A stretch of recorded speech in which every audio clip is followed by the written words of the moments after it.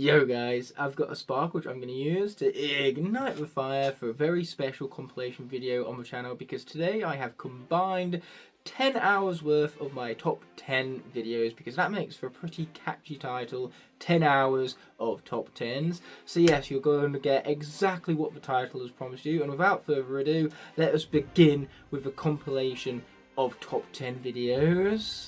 There are an awful lot of catchphrases throughout the Skylanders franchise, so I thought it right to create a top 10 list counting down for 10 best catchphrases that this franchise has to offer. Here guys, this is Ignite the Fire and welcome back to a brand new top 10. For the first time since the end of hashtag Top 10 Thursdays, which like I said before, they're still going to be top 10s, just not necessarily on a Thursday. Ironically though, this one just happens to fall on a Thursday, so I suppose you can call it hashtag Top 10 Thursdays, but for the last time. Regardless, as for the list at hand, it's none of them the top 10 Skylanders catchphrases, as I alluded to earlier, and so what this list is based on is how awesome the catchphrase is, how well it's said or conveyed, and whether it's intimidating or not, because the whole idea of the Skylanders catchphrase is to stir up fear in their opponents before they land in the Skylands, or at least that's what the one of the story scrolls from Skylanders Spark's Adventure was alluding to when it came to the catchphrase's purpose. So that's why I'm asking, does it fit the character? Is it awesome to say out loud? Is it awesome in general? Is it intimidating? And also, how good are the animations that go alongside it? With that all being said and done, we're going to get into the honourable mentions before we hit the main top 10 list right here. As for our honourable mentions, we have Igniter, Rattleshake and Drobot, and I know what you're thinking, what? Igniter didn't make the main list? Are you feeling alright, Ignite? And the answer is yes, I am feeling alright. I just didn't put Igniter on the list purely because his catchphrase is a bit basic, but what makes it so awesome is his tone in which he strikes it in. He sounds very knight-like, with honour as he speaks it out loud and stuff, and it does add a lot of intimidation to the catchphrase. Because above all, it's a bad catchphrase, but it's said very, very well, which is why I love my boy Igniter right there. But then when it comes to the other two, their catchphrases are a whole lot better, but just not good enough to make the top 10 list itself. So I love the pun that Rattleshake has with Snake My Day.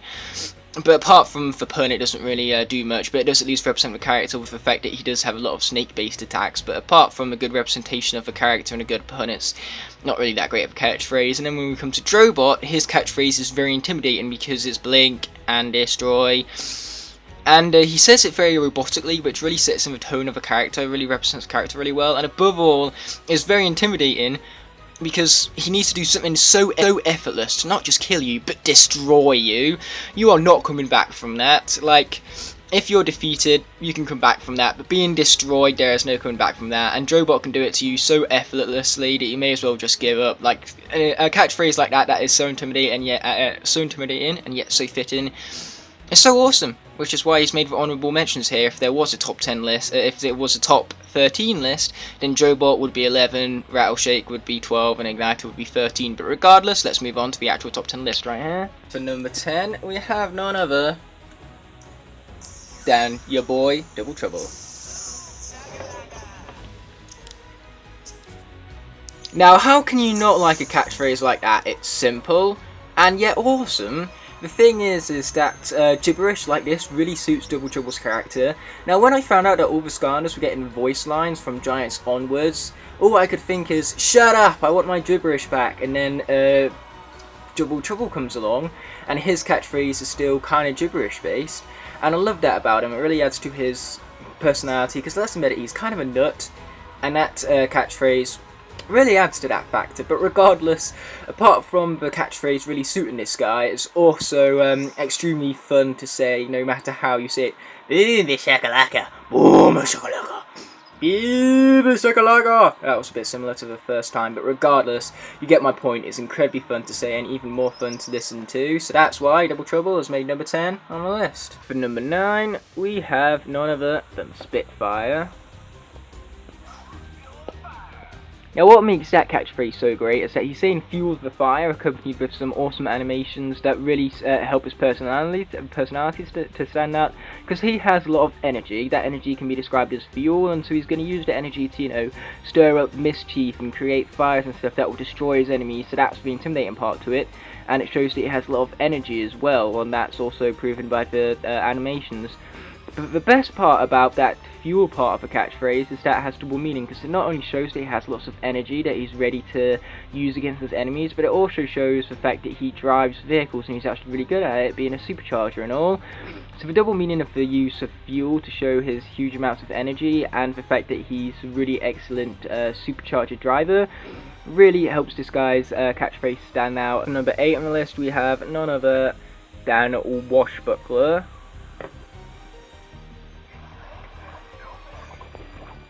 Now, what's so great about a catchphrase like that, I hear you asking? It doesn't really help his personality stand out, and neither does the animations. Well, what's so great about that is the irony in the fact that he doesn't have 8 legs on his figurine, he actually only has 6. 1, 2, 3, 4, 5, 6 right there. So the fact that he only has 6 legs, despite the fact that his catchphrase is 8 legs and no pegs, is highly ironic to me. Now, if you count his both of his arms, he actually has 8 limbs. Therefore, his catchphrase should be 8 limbs and no pegs, but that catchphrase is nowhere near as catchy, as you can hear from the sound of my voice. So thank heavens that wasn't the case, or else it definitely wouldn't have been number 8 on this list, to say the least. For number 7, we have Flipwreck. Now, what I love about this catchphrase is the fact that he says making waves, when in true fact he's actually utilising them, because if he was to make a wave, then waves are made with air, so that would make him an air scanner, not a water scanner. Therefore, his catchphrase makes no sense and really fits in with the scanner's theme of not caring about science, I suppose. And this is basically just an on-running joke for my experimental stream, but I love a joke so much that I thought I may as well pop it in here. But one thing I do like is that the developers also kind of picked up on the fact that his catchphrase actually references something that the air does rather than what the water does. So he actually put an air-based symbol on his little buckle there, which I do like. So yeah, the catchphrase being ironic, and the fact that it feels like it's for a completely different element, and then yet they still put the element, that specific element which references on the figure anyways, really adds to the depth of this guy's personality as a whole. And above all, I love this guy for it. So number 7 on the list, we have Flashwing. Now here is why I like that catchphrase. Gently turn off the light, it's blinding me. Blinded by the light, thanks to the help of Miss Flashwing right here. Okay, I'll be better, okay. Yeah, as you can see, her catchphrase makes for plentiful of puns when I use my camera's torch to blind people with the light. But regardless, apart from puns, it's also ironic how she says the word light in her catchphrase, because it's almost as if she predicted an entire new element 2 years before it was officially revealed or even planned for. So I suppose that's pretty impressive too, which is why this little catchphrase here is made number 7 on the list. For number 5 on the list, we have Ambush.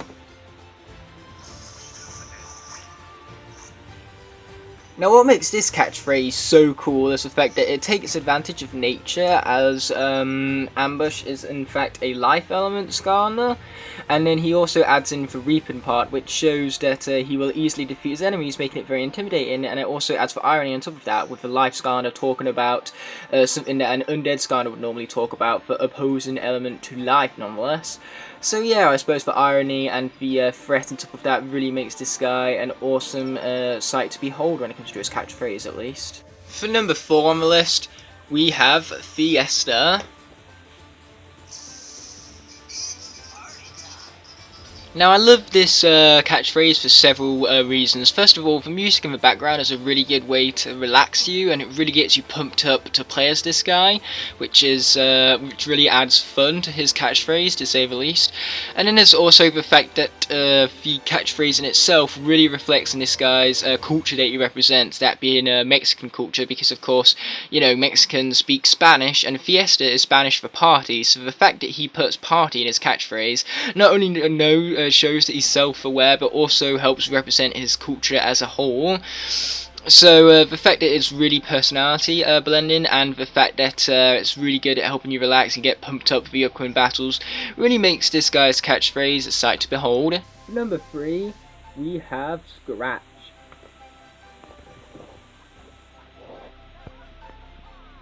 Now what makes Scratch's catchphrase so great is, for similar reasoning to Fiesta's, is the fact that her catchphrase really helps represent the culture that her figurine represents. So of course her figurine represents Egypt, with the fact that she's a cat that were worshipped like gods and the colour scheme and all that. And so basically in Egyptian culture, cats are associated with luck, so Scratch is associating herself with luck, just as the Egyptians associate cats with luck nonetheless.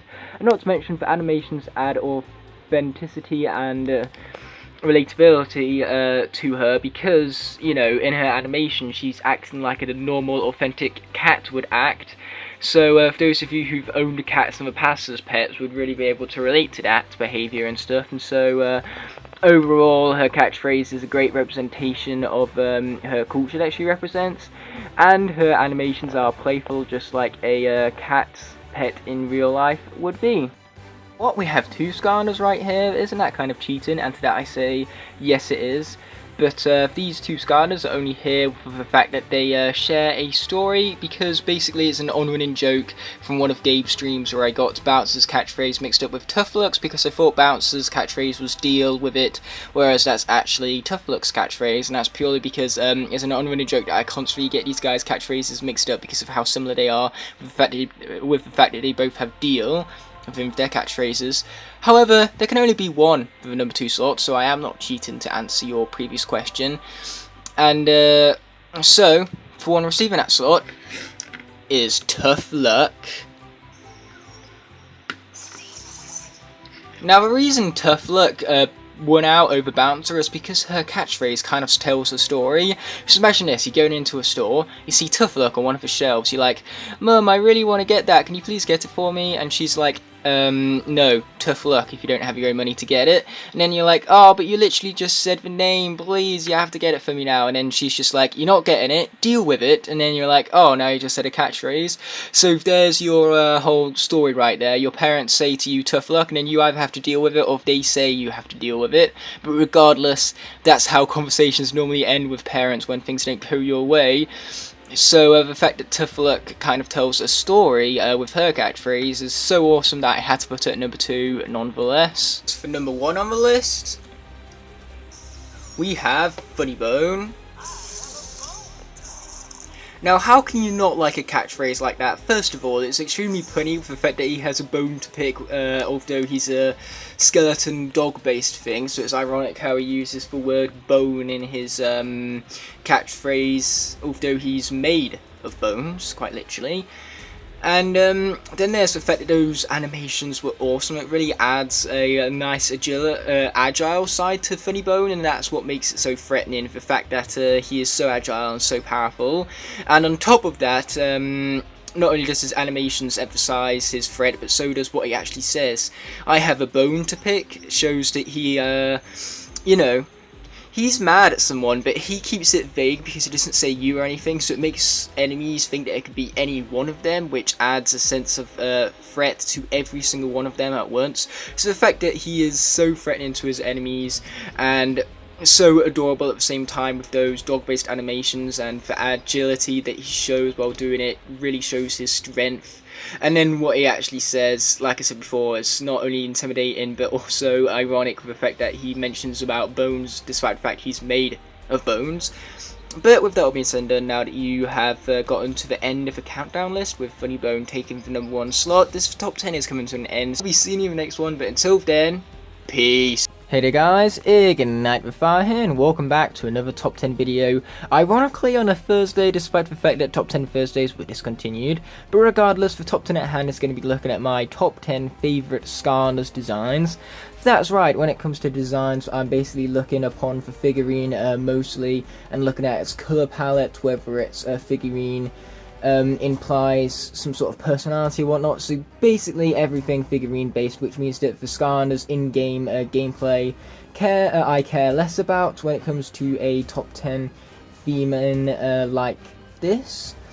And I also don't care about the in-game animations or personality, despite the fact that I just said about the figurine implying personality. So basically when it comes to a Skylanders design, I'm basically asking, does the figurine imply personality? And that is what will get them bonus points, even if their in-game personality is nothing like what the figurine implies in and of itself. So regardless, we're going to be getting into this top 10 countdown here, with of course the best designs being at number 1, and the still awesome but just not as awesome ones being towards the bottom at the much higher slots on the list. But this isn't necessarily a top 10 list for gameplay, which I couldn't emphasize enough. So basically, number 1 simply has the best design. It doesn't mean that they have the best gameplay of all of them, but regardless, enough of my rambling on right here. Let's get in to number 10.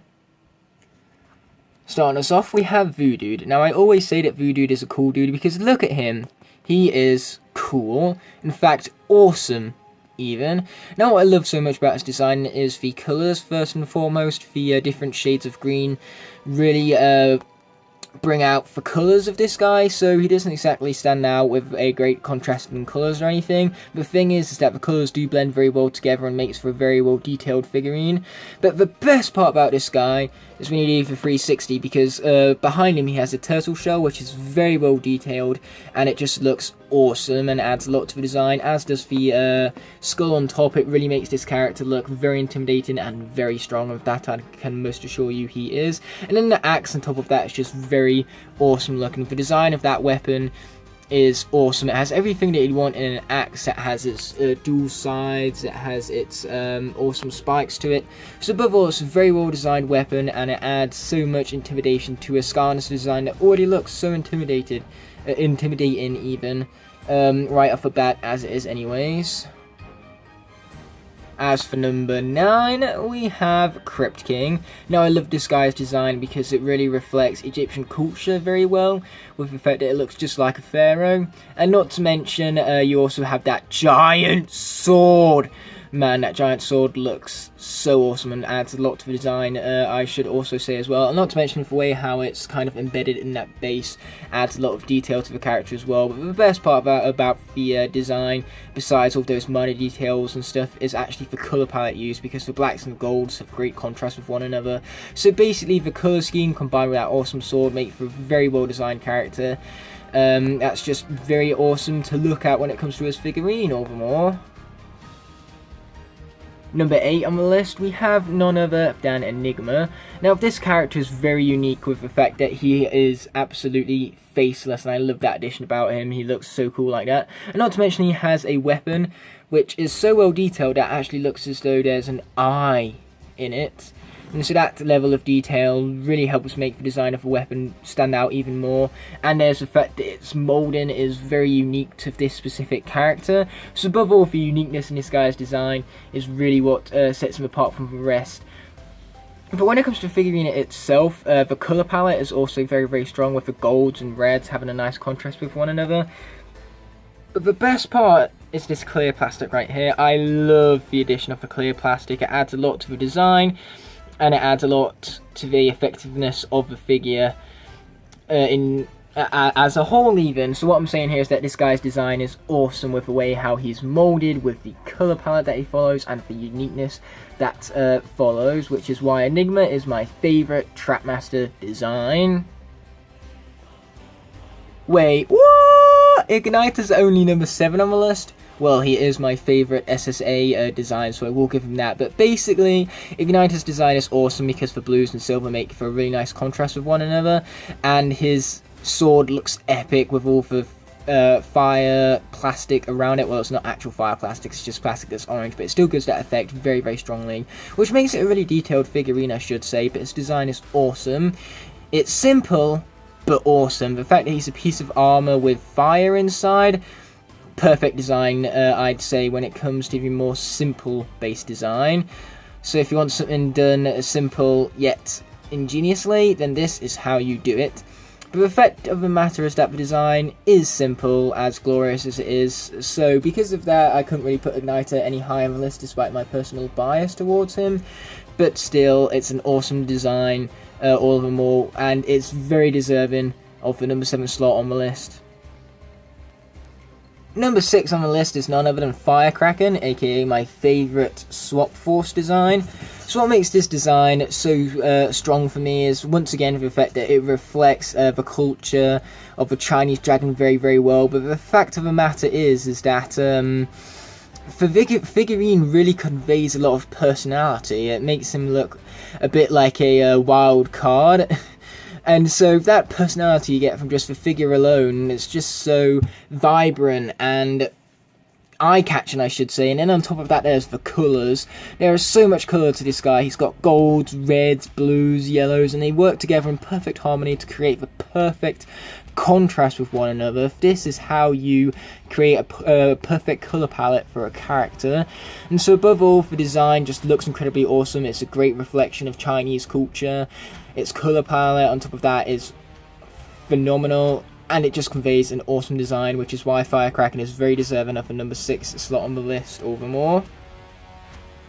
As for number 5 on the list, we have Riptide. Now, what I love about Riptide's design is, first of all, his moulding. I love the facial expression on his face. Once again, it conveys a lot of personality within the character.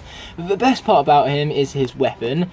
And the uniqueness and irony even that it holds, because basically he's a fish trying to save fish, despite the fact he's using a fish as a weapon. Really a fish out of water, you could say. But yeah, that whole irony behind his weapon and the kind of depth that it adds to the character through the weaponry itself and the facial expressions really makes for a very clever design and a very awesome figurine on top of that, which is why Riptide is made at number 5 on the list, you could say. What do you get when you combine for awesomeness that is a dinosaur and for awesomeness that is a helicopter mech suit? You get this, the best Skylanders Trap Team design out there. I love this dude. He is so cute, and I love that about him. And not to mention the figurine, just like the figurines coming up before him, conveys a lot of personality with this guy's wild ness to him, I suppose. But the best part about this design is, as I was mentioning before, it combines the best of two absolutely epic things, a helicopter mech suit and a T-Rex as one. Hell yeah, that is a flippin' awesome and creative design, unique to Skylanders, which you're not going to find anywhere else. It really fits in with the cartoony aesthetic. This is what a Skylander should look and feel like every time. Chopper absolutely nails that regard. And then not to mention there's even the awesome backstory behind this particular design, because of course Chopper was originally meant to be the tech giant, but because dinosaurs, T-Rexes in specific, are more horizontal than vertical, of course it didn't fit in the Portal of Power, so he was scrapped. But he returned to the design in Skylanders Trap Team, and it's easy to see why with a design as awesome as this one. Number 3 is none other than Fiesta. As always, I don't actually own the regular version quite just yet, but the Frightful version actually emphasizes the point I have for you guys even more. So basically, Fiesta is based off Mexican culture, and the reason why this Fiesta emphasizes that much more is because of his colors, because basically his design is based off Dias de los Muertos, and basically in Dias de los Muertos, it's a Mexican culture to use orange leaves to guide the spirits back to their homes during Dias de los Muertos. And so basically the orange in this guy's colour scheme really reflects the colour of those traditionally coloured leaves all the more. And so above all, the way that this design reflects that culture is fantastic, and it's just a very well designed figurine. The skull with its small little implements looks very, very awesome, and the fact that he also has a sombrero to go alongside that is really, really awesome to see. Above all, it just combines a lot of things that I really love about Skylanders designs, and above all, it still keeps that cartoony feel that every Skylander needs, in my personal opinion. So above all, it's just a great design, which is why it's got as low as number 3 on the list. Just look at that giant bazooka! Yes, that's right, my friends. Flarewolf is number 2 on the list, purely because he is awesome. He's a firewolf, which is already epic as it is. He has a scarf, which is even more epic as it is. And then he has that bazooka. When it comes to Skylanders weaponry, this guy by far has the coolest weapon. The sheer scope of that bazooka is cool enough as it is. And then there's the dragon detailing on top of that. I love me some dragons, and so having that dragon on that bazooka is so awesome to see. Not to mention its detailing and its texturing adds so much to that bazooka in terms of its overall quality. If I went for that bazooka, Flare Wolf would be nowhere near as high as he is on the list, but the bazooka really makes this guy for me, and once again, him being a Fire Wolf is actually a very awesome thing to see, and again, really keeps to that cartoony aesthetic, and above all, he just really stands out to me because of that cannon and the fact that he's a Fire Wolf overall. Now, if this list was a top 12, then I would have Tidepool and Buckshot on the list as well, as they too have awesome designs. So what I'm saying here is that, even, is that Skylanders Imaginators absolutely nailed its Sensei design, and the perfect example of that is my number one favourite Skylanders design, Chain Reaction, which is my favourite Sensei design, my favourite Skylanders design, and my favourite video game character design. Yes, I went as far to say that. This character design is perfect. He's got that cartoony aesthetic to him with all the different parts that he has, including his shoulder armour and his headgear, his saw blades, and even better is his beard made out of bicycle chains, it looks like. And above all, this character's design is just great, purely because, again, that beard really makes it for me. But the combination of all these awesome elements at once, for weaponry, for headgear, for shoulder gear, even for your beard and the facial expressions to go alongside that, it's just such a strong design, and it's and all of these parts are implemented so well together to make one cohesive and awesome character, which is just so cartoony based, because of course, you know, chainsaws are just such a wacky weapon to go with, which really does have that cartoony feel to it, I should say. So above all, this guy is a perfect example of a Skylander whose design is done right. I have loved this design ever since this guy was announced. Ever since this guy was announced, I knew that this guy would be number one on a list like this even. Purely because when someone says Skylanders Imaginators, this is the first I think about when it comes to character design alone. I just love this design, and the colours that it has alongside its cartoony feel, and of course all the different parts that were implemented to make one awesome cohesive design. But clearly enough of my love of Chain Reaction has been expressed. So this is where the top 10 list shall end. Thanks as always for watching, guys, and I will be seeing you in the next one. But until then, peace. Hey there guys, Ignite the Fire here, and welcome back to a brand new top 10 video. Man, it has been a while since I've done one of these, but either way, the topic for today's top 10 is none other than the top 10 most improved upon Skylanders, in my personal opinion. So basically, this list is going to be based upon a Skylander that has been improved as they've gone through the different iterations of a franchise. So sometimes when Skylanders get reposes, their physical figurines and their powers get better with the use of better molds and better wow pow abilities. So those kind of improvements are taken into consideration for this list, as well as entire reincarnations of characters, specifically superchargers, because sometimes they take a character that I really didn't like before and made them incredibly awesome in Skylanders Superchargers, as you're about to find out once we get into the list. So basically what I'm saying here is that the Skylanders which have improved the most over the run of this series will be featured in this top 10 countdown. So without further ado, let's get into it. Starting us off at number 10, we have Series 4 Gilgrunt. Now, when Series 1 Gilgrunt came out, I thought, how can you possibly improve upon this character? He is very awesome as is. And the Series 2 and Series 3 didn't really create that many improvements for me. His poses were still kind of generic and didn't stand out too much from the original pose. And their wow pals also weren't that memorable to me. However, right as I thought Gilgrunt couldn't be improved anymore, this character came out as part of Skylanders Trap Team, and I tell you what, this is why Gilgrunt deserves a Series 4 right here, because he is on top of a flipping water dragon. How can you not love that?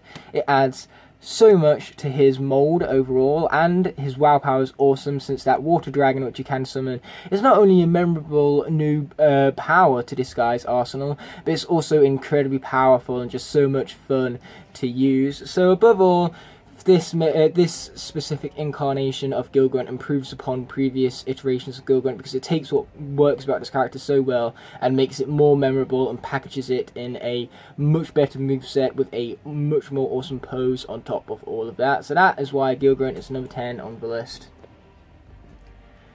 Number 9 is Drill Sergeant. Now don't get me wrong, this guy still sucks. He's not a very good Skarner in my personal opinion. However, what I can give him is the fact that he has improved between his Series 1 and Series 2 forms, because basically this dude's WoW power creates for a much more powerful gun, as you can see up here. And so basically that makes him a whole lot more effective in combat and actually makes me want to utilize him more than his Series 1 counterpart. So basically what I'm saying here is that a little power addition is all what this guy needed to go from being absolutely awful to at least bearable to play as. So whilst not a perfect Skarner, which is why he's as high on the list as he is, he has at least improved over time. As for number 8, we have Prison Break, another character that follows in the trend of Gilgrunt from before, where basically he's this high on the list because he started out pretty good in my personal opinion. I've always loved Prison Break from the first day I bought him, despite what most other people would say about him. But basically what makes this character so improved over the original pose is that they took everything that was great about the Series 1 figurine and not only made the Series 2 figurine have all of that greatness in its digital format, but also its physical format. So as you can see, there's absolutely tons going on in one pose. There is no pose in Skarner's that is able to add this much detail into one figurine, because as you can see, he's in his summoning animation while he's roaring at his enemies, and he also has these awesome crystal spikes on his base, and the best part of all is his crystal backpack towards the back. So above all, I just love this figure and how much detail I was able to cram into this one figurine right here. And then not to mention, this guy has one of the best WoW powers in the entirety of the franchise, because it takes what was so powerful about his beams before and makes them even more powerful, because basically his WoW power allows him to create a mega beam, and of course if you have several crystals summoned, you can create a mega beam that's reflected through all these crystals. So basically if you have multiple enemies in front of you, I guarantee you that every single one of those enemies will be taken out in a snap, thanks to a refraction of so much of that power. So above all, his WoW power is an extremely redeeming factor to this character, and above all, whilst he didn't need too much improvement, he has improved in so many ways, not only because of that WoW power, but because of the awesome and detailed additions to his pose. In at number 7, we have Thornhorn Camo. Now, the original Camo was a very good Skarner, I will admit, and he does, once again, follow in on the trends of Gilgrunt and Prison Break, the fact that the Series 1 Camo didn't really need improvements. But when this Skarner was released, I realised that we got improvements for Camo that I didn't even know I wanted. This guy's WoW power is very, very fun. It's awesome to see his little firecracker vines explode, and not only is it a fun ability that really mixes in well with his character, but it's also an extremely powerful one, so it's efficient to use in combat over more. And not to mention, on top of that, his pose is very well done. This is one of the better transitions from Series 1 to Series 2, at least in terms of the posing, mind you, because just like Prison Break, they add in a lot of awesome little details to this figurine right here, which is why it's made number 7 on the list, all for more. At number 6, we have our first supercharger, Lava Lance Eruptor. Now, the first Eruptor was fairly mediocre, so I didn't really find much wrong with him, but at the same time there was plenty that could be improved. His speed was most certainly one of those aspects for improvement, and that's where this character excels. It took the original Eruptor's design and made it so much more awesome. I really love the lance that makes him have that night feel, but at the same time his vehicle is a burn cycle, well, a motorcycle called the burn cycle, and so having that mohawk and the cyclone helmet on top of that adds a lot of detail to the design, and a lot of thought went into that design as well. And then once we get down to the moveset, as I was saying before, the original Eruptor was very slow, which I really did not appreciate, but this Eruptor, however, is very fast. He's a very fast-paced character, and above all, the additions made to his moveset were very fun and effective to use all the more. So, this supercharger form of Eruptor, Lava Lance Eruptor, has turned Eruptor from a mediocre Skarner into a very good Skarner. Then, moving on to number 5, we have none other than Shroom Boom, as you can see before you, or Sure Shot Shroom Boom to be exact. Watch out, because he's ready to fling at you right there. But I will admit that when it comes to this guy's posing, it is spectacular, a huge improvement over the first, because it added in what made this character shine in the first iteration of him from Giants, the Self Slingshot. And not only that, but it also links into the WoW Pow itself, so it's a very well designed repose. And speaking of that WoW Pow, it allows Shroom Boom to launch between mushrooms like he's in some sort of pinball machine, and it is awesome. That is how you take a base character as mediocre as Shroom Boom was, because yes, I do agree with most people that he is a mediocre Skarner. And then you just expand upon that in so many great ways to make this character all the more fun and make his personality shine through his figurine even more than what it did before. So what I'm saying here is that Shroom Boom is number 5 on the list purely because of the fact he's gone from a mediocre Skarner to a really, really good Skarner, thanks to the improvements in both his pose and that awesome WoW Power ability that adds so much more fun to this guy's moveset than what anyone would have ever expected. As for number 4, we have yet another life Skarner, known as Stump Smash. Now, I'm going to be honest with you here, Stump Smash and Skarner Spice Adventure I was not a huge fan of. I did enjoy his power, but just like Eruptor, I found him way too slow for my personal taste, and whenever a life element area popped up, I was always playing as either Zook or Stealth Elf over this character. However, then I bought his Series 2, and man, did I enjoy his character after that. So I fully upgraded him down the Acorn's path, and then I acquired his WoW Power, and then I realised that combining his WoW Power with the Acorn path makes him spit out Acorns at an immense rate, which will absolutely annihilate your enemies. So now, he's gone from being a pretty powerful character to a very powerful character who would rival that of the Giants in that game. And then also, his posing is also very, very cool. He looks a whole lot more intimidating like that. He definitely looks like a Skarner that you'd want to play as now, because before he just looked very basic, but now he looks like he's a whole lot much more fun to play as. So, this guy has definitely improved thanks to the help of his WoW Power abilities, and of course, his new pose. Coming in at number 3, we have Double Trouble. Easily one of my favourite Skarners, although when I first got him back at Skarner Spice Adventure, I never would have said that, because when I first got him in Spice Adventure, he was easily my least favourite Magic Skarner, because once again, common flaw of the characters here, he was slow, and he wasn't awfully powerful in that game. The beam didn't do that much damage, his doubles weren't very effective, and his magic bombs weren't good unless he went down the magic bomb path. But then his Series 2 form came out, and it turns out that combining his Series 2 WoW Power with the doubles path makes for an unstoppable beast even in Nightmare mode, because basically his WoW Power allows his beam to split between enemies, and that makes him more effective at dealing with more than one enemy at a time. So the Series 1 form was pretty cool, I will admit, when it came to dealing with one enemy at once, but if there was multiple enemies, this guy would struggle. Now, that is a problem of the past for this guy, because that WoW Power just, as I said before, annihilates multiple enemies at once.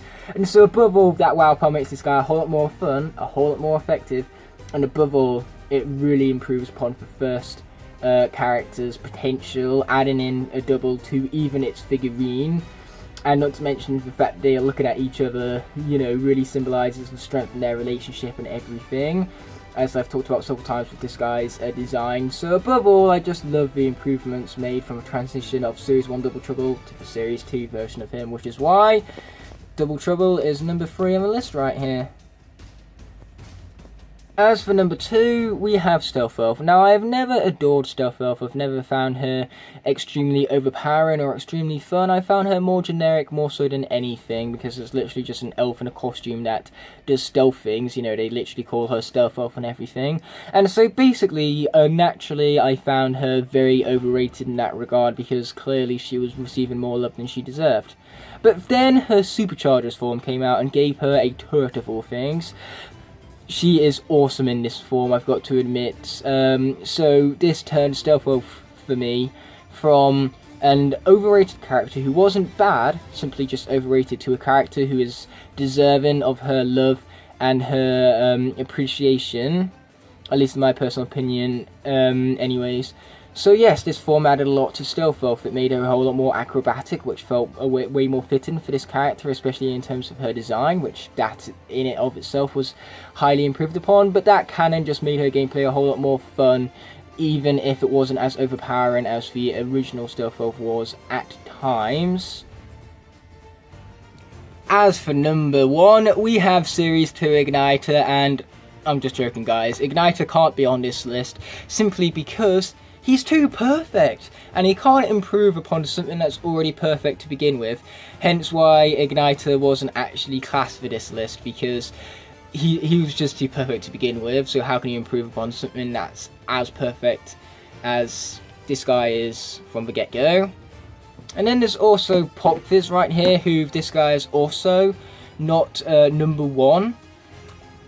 But I thought I'd give him an honourable mention right here, because if this was the final form of Pop Fizz, he easily would have made it past number 5 on the list, because basically Pop Fizz's the whole idea behind him is the fact he has 2 forms, and yet it took us all the way up to the Trap Team until we actually got Pop Fizz's second form, his Beast form, as a figurine in it of itself. And this figurine is spectacular. It looks amazing, it's very well detailed, and above all, it really improves upon the original Pop Fizz's design. And not to mention, its Wild Power on top of that is very overpowering and adds a lot to the original Pop Fizz's moveset. But the problem is that this isn't the last Pop Fizz we had, because we also had this version of Pop Fizz, Big Bubble Pop Fizz.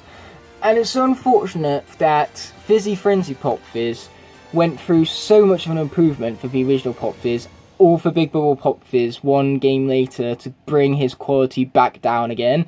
I do not like Big Bubble Pop Fizz purely because they nerfed his Beast form in favour of making his Beast form infinite. But I don't like that. The whole idea behind his Beast form is that it's so overpowering and he can't hold it very long because of that.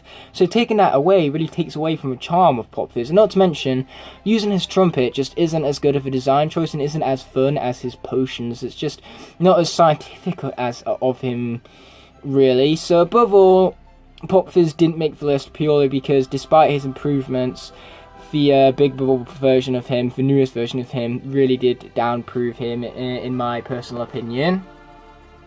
But now, it's time to move on to the real number 1. Now, if this is a Skylander I never thought I'd like. I bought him back when Spyro's Adventure was first out, of course, and I just couldn't get into his moveset. All of my friends were saying how overpowering he is, how much of a beast he is, and then when I got to playing him, I'm just like, what's all the fuss about? This character's not that good. And not to mention, he had several iterations later, getting a Series 2, a Series 3, a Mini, and an Eon's Elite, and still there was no improvement in this guy. I did not enjoy him whatsoever, but it turns out that the part of him that I wasn't enjoying was his moveset, because then his Superchargers form came out and I loved it.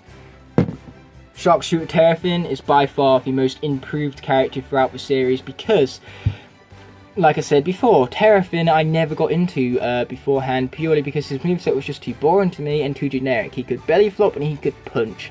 Big deal. It wasn't even that powerful. Like, you compared Terrafin to characters like Slam Bam and Igniter, he couldn't hold a candle to him. He was too slow and not powerful enough in comparison. But this form of Sharpshooter Terrafin, however, is so much more fun than that original moveset of his, purely because it's so much more fast-paced. He moves quicker, his attacks deal damage quicker and are more effective in combat, and above all, a more fast-paced character just makes for a more fun character. And so, taking a Skylander that I absolutely hated before and making me love him to this amount of detailing, is what has made Terrafin worthy of #1 on this list right here. So I sure hope you enjoyed the countdown, and if you did, please be sure to leave a like and subscribe for more top 10 videos. But until the next one, peace. Super Smash Bros. Ultimate just released, and it is awesome. Now today is currently December 23rd, so for significance behind that is that it's the 10th day of Smashmas. So how more fitting would it be than for me to have for the 10th day of Smashmas a top 10 video? So you can see at the top right there is Hammer Slam Bowser and Turbocharged Donkey Kong, known as the Sky Amiibo. So for those of you who don't know what a Sky Amiibo is, basically it's a Skarner that is playable in Skarners from the game Skarner Superchargers that these two characters guest starred in, and then they double function as an Amiibo as well. But basically what this means is that those characters are in the shot right now because they kind of fit into the whole theme of Smash Bros. And everything, with them being Smash-based characters. And then they're also at the top right there to represent the fact they cannot be on the list because I don't want them in Smash. They're already in Smash. So basically what this list is it's basically the top 10 Skarners that I would want to see in Smash personally, and of course these characters have to not be in Smash already, otherwise I wouldn't want them in Smash. They'd be in Smash, as I was kind of alluding to before already. So this criteria is based on how popular the character is and what kind of moveset potential they have for the game, as well as how much they'd fit in with the rest of the cast of this amazing lot right here. So without further ado, let's get into the top 10 countdown. Okay, so coming in at number 10 we have none other than Jetpack. So say what you want about this Skarner, he would make an excellent addition to Smash purely because he definitely fit into the roster. Since I could definitely easily see him being alongside Pit right there in the poster. But regardless, apart from that, he is a popular Skarner because he has gone through many iterations, and all of those iterations would make it easy for alternate costumes of this guy. But regardless, outside of all of that, he would make a good Smash character purely for his moveset. So he could function as an Echo Fighter to Mega Man if push came to shove, but apart from that, I feel like his moveset could be a whole lot more unique, because he could standardly just shoot gusts of wind, and then for a spike he could lower his vac gun to below his both of his feet right there and shoot gusts downwards to spike enemies as such. But either way, apart from that, when it comes to his specials, his neutral could simply be him sucking in enemies and then blasting back out again. His up B could be him using his jetpack to launch right back up to the platform. Then his side B could be using little chainsaws like from his high hurricane jetpack counterpart, and then his down B could also be similar to his hurricane jetpack counterpart with a somersault that would push back enemies, allowing for more combos that he could utilize with this guy in the air and all of that fun stuff. So basically, whilst this guy isn't the most popular of Skarners, he has had many iterations making alternate costumes easy. Then he'd also fit in with the Smash roster, and he has a great moveset potential for the game. So those are all the reasons why Jetpack makes number 10 on the list. The only reason he's not any higher is because he isn't the most popular of Skarners as time has passed. As for number 9, we have Chopper, easily one of the most memorable Trap Team cores in a game where the cores weren't the most memorable or utilised of characters. But anyway, this guy would easily fit alongside the roster of Smash because he's such a cartoon-based character. I mean, he's a dinosaur with a mech helicopter-based suit. How can you get any more cartoony with that? In fact, I feel like he'd fit alongside Pac-Man and Dark Samus right there quite nicely. But anyway, when it comes to his moveset, of course, standardly he could just kick for his dash attack and then just have standard combos with his little fists. Oh, look at how cute his little fists are. But either way, apart from that, he could have combos with his little fists, his blade, and his head for his standard attacks. And then he could easily have a spike where he just takes both of his feet and smashes downwards, kind of similar to Ganondorf, you could say, who's also back there with Pac-Man and all that. But anyway, apart from that, his side B could be when he launches his blades forwards, kind of like he does in Skarner's Trap Team. Then his up B, he could simply hover upwards. Nice and simple one there. Then for a standard B, he could do a roar, kind of like he does in the game as well. And as for his down B, he could potentially maybe even throw a small part of his mech suit, perhaps, or maybe even throw a bone to represent the undead element and the fact that he's a dinosaur, so all what would be left of his prey is a bone, you know. So basically this guy would work on Smash because he has great moveset potential, as I was just talking about. He really fits in with the rest of the roster, and above all, he is a popular Skylander, one of the more popular ones from the Skylander Trap Team era, you could say. So that's why, my friends, he makes number 9 on the list. As for number 8, we have Frino, another character who I think would fit in alongside the Smash roster, but not as much as the previous characters. But the reason why he's gotten up to as low on the list as he has above, of course, Jetpack and Chopper, is the fact that he has much more moveset potential than those guys. So, of course, his down B could be his Temper Tantrum mode, his side Bs could easily be his motorcycle, and then his up B could be him launching up the air with an awesome uppercut and everything like that. And then his standard B, he could simply get down into a mode like this and then just push forward, or perhaps that could even be his crouch attack or his dash attack. But either way, I feel like he could have an awesome moveset, which is why he's made it as low as he is at number 8. Now, the only problem with this is that, once again, I feel like he could be an Echo Fighter more so to Wario than anything. So that could be his push come to shove moveset. But because of that much more Echo-based moveset, that's why he is only at number 8, mind you. But still has more potential than the previous 2 Skylanders, as previously alluded to. Okay, so as for number 7 on the list, we have Tri-Tip. Now, Tri-Tip doesn't exactly fit in with the roster as much as the previous characters did, kind of like Frino in that regard. But once again, also just like Frino, he makes it low on the list in all of them purely because he has much better moveset potential, I would say. So above all, he'd be in a heavy base character, so he'd be smashing along with the likes of Ganondorf, Bowser, Donkey Kong, King K. Rool, Ridley, all of those base characters.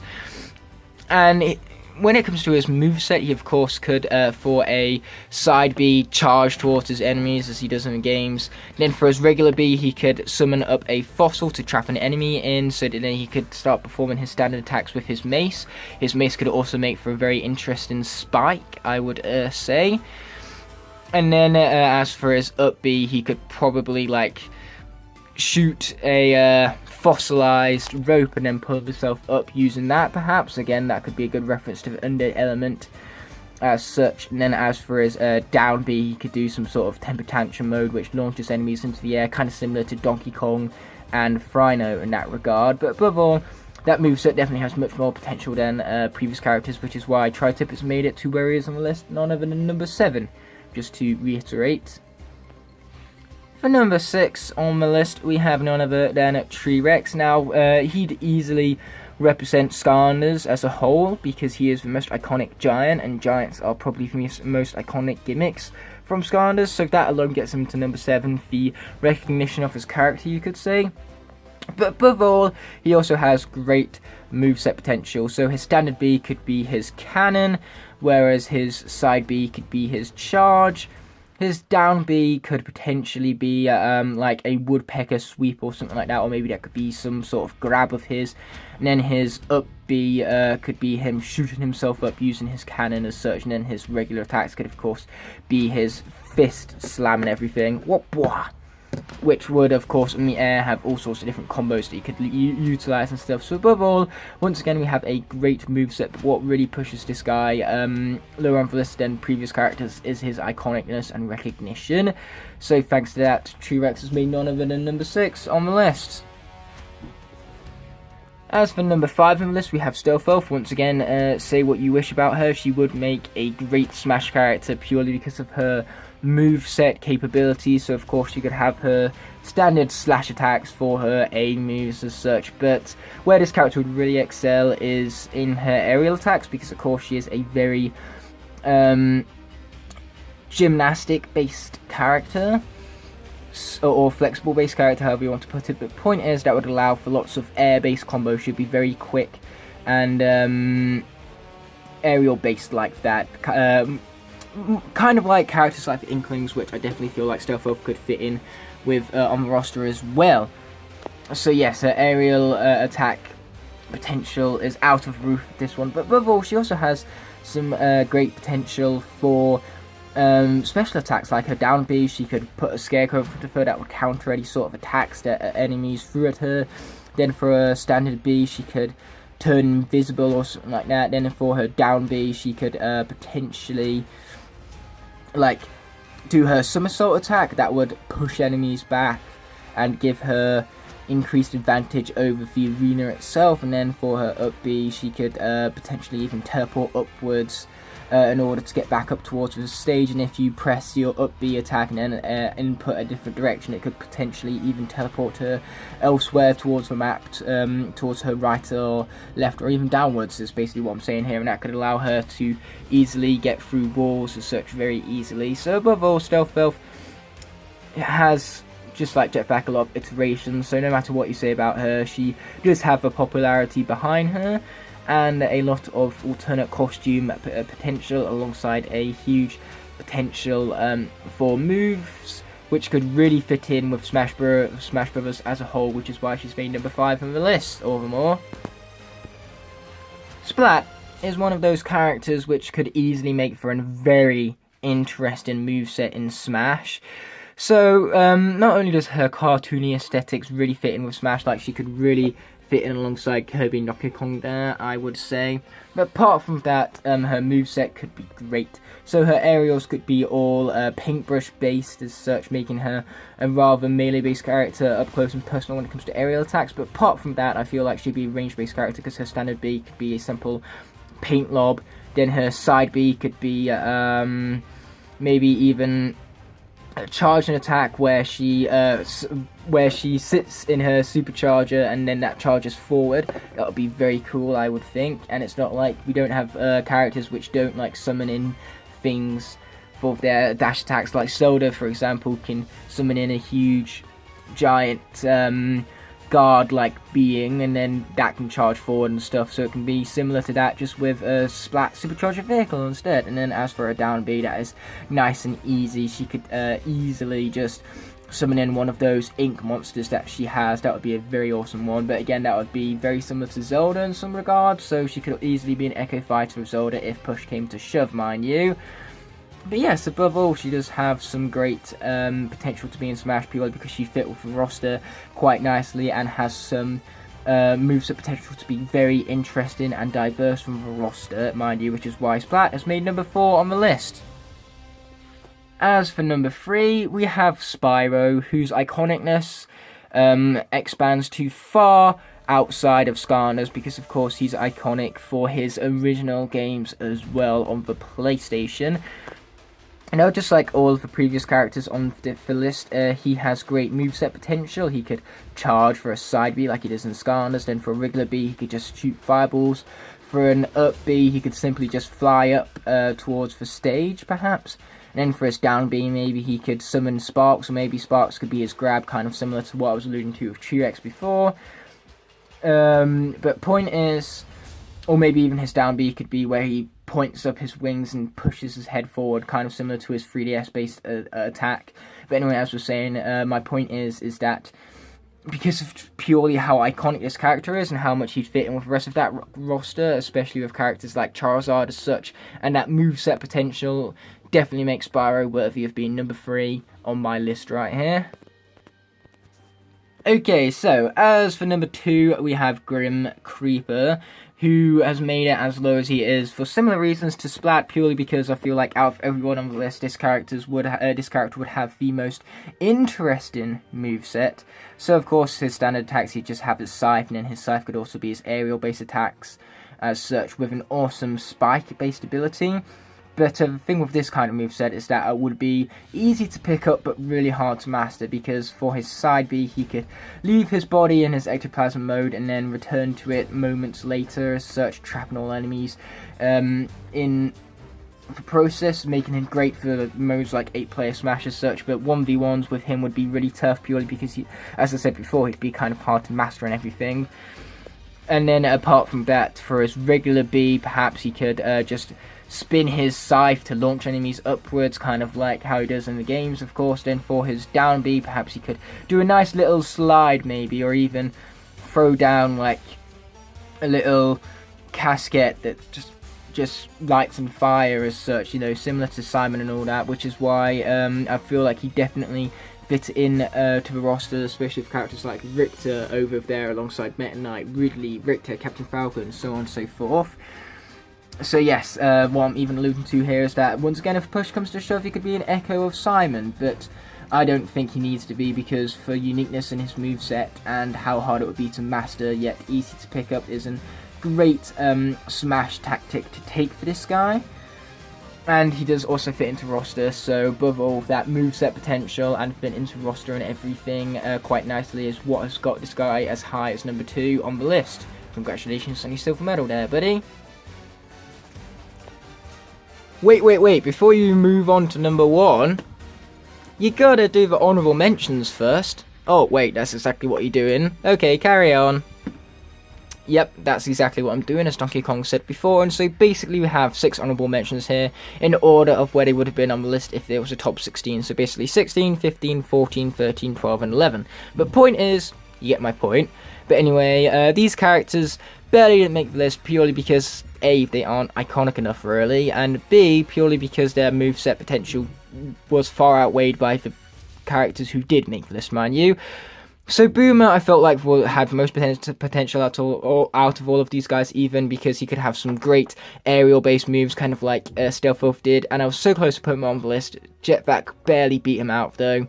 And apart from that, he could have some great spikes whilst being in midair of those combos and everything, and then, of course, his specials, he could, of course, launch bombs everywhere, pound the ground, kind of like Donkey Kong does. And so he does have the most potential for moveset out of all of these guys, but above all of these guys just barely didn't make the list, as fun as they would have been to see in Smash, and as much as they would have fit that roster too. But regardless, enough of honourable mentions has been said and done. Just to conclude, Boomer would have been 11, Roller Brawl would have been 12, Smolder Dash 13, Star Strike 14, Bushwhack 15, and finally Blades 16 and everything. But regardless, let's be moving on to number 1 without further ado. And I put it like this, you guys will be both surprised by my pick, because it's none other than Igniter. I know, right? What a surprise. But Igniter's inclusion as number 1 on the list extends far beyond the fact that he's my favourite character. I feel like he'd be a great Smash character purely because he could do an awesome spike, either with his feet or with his sword, similar to Fire Emblem based characters or Ganondorf, as I was also saying before. But also for his standard B, he could of course launch out his fire and let that roam around the stage like crazy.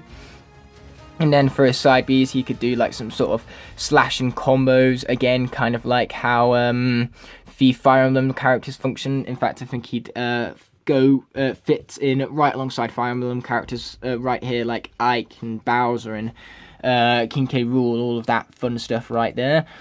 But anyways, apart from that, there'd also be, of course, his down B, to which he could maybe launch some fire below him or to the side of him if he's grounded or anything. You know, that would be fun as such. Or even better yet, for his down B, he could do his slam from the games. And then as for his up B, he could simply throw his sword upwards, jump up to get it, and grab the ledge whilst doing so. So again, that sounds very similar to Ike, mind you, but that's because a character like this would be, but his uniqueness would still extend far beyond that, because as I said before, he'd have his flame-based abilities as such, which would make him a whole new level of fun. And above all, like I said, he would definitely fit that roster, and he is my favourite character, so that definitely does help get him to number 1 on the list, which is why he is at the position he is. So now, we're going to put him alongside the characters that are already in Smash, because he should be in Smash alongside them. But regardless, this video is coming to an end, so thank you so much for checking out day 10 of Smashmas, and I'll be seeing you guys for the next one. But until then, peace. Look at them all. All of my variants, or at least a good chunk of them, all on my glorious new shelving unit. Now, variants and Skarners are very, very awesome. They give us an insight into what Skarners with different colour variations would look like, and sometimes the different coloured variations are even better than the original colour palettes, because sometimes these colour palettes just happen to suit the Skarners' design and personality a whole lot better. But if I was to pin all of the Skarners before you into one main flaw, all of them have, it's the fact that they aren't the most unique.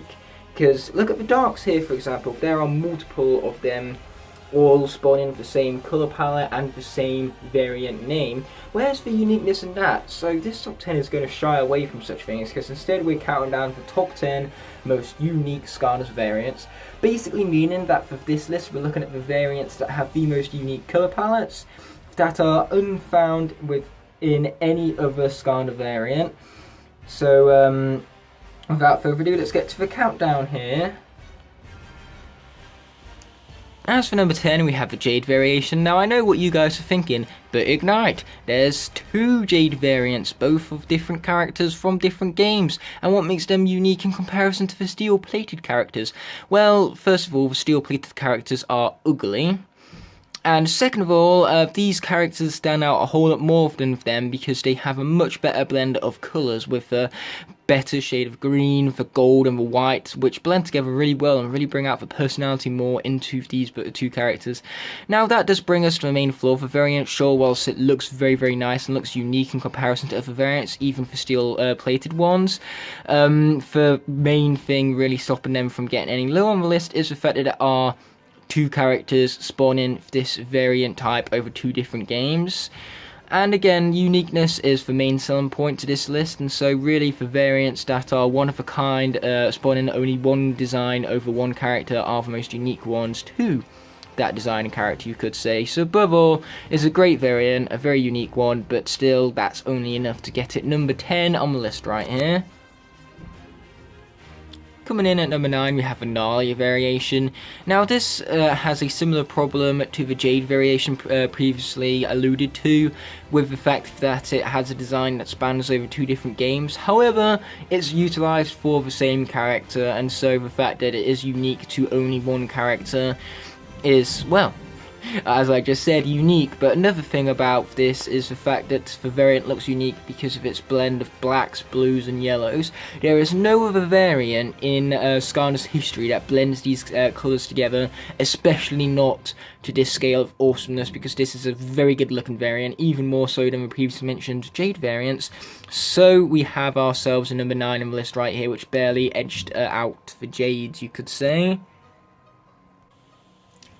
As for number 8 on the list, we have Molten Hot Dog, the Molten variation, on which was only ever used for Hot Dog, and it works best with his design, I would say.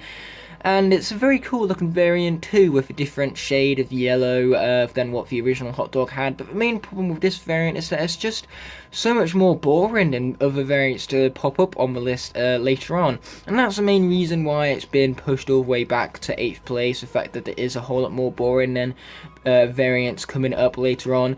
But it is unique still, and since that's the criteria for this list, it's enough to make it to number 8, to say the least, for Molten Hot Dog right here. As for number 7 right here, we have Love Potion Fizzy Frenzy Pop Fizz.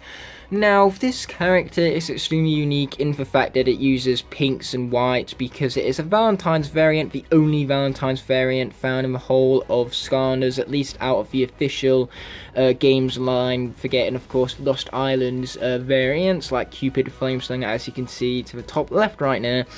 But the thing with this character is that he almost wasn't unique because of Heartbreaker Buckshot, but because that figure was cancelled and we never received it, it made Love Potion Fizzy Frenzy Pop Fizz much more unique again. And above all, it's a much better looking variant than Molten Hot Dog, which is what has gotten it higher up on the list, or lower on the list you should even say, than Molten Hot Dog. But the main problem is that it's only unique because of a cancelled figure, which is a whole lot less unique in comparison to the other variants coming up later on in the list, which is why Love Potion Fizzy Frenzy Pop Fizz remains at number 7 right here. As for number 6 right here, we have Solar Flare Aurora, easily one of the best looking variants of the bunch. And the main reason she's not any lower on the list is because the colours of Solar Flare Aurora look very similar to the Volcanic Eruptor figurine, to where it's blacks and oranges and everything. But of course their variants are 2 different names, so that makes Solar Flare Aurora more unique right off the bat. And what's so unique about this one is that it's a blend of 2 elements. So its colouring is a whole lot like a Fire Skylander, and as is for design, because she has flames going for her everywhere and everything. So above all, the black and the orange give off a fire based effect, but she's off the light element.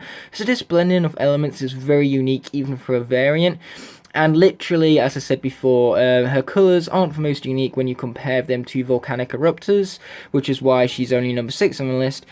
But it's still unique all the more, and they also have different variant names, which changes literally everything. If she was called Volcanic Aurora, then yes, she wouldn't be as low on the list as she is, but she's not, hence why she is here. As for number 5, we have Kickoff Countdown, an event scanner based after the World Cup, I believe it was. Now, the thing with event scanners is that there is a great many of them. Christmas, Easter, Halloween, birthdays, you name it, there's a themed scanner to it. But the Countdown here is the only one that has a football theming, and the football theming works really well for this figure in very unique ways, especially in comparison to other variants that I've just mentioned upon.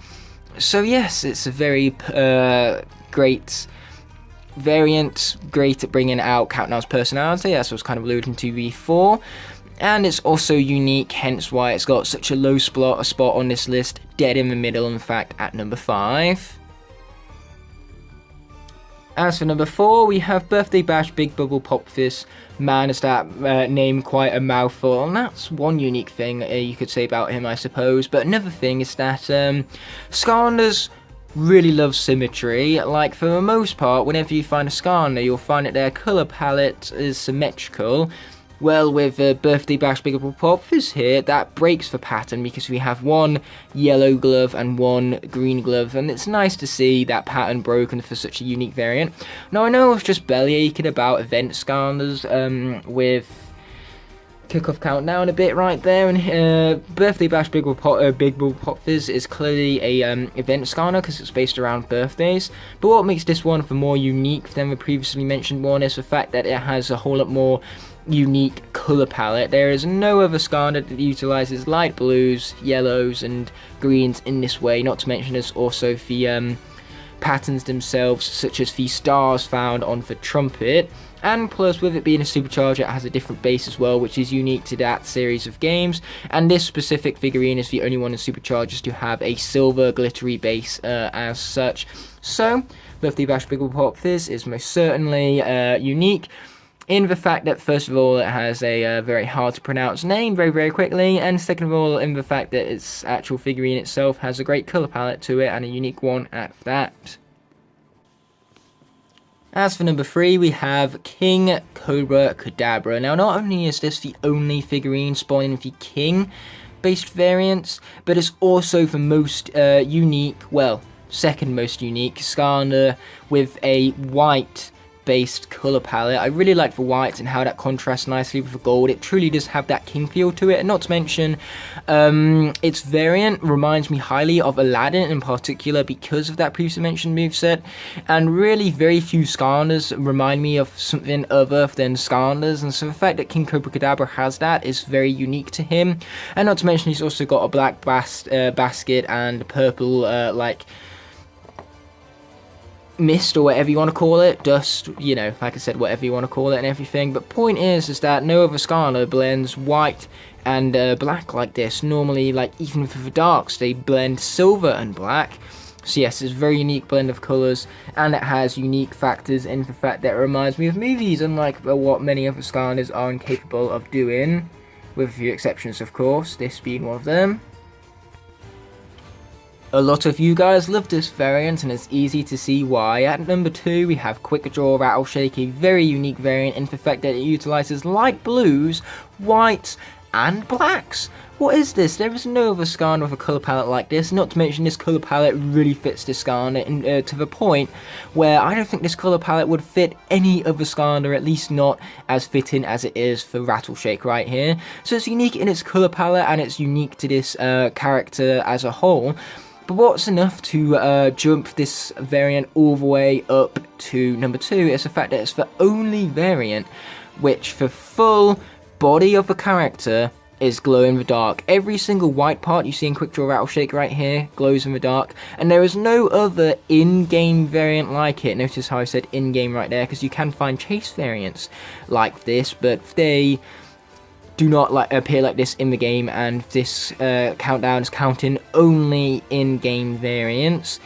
So out of all of the in-game variants, he is not only unique in terms of the colour palette and the fitting to the character, but also unique in its physical properties, which is enough to get it number 2 on the list alone. But number 1, without hesitation, is Royal Double Trouble. No one else utilises the Royal colour palette, because the Royal colour palette, just like Quick Draw Rattle Shake, would not work with any other character, not even exaggerating here. Could you imagine any other character with this colour palette? They'd look ugly, and yet with Double Trouble it works. Now, one unique thing about this in-game variant here is, first of all, how it's distributed, because it was a part of a few limited edition Battlegrounds packs, making him a very rare and acquirable figure, to say the least, and that's why I'm so glad I own him. But on top of that, as I said before, he has a very unique blend of colours, for reds, for blacks, for purples, for golds.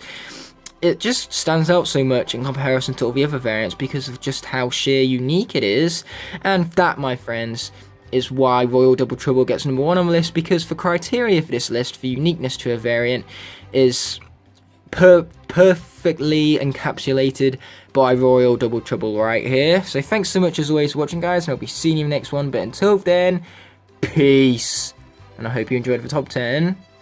This is Ignite with Fire, and welcome back to another top 10 video. Now, there are many Skylanders which lots of fans consider cute, but I myself don't really find any Skylanders cute per se. But then there are the minis, which the whole purpose of is to be cute, so that then they give the much younger player of Skylanders something really cute to play as, if they don't want to play as, say, a threatening troll like Boomer, as you can see over there. Not all kids are going to want to play with that. So the minis are here as that compensation and that cute factor, you could say. Now, out of the 16 minis from Skylanders Trap Team, all 16 of them are available to be put on the list, obviously. Some of them just don't work, but some of them do, and this list is to celebrate the top 10 most cute minis that do work, basically speaking. And as I said before, the qualified minis are all 16 from Trap Team, so without further ado, we're going to get into that countdown. And of course, the cuter a mini is, the lower down on the list they shall become. So, coming in at number 10 right here, we have Barkley, who's a pretty cute variation of T-Rex, I've got to admit, with the large eyes, the much more curved and cuter ear-like things, and of course the small fist with the small little yellow dots on it. Man, that fist is just so adorable. Look at how cute it is in all of its glory. But he's also not the cutest mini, purely because his posing isn't particularly cute, and the fact that he's made of bark is a whole lot less cuttable, I should say, than for the rest of the Skylanders. Of course, it's not actual bark, it's plastic, and all made of plastic, but point is, the texturing and how the texturing look does take away a bunch of cuteness for me, because it is wood. And so, basically speaking, sure, while this guy is cute, his posture and his texturing just doesn't help on that factor, which is why he's only number 10 on the list, all the more. Coming in at number 9, we have Gilrunt, who is much more cuter than Barkley in the fact that his fists are so cute, and especially the position they're put in. He looks so cute and innocent like that. And then his fin is also, well, thinner. That pun alone gets him this slot on the list.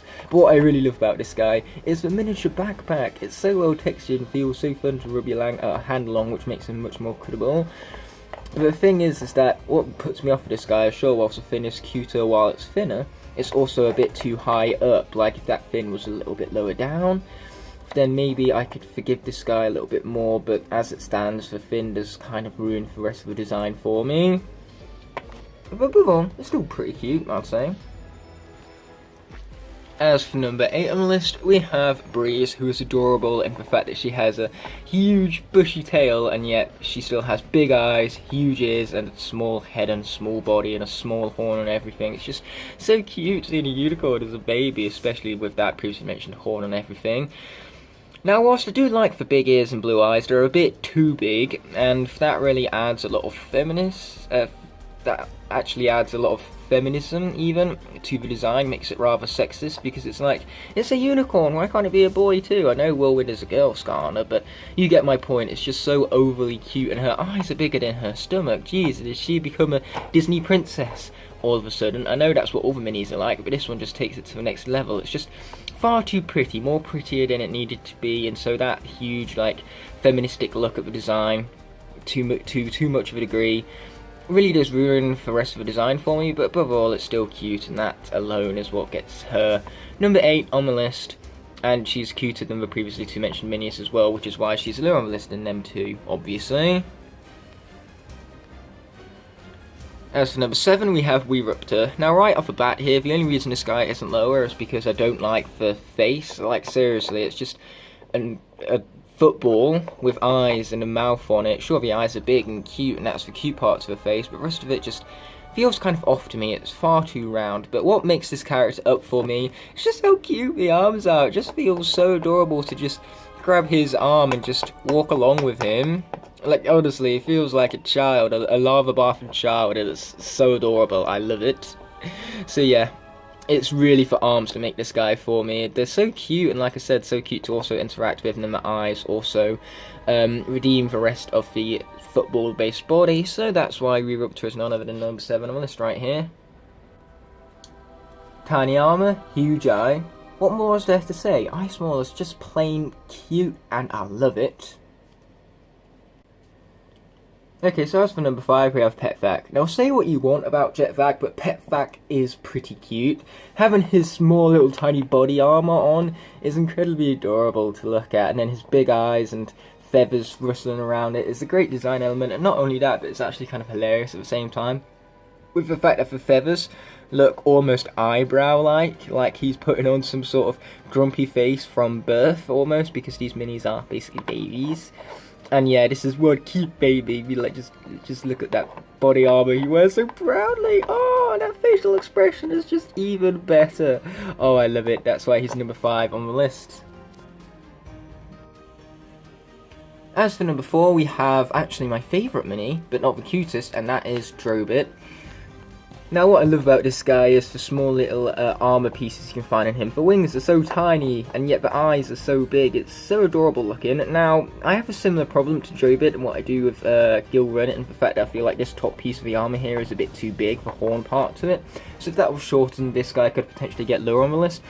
But above all, it's so adorable for use of armor and colouring on this guy, although there is too much green, because of course the original Drobot had much less green than that, and so the fact that this Drobot has this much green, despite the fact that it's smaller and a mini, it's kind of off-putting to me. But still, Drobit is so adorable nonetheless, especially in positioning, because I love the fact that the tail comes out and upwards. It's such an adorable addition. So number 3 right here is Hijinks. What I love about this one is the dress. The dress looks very adorable on a mini figure of Hex. And then there's also the arms, which look incredibly cute, and the small little hoods as part of her whole outfit. I love the fact that they're shrinked, unlike what the other minis had. So basically, she takes a problem that Gilrun and Drobit had and gets rid of it entirely. And then, not to mention, the big eyes really do add to the cuteness and everything. I love this kind of gothic cuteness that she's going on for her. That was quote unquote, by the way. But anyways, what really makes this character for me worthy of the bronze spot on the list at number 3 is Hijinks' idol animations. She does some sort of Hawaiian dance for her idol animations, and it's so adorable. Like, honestly, I could watch that for hours. She's so it's so cute. So yeah, Hijinks gets number 3 on the list for those reasons. Our runner-up coming in at the number 2 slot is Spry. So Spry is so adorable in the fact that he's got tiny wings, and awesome posing, like it's almost like he's fallen over in a way, and so that adds adorableness and innocence to him. But then there's also the fact that he's got miniature like triangles running down his back, a much smaller tail, and much huger eyes. I love that about this guy, the huge eyes, the tail, the wings, the tiny horns, the posing, just everything about this guy is cute and adorable. And the purple and oranges are used so well here, because they're a slight different shade to the original Spyro, just to add a more additional cuteness and a better contrast to him. Because yes, the detail here is very good, considering that those wings are incredibly small, and yet they still have so much detail placed upon them. So yes, he is cute, but not as cute as number 1, Homer's Bop. Do I really need to say anything about this guy? I mean, like, just look at that. Just look at that. Oh, it's so adorable. we're going to stop commentating this right now so you can just spend the next minute just staring at this guy and adorability, because look at him, he has huge brown eyes, an awesome innocent looking pose like he's begging for food. Please give me some more. And then there's also the tiny little tail, oh my god. And the best thing about it is that tiny little tail does so much damage. It makes him so beast-like. Oh, he's just so adorable, I'm gonna die. Today is May 30th, 2019, meaning that 5 years ago, yesterday, Mario Kart 8 was initially released for the Wii U, this is obviously, and so, to celebrate that 5th year anniversary of the game, I'm putting together a whole week of Mario Kart 8 and Mario Kart 8 Deluxe based content, respectively. So that means that from Thursday to Wednesday, you're going to have a upload based around Mario Kart 8 or Mario Kart 8 Deluxe every single day. So at that, today's video is actually centralising around a top 10, so I'm going to combine both Skylanders and Mario Kart together for, since Mario Kart 8's release, 2 additions have been made to the Skylanders franchise in the form of Superchargers Racing and regular old Superchargers, both of course on Nintendo platforms, which for Wii U is a part of, obviously. I mean, like, it's a forgotten Nintendo console, but it's a Nintendo console all the same. So in other words, there is no denying that Mario Kart 8 and Skylanders Superchargers both have similarities in some regards, and the regard we're going to be talking about in this specific top 10 is for tracks. So without further ado, let's get into the top 10 most similar Skylanders Superchargers and Mario Kart 8 tracks, and this is specifically Mario Kart 8. So if it's in, say, Mario Kart Wii, it does not count towards this list. Although, if it's a retro track in Mario Kart 8, then it does count. So yeah, without further ado, let's get into the list, because I just gave you plenty for Drew, and that's enough of that for the moment being anyways. Coming in at number 10, we have TikTok Clock compared to Clock Rock. Now, first of all, how dare they utilise the same exact word within their naming? Clock. Ugh, you almost think that the two tracks are based off that theming, which is where the similarities really come into play between these two tracks. They both have the similar theme of clocks. And clearly Clock Rock is ripping this off, because TikTok Clock originated in Mario Kart DS, which came out in 2005, 10 entire years before Superchargers. But even then, TikTok Clock isn't original, because it's a rip-off of the stage from Super Mario 64, which came out even before that. Ripping off a rip-off is not cool, Skylanders Superchargers. Not cool, man. But anyways, apart from that, as I've already said, with the theming, the similarities end there. So sure, they both have clocks as their themes, but they utilise the clock theme very, very differently to make each of them feel original in their own rights. Because TikTok Clock has you racing inside a clock, whereas Clock Rock uses clocks to adjust time, so that then the track's aesthetics and setting change respectively. So you go from the present to the future and vice versa. So really, these two tracks can't get any lower on the list because of just how different they are, despite utilising the same theme and the same word in the name. But moving on to number 9, we have Water Park and Panda Castle Water Park, which, if you guys thought that stealing names from Mario Kart 8 tracks wasn't bad enough beforehand, is even worse here, because of course, you know, the whole second part of a name of a Superchargers track you see below is the full name of the top track, which, you know, first of all just ain't right. And once again, the names are there to emphasise the fact that they have similar themes and the fact that they are both themed after water-based amusement parks. But really, what makes these tracks more similar than the previous two tracks is the fact that this theme and execution is practically the same.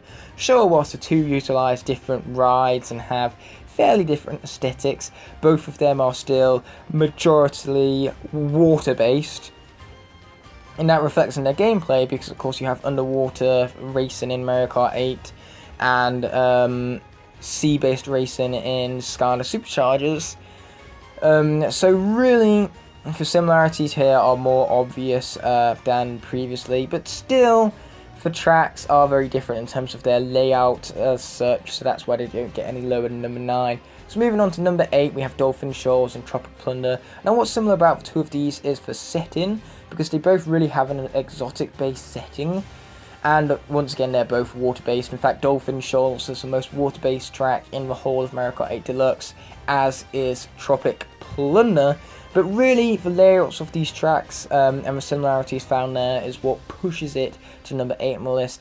Because in Dolphin Shoals, you can see in the preview below that you have boost pads, which you temporarily jump out of the water for to boost into. And in Skylander Superchargers, you have a mechanic where you can dive under the water and then launch yourself back up. And if you do that, you can dive underwater to evade attacks and then launch yourself back up. So that then, once you go back on top of water, you can speed boost past. And not to mention, Tropical Plunder also has speed boosts in the form of rings. At least I believe it do. I could be wrong by that. But regardless, the fact that both of these tracks have a layout to where you're underwater and then you jump out of the water to go into a speed boost and then go back underwater again is very similar, even if in Superchargers it is a choice on whether you do that or not. So yes, the two have similar layouts and similar settings, but really they're not as similar as number 7 on our list, Mount Wario and Frozen Fossil Festival. Now, what makes these two tracks similar, first of all, is their setting, because they're both ice-based. And second of all is their track layout. Now whilst the track layouts are very different, with the exception of the split paths, because both of these tracks do indeed feature split paths, Mount Moray where you go into the forest, and Frozen Fossil Festival where you can choose which path of the fossil you want to take, the right or the left one, mind you. Sure, so that layout is similar. What I really meant by that is the checkpoint system. So rather than having 3 laps that are the exact same, these levels utilize checkpoints where each lap is unique to the last. And the idea of the track having checkpoints rather than laps is evident in both of these tracks, making them similar in that regards. So really, if the ice theming similarity ended at that, then these tracks wouldn't even need to worry about being on the list. But the fact that they take it that extra little bit further and have checkpoints in place and split paths makes it enough for both of these tracks to share the number 7 slot. But as for number 6, we have Wario's Gold Mine compared to Panda Castle Raceway. Now first of all, we have the most different naming so far. Like seriously, none of these words that they use even begin with the same letter, which is great. But they are, however, much more similar than previous tracks on the list, which is why it's made number 6 and none of those previous numbers. And really, it's the previews you see before you that prove that. So first of all, these tracks are both themed after some rich person that has bought them out.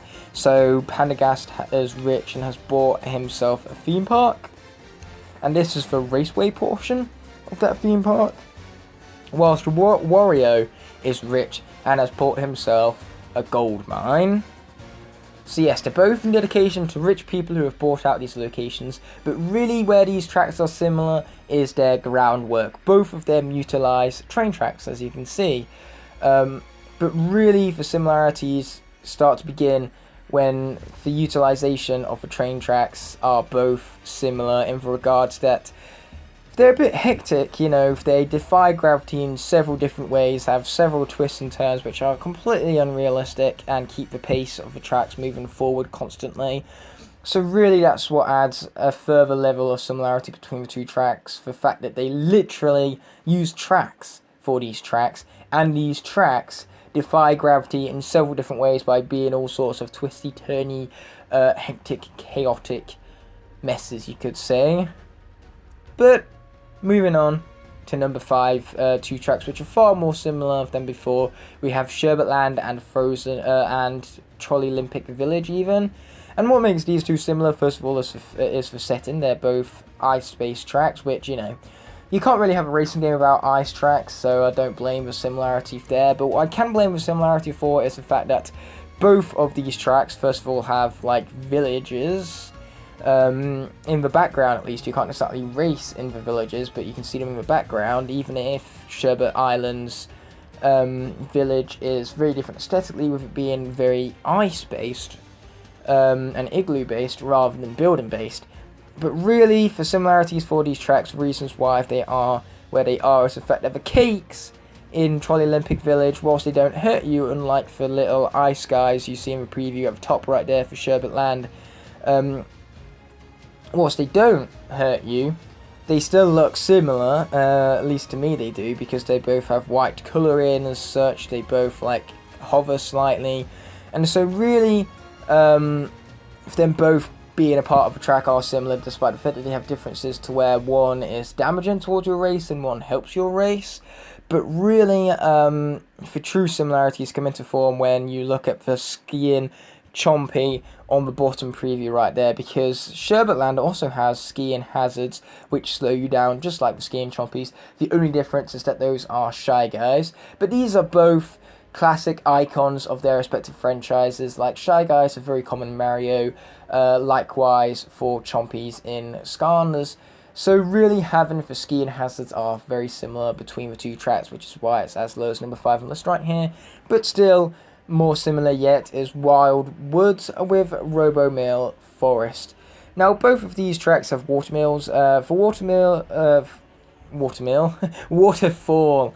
Geez, similar names. But anyways, both of them have waterfalls, but they use them very differently, because Wild Woods isn't your traditional waterfall because it's not as sharp of a gradient in terms of a waterfall. In fact, it's more of a water stream there to give you speed, whereas a watermill in Robo-Mill Forest is purely aesthetic based and doesn't affect your gameplay in any way. But they still have those, and they're both set in a forest, so they are very similar in and of themselves. But really what adds more similarity to these tracks is that in the top you can see boost pads on the lily pads, and basically if you miss these boosts you go into the mud and get slowed down. Robo-Mill has this similar based idea where you have logs and saws all around the place, and if you don't use the boost pads to either get past them quickly or evade them altogether, then basically it can be highly damaging towards your race by not utilizing those bounce pads in the best way possible. So the fact that they both use bounce pads to create more immersion into the track, because not using them can mess you up otherwise, is a similar thing between the two of them, which is why they are as low as number 4 on the list right here. But moving on, for a bronze medal, we have the most similar tracks yet. Cloud Top Cruise and Cloud Factory, returning to the fact that they both use the same word in their names. How dare they? Like, seriously, Cloud Factory, you have several different words for cloud, and you just happen to use cloud. Be more original with your naming, come on. But really what's so similar about these tracks are the ends of them. Both of these tracks, like when you start off a race, kind of have a calm before the storm feel, with the fact that they are very relaxing, quite easy type tracks. But then you hit the cannon sections on both of them. In Cloud Factory, it's still a cannon-based system even if you do dive for it. But really, after the cannon, you get to the storm part. You get to the part where there's lightning, tornadoes, everything running rampant, and it's chaos.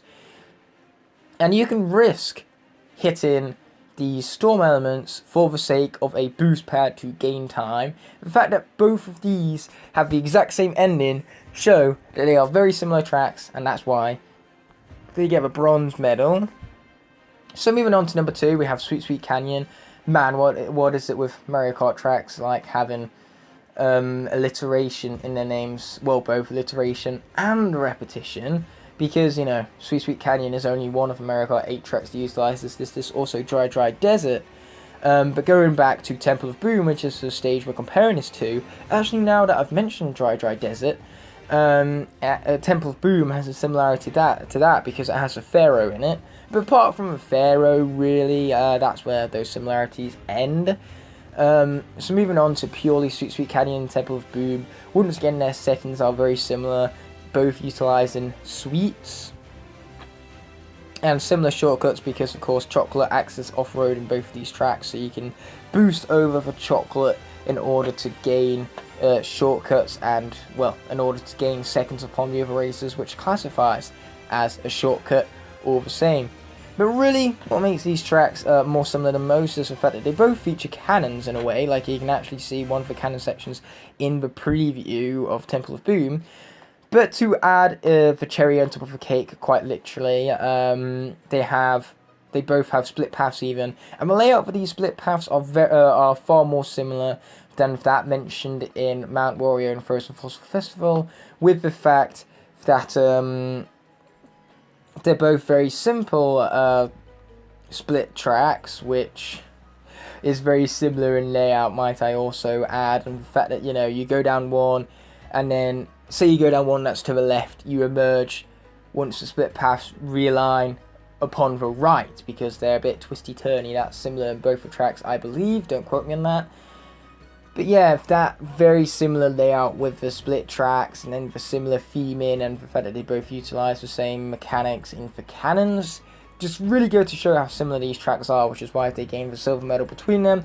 But really, number one, you can't get more similar in terms of tracks between these two games than Dragon Driftway and Dragon Spine, which both utilise the same name again. Like, honestly, they should have called it Dragon Drift Spine, because then they would have been even more derivative, and that's kind of just what these tracks prove about Skylanders Supercharged, you could say.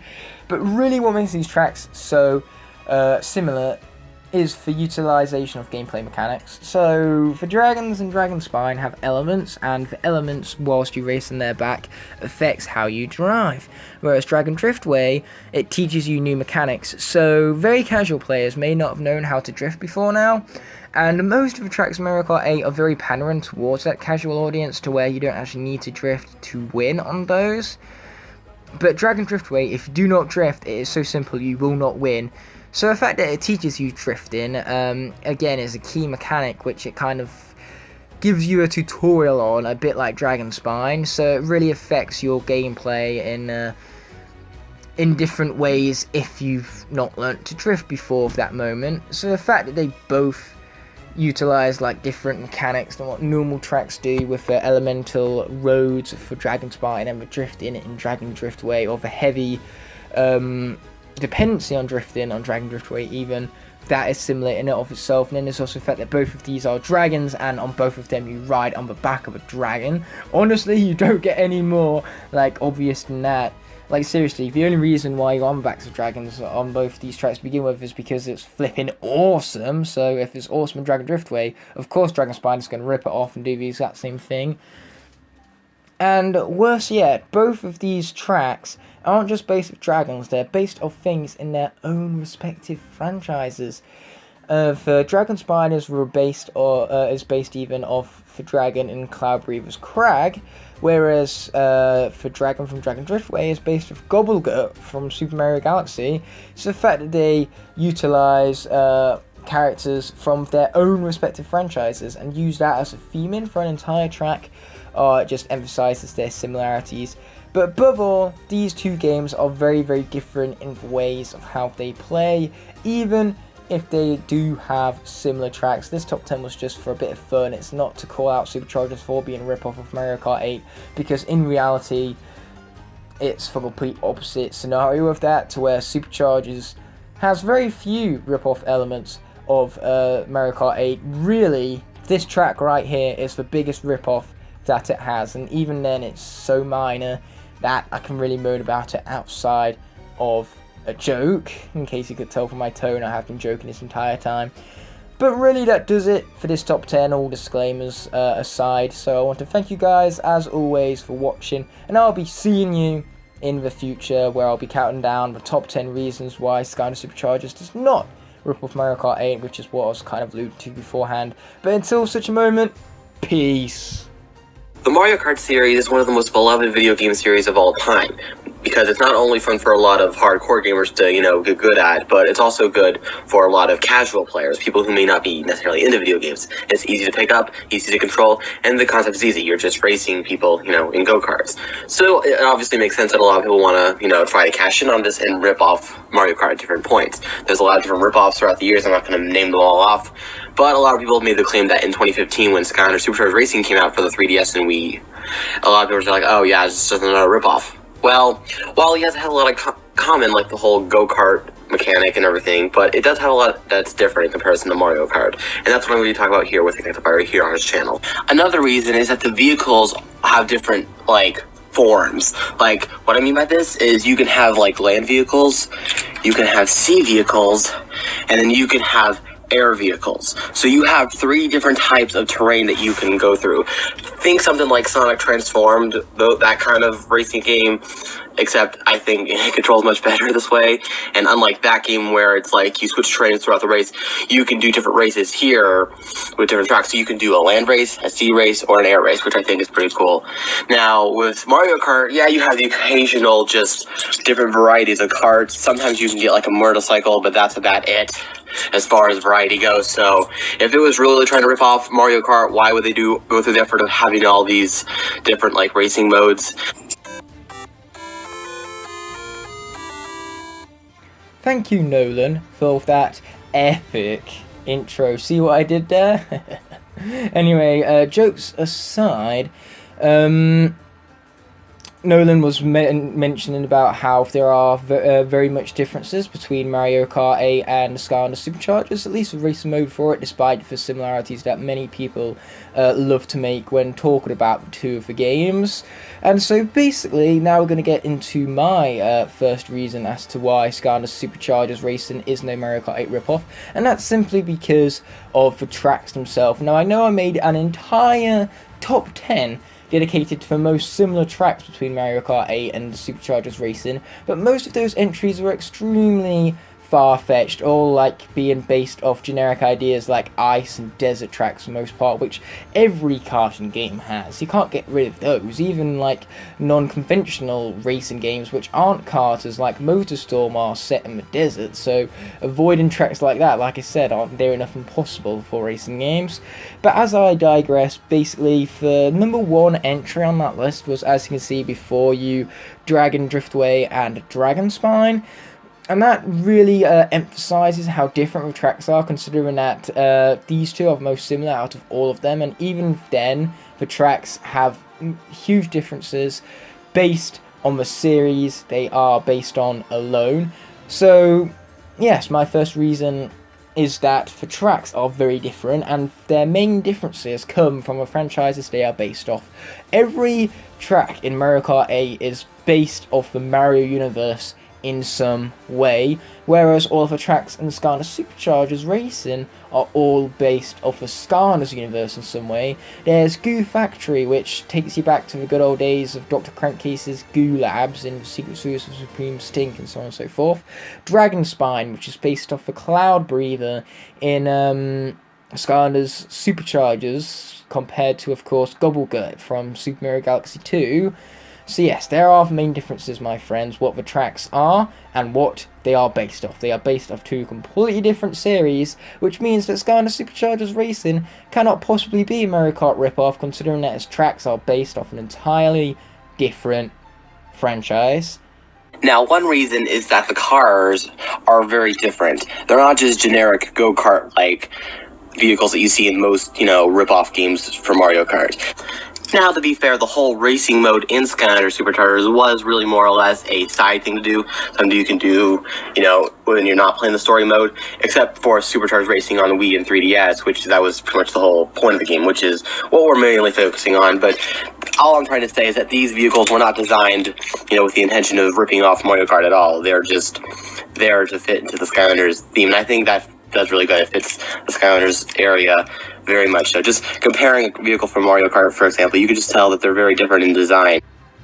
That point Nolan just made perfectly contributes into my next point, with the fact that not only are the vehicles designed very differently between the 2 games, but as are the games themselves. So you can tell from these covers alone that they have a very different look to them. Mario Kart 8 is far more cartoony-like, and of course obeys the laws of physics much less, which is really saying something because Superchargers doesn't care much for physics either. But still, in Mario Kart 8 you can see extremely cartoony characters, really bright visuals, and as I said before, anti-gravity as such, whereas in Skylanders Superchargers Superchargers, it has a slightly more realistic feel. But really what changes these games aesthetically, first of all, is the difference in item box design, as you can see before you. And then there, of course, is the change in lighting. So another thing that makes Superchargers feel a little bit more realistic than Mario Kart, despite the fact that they both have a cartoony feel to them, is the fact that Superchargers lighting feels a lot more realistic to Mario Kart 8, and by that I mean it's a whole lot more natural feeling rather than being bright and all in your face. It's got more of a darker sunlight feel to it. So yeah, aesthetically these games are very different, mostly because one's on the Wii U and one's on the Wii, but still, these games were purposefully designed to have a different look to them. So how can Superchargers Racing be a rip-off of Mario Kart 8 if it looks entirely different to the game? Yet another reason to why Skylanders Superchargers Racing is not a ripoff of Mario Kart is because, unlike Mario Kart where you just choose your characters, your car parts, and then whatever, with Superchargers Racing here, you actually get a little bit of an intro into your character and car right before you start. What do I mean? Well, before you start a race, as I am here, you see this with whatever character or vehicle you have.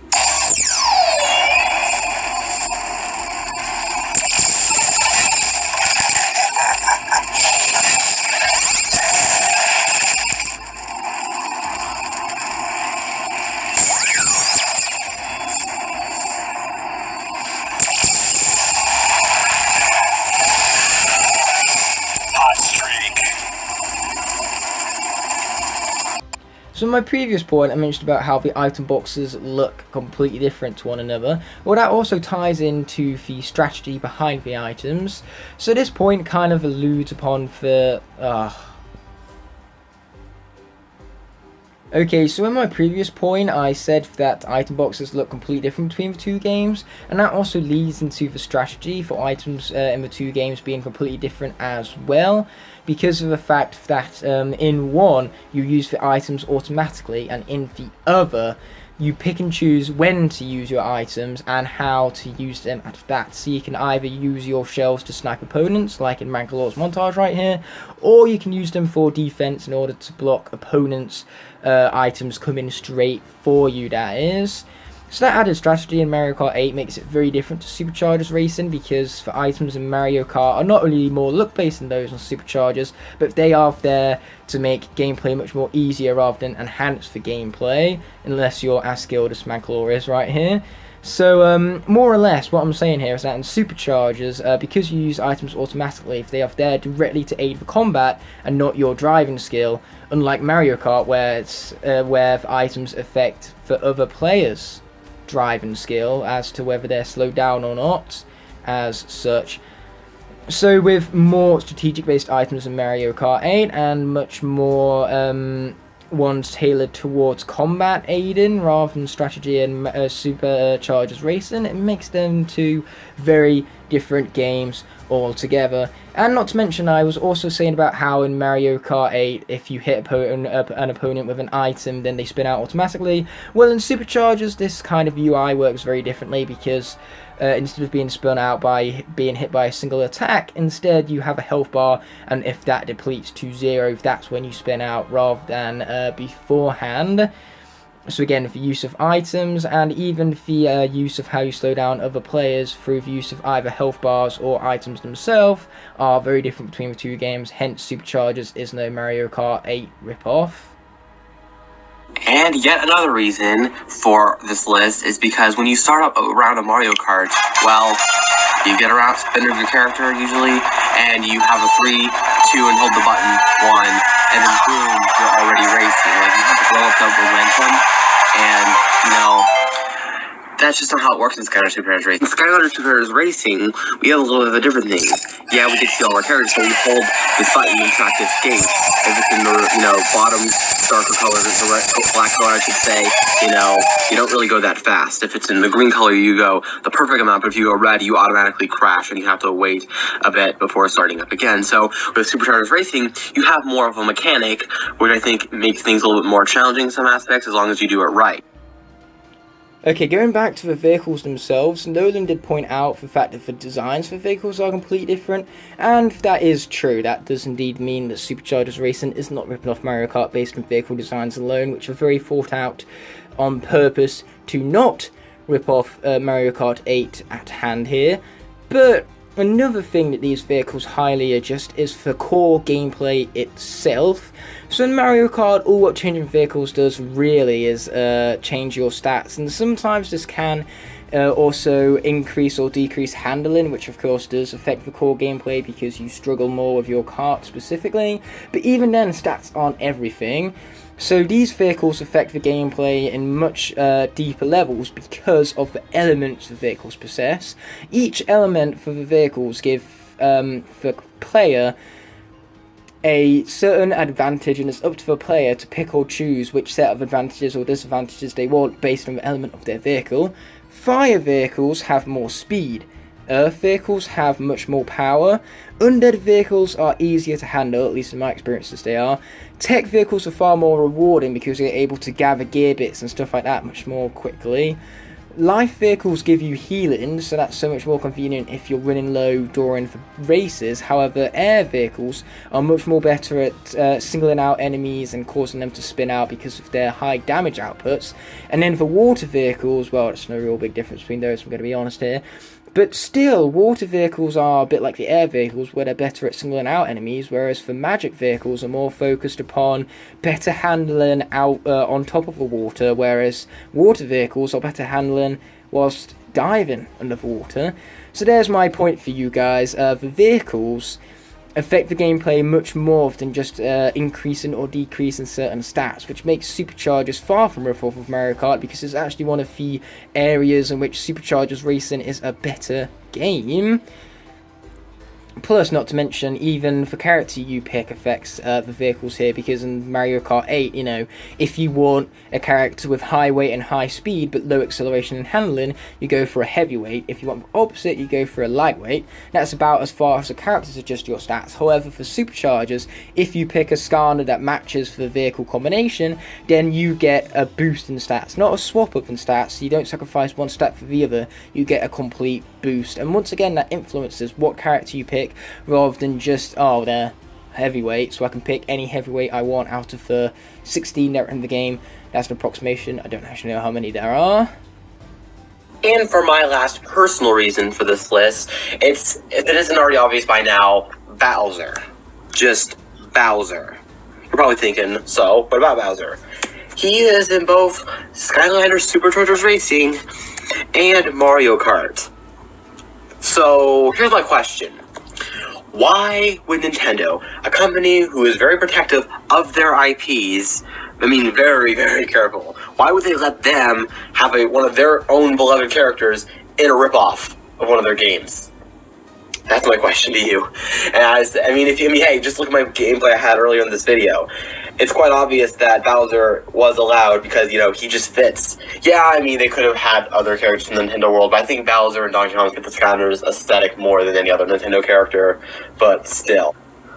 So overall, just because something is in the same genre of another thing doesn't make it a ripoff. Like, theoretically, every video game is a ripoff of the very first video game. So, you need to keep that in mind. Skylanders Superchargers, while very similar to Mario Kart in some aspects, like the boxes and everything, is still its own game and still has a lot of mechanics very faithful to the original Skylanders series and so forth. While it's a fun game, and I for a long time preferred it over Mario Kart, I may slowly begin to change my mind and think Mario Kart's better, but that doesn't make Skylanders Superchargers Racing a bad game. Not at all. I'm glad it exists. I really do. And if it can be ported on the Switch, which I highly doubt will happen, I would be all for it. But, right then. Thank you, Aaron, Ignite the Fire, for letting me on this channel and for this video. And I'll see you guys later. Bye. Thank you so much, Nolan, for helping me out with this list right here. Yours was epic in the finest meaning of the word right there. Back to the whole name puns and everything. But it was still epic all the same. Now moving into my last point for the video here, basically, the gameplay between the two games is extremely different. So Nolan's very first point looked into the fact that there are sea, land, and racing vehicles specifically tailored towards those, rather than having all three gameplay styles in one if they are separated, which is a big difference for the two games right off the bat. But that also feeds into, of course, the gameplay mechanics. So Mario Kart, you can drift. Yeah. That's about it, really. Even underwater you can do that, sure, but in the air that leaves you doing nothing. Whereas in Superchargers Racing, whilst you're in the sky, you can do barrel rolls, and whilst in the water you can actually dive and then go back up on the surface of the water even, and do stuff like that. And this isn't me bashing Mario Kart at all, because both of these have really good fluent gameplay mechanics. But really, what this different gameplay is leading to is the fact that these games have very different modes. So you can't call Skylanders Superchargers a rip-off of Mario Kart 8 when Mario Kart 8 doesn't have modes where you can collect sheep and put them into pens, or hunt down the chompies, because they don't have modes like that. Sure, whilst the two do share time trial modes and Grand Prix, and Mario Kart does have its iconic battle mode, apart from that, the modes are extremely different, so calling Skylanders Superchargers Racing a rip-off of Mario Kart just isn't fair when there's so much stuff that it does unique to its own identity. So there you go, fellas, that does it for today's top 10. Once again, I do indeed want to thank Nolan for joining me on this, and basically that right there are the 10 reasons why Skylanders Superchargers, at least the racing portion of it, is no Mario Kart rip-off, specifically of Mario Kart 8. Wow, there are a lot of characters in Ring of Heroes, so much so that I almost didn't have enough room on my desk to put all of the characters onto here, and in fact most of them had to hide behind all the other much larger characters right here to fit in with their respective elements, as you can tell as I zoom through the crowd of characters right here. But even then, there are still some awesome Skylanders that are completely absent in the game Skylanders Ring of Heroes. So that's what today's top 10 is going to be focused upon. The top 10 Skylanders that need to be added to Ring of Heroes. Now this list is not only based on my own personal opinion, and it's also based upon how demanded the Skylander is amongst the fan base, but it's mostly my opinion. Our number 10 slot actually goes to the Bomb himself, a fan favourite of many people ever since he was announced, including myself.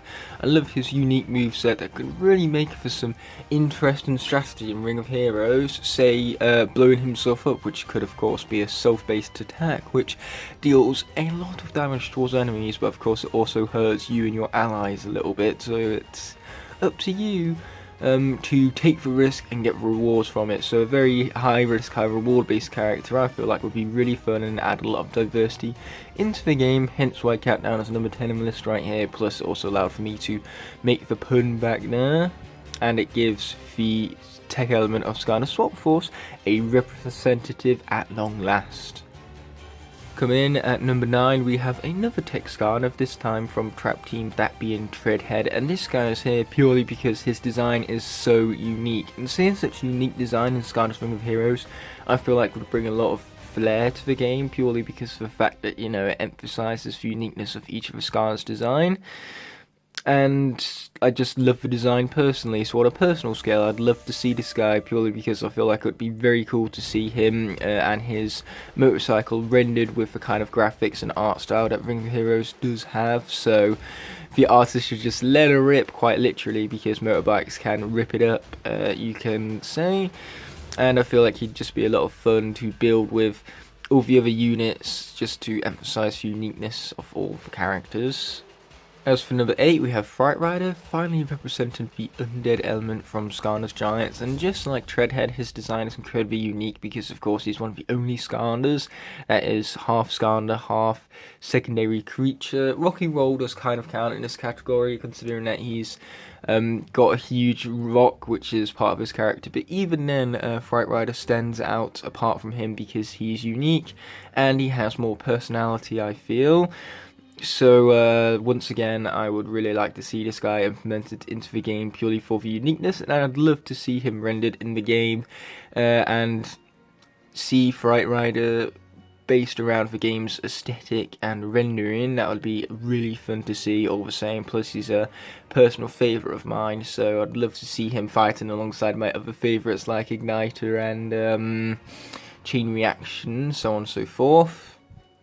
As for number 7, we have Boom Jet to represent the air element of Sky Swap Force. Now I know a lot of you would prefer seeing Free Ranger in this slot instead, but personally I prefer Boom Jet because his design stands out more to more from Free Rangers even, and not to mention his moveset in the game could be really unique, having attacks which single out a single enemy, kind of like his bomb throws as such, maybe a self-based attack which makes his bombs more powerful, and even like his airstrike could attack all of the enemies. I know that doesn't sound unique from what I'm saying, but I'm pretty sure Come To Us could do something really awesome with a move set based around that. And not to mention he also has a really unique aesthetic with the jet legs, so I suppose that being implemented into the game could be really awesome to see with the rendering and aesthetics of the game more specifically. So really the only reason why this guy is here and Free Ranger is not is because of my personal choice, or my personal bias you should even say, towards Boom Jet being one of my favourite swappers, and me just preferring him over Free Ranger in almost every way, both design based and moveset based, so I feel like his potential is larger because of it. So as for number 6 on the list, we have Scorp, finally an Earth representative from Sky Swap Force, and probably the fan favourite from that element as well, at least my personal favourite. And not to mention, Scorp, out of all of the Earth-based designs, I feel like would fit in most of Ring of Heroes. So far on this list we've had characters that would stand out, but really what Ring of Heroes also needs is characters who would fit in. And because of that, Scorp would really look awesome alongside the other characters, just because of how similar his design is with other characters that have already been featured, other insect-like creatures you can even say, with him being based off a scorpion. And plus, I feel like he could have a really awesome move set with some more powerful based melee attacks and then some defensive like projectiles maybe that increase team defense or whatnot. So yeah, I feel like this guy could be a lot of fun and really fits in with Ring of Heroes aesthetic, and it finally gives Sky Swap Force an Earth representative, hence why Scorp has made number 6 on the list. Plus I really personally like his design and his character, so why the heck not add him to the game, right? As for number 5, I've put the Swapper who I think has the most potential in Ring of Heroes, and honestly it shocks me that we haven't seen this character up until this point, and that's Hoot Loop, our magic representative from Sky Swap Force, finally. And the only reason why I find it a shock that he hasn't been in Ring of Heroes yet is just like Scorp, his design really does fit in with the whole aesthetic of the game, and I'd really love to see what the artists could do with him.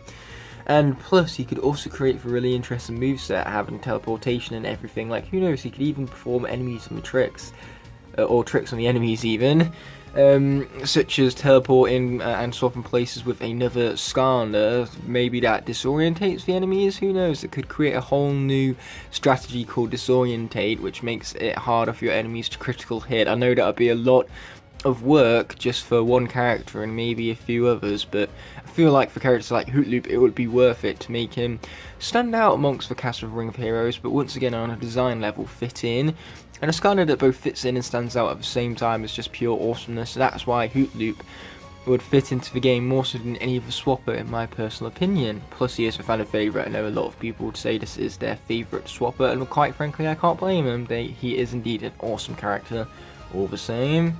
Now there are only 3 giants in the game, Ninjini, Crusher and Tree-Reg, so it's about time they added another giant, and I think the giant that would suit the game the most is Swarm, purely because he's a huge fan favourite.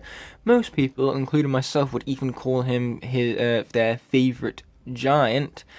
And that's based around design and moveset. Like, honestly, this guy has so much moveset potential. You could have like a self-based move which allows him to hover, which deals more damage and has unique attacks such as the Bee Sting. And I feel like that would be a really fun addition and add a lot of strategy to it too, because the self-charge attacks I always find awesome in one way or another, because of course you're always charging them, and then once they've charged up, you know, you have the advantage, so that encourages enemies to target that one specifically, so you can draw fire from other Skylers that you want to keep alive. Stuff like that is a very awesome strategy, and Swarm could be no different. Not to mention his design, just like Scorp, would really fit in with the rest of Ring of Heroes being insect and bee based. So yeah, this guy would just be a lot of fun, and I'd love to see him rendered into the game with its unique aesthetic style in comparison to the console games, mind you. So that's why Swarm is number 4 on the list right here. Number 3 is Boom Bloom, another Skarner that I can't believe hasn't been added to Ring of Heroes already, because she is actually the only sensei throughout the whole of Imaginators that wasn't added to the game. So based on her being left out for that very reason is enough reason alone to add her. And then there's also the fact that she has a really awesome design, which would really suit Ring of Heroes as well, especially with those ears right there. I'd love to see those redrawn by the artists and everything. Because, as I've mentioned already, Ring of Heroes does have a pretty different aesthetic to the console game, and aesthetic which I would love to see Boom Bloom adapt into, you could say. And plus, she's also a fan favourite, so all of those reasons alone, she should be added to Ring of Heroes most definitely, and that's why she has our bronze medal for the list right here. Number 2 is Flameslinger. Now, everyone has been absolutely roaring for this character ever since he was introduced in that promo art for the game, and I don't blame him. Flameslinger is a really awesome character that could bring a lot of uniqueness to Skarner's Ring of Heroes.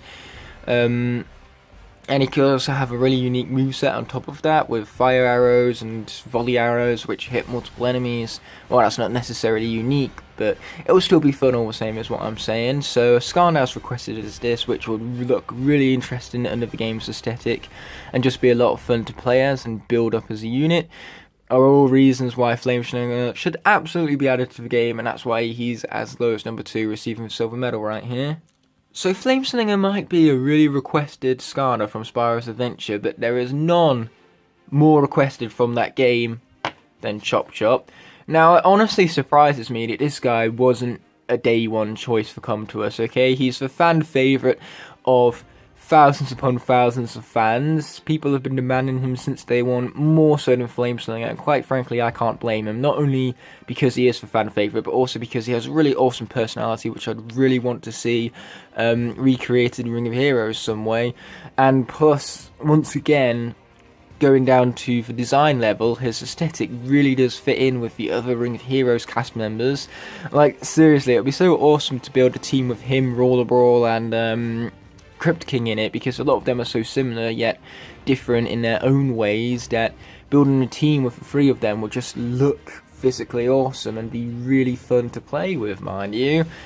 So Chop Chop should absolutely be added based on his fan outroar for the character and just how awesome he would be inside of the game itself with the game's awesome aesthetic, and the potential team building you could do with Chop Chop and his defensive and offensive options at the same time.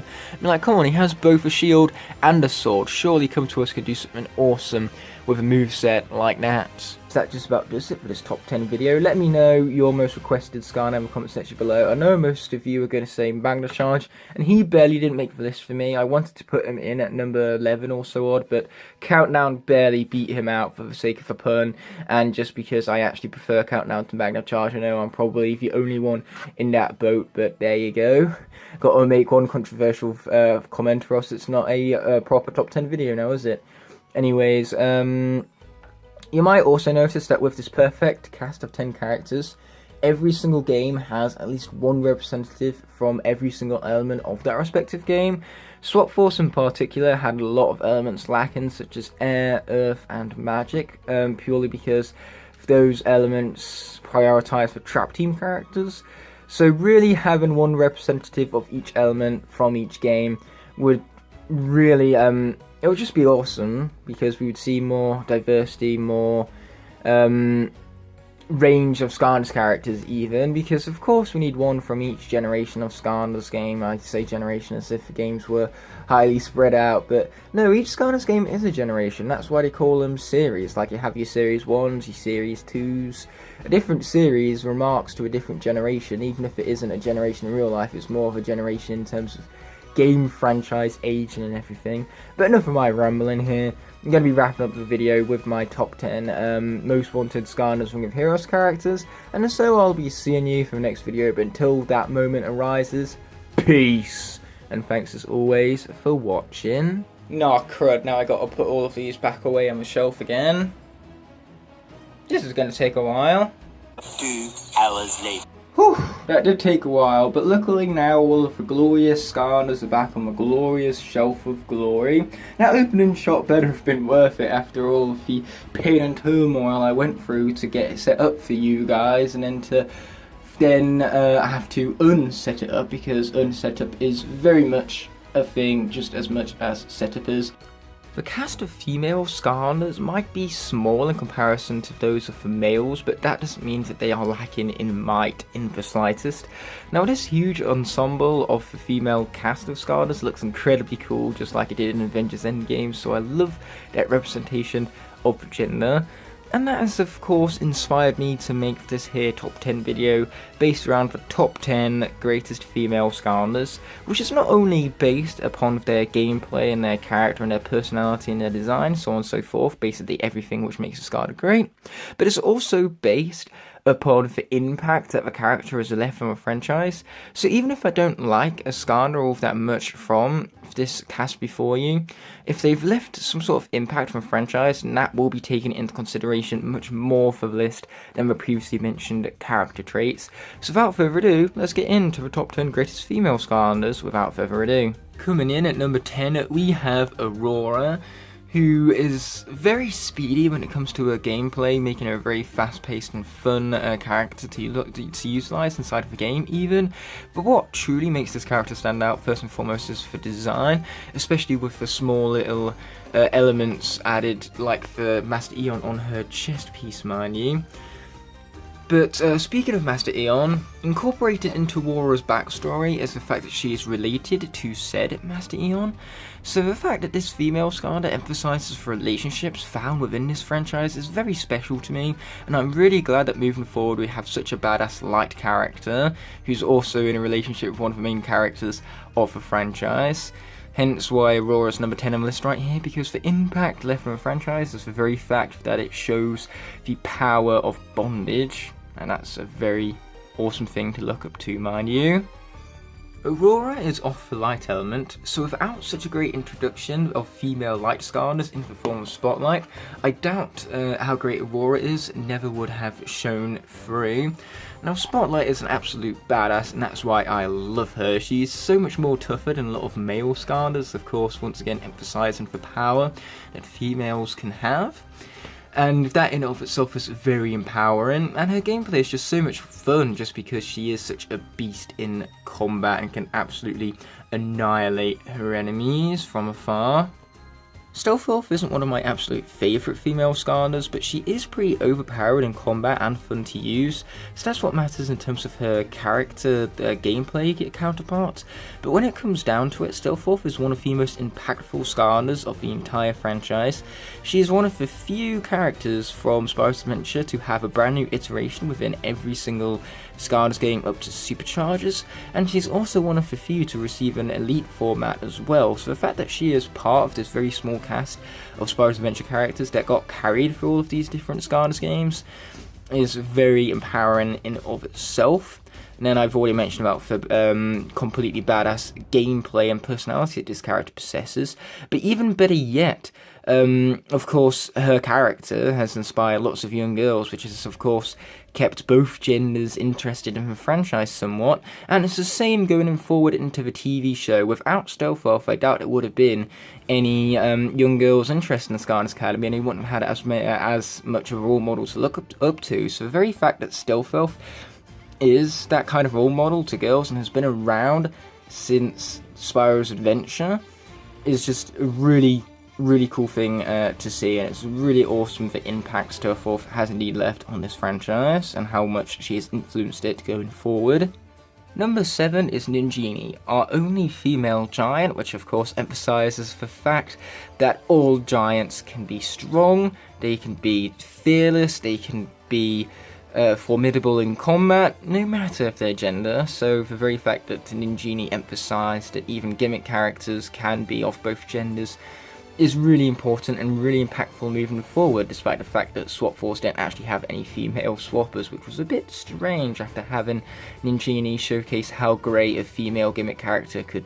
That leads quite nicely onto our number 6th slot on the list right here, dedicated to none other than Gearshift, the first ever female Trapmaster announced for Trap Team, which of course was highly important at the time because we came from a game known as Swap Force that had none of the gimmick characters, aka the swappers, being female, as previously mentioned.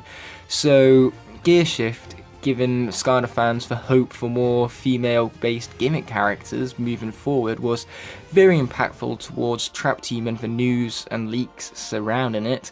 And of course, it was only the start of showcasing a much better ratio of female to male gimmick characters, because there were around 4 female Trap Masters, which is the greatest gimmick, which is the greatest ratio even of male to female gimmick characters so far in the franchise.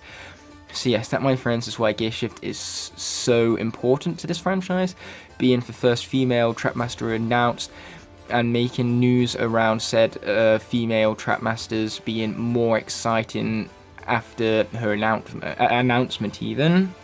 Our number 5 on the list is Whirlwind. Just like Stealthwolf, she is one of the few Spyro's Adventure characters picked out to be an elite, and she is so overpowered because of it, but she's overpowered even without the elite form, and that makes her so much more fun to use in gameplay than Stealthwolf. Even if both of them are overpowered, I just find Whirlwind and her moveset much more enjoyable to play as. So once again, Whirlwind being really fun and having a really cool design, amalgamating both unicorns and dragons together in a very unique and awesome way, is really cool for the character herself. But as I said before, she obviously had a really big impact on the franchise, because just like Stealthwolf, I'm sure she served as quite a nice inspiration towards young girls into the franchise. But she's also one of the few to get the elite form, which means that she's been an absolute fan favourite moving forward. It's unfortunate how we live in a society where it's a stereotype for females not to be great with robotics or machinery. Of course, Sprocket goes out of her way to subvert that stereotype, which is very impressive. The fact that she has such great mastery of machinery and tech, despite the fact that she's not the traditional male class character, is very cool and very inspiring as well towards young girls who might think that, you know, society might look down upon them if they go towards an engineering path because it's not the traditional path for a female. But of course, since Sprocket subverts that, it shows just how empowering females of the engineering career can be. So I'm very glad that Sprocket exists for that very reason, and I'm very glad that they chose her gender to be female for the sake of showcasing how wrong our stereotypes are in society. Another unfortunate stereotype of our society is that females don't make great leaders over males, and of course, once again, Golden Queen is here to subvert that, because she not only controls males, she controls very dangerous males. The Doom Raiders are very dangerous villains in Skylands, which nobody would want to interact with, let alone risk leading them and make them fear them as a result of that leadership. And that's exactly what Golden Queen is, a being of such immense power, and that she makes some of the most dangerous villains in Skylands fearful towards her. And that's very impressive. The fact that a female can have that much power and that much influence over others, it's very cool to see that. Not to mention, when Golden Queen was rehabilitated to become a Sensei in Imaginators, she became a very cool figurine with lots of really awesome details, especially along her sleeves, making her look and feel like real gold due to the texturing and everything. But she's also incredibly fun to utilise in gameplay as well, even if she isn't the most powerful Sensei. Our runner-up for the list is Sonic Boom. Now, with Sonic Boom, what's so special about her is the fact that she fights as a family, and once again, just like Aurora, that shows the importance in bondage, and the very fact that family bonds in and of itself is a very powerful force in Skylands, one to be reckoned with. And not to mention, Sonic Boom was a clear inspiration for Skylanders moving forward, such as Bad Juju, who also fight in a family dynamic. So the fact that Sonic Boom is such an inspiration to said characters once again shows how much of an impact Sonic Boom had on the franchise, and just how badass of a female she actually is. But for number one greatest female Skarner of all time, it's obviously Smolder Dash. I've talked in the past about how great her design is, and I stick to that to this day. Her colour palette is very fitting of the design, especially since she's kind of statue-like, resembling the Statue of Liberty. So the fact that real-world cultures and influences went into this design to make it look as grand as it does is awesome in and of itself. But you can also say that Smolder Dash had a very huge impact on the franchise as a whole as well, because going into Swap Force, the only element without a female Skarner was fire. So the very fact that Smolder Dash introduced us to the idea of a fire female representative is very cool, and obviously that inspired the developers further into the franchise iterations with characters like Torch and Ember, who I'm sure would not be as great as they are if it weren't for Smolder Dash's influence over them, because her gameplay, as well as her design and her character, are so flawless. She's fast-paced, she's powerful, everything I look for in a great Skarner she possesses, and she has that incredible impact of being the first female Skarner after having 2 games of no fire female characters. So yes, Smolder Dash without a doubt is the greatest female Skarner of all time. That basically does it for this top 10 video. I sure hope you enjoyed it, and I hope I haven't offended anyone. The whole idea of this list was to show how great the female Skarners are, and not the complete opposite of that. So yes, please just take this as a nice fun little video that I've put together, and don't be too offended by it if you are female, obviously, or even if you're male and just a huge feminist, which in that case, power to you. So regardless, it's time to sign off, obviously, with the top 10 having come to an end, and I want to thank every single one of you for watching and for taking this, maybe even with a pinch of salt in some instances. So yes, until the next top 10, peace. Unfortunately, I don't have a traditional Halloween cake, but hey, I think a chocolate cake will suffice just fine, because chocolate cakes are delicious, and I don't have a traditional candle either, so all I'm going to do is pop this on top and light it up, because I'm sure that will create the same illusion of the cake being lit, mind you. So the cake is indeed all lit up, so now it's time to take it into the room for the birthday boy. Happy birthday to you. Happy birthday to you. Happy birthday, dear PlayStation 4. Happy birthday to you. You didn't seriously think I got you a cake for your birthday, did you? I've been straight. I got a cake for a much more important birthday in the house right here, the birthday of my PS4, because it turns out I got my PS4 for Halloween of 2018. Can you stop whining over there?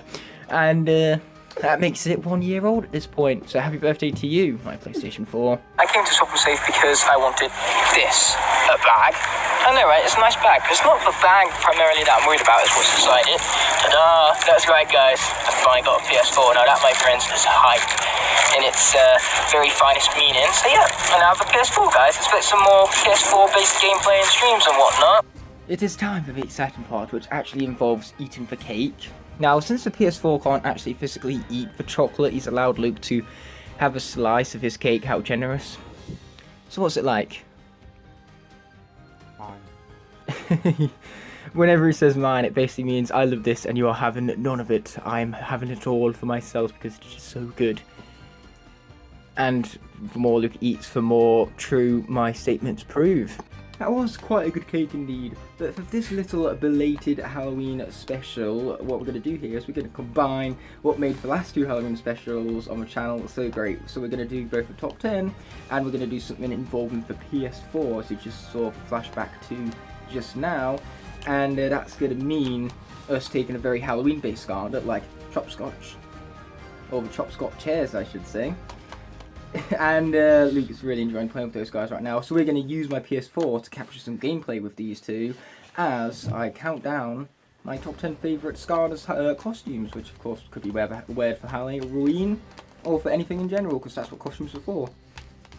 And of course we're doing it co-op. Luke's very excited, as you can tell from Chop's fighting right there. And the thing with this Chop here, Chopscotch, but Chopscotch, they're the same thing. But she's very pumpkin-like, wouldn't you say, Luke? That's true. Yeah, what's great about pumpkins is that they're such a great iconic Halloween symbol, wouldn't you say? Yep. Even for little increments on Chopscotch's little face right here look like pumpkin carvings even. That's true. His signature phrase has returned, all out of focus and everything. The pumpkin is a traditional Halloween icon, all the same. And you know what else is a traditional Halloween icon? The costumes people wear, obviously. And luckily for Skylanders, it has plenty of costumes to go around. So that naturally brings us to the topic of this top 10 video, the top 10 best Skylanders costumes. And kicking off our list at number 10 is Chop Chop.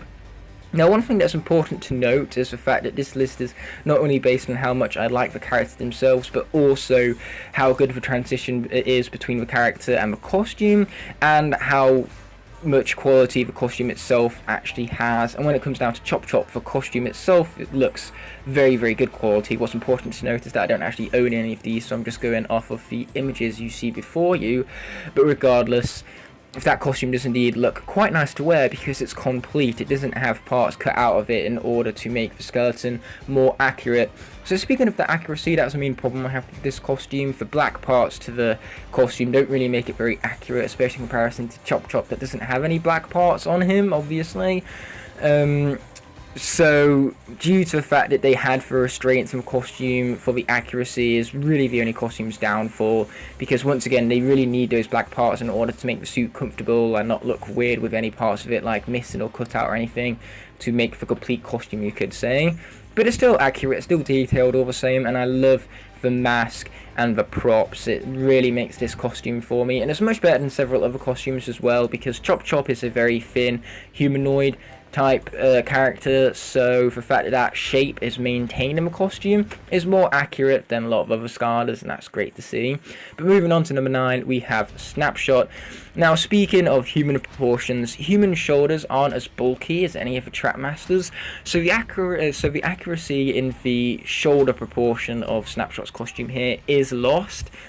But the rest of the costume is still detailed and highly accurate to the character itself. I love the mask as well. It's a very detailed mask, and it's plastic, so it doesn't irritate the skin either. And the prop is also very cool. It's a more detailed sword than Chop Chop's, so it's very cool to see that prop. And really, it's a prop alone that elevates Snapshot on this list, and it's easily the most accurate Trapmaster, with Snapshot having one of the most bulkiest shoulders of all of the Trapmasters, because a character like Wallop really didn't work for a costume of how bulky his shoulders are and how unhumanoid his shaping is, and yet they made a terrible Halloween costume for him all the same. Really, the only Trapmaster that would work for a costume is Blastermind, since his proportions are more human-like, but Blastermind would make a terrible costume purely because I hate that character, so I'm glad they didn't go forward and make one of those. But regardless, moving on to number 8, we have Trigger Happy, which once again, the human proportions for this costume really is not accurate to Trigger Happy, since he's very short, especially in the legs and the arms category, but with humans that's quite the opposite. So the costume has, of course, long legs and long arms, which is inaccurate to the character. But what does it matter when the suit is this detailed? It's a very nice looking suit. I love the way that they represented fur on this. It looks very cool, and the colouring is very nice as well. Going out in this during Halloween night would look sick and very detailed, needless to say. And of course, the props for course ones, yet having golden pistols to go around with is just an extremely cool aesthetic. But now we're going to move on to number 7, which is Gilgren.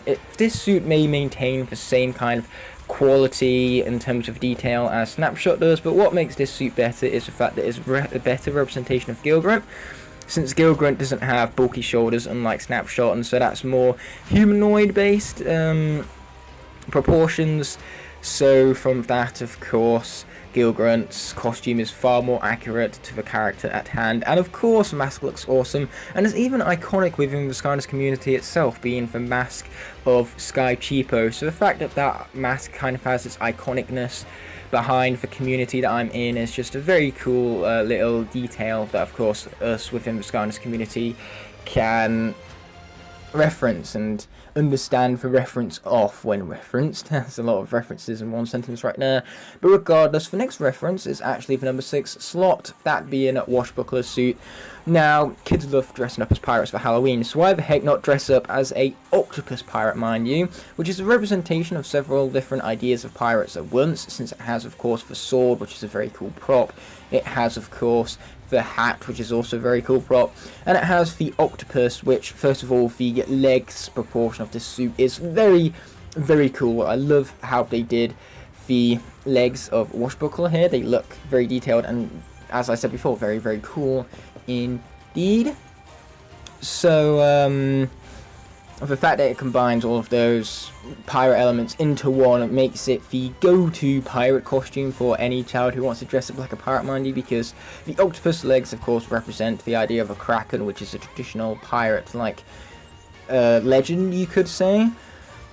So it's a very detailed costume. The fact that they're able to pack so much iconic culture of the pirates, or history I should say, from pirates into one, with some very unique looking leg proportions to the costume that just look very detailed and very, very cool indeed. And it's also accurate to figure as well, because there isn't 8 legs just like the figurine, because the figurine has 6 legs rather than 8. So with the costume having less than 8 legs, it's just a nice representation, you could say. But moving on to number 5, all personal bias aside, Jetvack's costume is very accurate to the figurine, which does have an awesome design. It's really the gameplay that lets Jetvack down for me. But regardless, it's a very detailed costume. The mask itself is also very cool looking, so I definitely wouldn't mind going out in this costume for Halloween, just because it's such a nice looking one and such great representations. And since this is based more on design alone, with Jetvack having such an awesome design and an awesome Halloween costume, is what puts Jetvack at number 5 on the list right here. Then number 4 is none other than Stink Bomb. I love the props on this. The ninja stars are very unique in comparison to the rest of the costumes, and I love how they did the tail for Stink Bomb. It actually sticks up and looks incredibly cool and detailed, as well as accurate, because the figurine itself and the character, the tail does of course point up. And when I was looking for this costume online, I was worried that the tail wouldn't do that accurately enough, since gravity is not friendly to humans who don't have tails themselves. But they managed to do it very, very nicely indeed, so it's a very accurate, very detailed figurine. So while Stink Bomb isn't necessarily my favourite character, it does make for a very unique, very cool costume. But number 3 is a very different costume, because it represents a villain, that being Chaos. Now, why Chaos is so high on the list is because of the fact that the cloak looks so comfortable to wear, so I'm sure that as a costume, its quality is very, very high, being of such great comfort. And of course, it's very accurate as well, having Chaos's cloak that looks so accurate to the games. The only thing that would make this costume better is if it was the representation of the cloak from Supercharger's version of Chaos, because that is such a cool looking costume and it has much better colouring. But as it stands, this costume alone is still pretty great, and the costume quality is so high, with it looking so damn comfortable indeed. But now we move on to number 2, which is Spyro. I love this one for the aesthetics and the colours. The purple and the yellows really look very nice in a costume, as the colours contrast each other very nicely.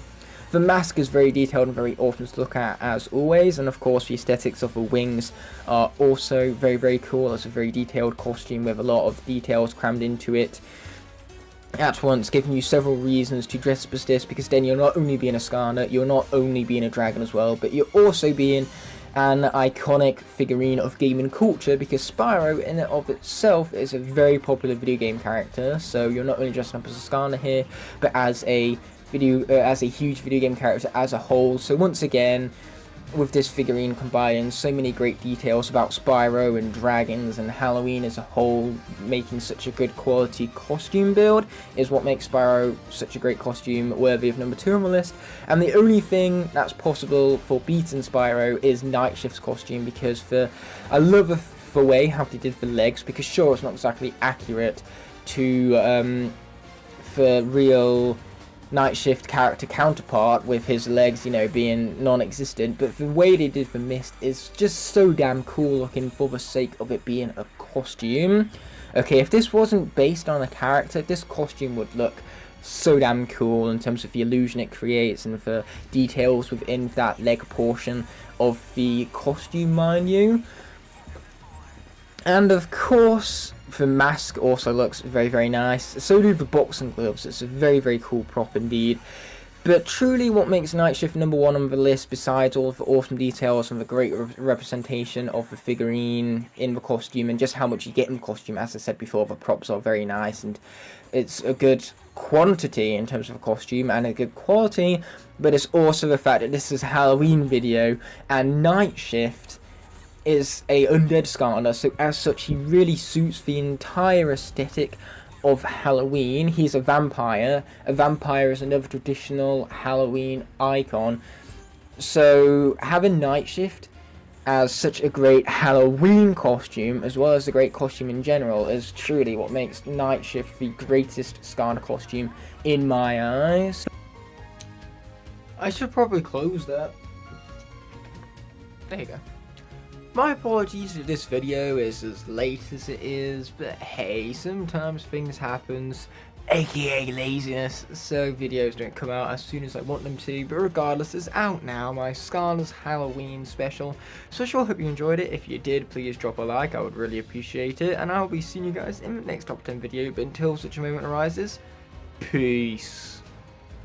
In the 10 years that the How to Train Your Dragon franchise has existed, the creators of the franchise have came up with many different dragon designs for its many different species found within the world of How to Train Your Dragon.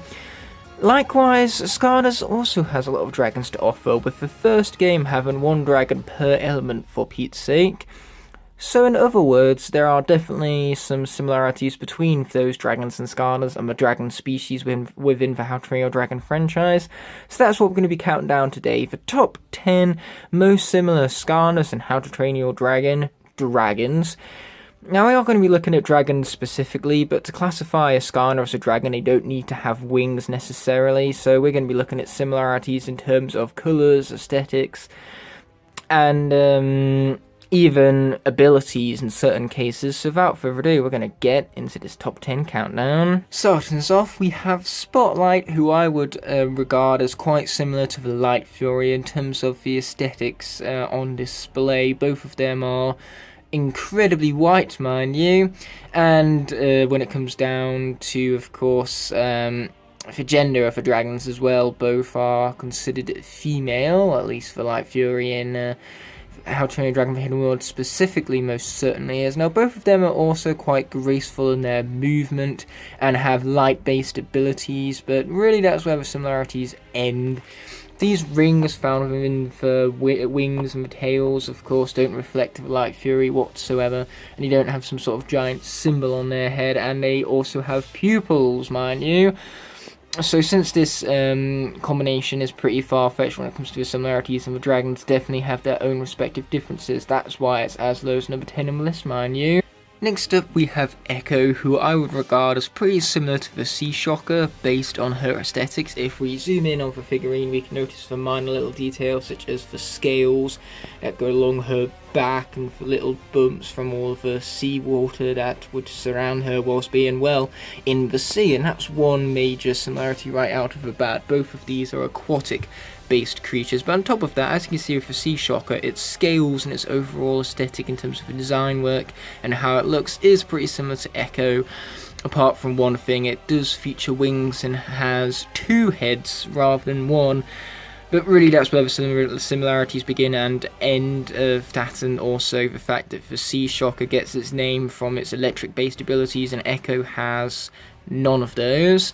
So if Echo was a bit more of a mix of Echo and Punk Shock, then she'd be far more similar to the Sea Shocker, but as it stands, these beat out Spotlight and Light Fury just because they look more similar on an aesthetic and design based level, and of course they are both aquatic based. But that's where the similarities end, hence why we have Echo and the Sea Shocker at number 9 on the list right here. The most famous Deadly Nada in the How to Train Your Dragon franchise is the blue design known as Stormfly, which is Astra's dragon, but what people often forget is that the Deadly Nada is one of the most frequent dragons in the franchise, meaning it has several different colour iterations, including a purple one, which is very similar to Flashwing right here. Now the wings are completely different in design, since the wings for Deadly Nada don't consist of crystals, and neither does the rest of its body, mind you, but when it comes down to the abilities of these dragons, they're they are incredibly similar in the fact that both of them shoot very sharp shards from their bodies with pinpoint accuracy at great speeds and distances and everything. So ultimately the abilities here are so similar that it grants Flashwing and the Deadly Nadder as low as number 8 on the list. And plus you can also get a green iteration of the Deadly Nadder that looks very similar in terms of its colour palette to Jade Flashwing. So I suppose if you recolour the Deadly Nadders, they also have similar based colour palettes to Flashwing at the very least. It's just that these dragons are aesthetically different is all. Next up is Camo and the Terrible Terror. Now the Terrible Terrors are most commonly green in the series, so of course they have that colour similarity going for them right off the bat. But second of all, the main reason why I think these dragons are so similar is because their fire-based abilities look pretty similar, like Camo's Sunblasts look very similar in shape and design to the Fire Breath of the Terrible Terrors, so they have similar abilities.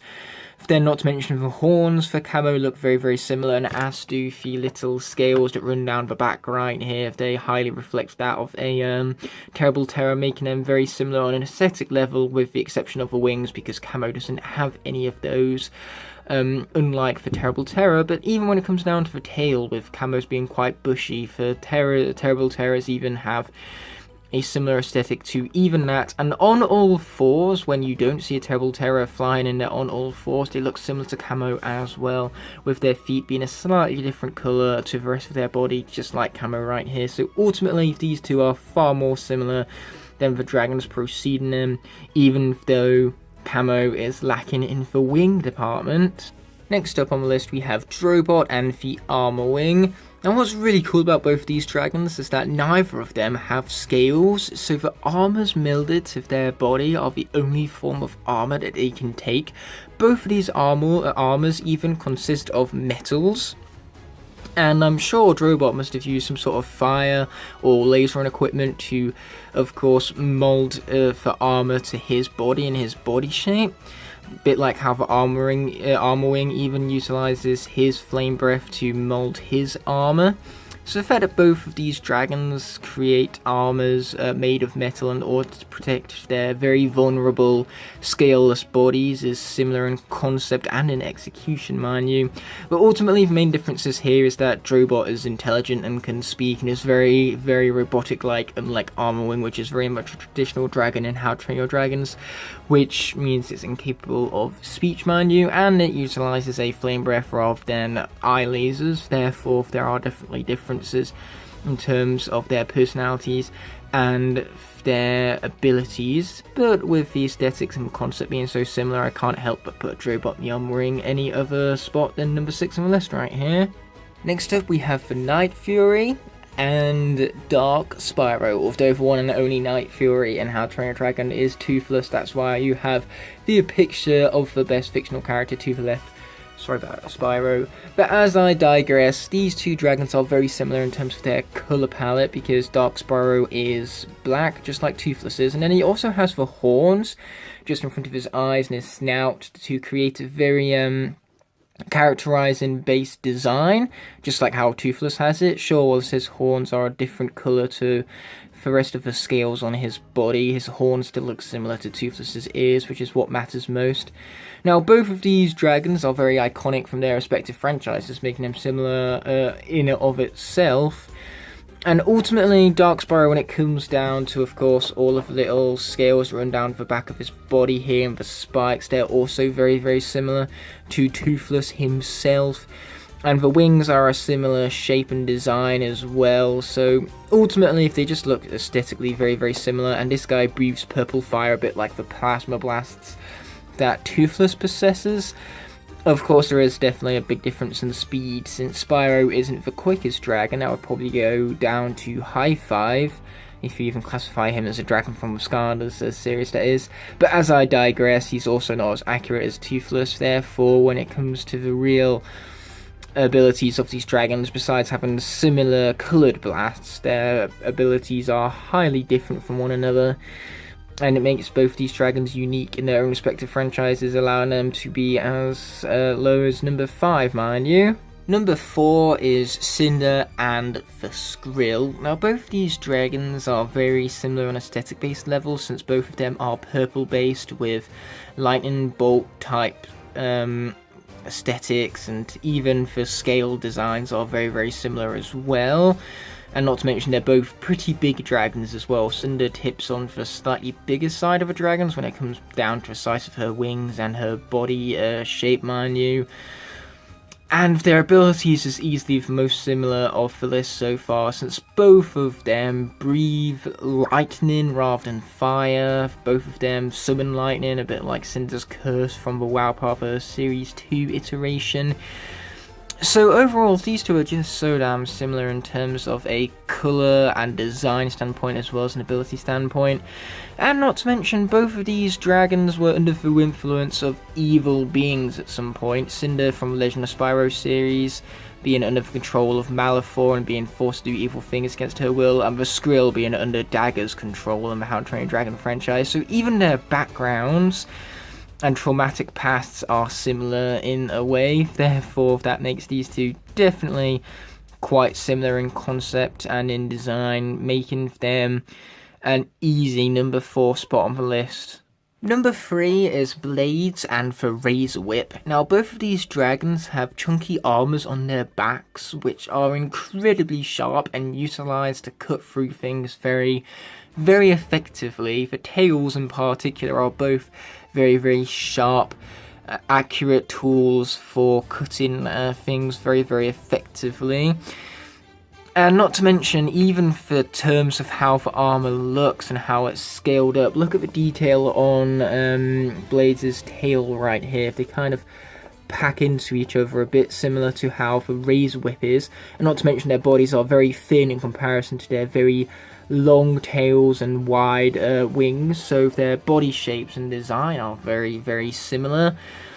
So above all, when it comes to the aesthetics and abilities of these dragons, there are only 2 dragons in the 2 franchises that are more similar than these, starting with Bash and the Gronagles. Now Bash has a rock armor around the rest of his body. That's ultimately what his scales consist of, and that creates a rather rough and bumpy texture, very similar to the Gronagle. And the two have very similar tails and body size, with them being quite big and thick, should we say, in terms of their body shape, and both of their tails having a wrecking ball based aesthetic. And both of them can use these to a necessary offense, in the fact that they can swing their tails quite hard at threats to effectively deal with them very well. Not to mention their teeth layout are very similar, with both of them having very sharp teeth. And above all, the Gronagle flies very infrequently, and the wings are so small it's barely even an element of the design that you can count as different to Bash, because whilst Bash doesn't have wings, as I said before, the wings on the Gronagle are so small and insignificant to the rest of the design that ultimately that design difference goes unnoticed. And even the way that they walk on all fours is very similar, and the Gronagles can even roll themselves a bit similar to Bash. Not very well, mind you, but they certainly can do it, not as well as the other border class dragons like the Catastrophic Quakin, which is similar to Bash as well, in terms of the fact that they have a kind of a rock-based aesthetic and roll just like him. But once again, those are very different in terms of their appearance when it comes to both their colorization and their body size. So ultimately I did choose to put the Gronagle as a much more similar dragon to Bash, purely because the two look a whole lot more similar in terms of their scales, their rock-based armor, and of course the tail, most importantly of all. But hey, maybe brown isn't your colour. Well, if there are blue Gronagles, just like there are blue Bashes. So yes, that definitely does help with the aesthetics of the Gronagle, knowing that the different colours that they are in How to Train Your Dragon is represented in Stardust as well, with there being different colours of Bash. But ultimately, the most similar How to Train Your Dragon species and Scarlet Dragon has to be Sunburn and the Monstrous Nightmare, purely because they look so similar on an aesthetic standpoint. The wings are very similar, the long tails are very, very similar, especially when it comes to the details of how these are coloured, with the red and yellow aesthetic, and the claws being extremely sharp as well. The wings aren't as sharp as the Monstrous Nightmare, but ultimately that's where the similarities end, because even their flame breaths are very, very similar, being much more of a traditional based flame breath than other dragons in the dragon species, and the same with the Sunburn and the Skylanders franchise. And then there's also the fact that both of these characters set themselves on fire, which is an extremely cool aesthetic that both of them share, making them easily the most similar in the whole, between the whole of the two franchises, mind you. But that basically does it for this top 10 video. Thank you guys so much for watching, and I'll be seeing you for the next one. When Turn Up Moment arises. Peace. Yo guys, I've got a spark which I'm going to use to ignite the fire for a brand new hashtag Top 10 Thursday here on the channel. So no doubt you're all wondering what this assembly of characters before you have in common, and how that links into today's top 10. Well, all of these characters have speed in common, which means that this top 10 can only be exactly what the title alludes to, the top 10 greatest Skylanders for speedrunning. And unfortunately, none of the Skylanders before you are going to qualify for this list, because they are the 5 honourable mentions. So all of these characters have some capabilities to them that make them definitely capable speedrunners. However, with all of them, there is some sort of limitation stopping them from hitting the list. With Zap, for example, whilst you can definitely use his Sea Slime slides to speed him up quite effectively, unfortunately his attacks just aren't powerful enough to get through the combat sections as fast as other characters. And the same can be said for Scorp, who does have some really great maneuverability and a constant dash attack. However, all of his other abilities are not powerful enough to get through combat scenarios faster than what other characters can do them.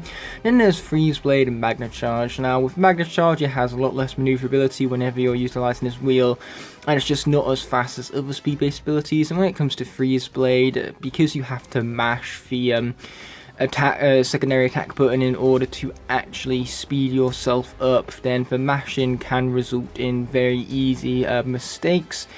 And ultimately, once again, it's just not as fast due to the cooldown after you finish skating, and the top half not being too combat adapt, mind you. But as I digress, our final honourable mention here is going to be Wolfgang, who does have a really great dash ability that can string in together very, very easily, and but unfortunately, even once you finish your string of dashing abilities, you lose all of the momentum you've gained because of the fact that you have a very slow cooldown after the dash attack, or a group-based attack. Either way, whilst it is powerful, it unfortunately does ruin momentum and isn't great for the speed-based part of the speedrun, even if it does help make combat that little bit quicker. So Wolfgang was very close to making the list, but ultimately the character that won out that number 10 slot in the end was none other than Bash, specifically for Series 2 iteration, due to how great his WoW power is for speedrunning. So Bash has a permanent role which is quite maneuverable and very good for taking sharper turns, and the fact that it's permanent means you can hold down the button and speedrun with ease. However, the role itself is much slower than other Skylanders' speed up based abilities, therefore Bash can't really get any higher than number 10, but what ultimately gives him the edge over Wolfgang in the end is that come the end of his role, you can utilise that WoW power ability to create a huge ground pound attack that's very good for huge clusters of enemies, so you can roll straight into a combat scenario, initiate that WoW power, and on the easier difficulty, which you should be playing on for a speedrun to maximise your time saves, because of course enemies die quicker on easy mode, regardless, due to how weaker they are in that gaming mode, will make it so that the WoW power will take out almost all of them instantly, and then from there you can continue your role instantly without the worry of cooldown. So effectively he's just better at getting in and out of combat scenarios over the honourable mentions, even if his speeding up ability itself wasn't as fast as theirs, mind you. Next up on the list at number 9 is going to be none other than Drobot, who has a really good speeding up ability in the form of his afterburners, which allow him to go much faster than most other Skarner speed up abilities, mind you. But the main flaw here is the fact that you don't have much maneuverability in this fly-in format. So in order to take sharp turns, you need to ground your flight, take the corner, and then initiate the flight once again, which due to the cooldowns and everything can be a huge time waster, and ultimately that makes Drobot not as fast as other characters yet to come on the list, hence why he's here at number 9. But regardless, due to the sheer speed you have, especially in straight sections, and the fact that Drobot absolutely tears through enemies with his broken based abilities, makes Drobot a very capable speedrunner purely because of how quick those combat scenarios will fly by, pun intended, with Drobot's overpowered lasers, so to say. And not to mention, it's not a very button mash and heavy run, since you literally hold the attack button to do both hover and blast your lasers, so that can definitely minimise mistakes. At number 8 we have Lobstar, who has one of the fastest dash attacks of any Skarner in the franchise. However, the dash attack is a one-time thing, and you can't hold it in order to permanently dash, mind you. And the cooldowns you have to suffer in between dashes can waste few nanoseconds, mind you, which do culminate into a few seconds per run. But Lobstar's crowd-based attacks, whenever he finishes a charge up, mind you, will make it so that, similar to Bash, Lobstar can defeat enemies all around him very, very quickly. So he can go into a dash straight into a combat scenario in order to finish off his opponents, and then go straight back into it once the opponents are defeated to continue on his way, mind you. So that huge ability of being able to get in and out of dashes very fast is truly useful. And in Trap Team, Trap Masters have additional power against boss fights, which are going to be the main time spent during a speedrun. So the fact that Lobstar is not really a Trap Master getting additional power, but the fact that he has an absolutely huge boss killing move, especially for the easy difficulties, helps out with defeating those bosses much more quickly, because if you charge up his stars, it takes minimal time and you get a huge reward from it all with a huge chunk of damage, one shot in a lot of bosses along the way, making it so that Lobstar, sure, whilst not being the best speedrunner due to the fact that his dash attack just isn't a is a one-time use type of dealio, still doesn't stop him from being one of the better speedrunners in Skarners, hence why he's number 8 on the list right here, you could say. Number 7 is going to be Smolder Dash, who has an Eclipse-based mode which allows her to get all fired up and deal increased damage, as well as dash forward in a move that is known as the Smolder Dash. Regardless, during this Eclipse mode, Smolder Dash is very, very fast, with dash abilities that have no sort of cooldown whatsoever and can be used to button mash your way through a level with ease, since the dash travels quickly and accurately. However, the button mashingness can make it so that you miss input and create 4 mistakes. And the main downfall of Smolder Dash ultimately is the fact that the Eclipse mode isn't permanent and has a really long cooldown. So whenever you don't have the Eclipse mode active and have to wait in order for it to recharge, you're at regular walking pace, which is so much slower than regular Skarners that either have that permanent dash or have a dash ability available directly after one that they've already utilized, mind you, with minimal cooldown, is what I'm saying here, creates the most effective speedrunners. And unfortunately, Smolder Dash is not one of those characters. However, due to the speed and power capabilities of this character and how fast she gets through combat scenarios in with Eclipse mode or without it, makes her an easy number 7 slot for the list right here. For number 6, we're going to have none other than Roller Brawl, who's a very good speedrunner based on the fact that she also has a permanent dash attack which is incredibly fast and very maneuverable.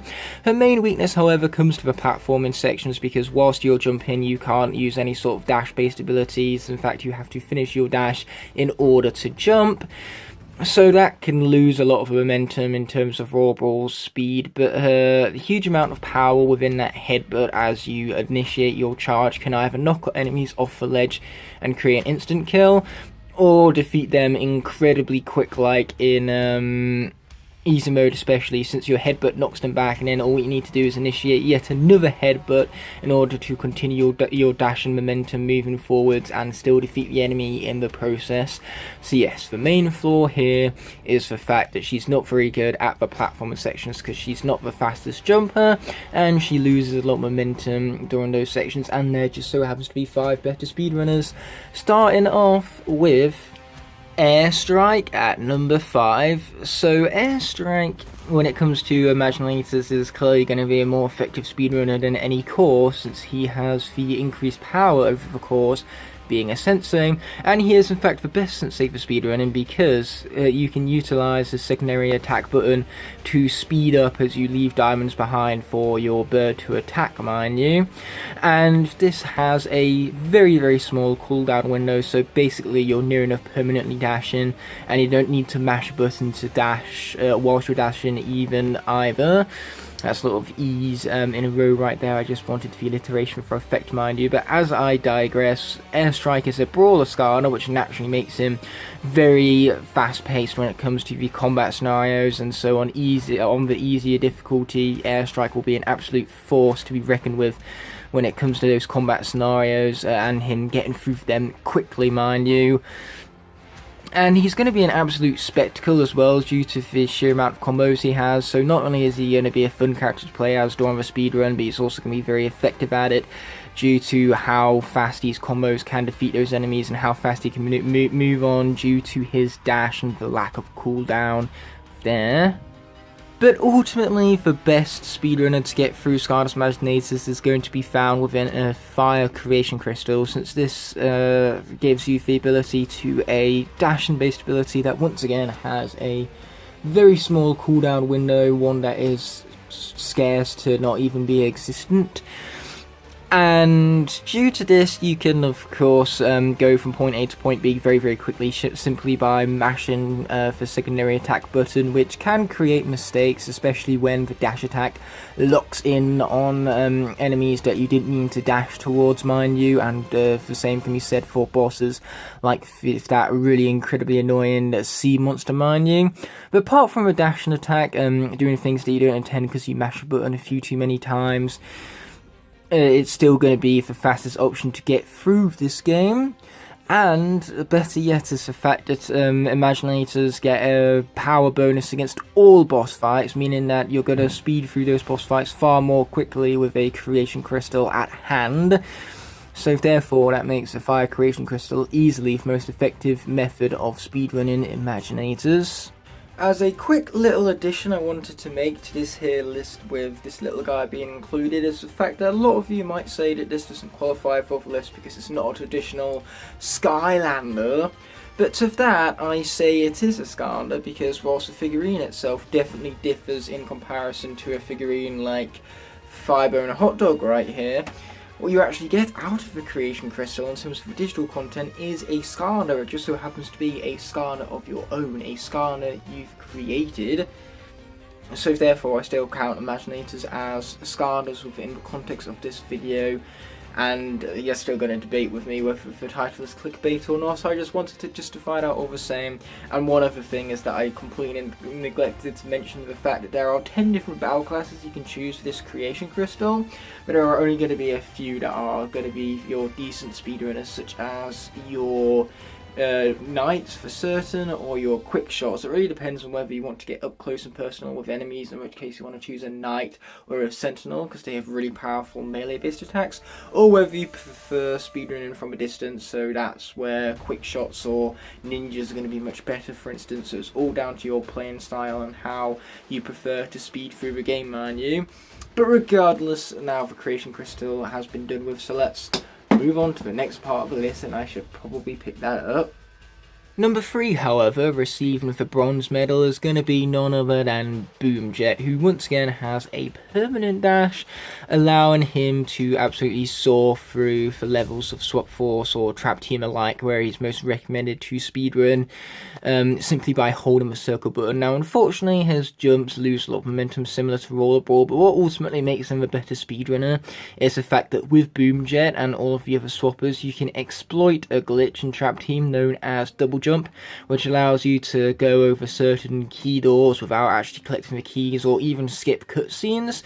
So ultimately, having the ability to do this with Boomjet and a villain at hand is going to make them a very effective speedrunning duo.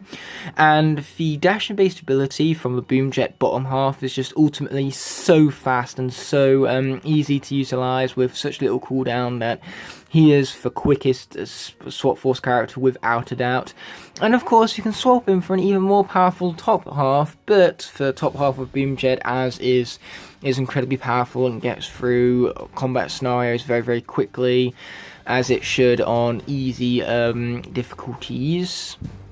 But number 2, however, is going to be yet another air character known as Stormblade, the fastest of the superchargers, because she has a dash attack that once again has very, very little cooldown, so you can you can string dash attacks together very, very easily to absolutely soar through levels. And the power found within her projectiles can not only defeat enemies from afar, but it can do it very, very quickly due to the speed of these projectiles. Therefore, due to the fact that Stormblade can get through combat scenarios very, very quickly, makes her a very effective speedrunner as well.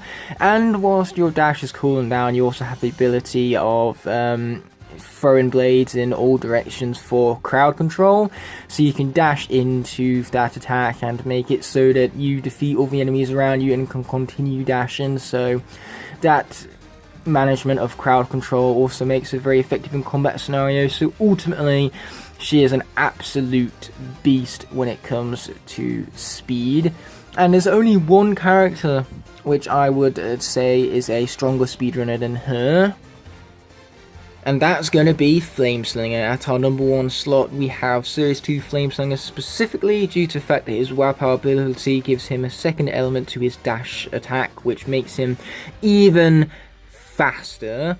So his dash is pretty fast on a base level, but once you upgrade it farther with that previously mentioned WoW power, it becomes an absolute force to be reckoned with when it comes to creating speedrun and world records for yourself, so to say.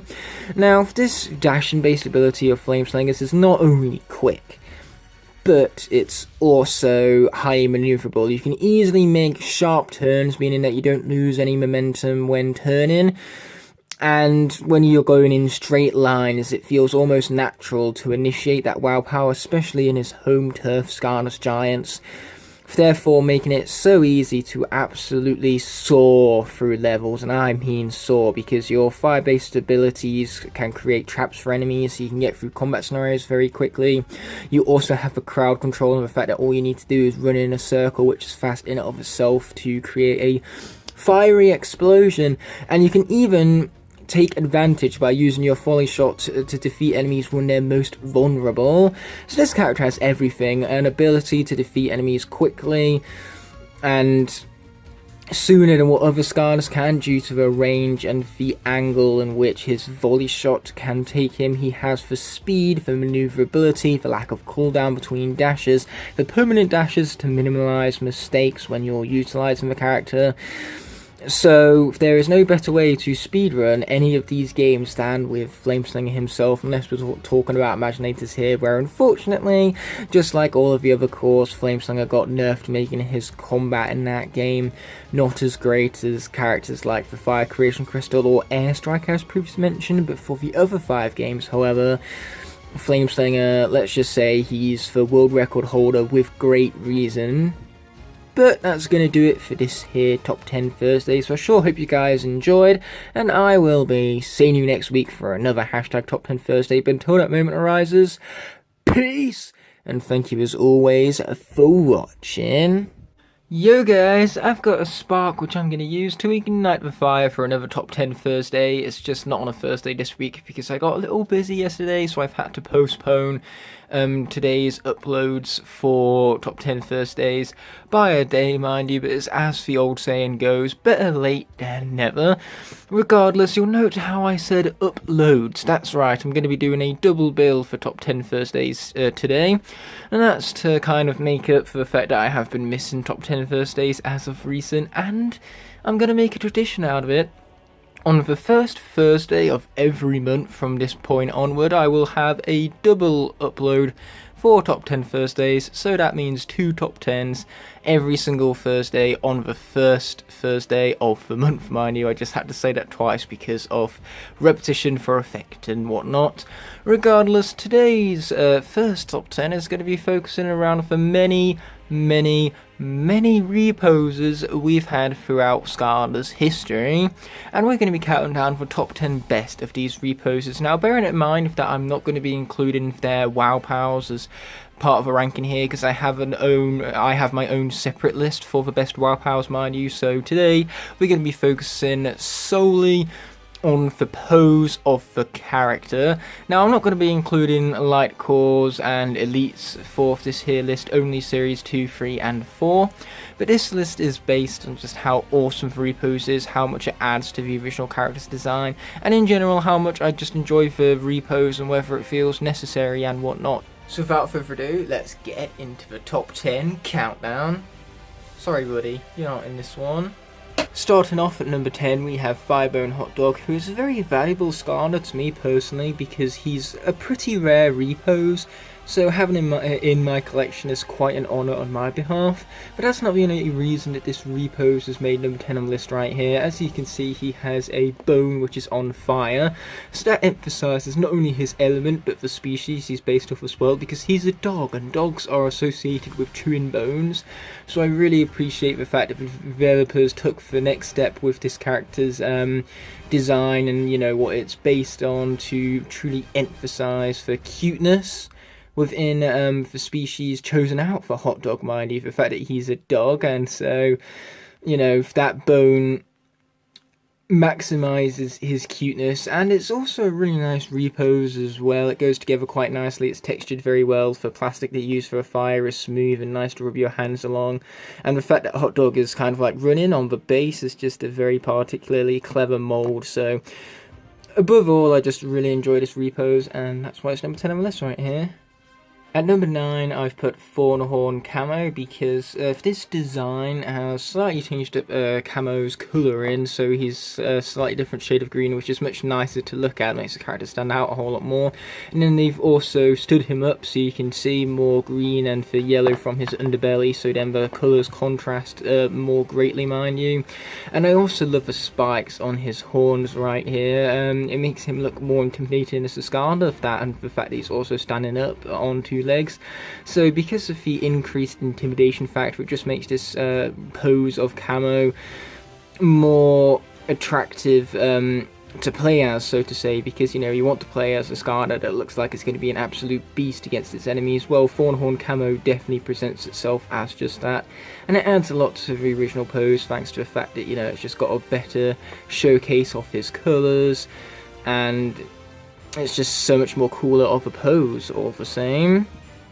Number 8 is going to be Series 2 Double Trouble. Now, what I really love about this guy is the sheer attention to detail. His feathers have little increments embedded within them to make them look and feel like actual feathers, thanks to how great the texturing is. His mask is painted so it looks more wood-like, and even his little double right here has the small diamond increments, and it's just awfully detailed. So I love detail that went into this pose first and foremost, and second of all, it just showcases what Double Trouble's moveset is about more effectively, his doubles, and because he's looking down at his double, it gives him more of like a fatherly type posture, so it shows off a more stronger bond between him and his doubles, which just adds a lot more personality and life to the character. And plus I also prefer him having his staff as more of an axe type thing, because it's a more intimidating based weapon, and again, more intimidating Skylanders, the more attractive they are to play as, because they look like they're a greater threat against their enemies, and you definitely want to play as a Skylander that will threaten their enemies all the same. So yeah, Series 2 Double Trouble is just great for all of the factors I listed above, mind you. Coming in at number 7, we have Tidal Wave Gilgrunt. Now, he's riding a frickin' water serpent, for crying out loud. That is so cool, but at the same time, it's so betraying of his original design, because you can't see his harpoon gun anywhere. But hey, Gilgrunt definitely looks like he's having fun with this water serpent, and you can tell from the expression on his face that he definitely feels as though he's weighed up when it comes to his harpoon or the water serpent, so that adds a lot of personality to Gilgrunt himself.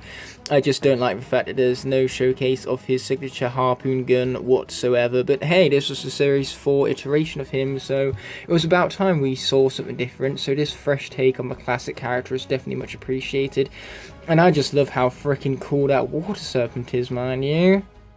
Coming in at number 6, we have Sure Shot Shroom Boom.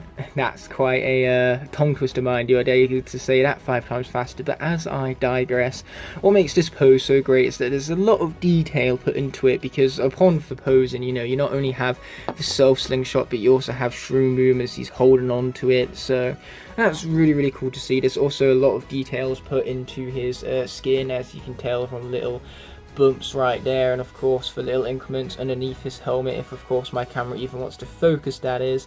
And the top of the helmet with the spikes on it is also very well textured, because it adds a greater intimidation factor to the character, which once again makes you want to play as him, because he looks like a greater threat to his enemies. But what's so great about this repose is that it truly emphasizes Shroom Boom's personality, because he's a very courageous little mushroom, and so the fact that, you know, he's willing to fire himself out of his slingshot to create the greatest attack against his enemies really showcases that courage and bravery that Shroom Boom possesses. So I'm glad that it's such a personality driven repose, and it adds a lot to the character, and above all just makes you want to play as him even more.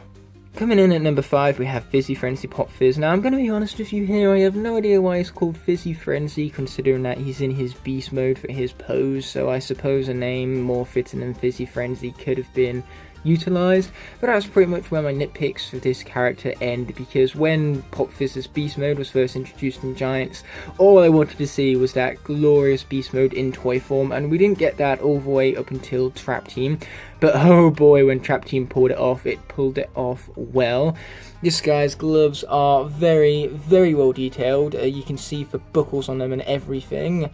And then the back of his figurine has just so much hair incorporated into the texture, and to make it satisfying to rub your finger along. He still has, of course, the little jacket on, so it's very much a very detailed figurine. And I'm glad that it was able to express Pop Fizz's second form, his beast form, mind you. And not to mention, it's so in character for his beast form, because he looks wild and so ready for attack, so to say. His eyes convey that with all the multiple colours, and the fact that it's kind of like staring down its enemy, ready to slash it down. So I'm glad that they definitely nailed the personality of the beast mode as well, with the fact that it's kind of savage. So yes, between the personality and finally being able to see the beast mode in a toy form in all of its glory is fantastic, and even better yet that it's as detailed as it is, and the colours of course really pop, pun intended, with the blues and the purples having a really great contrast with one another. So above all, this is a great repose, and it definitely deserves a number 5 spot on the list right here. Coming in at number 4, we have Cinder. Now, what I really like about this pose is the shape, because if I turn around right here, you can see that she's kind of curved, which, you know, emphasizes the fact that she's really great with movement, and it adds a lot of personality to her character. But what I love about it most is the plastic used, because the thing with the plastic is that it's slightly see-through, so it adds a lot of detail to this character, and above all, just makes it very satisfying to gaze upon on the shelf, Miley, because she stands out above all the other Skylanders based on the plastic used alone and that slight translucency. And, you know, it just brings so much colour to her character as well. So it's just a really well done repose, and I'm glad that they chose out the plastics for it that they did. Not to mention, seeing the lightning on her wings, emphasising the fact that she has lightning-based abilities, is a really nice, detailed touch to it, mind you, which I also really appreciate. Coming in at number 3, we have Series 2 Drobot, which is a really great pose based on the amount of detail that it was able to add to this character. First of all, his wings are as detailed as always, with small little lines and bolts within it to show where Drobot would have, of course, manually built up the suit from the ground up, mind you, and how he would have, of course, welded it together with the weld lines and everything just incremented into the plastic. That's great detail in and of itself. But then we've also got the golden gear, which is huge, first of all, and that's pretty awesome. And the thing with the gear is that you not only have the tail seeping right through it as it bends round from the back, but you also have the nice little spike on Drobot's head sitting in between it. So I love the fact that they took advantage of all of the little details of Drobot, including like the wings, so you can rest the blade on top of it, his tail, put the tail through the middle of the blade, and the spike on his head also sitting through it. Just really shows that the developers knew what they were doing with each element of Drobot's design to create a really detailed and very well designed mold. This mold just looks so damn cool, and I love the detail that's put into it. In fact, my words cannot truly compensate for how much I love this mold. But even more detailed yet is Series 2 Prison Break. Now, you can tell that he's kind of like got his mouth wide open and his arms sat behind him, so he's kind of roaring at his enemies, which adds that intimidation factor, which is very important to a repose, because, you know, you want to pick up a repose that's going to make your enemies quiver with fear when you play as a Skylander. So, you know, that gives you the idea of power, and that makes Prison Break's repose fun right out of the bat. But I love the sheer amount of detail going into this character, because first of all, you have the crystal backpack in addition to the pose, which looks so glorious, and it's also very well textured. It's smooth, so it's nice to rub your hand along, mind you. And you also have the crystals on the shoulders, and better yet is the fact that on the base you have the crystals splattering outward, because that's one of his attacks, to create a nice little crystal explosion. So the fact that they were able to cram so much detail into a single design is ultimately what makes Series 2 Prison Break such a awesome and memorable repose, and definitely worthy of a number 2 spot. In fact, he would be number 1 if it wasn't for bias, complete and utter bias. Of course Igniter is going to get number 1, he's my favourite Skylander, but even with that being said and done, this character without the bias is still a phenomenal repose and the best Skylanders has ever had to offer, because first of all, the blues and the silvers just create such an awesome contrast with one another, and Igniter holding his axe upward kind of foreshadows the fact that, you know, he seeks victory, and that, you know, he will happily grant it for you through his valor and knightsmanship.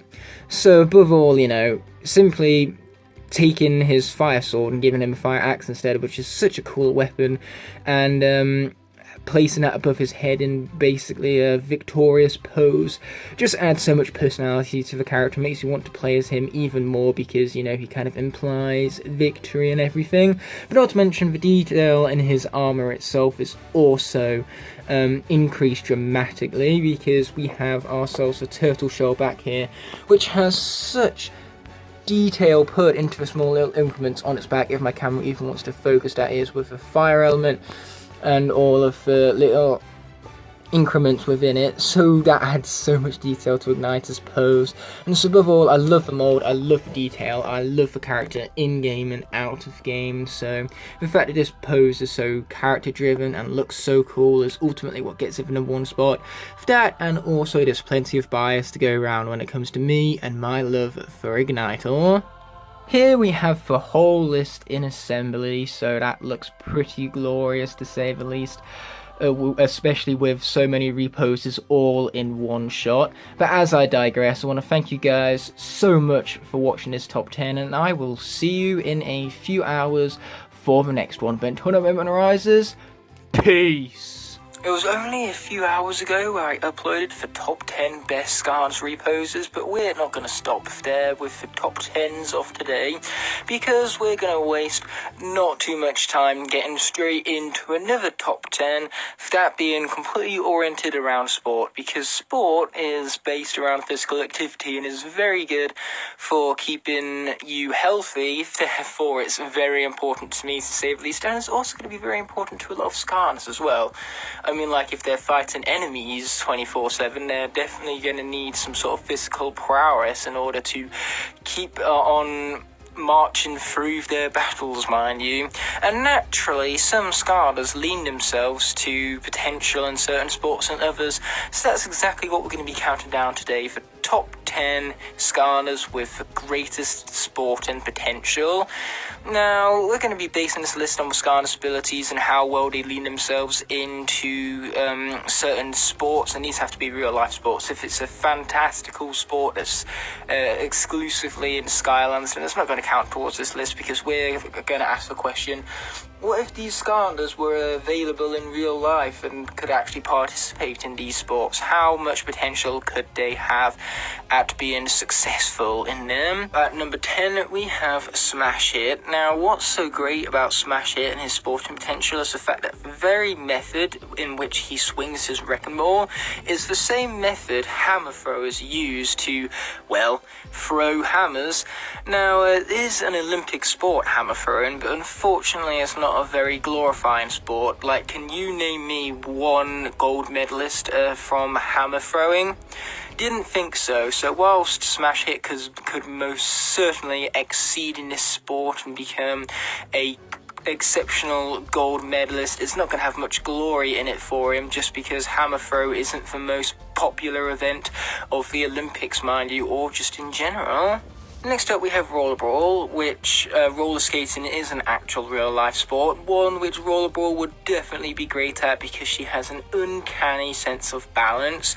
Now, here's the thing, her blade skates definitely wouldn't be legal, so she'd have to use regular rollerblades, but I'm sure she would balance on them just fine if she can deal with the sharp blades, mind you. But who knows, maybe the difference in terms of the terrain from a real-life rollerblading arena to from the terrain in Skylands, and maybe, you know, having to have much more smoother rollerblades could perhaps put her off, but I don't think it's going to be much to ruin the potential she has in roller skating as a sport.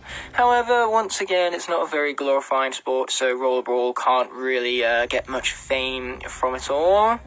Next up, we have Stealth Elf for acrobatics/gymnastics, which she could definitely exceed in these sports because she's a very acrobatic-based character, being able to perform flips and all sorts of tricks and everything. So no doubt she could become a gold medalist in that, but first of all, it's not the most glorifying of sports, once again, and second of all, if I believe so correctly, these sports are based highly on the opinion that the judges have of you, and not just for technique alone. So who knows, judges can always show bias, so Stealth Elf could always be limited by that. And regardless, gymnastics and acrobatics, whilst definitely being a very difficult sport, unfortunately isn't the most rewarding, especially for sponsorship deals. So while Stealth Elf could most certainly exceed in the sport isn't going to get her much in terms of fame and fortune. Number 7 is Barbella, who's an excellent weightlifter. I mean, like, her weapon is literally a set of dumbbells with rocks on the end, which are definitely going to be heavy, mind you. And she is so good at weightlifting that she can manipulate the earth around her, giving her her element capabilities. Regardless, once again, weightlifting isn't the most glorifying of sports, so becoming a gold medalist and exceeding in that sport isn't going to give her much fame and glory. However, it's definitely going to get her a good payroll, because she could definitely become a great coach in the sport. With her coach-esque attitude and personality, it would definitely lean herself towards becoming a coach for weightlifters alike, and maybe even training up gold medalists in it of herself. So she definitely has a lot of potential in weightlifting for not only being a gold medalist herself, but for coaching gold medalists along the line. And as I said before, that's definitely going to be a nifty payroll for her in the future if she was to take up all of this sporting potential she possesses. At number 6, we have Fright Rider, who has a lot of potential within jousting, mind you, which is a very interesting sport. First of all, it's not to be confused with fencing, which is very similar to jousting, except from the fact that it's done on foot. Jousting, however, is not only the skill of the rider, but about the skill of the animal that you're riding in order to joust with. So, of course, for Fright Rider, that's no problem, because their biography specifically states that they were a championship-winning duo within the sport. So, translating that to the real world, you would think wouldn't cause any sort of problems. Well, unfortunately, when it comes to jousting, they are done on horseback, and the lances have to be made by hand. I'm not sure what Fright's craftsmanship skills are like, and I'm not sure if he would be able to maintain that championship spirit with a different partner, mind you. So the uncertainty in whether his success would carry over is ultimately what gets him number 6.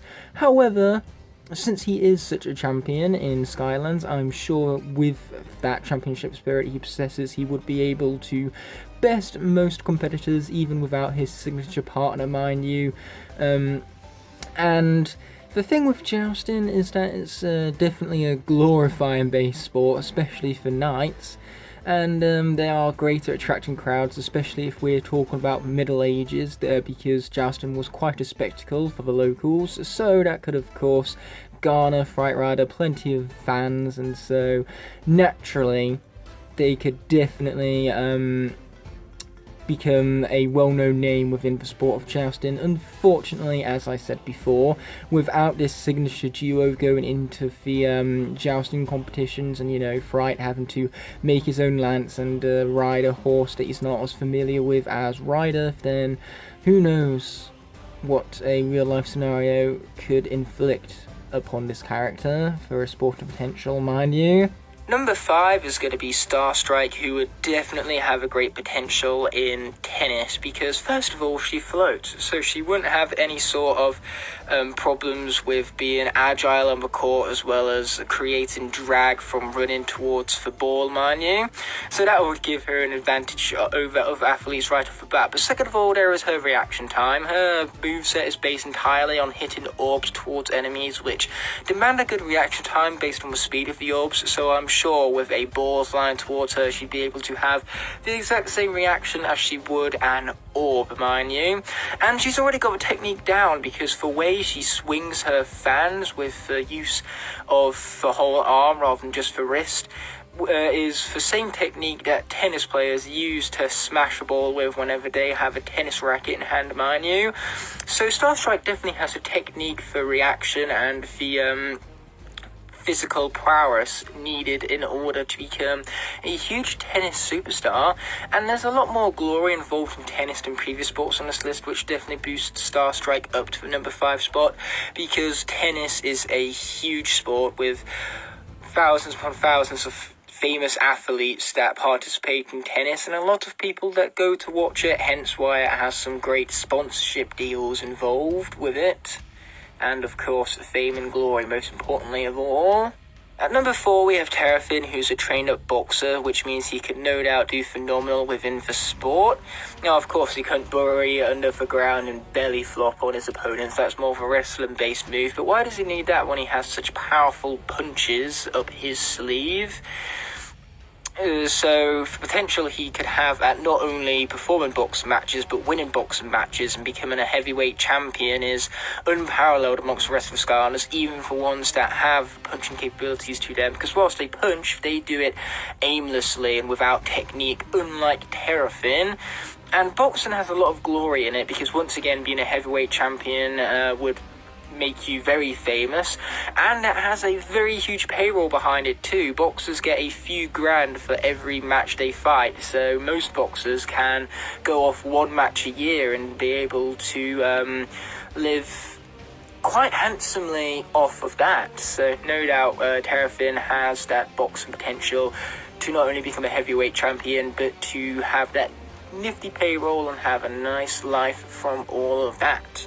Number 3 is going to be Zap, who easily has the greatest swimming potential of any Skylander in the franchise, because all the other water Skylanders have some sort of levitation abilities to traverse water. Slam Bam has his surfboard, Gilgrunt has his jetpack, Whamshell floats on his broomstick like a witch. Zap is the only one who swims. Not only does he swim, but he swims well, because he uses breaststroke and is incredibly fast with it. This guy could become a gold medalist in breaststroke easily. In fact, I don't think there is any competition against his speed and movement capabilities in the water. So he, with the potential of swimming for this character being unparalleled, is truly what drives Zap to the number 3 spot. But swimming, once again, is a very glorifying sport, because it's one of the biggest sports at the Olympics, it's one of the most supported sports, and therefore he could easily garner himself a huge fan base. And ultimately, when it comes to fame and glory, what's most important of all is your fan base, and swimming could absolutely provide that. Coming in at number 2, we have Flameslinger, who can hit his enemies from miles out with a blindfold, so I'm sure hitting bullseyes with both eyes open would come easy to him, and that would make him such a huge archery legend, to the point to where he would have local legends starting to spread about him in the same vein as Robin Hood and William Tell. So, you know, if these legends spread successfully, I'm sure that Flameslinger will become a man of myth, so to say, and, you know, being a myth among men is definitely a great potential he has up his sleeve for the sport of archery, and it definitely means he's earned the number 2 spot. Even if archery isn't the most glorifying sport, what does it matter when you excel at it to this extent as much as Flameslinger has the potential to? But number 1, without a doubt, is Lightning Rod. His physical prowess is what made him a Skylander in the first place. Like, seriously, look at those muscles. I think he could excel in any strength-based sport. Not to mention, just like Star Strike, he levitates, so there's no drag when he has to maneuver, and he would have great agility.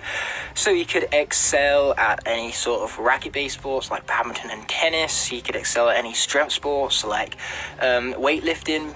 But best yet, he has his throwing potential, because if you look at the technique in which he shoots his lightning bolts, it would make for a great javelin throw, or a shot put throw, or a frisbee throw.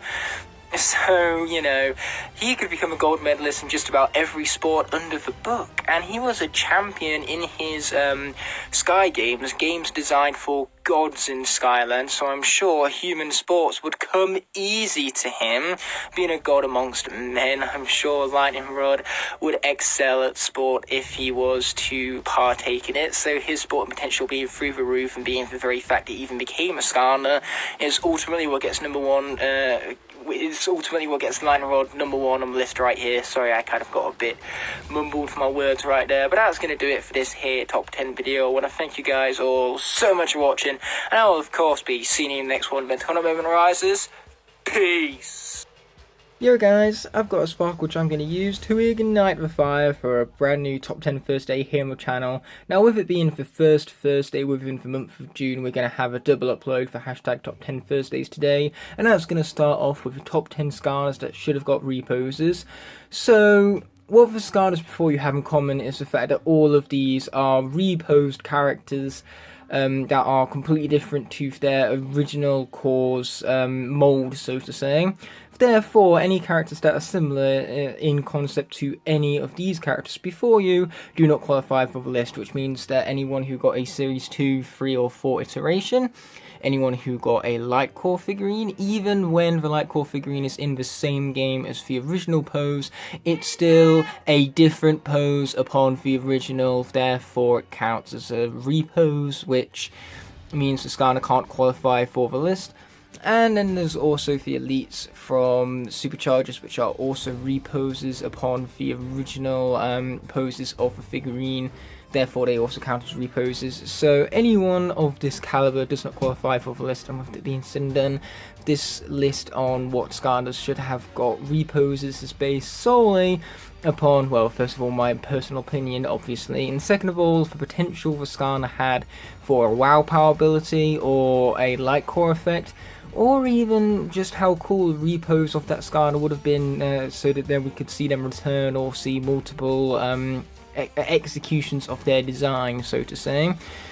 So for Skylanders that have the most interest to them in their own singular original core, enough to generate enough interest for another iteration of their character, are the ones that are going to make it higher up on this menu. But without further ado, let's get into the top 10 countdown. Coming in at number 10, we have Doonbug. Now, what could have been so awesome about repos with this figurine is that his light core effect could have been far more greater than Star Strikes, for example, with maybe his staff and his wings lighting up, you know, going for something less generic than just the eyes, mind you. So that gives him a lot of potential right off the bat. The fact that his light core could have been far greater than what Star Strikes was.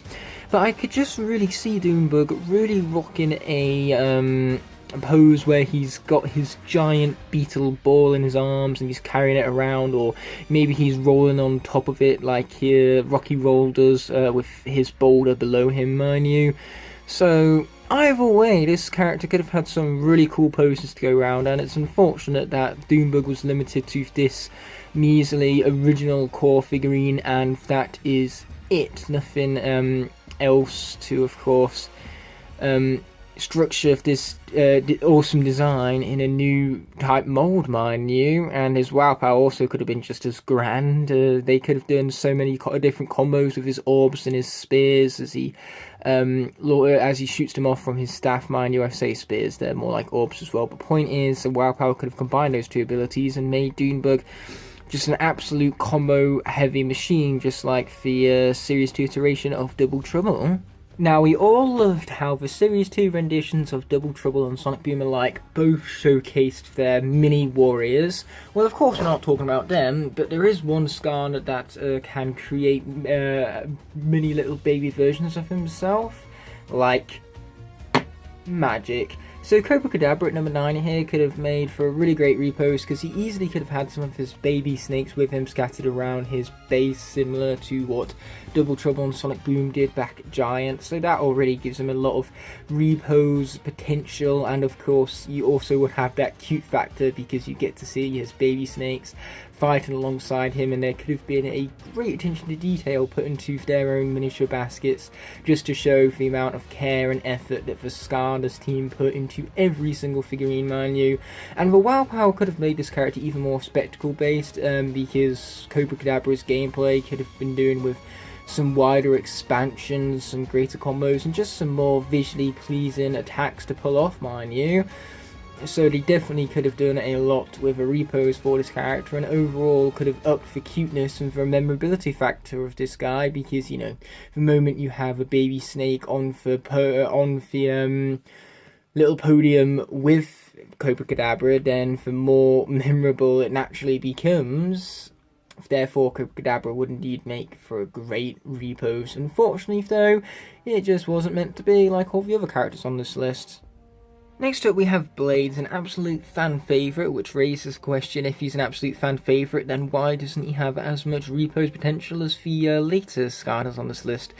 Well, the thing is that I can't see the designing team of these toys being able to create that great of a repose for this character specifically, because he might be an armoured dragon, you know, and there's several ways that they could repose his wings and his daggers and his swords and his sharp edges and everything, but overall it just wouldn't be that different from this original pose right here. I feel like it would have had the same implications as Series 2 Zab did, with just his head changing position, maybe his tail a little lower. So ultimately, his repose itself not having as much potential, that definitely puts Blades down a few pegs. But with the fact that Blades is such a huge fan favourite and such an awesome character, getting to see him return in a future game, or even getting to see multiple different poses of this character within Trap Team, would have been so cool. So the fact that we weren't able to revisit such an awesome character, mind you, is ultimately very disappointing, and it's what nets Blades a spot on the list right here. Next up we have Riptide, who's not a personal favourite of mine, but there is no denying the potential he had for repos. First of all, a light core could have made his weapon light up, maybe even the eyes within his weapon light up, to, you know, subvert the typical trope of light cores only having lights glowing up, so having the eyes of the weapon glow up rather than Riptide's eyes itself would have just been quite ironic, and that would have gave me a good chuckle, so to say. But regardless, what's so unique about Riptide is his gameplay, because of course he has two different forms of weapons, so creating a repos of Riptide would have come easy. All the designers would have to do is literally swap out his swordfish for his hammerhead fish, and boom, you have a repos, which signifies a different style of gameplay from the figurine, which was created in the game, mind you. So it's not exactly like this repos would feel lazy, mind you, because, as I said, it would explore this character's gameplay in a lot more depth and really expand upon his original pose. Not to mention, he could have added more detail to his armor, maybe changed up its design a little, and overall just really explored this design and, you know, execute it in very unique manners with a whole nother repose. But unfortunately, once again, it just wasn't meant to be. And just to reiterate, this character is as low on the list as he is because he's not a personal favourite of mine. Next up we have Food Fight, which easily could have became a light core, his weapon, and his eyes could have lit up alike, which would have been very similar to Shroom Boom, but that also would have signified that they have very similar designs. Both of them are very short in stature, both of them are made of food in terms of their design, so overall creating similarities between the two would have showcased a really great relationship between Skylanders, and it would have showed that, you know, the designers really care about the design and detail put into every Skylander and how they connect. So that connective tissue would have been really interesting to see as a light core and could have looked really cool. Food Fight is also a really awesome character, so being able to explore this design more and just be able to return to his gameplay in later games would have been really satisfying. And even if we weren't to create a light core out of this, there easily could have been room for a really awesome repos with Food Fight riding on the top of his giant tomato. Now, unfortunately, this wouldn't really differentiate Food Fight all that well from other characters, because Rocky Roll has the little ball that he rolls upon, so having Food Fight roll on a giant tomato wouldn't be all that different from him, unfortunately. But again, it would create a connective tissue between him and Rocky Roll, making Rocky Roll in turn more memorable. Because Food Fight would definitely be all more memorable with a giant tomato of all things, because that's just clever. So that's something that, once again, I can't really fault, and if you were to fault it, is more of a nitpick than anything. Therefore, Food Fight definitely has a lot of potential, even with the similarities, although those similarities are ultimately what drops Food Fight down a few slots on the list right here. Next up we have Flipwreck. Now, a repos of this character, just like Riptide, could have easily showcased different elements of Flipwreck's gameplay and could have expanded upon this original design, because he could have been riding on his little wheel in a repos, which first of all would just look really, really damn cool. And it would also be unique because we don't really have many Skylanders actually riding things besides, you know, for constant design to go back to, with Rocky Roll being on top of his boulder. But, you know, a ship wheel is very different and very distinctive from a boulder, mind you. And of course, we could have also seen an upgraded version of Flipwreck's sword. So overall, we could have had an expansion upon this original design to showcase the different upgrade stages that Flipwreck goes through, and just ultimately showcase what this character is capable of in a far superior light to what this original pose can imply, because this original pose really doesn't give you much of an idea of what this character is like on a personality scale nor on a gameplay scale. So having a design from a repos of this character just elaborate on that would have been so damn cool to see. And his wow power potential again is really, really good, because we could have definitely had some more combinations you could create whilst on top of that wheel, mind you, or just something really visually fun to watch, like maybe his blowhorn going off and making him spin around in a massive circle like a balloon. So overall, he could have definitely added a lot of visualness to his gameplay with a WoW power ability, so it's just unfortunate that none of this was able to come to light, really. Next up is going to be Zulu, yet another really easy repose, which is why it surprises me even more that the developers didn't choose to go for an easy design like this, because all they would have needed to do was have Zulu ride on the back of a massive boar, and once again it wouldn't feel lazy, it would feel necessary because of the fact that that's another element of Zulu's gameplay that this original figurine doesn't even, well, for closest it alludes to is the little increment on his staff, and that is it. So getting to see more of his gameplay explored in a figurine format would have been really cool and really unique, because this is an actual living creature that Zulu's on the back of, which kind of emphasizes his personality of him using nature to his advantage and showcasing, of course, his love and care for nature.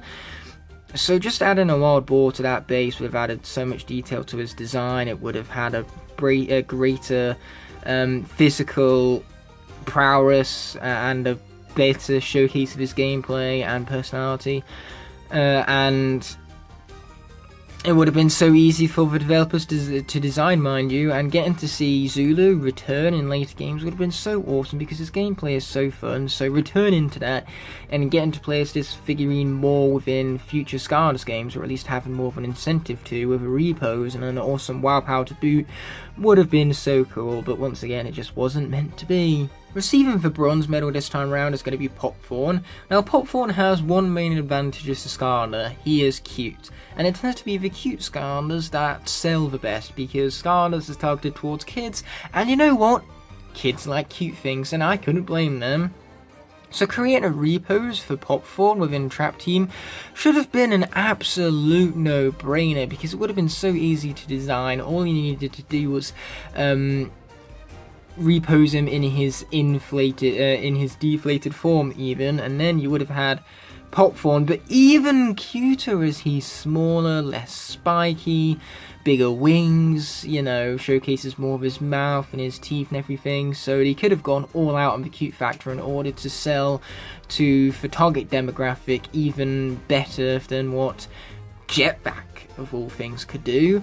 Of course, on top of that, you could also have a lot of detail put into the base with his mines being put all around him. So above all, they really could have made a really detailed and really cool looking figurine that could have easily sold itself. And once again, this character really needs something visually to make him stand out on his gameplay wise, because there's none of his attacks that really give him any sort of visual prowess within the game to differentiate him from other characters. So having a incredibly visual based WoW power would have been so cool to see. Or maybe it could have been very button mashing heavy, a bit like Pop's Soul Gem. So you're mashing the inflate deflate button in order to create a big pop. Maybe make popcorn sprinkle down or something due to mashing the inflate deflate button. Just something like that would have been so clever and a great execution of this guy's design, because of course, you know, his design leads to that gameplay so well. And his name as well, his name is a pun in and of itself. So actually utilising popcorn, which is where Popthorn gets the pun in his name from, would have been so clever and so cool to see, but it just wasn't meant to be. And hey, I'm a poet and I didn't even know it. Now, number 2 is going to be a Skylander which lots of people have wanted to see return for a very long time, because he's the only Skylander from the entirety of Spyro's Adventure that has never seen a pose other than this one before you. And that's really unfortunate, because Sunburn has some really fun, really unique gameplay, and the fact that he's a dragon that doesn't fly, so he doesn't waste a tertiary attack, mind you. And a repose would have been so easy. You could have had him on all fours, you could have had a nice little fire sparkling around him to once again signify his in-game capabilities and really expand upon the figurine's design, because we could have got to see a before and after of his upgrade chamber, which is what makes reposes so unique and distinctive from their original designs, mind you. So the potential to really expand upon this design and give him all new poses is definitely high up there, and it's actually a shocker that he is the only Skylander from Spyro's Adventure that didn't get this elaboration upon this design within a reposed format, mind you. And above all, you just really feel sorry for this character, so I suppose the sympathy points is enough to get this character this high on the list right here, since you do feel sorry that he is the one and the only of the original 32 Skylanders to have not received any further attention, and it's almost as if Activision have forgotten about him entirely. But my number one, without a shadow of a doubt, has to be Fright Rider, due to personal bias, because he's one of my favourite Skylanders. I love his blend of speed and melee. Unfortunate that he has such a large hitbox miner, and that's the only downside to his gameplay, but here's the thing with Fright Rider, very similar to Sunburn, he has been very forgotten since his debut in Giants, which was of course 5 games ago, so, you know, failing to be reintroduced 4 times in a row is very depressing and gives this character a lot of sympathy points, because all of the other Giants cores and most of the Giants themselves have returned in some form or another. So Fright Rider having this abandonment and neglect is really unfortunate to see, especially since his design is so unique. He's on the back of an ostrich, which when I was mentioning about Zulu, obviously, I forgot about him myself, so I'm taking place of Activision here and forgetting Skylanders left, right and centre. But still, because he's riding his animal in this pose, that means that there's unrivaled potential for a different pose, mind you. You know, you could have Fright step down from Rider, you could have his spear buried into his base to emphasize for kind of like undeadness, because here's what you do when you find a skull, you know, most people often put a sword or a spear through it to signify victory, and so you could have had that same symbolicness behind this figurine and the actual podium he's on, or the base, you know, but base, podium, they're practically the same thing. As I digress, yes, his reposing potential is through the roof, because there's so many different ways that they could have molded this guy and expanded upon him. They could have showcased a weapon that was further down his upgrade chamber to really give you the idea of the before and after you upgrade this character, and so the extra power that the figurine would present itself with would once again make you want to pick up this guy and play as him all over again, due to the detail in that figurine and just how powerful that figurine could look. And since he's one of my favourite Skylanders, it's just such a huge disappointment to me that he's been neglected 4 times in a row in future games, especially with this much potential and this much uniqueness behind his design. Even though I forgot about it when I was talking about Zulu, so to go back to what I was saying earlier about Zulu, he could have been riding a boar and would have been the second Skylander to have a animal that he was riding, mind you. But now that that has all been amended, it's time to bring this top 10 to a close. So of course I want to thank you guys so much for watching. I'll see you in a few hours for the next top 10 Thursday of today, mind you. And I'm glad my camera finally managed to stay in focus for the conclusion of this here top 10. So thank you so much as always for watching, but until that next top 10 arrives, peace. A few hours ago I uploaded a video entitled The Top 10 Scars That Should Have Got Reposes. Well, it turns out that most of those Skylanders didn't get reposes because some idiot at Activision was too busy reposing Jetvac over and over again. So now we're left here with 9 iterations of Jetvac, rather than having getting multiple versions of the much more deserving Skylanders that featured on that list, mind you. Regardless, one of my previous top 10s was celebrating the top 10 greatest Skylanders reposes, mind you. And whilst it's definitely great to appreciate what we have, it's also great to theorise about what could have been. So naturally, this list is going to be looking at scars which have reposes already, and yet still haven't reached their full potential for how awesome their design could be executed in a figurine format. So these are the scars deserving of even further reposes from what they have already. Naturally meaning that any Skylander that was exempt from the previous list are the ones that qualify for this one. So any Skylander with a light core iteration, a supercharger iteration, or an elite or a series 2, 3 or 4 qualify for this list, since those are poses that are different to their original core designs, mind you. Regardless, the list is of course based upon how much difference could be made from the repose of a Skylander that already exists to yet another repose of a figurine, how much potential that posing could have, and above all, how much I would have loved to see certain Skylanders return for a 3rd or 4th time, so on and so forth. And of course, for characters with unrivaled potential that I want to see time and time again, of ones that are going to make it very high up on the list. So spoiler alert, Jetvac does not make it onto the list, mind you, which is why I assembled this shot of all of them before you. So without further ado, we're going to roll the intro and then get into the top 10 countdown. I was really stuck for a 10th place spot on the list right here, so a quick honourable mention goes to none other than Zook, purely because he once again has a lot of potential for another repose, despite the fact that he has 3 iterations already, because of course you can create bamboo walls or mushroom walls depending on which path you take, or even cacti walls, and either way these walls could have been incorporated into the base to create a really detailed figurine, maybe with Zook's weapon slightly volleyed upwards, even more so than his elite form, in order to showcase that he's about to fire a volley shot over said bamboo or cacti or mushrooms, and this would have just showcased this character's gameplay a whole lot more and could have created a really detailed figurine. But unfortunately, Zook isn't really my favourite character when it comes to the Skylanders franchise. He's easily within my bottom 100 favourite Skylanders actually, so naturally, seeing this guy return would have been a huge disappointment, especially when there are much better Skylanders to take his place, such as Flameslinger. Now, Flameslinger is an absolute fan favourite, and it's easy to see why. He has a mix of range and speed, which are some really awesome things to have from a Skylander. Unfortunately, his repose potential isn't as great as Skylanders are coming on this list. In fact, it's not even as great as Zook, which is why he literally just barely beats out Zook to get the 10th place spot on the list right here, because of the fact that he's just a better Skylander, and I would have loved to see him return more, because seeing more gameplay out of this character in future games would have been something really cool to explore, and getting an additional WoW power as well would have also been something really nice to see. Or better yet, a light core effect, allowing his bow, or at least the arrows from his bow, mind you, to light on up and really create that fire-based aesthetic. At number 9 on the list we have Whamshell. Now, it's really disappointing that this figurine was given a light core rather than a repose, because we never got to see a WoW power for this character, which could have been so awesome.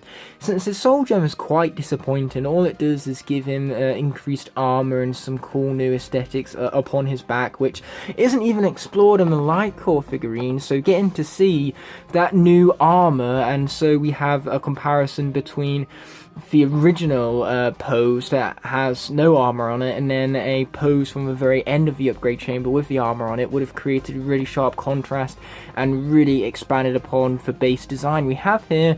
And not to mention, we could have had a really visual WoW power, because this character isn't too impressive visually.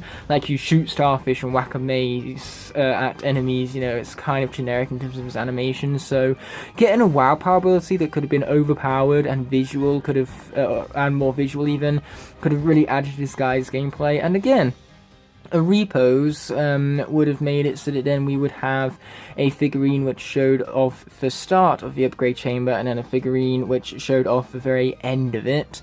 And it's not exactly like there's any shortage of positionings for Whamshell's mace. He easily could have had it to his left and then hold on to it with a single hand, a bit like how Zook handles his bazooka right here. Coming in at number 8 is Chill. Far from a fan favourite, so I'm sure a lot of people would have definitely been put off by the fact of this character returning once again, but in my personal opinion, I think she's a great Skylander. Once again, a great range of melee and ranged attacks to create overall a really well-rounded, really fun Skylander to play as, and also a Skylander that could have had several different poses to really execute her design in very unique ways. She could have had new armor, different colored armors. She could have had a really upgraded ice javelin. I mean, like, going from here to here isn't that much of an evolution, so we could have had that expanded upon even greater, because Blizzard Chill, let's be honest here, whilst her shield and her mace, not her mace, her javelin, Whamshell's got my tongue, but regardless, they aren't that much of an evolution from the original design. So with there being so much more potential for an expansion, and the fact that this is a personal favourite Skylander of mine, means that Chill is worthy of number 8 spot on the list right here. So seeing a series 3 Chill would have been pretty awesome, to say the least. At number 7 we have Prison Break, yet another character that's far from being a fan favourite. Apparently a lot of people don't like this Skylander, and it's hard to see why, because he has such creative gameplay elements, with his lasers being diverted by the crystals at certain angles requiring strategy. And he also has some really creative wow powers, such as a mega laser which activates whilst you're firing your regular laser, mind you, and even that can be reflected by his crystals, creating for a mega beam that can hit 9 enemies at once and deal 200 damage to all of them. It's OP and truly fantastic. Then there's the Series 3 iteration, which when you fire your lasers into the crystals, it carves a statue of Prison Break himself. What I'm saying here is that this character has no shortage of creativity woven into his gameplay, so seeing another wow power could have created for something really visually unique and stunning, and it could have even made a lot of people change their minds towards Prison Break and start to appreciate him more for the creativity he displays.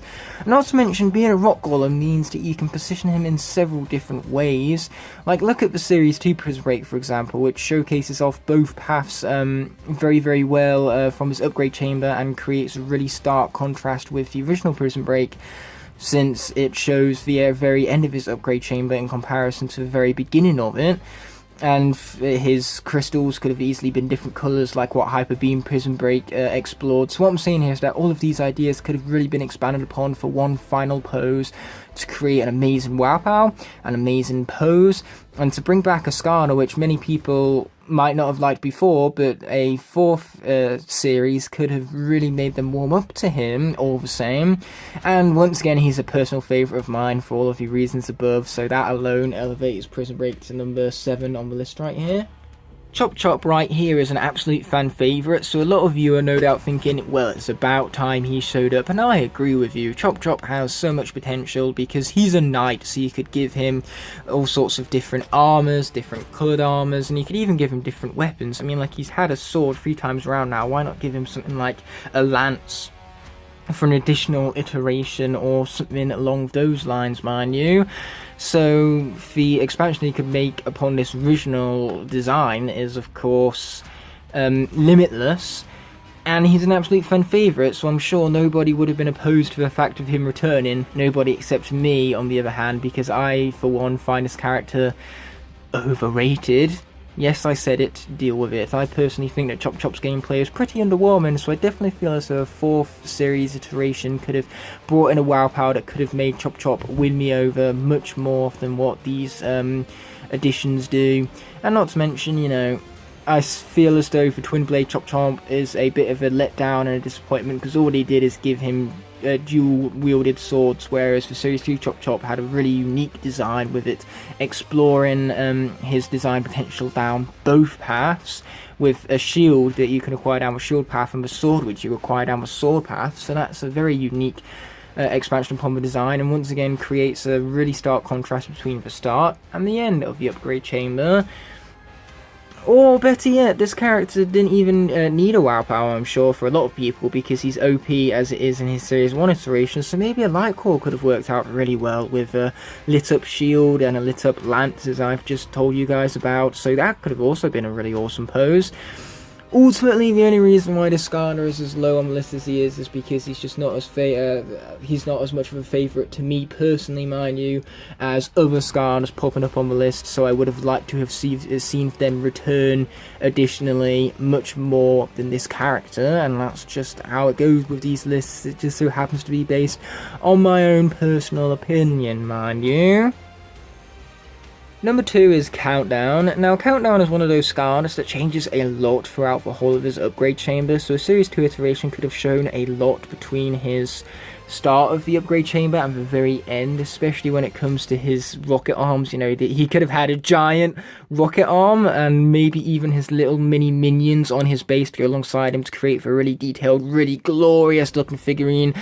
Of course, this would be very hard to do because having a giant rocket hand would make the figure very top heavy, so that raises questions as to how they would balance out the figurine, and who knows, maybe that's the only reason why he didn't return in Trap Team. But regardless, a wow power could have also been really awesome to see because he's a bomb, and of course bombs can create all sorts of different explosions and combinations and chain reactions of explosions, so his wow power potential once again is through the roof and limitless. So seeing a reposed version of this figurine with his little minions, because of course that would add a cuteness factor, and everybody loves themselves a cute return of a Skarner, mind you, and it could have also just expanded upon this original design even more gloriously than what the Light Core iteration did when they decided to repose this original iteration for a second time within the same game, mind you. So yes, Countdown, one of my personal favourites, and definitely a character that has a lot of potential for an additional repose on top of the Light Core that we already got.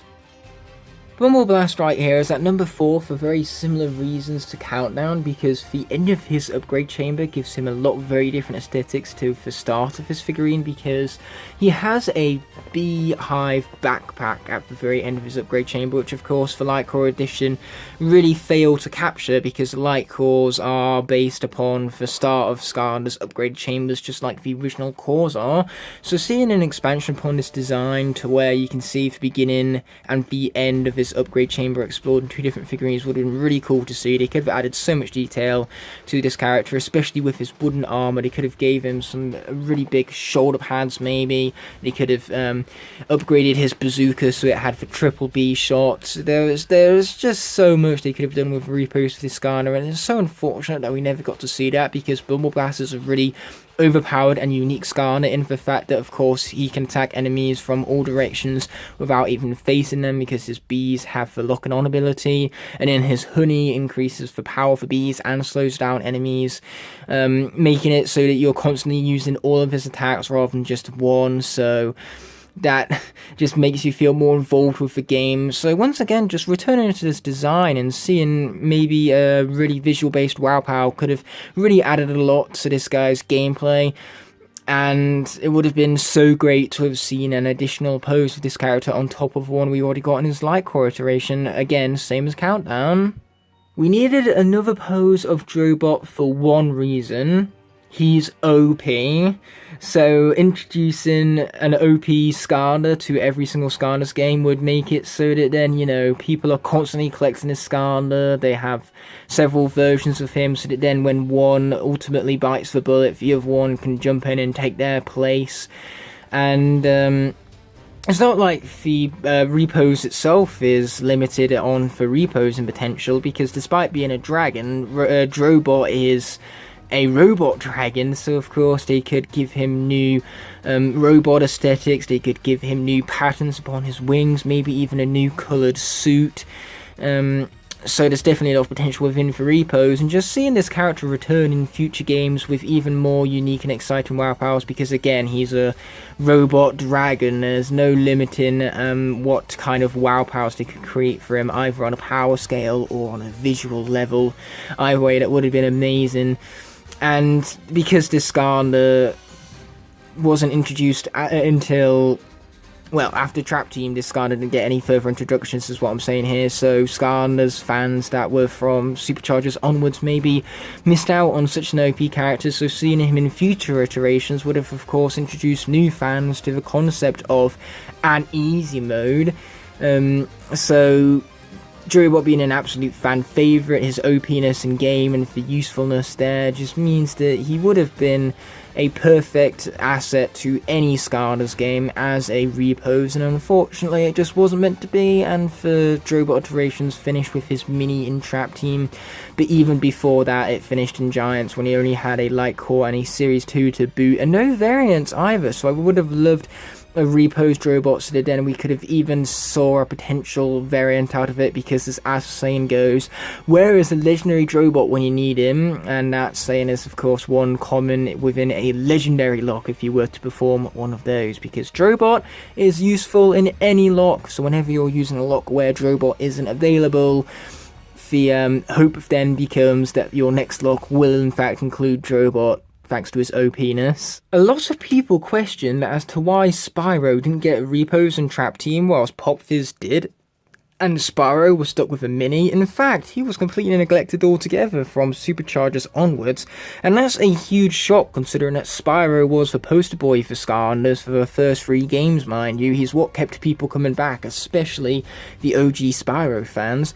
When it comes to the Spyro's Adventure Dragons, he is one of only 2 of them that got that 3rd iteration within Swap Force. The other one would be Whirlwind. So not seeing a 4th series is ultimately just really disappointing because it didn't carry over those original dragon designs from Spyro's Adventure into the newer games. And ultimately, Skylanders just felt like it was missing something whenever Spyro wasn't introduced in the new game, because he became such a staple for this franchise and became such an iconic inclusion.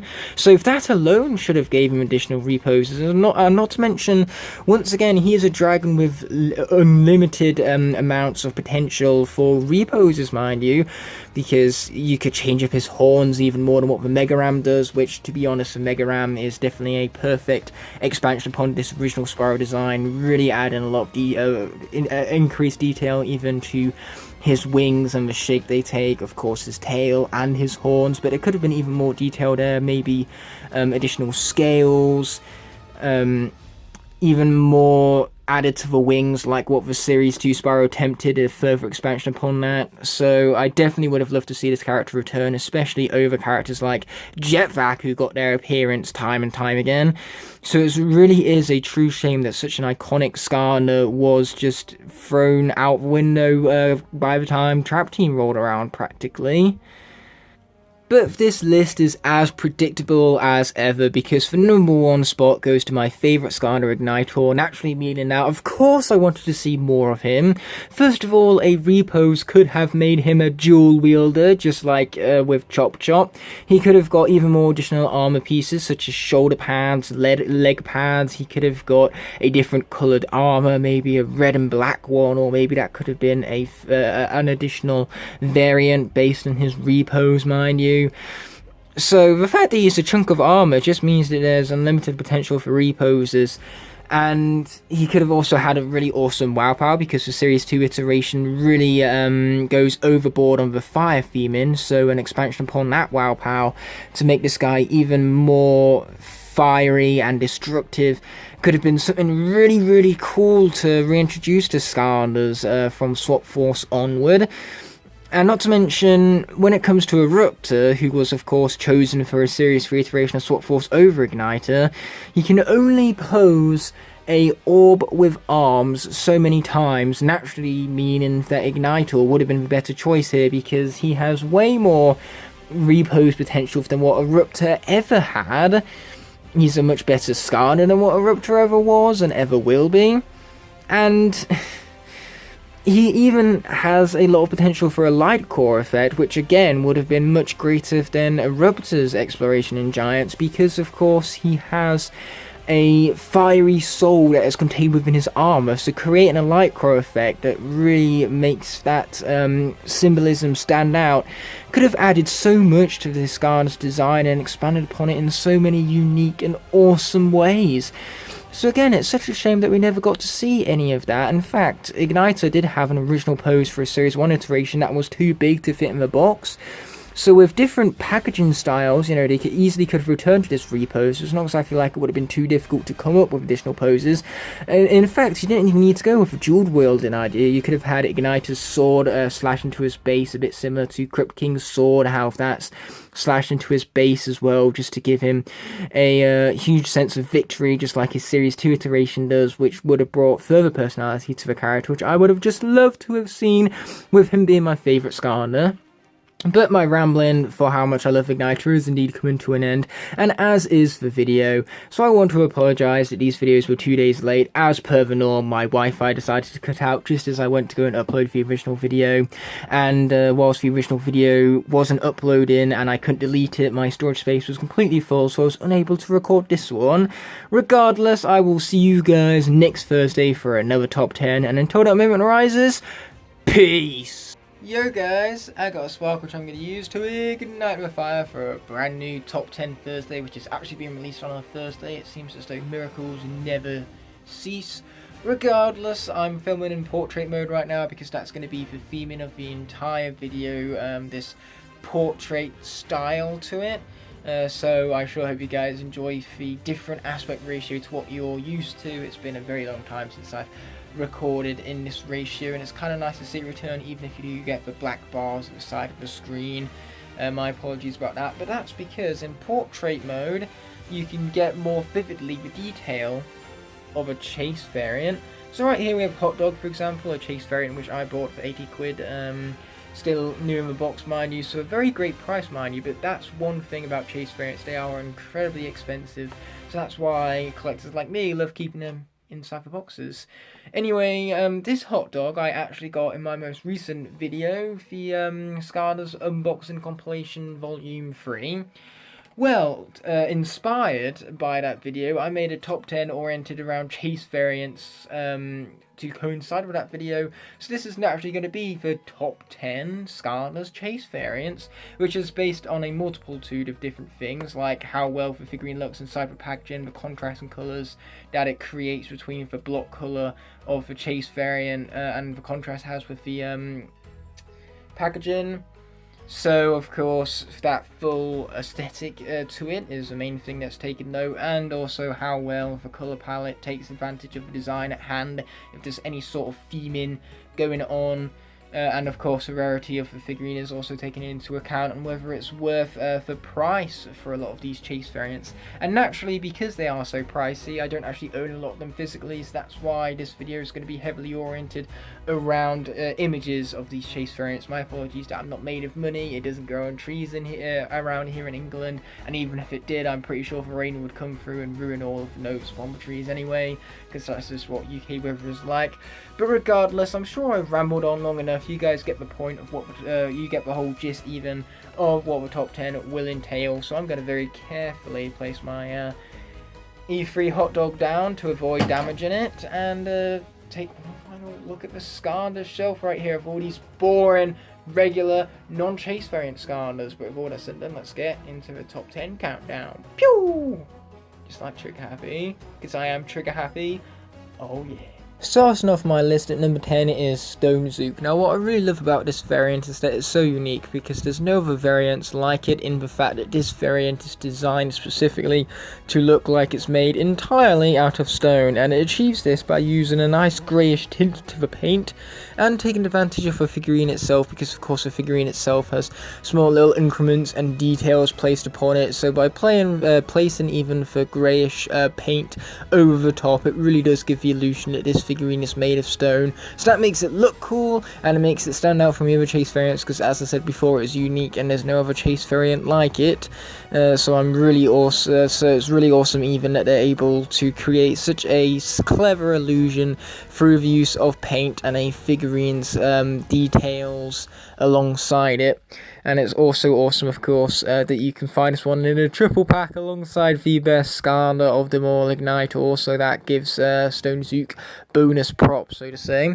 But number 10 is going to be Flock Trig Happy. Now, the thing with Flock Trig Happy is that he's kind of even with Flock Stump Smash, because they both achieve the same thing when it comes down to the texturing of these figures, because of course they are fluffy, so rubbing your fingers along them must feel quite nice. So it's the unique texture in here that I really like, the fact that textured unlike any other Skylander, and that truly makes them stand out.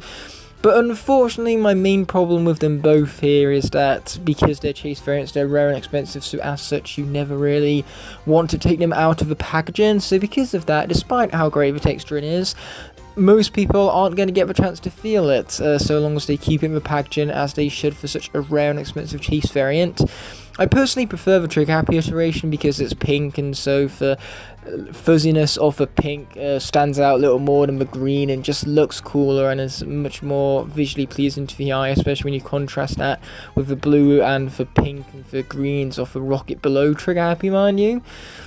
And my final flaw for him really is that the flocked version is far too similar to the regular version, with it literally just having nothing besides the fuzziness to the Trig Happy part of the figurine itself. The rocket is completely the same, so that makes the variant a little less boring than others, which is why it's only at number 9 right here. And I've already told you the free flaw about the texturing, so despite the fact that the texturing is unique and it's going to be absolutely awesome to rub your fingers along, most people aren't going to experience that, because most people aren't going to be able to buy two, one for the package and one to unbox, mind you.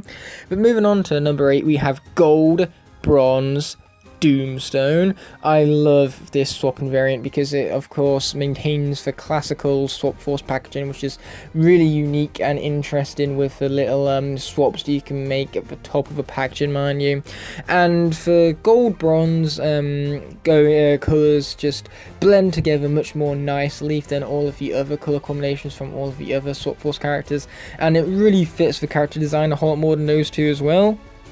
Because of course Doomstone is an earth character, he consists of earth based elements, so the gold and the bronze colour palette just makes more sense for the figurine design at hand. So the fact that there's just better design work here in terms of the colour palette chosen, the fact that the colour palette itself just blends together much more nicely than the other Swap Force Chase variants, makes this easily my favourite of the Swapper Chase variants.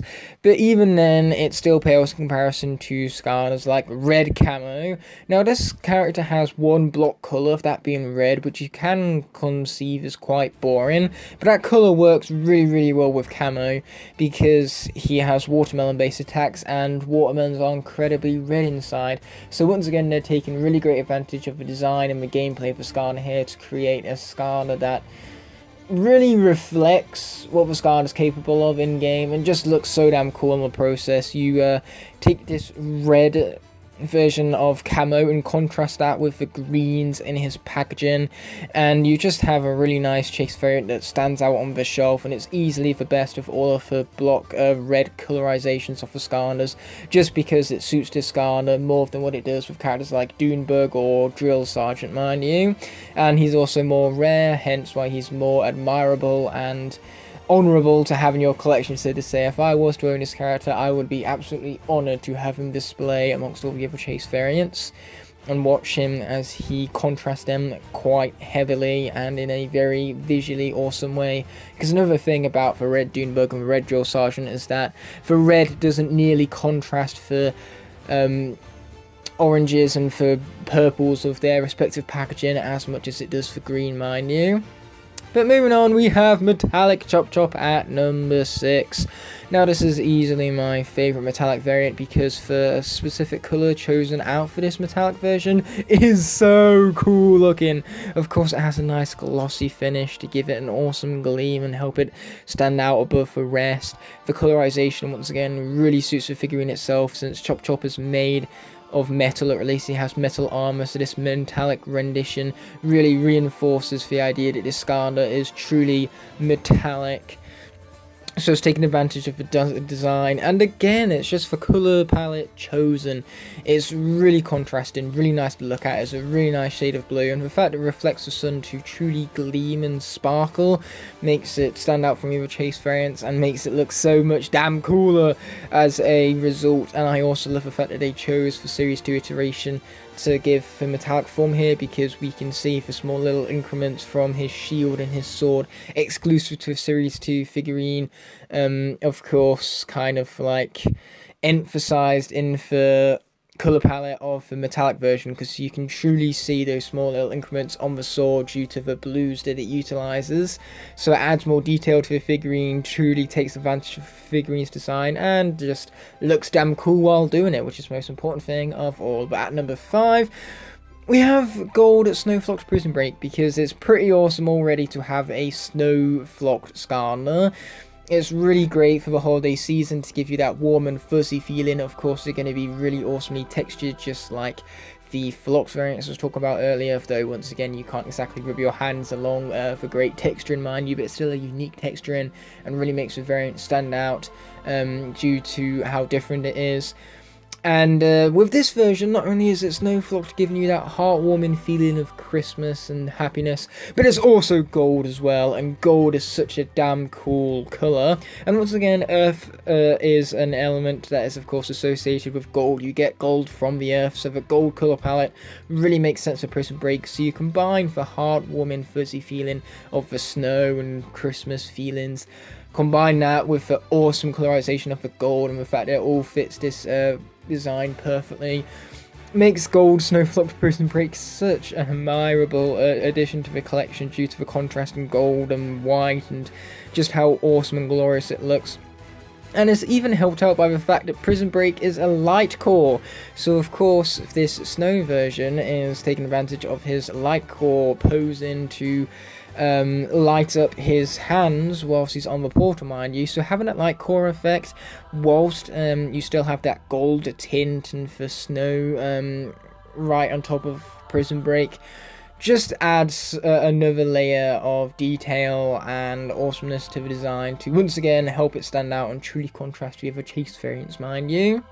Coming in at number 4 is not only my favourite chase variant from Imaginators, but it's also my favourite crystal variant, so I couldn't help myself but buy this one on eBay when I had the chance because it looks so damn cool from all of the art pieces I could see from it, and owning it physically, it just emphasizes how awesome this figurine looks, mind you, because what's so unique about this crystal variant is that it maintains the translucency of the chase variants preceding it, but it also has multiple colors to it, like her weapon being pink and her hair being blue. So ultimately that creates a much nicer contrast, which is far more visually pleasing than the other chase variants and really makes it stand out amongst a lot of them due to the variation in the colour and how eye-pleasing that is. So I'm glad that they picked out this figurine of all things to actually create that colour contrast with a chase variant, because it suits Barbella's design for most of all of these crystal variants we've gotten. And of course we still maintain the pupils that really contrast the rest of the translucent based design, having such thick based pupils, mind you, within well, I say pupils, I mean the eyes are actually without pupils. Geez, get my biology right here. Regardless, Crystal Barbella also has some really awesome packaging to go alongside her. So naturally, as a whole package, she just looks cooler than the other chase variants due to her contrast and colours and the uniqueness that it presents her with. Coming in at number 3, we have the Chrome Spyro from E3 2012. Now what's so cool about this figurine is that once again, the silver it utilises is very visually pleasing and distinct. There's no other chase variant like it, hence why it stands out on the shelf. But once again, it reflects sunlight, giving it this shiny, glossy feeling that's just so cool to look at on a visual level, and lights up the room no matter what angle he's at, so that's of course a bonus as always. But easily one of the greatest things about this packaging, or if this figurine even, is the packaging, as I was previously alluding to even, because Spyro is a starter pack Skylander, so getting to see the original Spyro in a packaging format is so damn awesome, because we get to see his catchphrase at the bottom, we get to see his art card at the back, and this is all something that was originally exclusive to Dark and Legendary Spyro, but now thanks to this chase variant we get to see what the original Spyro would have looked like if it would have got this regular packaged form like all the other Skylanders from the games. Maybe for people who bought the 3DS version, this regular version of Spyro could have been oriented towards, but still, that chase variant even combined with the packaging, because the silver really contrasts the purple to create for a great looking figure. Again, no matter what angle you're looking at it, makes this variant truly awesome and worthy of a number 3 spot. But coming in at number 2, we have my second favourite Skylander of all time, so naturally there's going to be a lot of bias towards this one, and that's going to be Snow to Dash. Now, Snow to Dash is incredibly unique in comparison to all of the other chase variants, because they actually changed her name on her packaging, so it's not Snowflock Smolder Dash, it's Snow to Dash, which is an excellent pun. And because of the changes they made to the packaging and the unique detail that they went into for this figurine, it makes it distinctive and awesome. And not to mention, once again, this one has 2 colours chosen out, and the sparkling whites contrasted heavily with the blue flames, and the fact that the blue flames light up to put further emphasis on that due to the fact that this is a light core figurine. It just makes the Skylander stand out so well amongst all of the other chase variants due to just how visually pleasing its contrast and colours are, and how much emphasis is drawn to these colours due to the excellent light core effect on display here.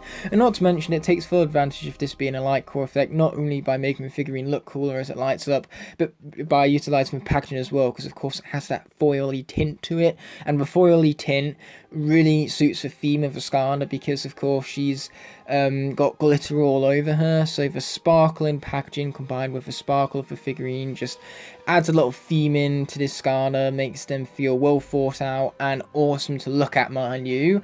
So Snow to Dash is absolutely one of my favourite chase variants, but my favourite has to, without a doubt, go to Halloween Fright Rider. Now this chase variant was so awesome that you got a congratulations letter with the Skana once you won him from the free-to-play promotion, because he deserves such an awesome companion piece to go alongside him. You deserve to feel rewarded for earning this Skana because it looks so damn cool and distinctive. The orange and the blacks aren't really seen in any other chase variant combinations, and they contrast each other so well. And not to mention the colours for which part of the figurine makes sense, having the orangey bronze type colour for Fright and then for black for Rider. It just makes sense and looks so damn cool, and as I said, contrasting. Words truly cannot emphasise how awesome this variant looks. I can't wait to get it physically one day to see how great the colours are up close in person, mind you. But what I really love about this figurine, once again, is the theming, because these are traditional Halloween colours, and of course this is known as the Halloween Fright Rider Chase variant because it was released during Halloween time. So having this design of the chase variant tether so heavily towards Halloween, and having that deep theme in, as well as the contrasting colours that really suit the design and take full advantage of it, is ultimately what makes Halloween Fright Rider without a shadow of a doubt my favourite chase variant. And it's also awesome to see different renditions of one of my favourite Skanas, because Fright Rider is such an awesome figurine, so getting to see an awesome chase variant applied to this awesome design is just something really great to see. And again, I cannot wait to get my hands on this one physically. But that's going to do it for this here video. I sure hope you guys enjoyed it. I'll be seeing you guys next Thursday for another hashtag Top 10 Thursday. But until then, memorizers, peace. Yo guys, I got a sparkle which I'm going to use to ignite the fire for another Top 10 Thursday. Today we're going to be looking at the top 10 Skana's NPCs, which means that this list is only going to count for characters in the entire Skana's franchise that you cannot play as, hence where the term non-player character comes into play. So any NPC from any Skana's game counts towards this list, so long as they are from the mainline console games, meaning that no NPCs from the 3DS or mobile games are included towards this list, mind you, because they're just simply put not as memorable as the other NPCs from the console games are. And that's one of the main factors going into this list that will determine where on the list these NPCs land.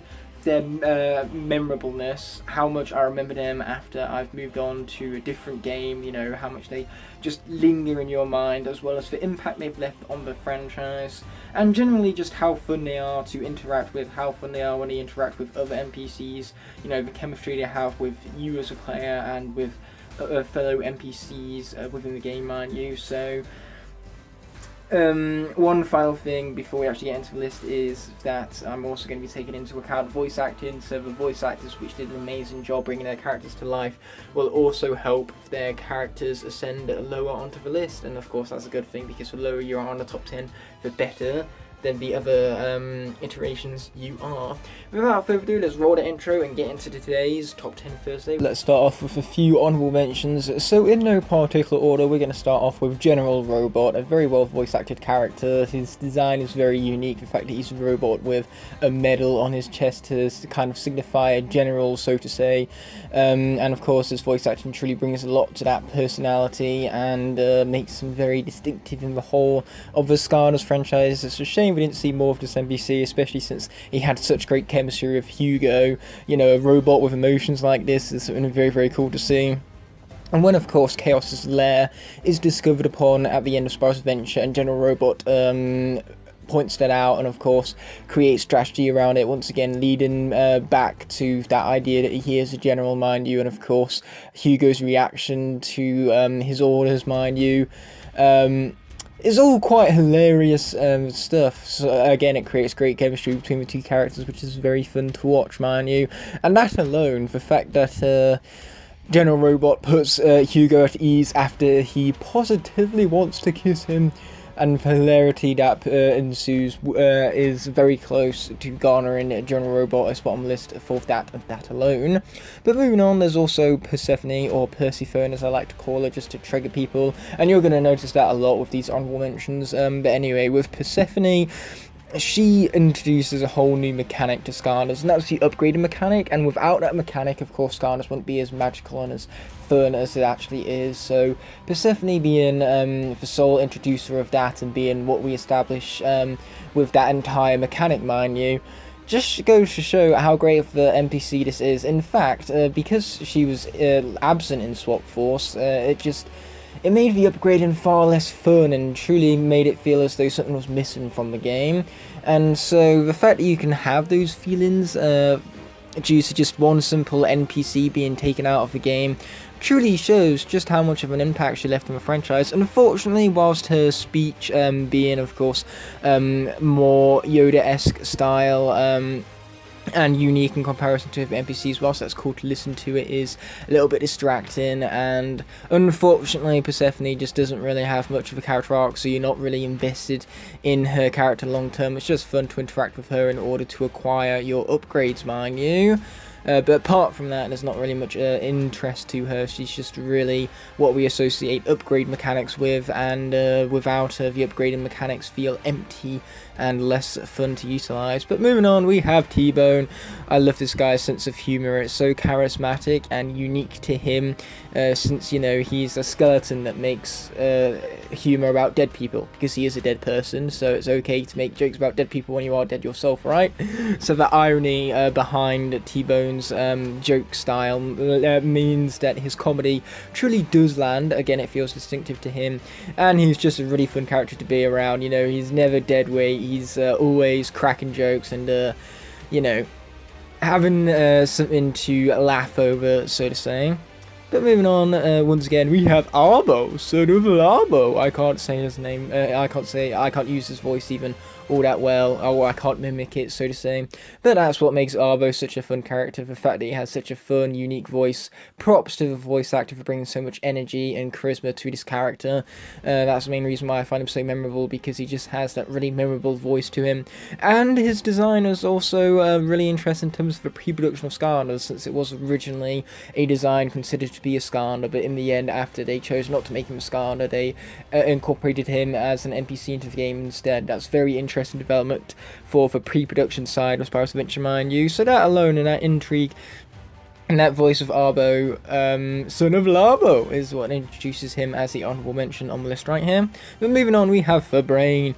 I love the fact that he changes to the side of good after he realises how much of a jerk Chaos is, so that development arc is something very investing, and Brain is honestly one of the best parts of Imaginators, because his voice actor brings so much energy and charisma to the character. He has such great chemistry with Chaos, and ultimately it's his redemption that draws his character to full circle and really develops him in some very unique, well-written ways. In fact, he's one of the only parts of Imaginators that is well-written, so credit where credit is due. Brain is a pretty awesome NPC. But moving on, we have Drillex. It's a mother frickin' drill that sings for a boss fight. Need I say any more? And then we also have the Skarners that were the NPCs of Imaginators, the main ones in fact. And the main reason why they're merely honourable mentions is because it was such a lazy way to cop out of creating new NPCs for Imaginators. One thing I do like about the Skarners being NPCs though is that we have their returning voice actors, but unfortunately, you know, this was also made to coincide with Skarners Academy, but Skarners Academy had these characters, or at least most of them, voiced by completely new people, so the voices across mediums don't match. So I suppose maintaining the voice actors for the games is cool, but if they were really trying to tie this in with Academy, I would have loved to have seen Jonathan Banks play Rupture instead, because he brought so much to that role for Rupture in Academy. In fact, he even won awards for it. So again, the voice acting, whilst nice, having it return could have been much nicer and much more consistent with other media to come within the Skarners franchise. And it was just a really lazy way to cop out of creating newer NPCs, and it makes you really miss the old ones, because when you play Skarners, you know, you want to play as the Skarners but interact with the completely unique NPCs of the game. You don't want to interact with characters that you can play as. That's just far more lame, so to say, and less written, less well written. So I love the fact that I praise Imaginators for one well written NPC and then gone ahead and bashed them for next moment for having lazily written NPCs, but hey ho, these still deserve their honourable mentions for being cool in concept alone. Moving on, we have Hermit, which I really like this guy's main personality traits. Since he hates clouds, he finds them to be incredibly evil and blames them for anything that goes wrong, despite the fact that the Dread Yacht itself is cursed. But still, it is very charismatic and unique to him. Props to the voice actor for really bringing this character to life, making him feel distinct. I love Hermit for Hermit, even if other people don't. But speaking of NPCs people tend to hate, we have Diggs for our final honourable mention. Now, I love this guy for one sole reason, because so many people hate him, and so because so many people hate him, liking on the character, in fact, loving the character, makes it so easy to trigger every single one of those people in large quantities with ease, mind you. So, of course, creating an interaction out of the community and having such an easy tool to trigger people with is ultimately what makes Diggs such a fun character to like, because so many people hate on him. It's always fun to like the stuff that people hate upon just to trigger the people who hate it, mind you, and that's the exact case with Diggs right here. Without further ado, we're going to move on to the list itself. Coming in at number 10, we have the Collector. Now, I love this character. First of all, I can relate to this character since she loves collecting things and I too love collecting things. So right off the bat, I'm invested in her because I can relate to her traits, mind you. Second of all, her voice acting is so phenomenal. Not only does the voice itself match the character, but the voice actor was able to deliver her lines with such energy and charisma. It makes this character so fast-paced in their speech and exciting to watch.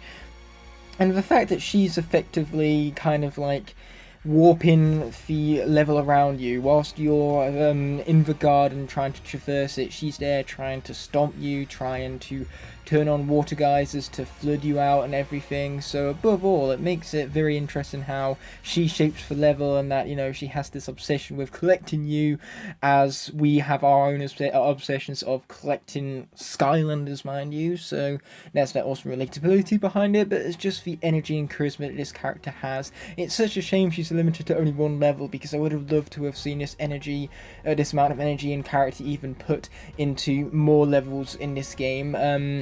And you know you have the makings of a good NPC when you want to see more of them than just for one level they are introduced in and limited to.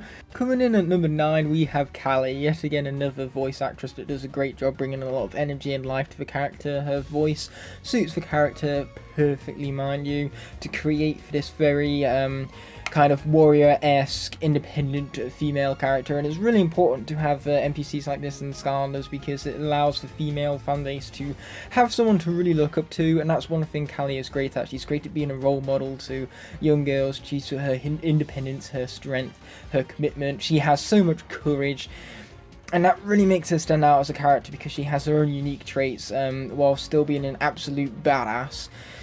And ultimately, she has some amazing chemistry with Flynn. Her kind of headstrong nature, kind of hiccuping off the back of Flynn's arrogance is just something really exciting to behold, because they have such great chemistry. They truly sell their friendly type relationship. Of course, Flynn tries to take it further than just friends, which Callie refuses, but that's perfectly in character for her. And that's ultimately what makes her work so well off of Flynn's personality, mind you, and makes her such a great character to watch alongside him.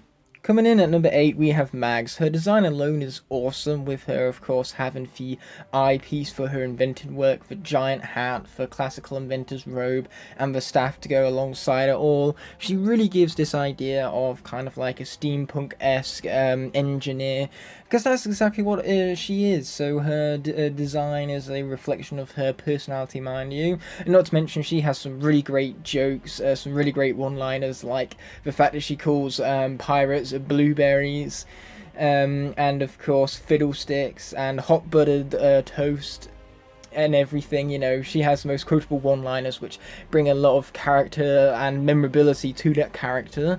So above all, I find her slightly more memorable than Callie, and I also love the fact that she's an inventor as well. That's something I connect to much more personally than what I can with Callie. So that's ultimately why she's lower on the list, but still, she could have been doing with a much greater arc, and it's a shame that what most people remember her for was when she was hypnotized by Luminous and the Sunscraper Spy, because the Skylander boy and girl made such a big deal out of that, which ultimately is what made that level so interesting, because Mags is so out of character there that you can tell.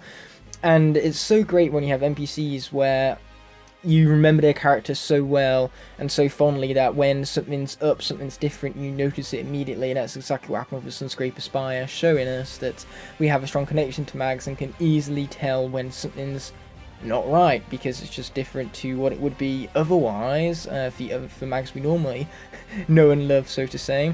But yes, that's all of those things in combination makes Mags an absolutely exceptional NPC. The fact that she's first of all a badass independent woman the same way Callie is, and then there is of course also the fact that I connect to her due to her inventiveness. She has great design, and her one-liners are so memorable and add so much personality to the character, a personality which you remember and you get to know and love, so that then when it's mixed up you can instantly tell because of the connection you have with this character already. Coming in at number 7, we have Sharpfin, first introduced in Motleyville, which is a level you see gameplay for you right in front of your eyes. Regardless, what makes Sharpfin so great is not what he says, because first of all, his dialogue is very, very well written and adds a lot of personality to the character, and that's of course exemplified by the excellent voice acting work with a voice that really suits Sharpfin, and his dialogue delivery really adds a lot of energy to the character and makes him distinctive too, because Sharpfin is a one-of-a-kind NPC with the fact that he's not truly good. He's in it for his own benefit, so to say, rather than the benefit of Skylands.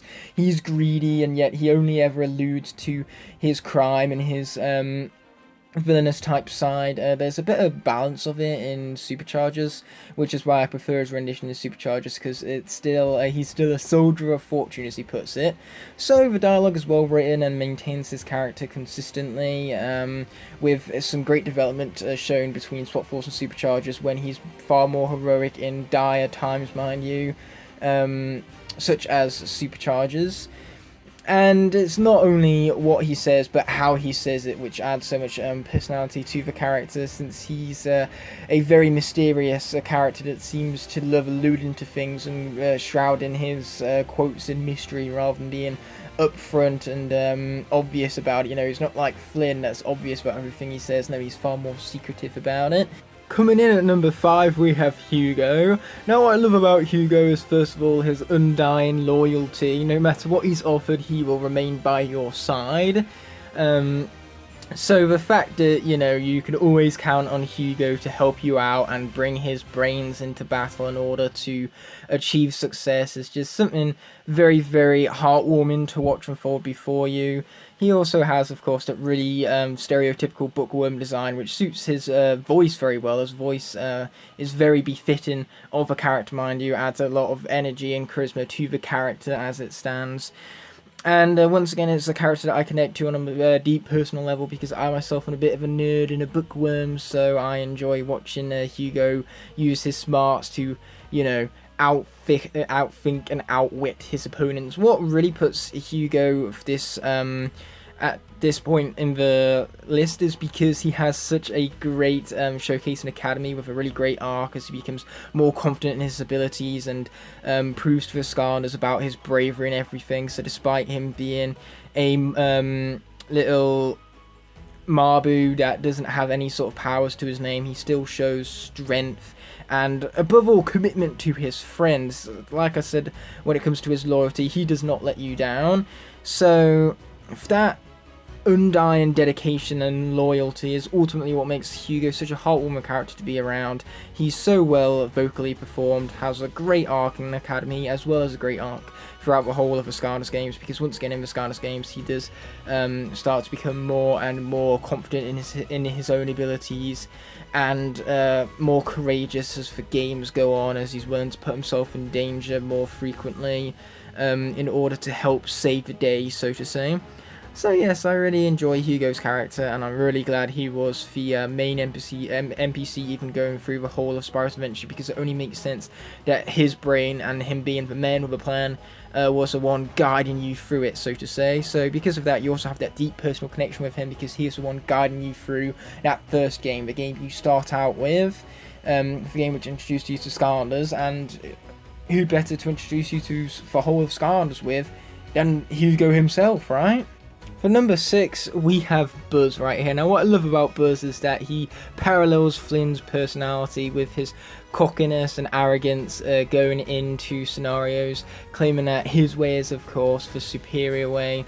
And because of that, he bounces off of Flynn's personality very, very well indeed, creating some great chemistry between the two of them. Buzz also has that excellent voice actor with a voice that really suits the character and brings a lot of life and energy to the role, mind you, one that a role that is reprised for every Skylanders game from Trap Team onwards. So that's of course something nice to see, because hearing his sweet voice is so distinctive and cool to listen to on a sounding level. It's a perfectly edited voice to the character, so to say. And as I was mentioning before, Buzz has those parallels to Flynn, mind you, in the fact that they have very similar personality type traits, which of course lead to very interesting theories amongst the Skylanders community, such as Buzz being Flynn's dad. Those theories alone just cast further intrigue and investment upon Buzz's character. And it's just so much fun to watch his character bounce off Flynn with two exact same personalities, especially when Callie's in the middle of both of them, with both of them acting as if they are both a superior being, and both of them acting as if they have no idea that they're as arrogant as they are, and then Callie having to deal with them both at the same time. And then, you know, whilst they might think that they are different, they are the exact same. They don't see that, but Callie does. So the trio in and of itself is very investing and fun to watch unfold before you, as the characters' personalities really bounce off one another. So Buzz not only makes the chemistry between Flynn and Callie more realizable, but it also expands upon it and makes it even more fun to watch, due to just Buzz and Flynn's characters getting along far too well, whilst at the same time just being far too unaware of the situation they befall. They're the exact same character and they themselves don't know it yet. Coming in at number 4, we have Tessa. She just puts a smile on my face with her personality, mind you. She's such a character-driven NPC, with her voice actor bringing so much energy and life to the role, mind you. Her dialogue is excellent, with a hint of naivety, but at the same time she's that really strong, independent, female badass warrior that we want to see out of these female Skylanders NPCs. Characters for young girls to look up to, and Tessa is no different. She has some amazing chemistry with Flynn due to her natural naivety and her kind of eating into Flynn's lies, so to say. But she's just such a damn cool character. She has really cool things to say, some really great chemistry with Flynn, an amazing bond with Whiskers, mind you. Just seeing her as she pleads with joy after you rescue Whiskers from the likes of being evilized by Chaos's minions, is just, it puts a smile on your face. It's a really heartwarming moment as you get to see this bond as it's torn through thick and thin, and you know, just really pushed. And despite how much this bond is of course pushed, and how much this game might think it might tear it apart, they remain loyal to one another, and that's just so incredible. Tessa once again is a determined NPC that will stop at nothing even to help her friends and save the day. So her dedication and her loyalty and her courage on behalf of her people and her allies is something admirable and so damn fun to watch, mate. And her rise to becoming far less naive is some really great character development on her behalf. So she's well written above all, making her an excellent NPC and everything you look for in a female NPC in Skylanders, mind you. And ever since her introduction to the Trap Team, she's been a fan favourite, and it's so easy to see why. At number 3, we have none other than Flynn. Now, I've been talking about him earlier, about how he practically has chemistry with anyone because of his arrogance and cockiness when it comes to him truly believing that he is the best. It is not an act. He truly believes this, and this naivety in his own accomplishments creates for just such a character-driven, character. It allows him to have some really great chemistry with all of the other NPCs, which I truly cannot emphasize enough, despite the fact that I have repeated it thoroughly throughout this video. Flynn's voice actor is really fit enough a character and just adds so much chemistry to the character, because there's no way Flynn's personality could work without that excellent voice acting. He would come across as annoying otherwise and would lose his comedic flair immediately. But the fact that Trap Team kind of warps itself around Flynn's character and makes it so that the story scrolls are Flynn's lies rather than the actual traditional story scrolls, makes it so that the game has an even more comedic flair, since these scrolls are so in character for Flynn and have such amazing writing behind them, because they are such great expressions of his character, mind you. So I love Flynn's chemistry with absolutely everyone. I love the fact that, ironically, he's one of the only characters in the Skylanders franchise that doesn't develop, despite being such a franchise mainstay. But that's because you wouldn't believe Flynn would develop, as cocky as a character he is. He thinks he's already perfect, so he can't exactly go anywhere up from there in terms of his character development. And whenever he claims he's going to become more humble in the next game, he just winds up losing all of that development altogether for the sake of his cockiness. And that's just something really intriguing about him, so to say. You invest in his character because he's so different to all of the other NPCs, and the fact that he doesn't grow, and when he does, you don't believe it at all, and it's so in character for him, so consistent, and so enjoyable above all. He's exciting, he's fun, he's well voice acted, he has chemistry with everyone. When you watch NPCs and Skylanders, you of course can't play with them, so you're invested in their characters by watching them, and Flynn, oh boy, he is a fun one to watch. Coming in at number 2, we have Glumshanks, someone who very quickly became an ally after having been betrayed by Chaos in Superchargers, and so his chemistry with the whole of the Skylanders team, and of course him warming up to them and becoming integrated into their group of characters, is just something so heartwarming to see, and it adds a lot of excitement and tension to the game, as you know, you're worried about whether you can trust Glumshanks or not, or whether Chaos will ever take Glumshanks back, because ultimately you feel sorry for him. He's out of a job which he loves, because at the end of the day, as much as Chaos annoys him and mistreats him, he still has that very special bond with Chaos. It's almost kind of like a family type bond, you know, as if Glumshanks is his older brother, so to say, giving him guidance, if you please.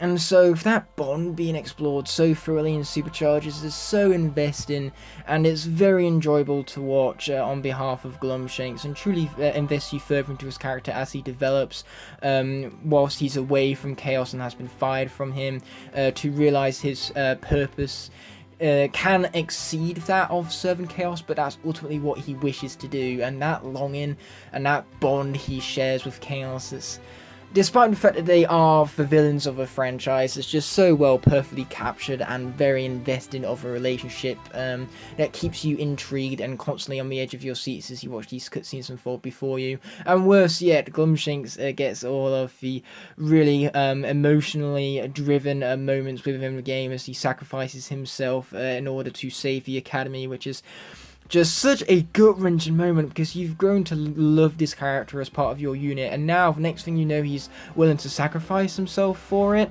Very powerful storytelling. It's so beyond words, so to say. That's why I'm kind of struggling with my words, because words truly cannot emphasize the amazingness of this NPC, which is why it's as low on the list as number 2, mind you. But of course, coming in at number 1 without a shadow of a doubt is our Lord and Saviour Blobbers. What would we do without this guy and his insane power levels? He's effectively the Thanos of Skylanders, with just how powerful of an NPC he is. Honestly, Chaos would be screwed if he had to go against Blobbers. Instead, he gets the Skarners because, of course, Blobbers wanted to offer him a much more fairer fight, so he stuck for Skarners on them instead. But besides the memes that can be created from Blobber's sheer amount of power and skill, he's just such an interesting NPC because, once again, he has a development arc, you know. In For Lost Imaginary Minds, it takes full advantage of this character arc because he's had enough of being shoved to the sidelines, of being mistreated. He's out to prove to Skylands his worth and his might, and oh boy, he does so successfully, since he's single-handedly Falcon punches the Roublemaker, so without his aid, for Skarners once again wouldn't stand a chance without him. Once again, he's also very well voice acted. The voice actor really brings his character to life through his dialogue delivery, since he truly sells this kind of more weaker type nerdling character, and I find it funny how I use the term weakling, because whilst Blobbers might sound slightly weak, is all an illusion to mask his power, so to say, which once again adds a lot of fun you have watching the character, just knowing his redemption he goes through in For Lost Imaginary Minds, and knowing just how worthy he is of power and might, and you know, for things he can accomplish once he puts his mind to it, you know, once he stops relying on the Skarners and stops becoming the laughing stock of a franchise. So yes, that's what makes Blobbers so fun to watch. The memes, of course, excel how fun he is, and the intrigue behind him as you know, look up these memes online and start to discover his true power levels being rivaled by that of, as I mentioned previously, Thanos.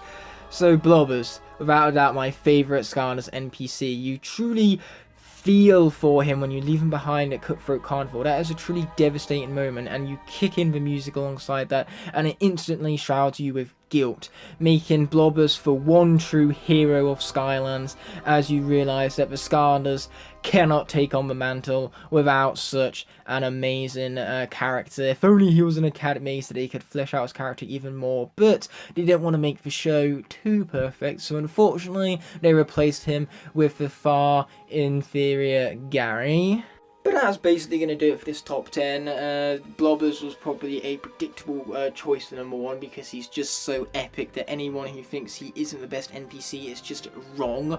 But regardless, I do really love Blobbers. Putting all the memes aside, you truly do feel when you leave him behind in Cutthroat Carnival for guilt, and the music on top of that just adds further emotional investment into the character because you feel sorry for him. You feel like you're the one who's creating all of these bad situations for him, the situations that he himself does not deserve to have burdened himself with. So because of that, when he does eventually redeem himself, you feel like he earned it. Okay, you feel like he's truly came back and proven you as a player wrong for mistreating him if you have done such a thing. So Blobbers, absolutely amazing. In fact, so amazing that I just had to repeat everything I said in conclusion here to emphasize it all, because repetition for effect and everything. And with that all being said and done, that's drawing this top 10 to a close. So I'll obviously be seeing you next Thursday for another top 10. And until the moment arises, peace. And be sure to remember that Blobbers is the best Skylanders NPC, and anyone who disagrees with me is wrong. Yo guys, I got a spark which I'm going to use to ignite the fire for another hashtag top 10 Thursday, which is late as always, but last Thursday I had a lot on my plate, aka Last of Us Part 2, so I gotta get my priorities straight now, right? Regardless, today we're going to take a game that not many people like, and we're going to discover some positive aspects about it. This is the top 10 most fun things to do in Ring of Heroes. Now this can be anything, that's available in the game, any mechanic for you to take advantage of, just anything that makes the game an absolute blast to play, so to say. And the more original the feature is, or the more convenient it is, the higher up on the list it's going to get, naturally speaking, since this list is a combination of the convenience of the function, how much fun the function is to perform, how well designed and incorporated into the core gameplay it is. So overall, I cannot wait to get into this list and spread some light on a project, a Skylanders project, which I know a lot of us fans tend to be quite controversial over. Some people love it, some people hate it. I'm very much in the middle boat, but I do love celebrating the positive aspects of this game. So without further ado, let's get into it after we've rolled that intro. Chaos's Dungeon. Now what's so interesting about this mode is that you have to unlock it by grinding out adventures or distorted dungeon levels. So the fact you have that need to earn even access to the mode makes it all the more fun and satisfying to perform on, knowing that you've gone out of your way and you've earned the right to partake inside of it. What's also awesome is the fact that in this mode we finally get to play against Chaos in a format that isn't tutorial, mind you, so having that kind of final boss fatality to it makes it really fun, because of course, it's about time we got to fight against Chaos, and the fact that he has this constant evolving stages just like he did in the Trap Team adds a lot of intertextuality and makes the boss fight as a whole very clever and awesome way it ties back into the games. Very nostalgic for me in particular, since Trap Team is my favourite game, and of course the Chaos from Trap Team is my favourite boss in the entire series, so seeing that reincarnated via this game's beautiful animation and modelling work is a sight to behold, and makes the mode even more fun to carry out, mind you.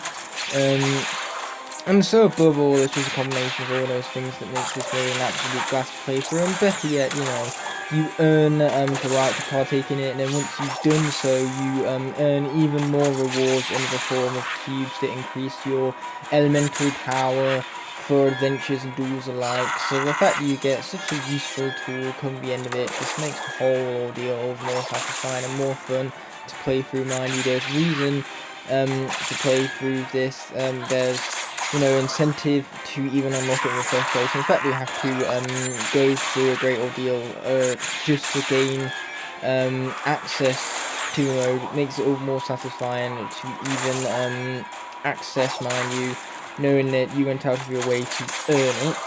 Coming in at number 9 has to be decorating your island, because this way, it adds a personal flair to the game, because each island is going to differ from Portal Master to Portal Master, since we're all going to have our own envisionments for what makes a good island, what makes a bad island, what makes a pretty island, what makes an ugly island. So naturally, we're going to decorate the island to our own tastes, and so that distinctive flair between players and that personal feeling to it makes decorating your island really fun to perform, knowing that it's personal to you and that you have further investment in decorating your island, knowing that it's so different to to everyone else's, mind you. That, and also, as you saw from the rewards I just claimed right there, by decorating your island you can earn rewards by doing absolutely nothing, because the rewards generate over time for free anyways, so you can get gold stations. You can upgrade those gold stations if you have enough money, which for the most part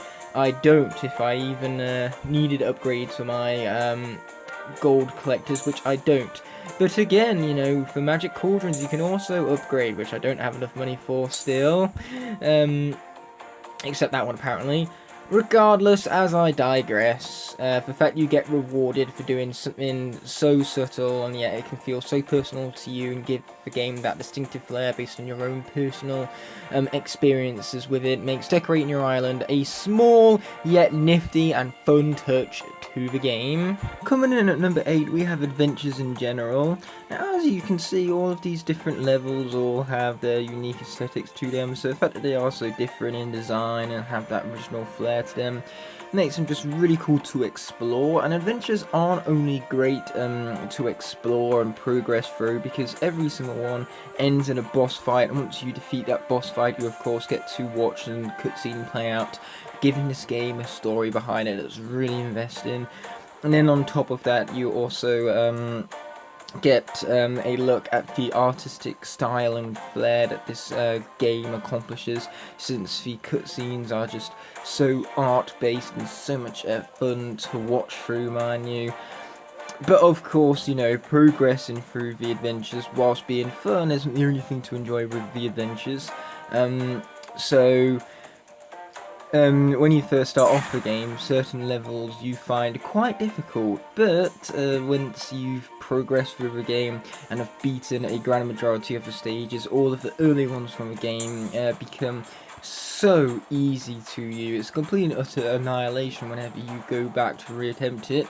So for example, with this level from the life adventures right here, all of my overpowered Skylanders that used to struggle with these battles are now one-shotting these enemies without a problem whatsoever. So just, there's something really just satisfying about going back to levels you previously found very difficult and it took you forever to freestyle them, and then being able to just one-shot all of the enemies to take your, to exact your revenge upon them.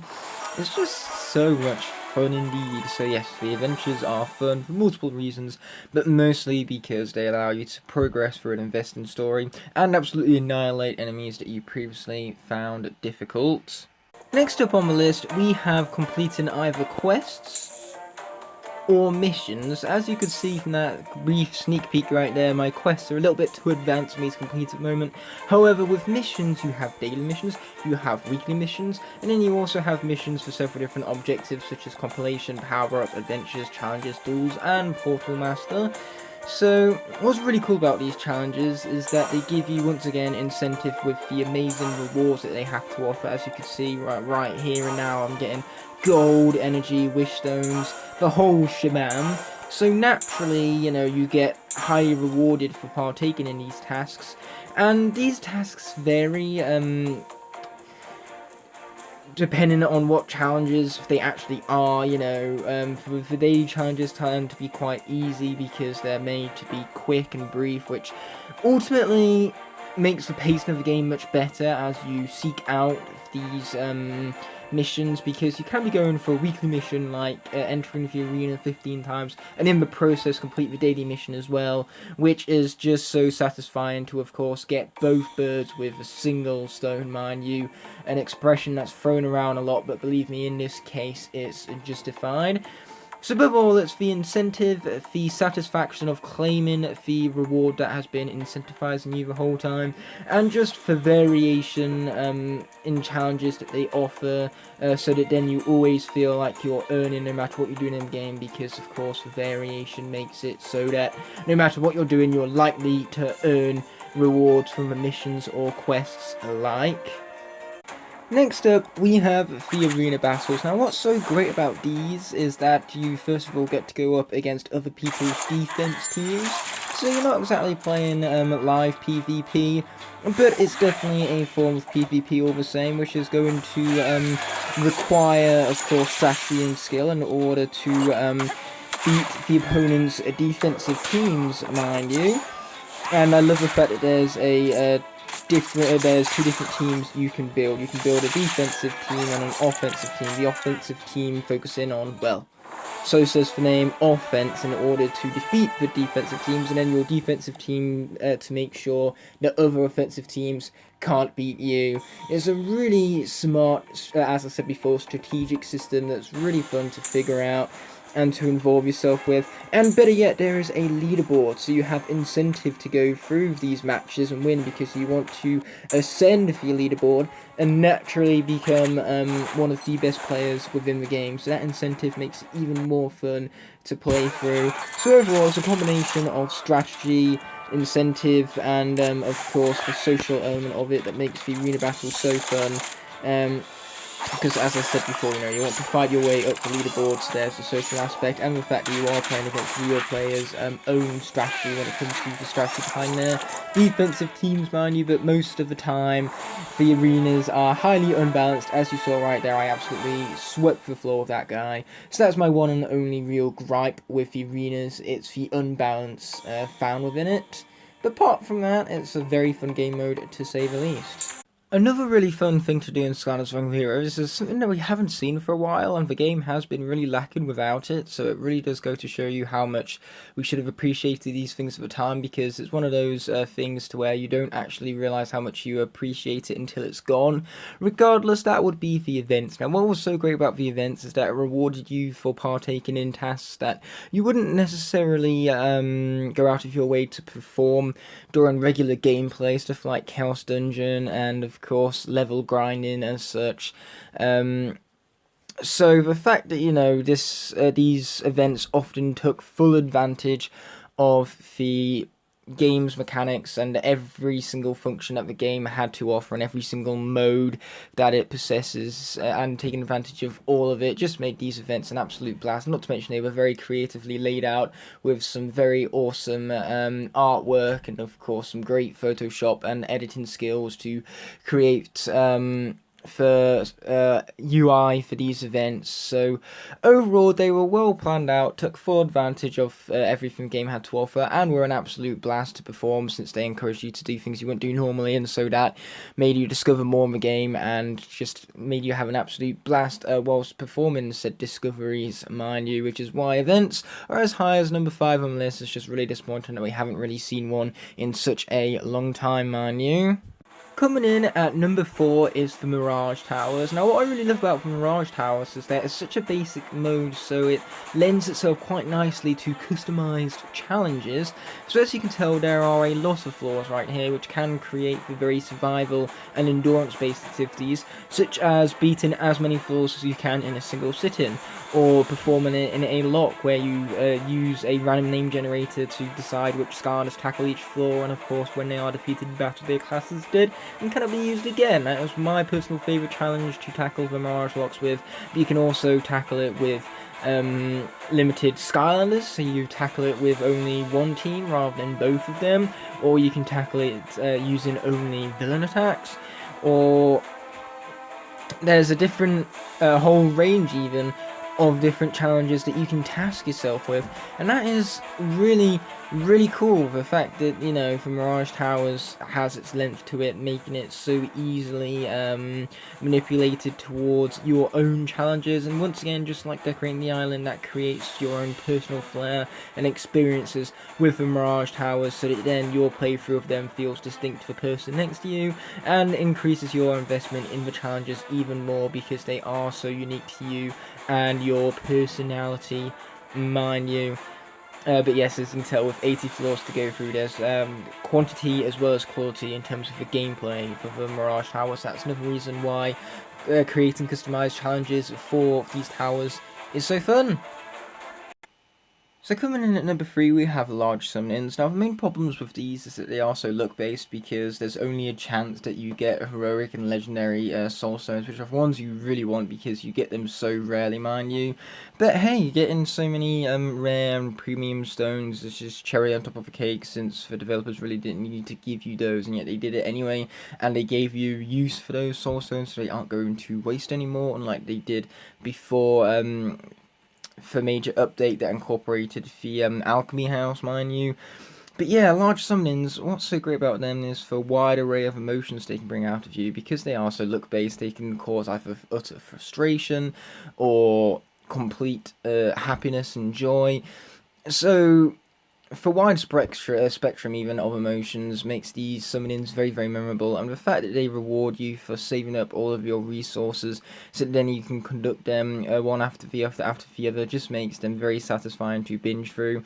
And not to mention they are well animated. It's fun to reveal them as they kind of like explode open and everything, and then not to mention getting for lightning and the sound effects and the bonus stones on top of that is also just a very nice satisfying flair added to just creating these summonings and binging through them in large quantities, if you will, and it makes them an absolute blast to conduct, and as I said before, very memorable due to the wide emotion spectrum that they can create.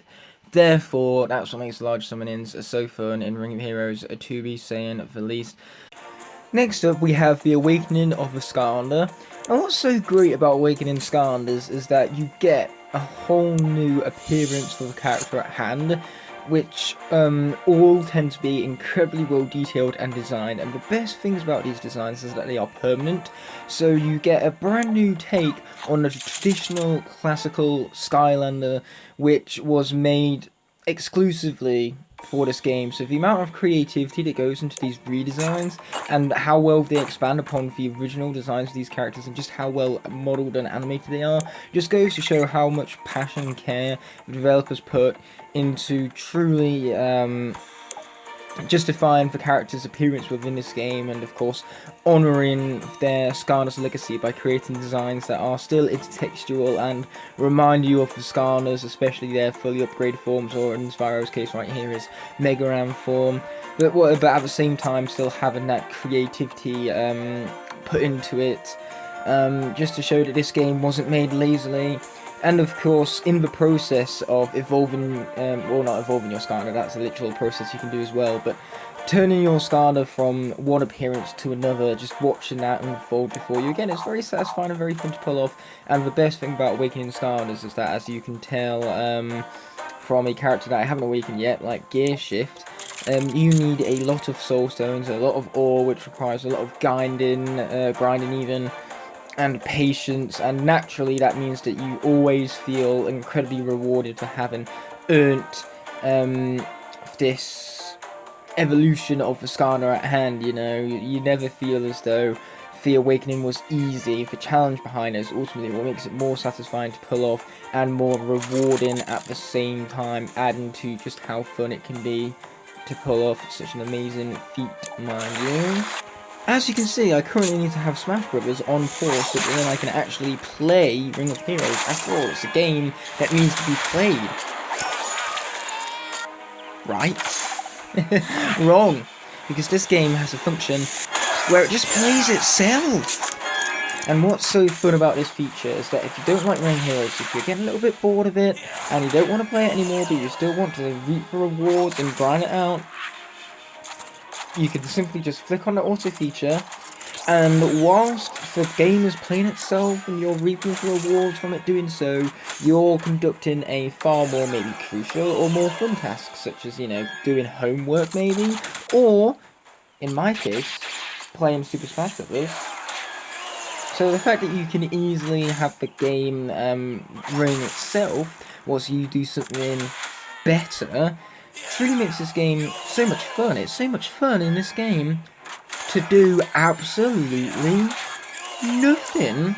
That, my friends, is why it comes in at number 1. It's just so convenient. Ease.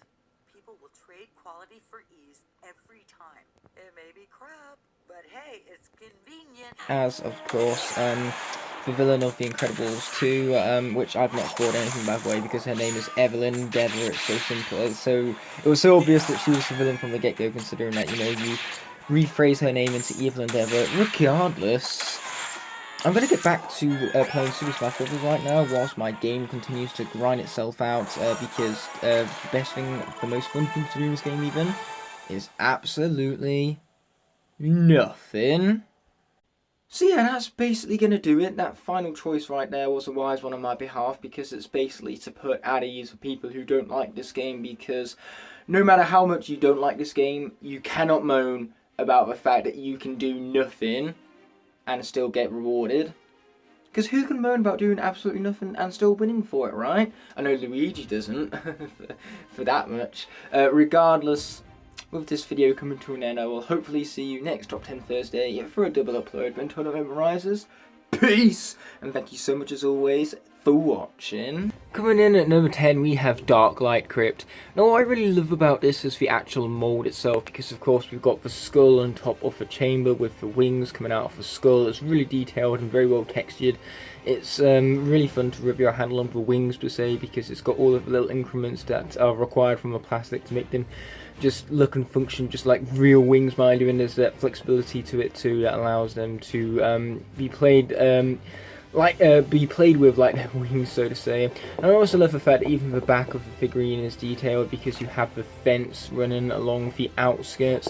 And above all, this is just a really eerie, atmospheric piece, especially when you look into the crypt itself, because you know you have a staircase which leads to nowhere, and you know at a right angle it casts nothing but darkness going up the stairs, mind you, with wide open doors that are of course alluding to the fact that you go to the underworld. I kind of wish the stairs were going downwards rather than up, because that way it would solidify the fact that you're going to the underworld, the land of the undead, so to say.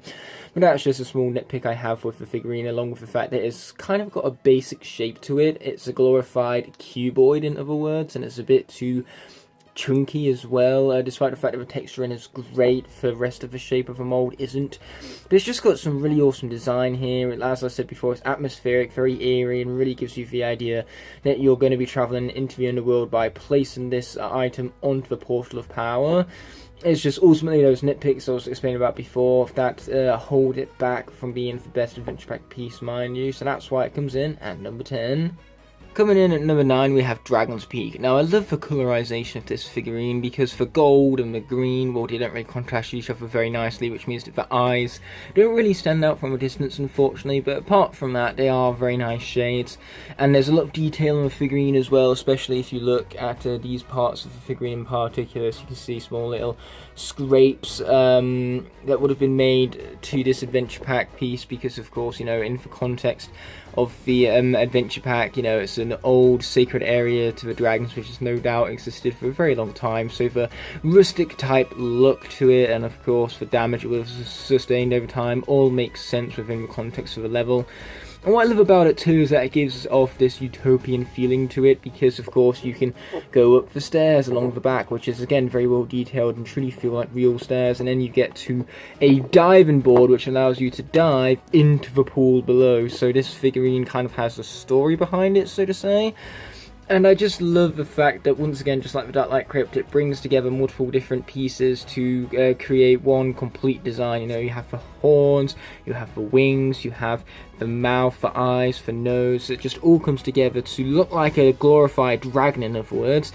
Now, unfortunately, its shape isn't all that exciting. Once again, it's more of a glorified cuboid than anything. But it just has so many details incorporated into it. It just looks the part and really gives you the idea that you're traveling to an ancient utopia type world designed for dragons, which is why the Dragon's Peak itself has so many iconic dragon parts incorporated into it, like of course, as I said before, for sharp teeth, for horns, for wings, etc., and of course for tail, which is incorporated into the stair design, which just means that all of the parts feel interconnected, and just makes the figurine as a whole feel very well thought out and very well designed indeed, putting it at number 9 on this list. Coming in at number 8, when it comes to the shape of the Tower of Time, it's quite clearly the most boring one yet. Even the base itself is very cube-like, and so you can say that for the rest of the figurine, since it's tall, it's thin, and it's so cuboid based, it makes it so it's not very fun to pick up, because the texture itself isn't all that great either, and doesn't take advantage of what the designs are implying. But what's so great about this adventure pack piece is the attention to detail. The brickwork looks phenomenal. They look like actual bricks, which is just a sheer amount of detail that did not need to be incorporated, and yet the designers did it anyway. Then there's also the clocks, the fact that the clock faces change every side, or for every face even, of a figurine. You know, it really gives you the idea that you're going to be time traveling in this level, so this conveys the perfect idea for the level going ahead. You know, it creates great foreshadowing, and it's quite atmospheric too, surprisingly, you know, because there's that mystery behind it. I also love the detailed windows as well. You know, they actually look like actual window frames, with that cartoony aesthetic to them as well, to make the adventure pack piece kind of fit in with the rest of the Skylanders, mind you, since of course the windows are kind of full of light and doesn't have anything blocking them unlike they would realistically, so that's ultimately what makes it more cartoony and less realistic. But above all, it's just the attention to detail that didn't need to be added to this figurine, and yet they did it anyway. So the fact that they went above and beyond for this figurine is what puts it at number 8 on the list, even if its shaping is a whole lot more boring than the others. At number 7 we have Midnight Museum. Now my main problem with this piece right here is that the colours kind of blend together, they're not very contrasting. The blues, the purple and the blacks just look far too similar, and because of that it's not very distinctive as a figurine, and it's also got a very boring shape to it. What is cool about it, however, is that you can kind of treat it almost sword-like with the handle and then the little thin sharpened parts at the top just looking kind of blade-like, so that's pretty clever, at least, even if it is slightly boring and more generic than other adventure pack pieces, mind you. But the attention to detail of this figurine is phenomenal, even when you compare it to the Tower of Time. You have, once again, scrapes and cuts at the very top to signify, you know, battle damage and the ancientness of this area you're going to be exploring. And then I also love the small little increments on this part of the figurine right here, you know, what would be the handle if you were to look at it at a perspective of it being a sword type shape, mind you. It also reflects light very well, as you can see in the camera, thanks to the colorization of the figurine, even if I was kind of bashing on that earlier. But ultimately, you know, the little silver increments are just so well detailed and make the figurine just so well thought out. And that's ultimately what makes it so much fun to look at up close, mind you, because as I said before, from a distance it kind of all blends together and isn't all that distinctive. So it's a shame they put so much detail into a figurine you can barely see. Once you get up close and personal with it, it kind of mesmerizes you.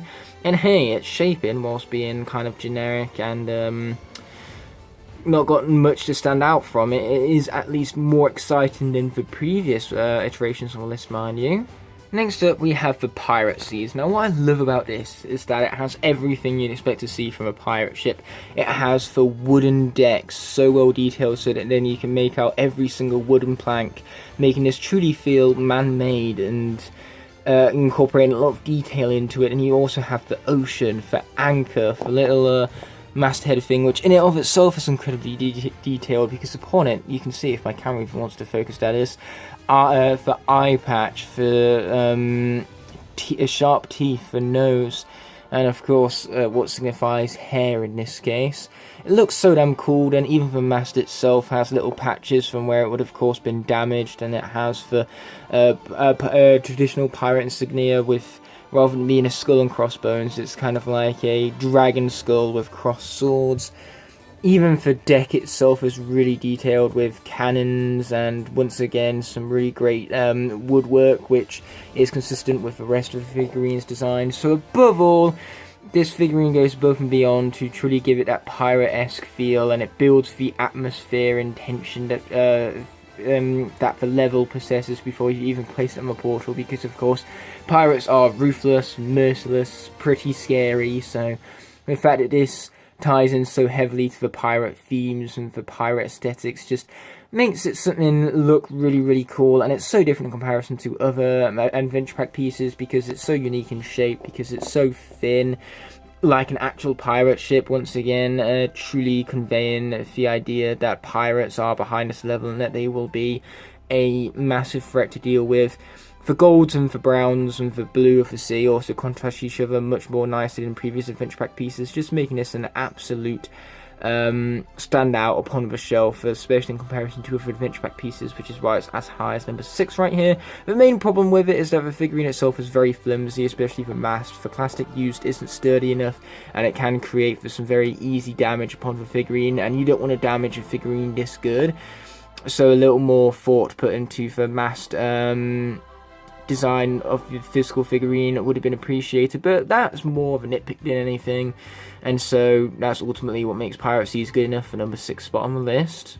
Coming in at number 5, we have the Enchanted Elfin Forest, simply because it stands out so well amongst the other adventure pack pieces for being something that has really great contrast and colours, the lush greenness found within the leaves, the gold and the blue found within the entrance, and then the actual tree itself with, of course, the increments inside of it, you know, showing the tree rotting away from the insides of it, and then the outsides being a whole lot more, you know, preserved and pristine, just gives it that realistic feeling, which adds to your immersion of what's to come, because you could imagine a figurine or a tree even being this detailed in real life, mind you.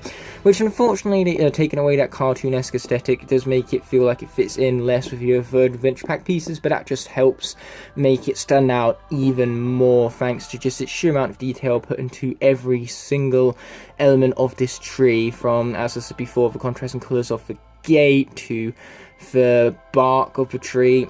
And the figurine itself is also incredibly well textured. The tree itself, because of the increments, feels like you're rubbing your hand along a real tree. And you can say the same about the leaves, with the fact that, you know, if they kind of like sharp and stick out, almost like real life leaves on a tree, mind you. So the texturing is phenomenal.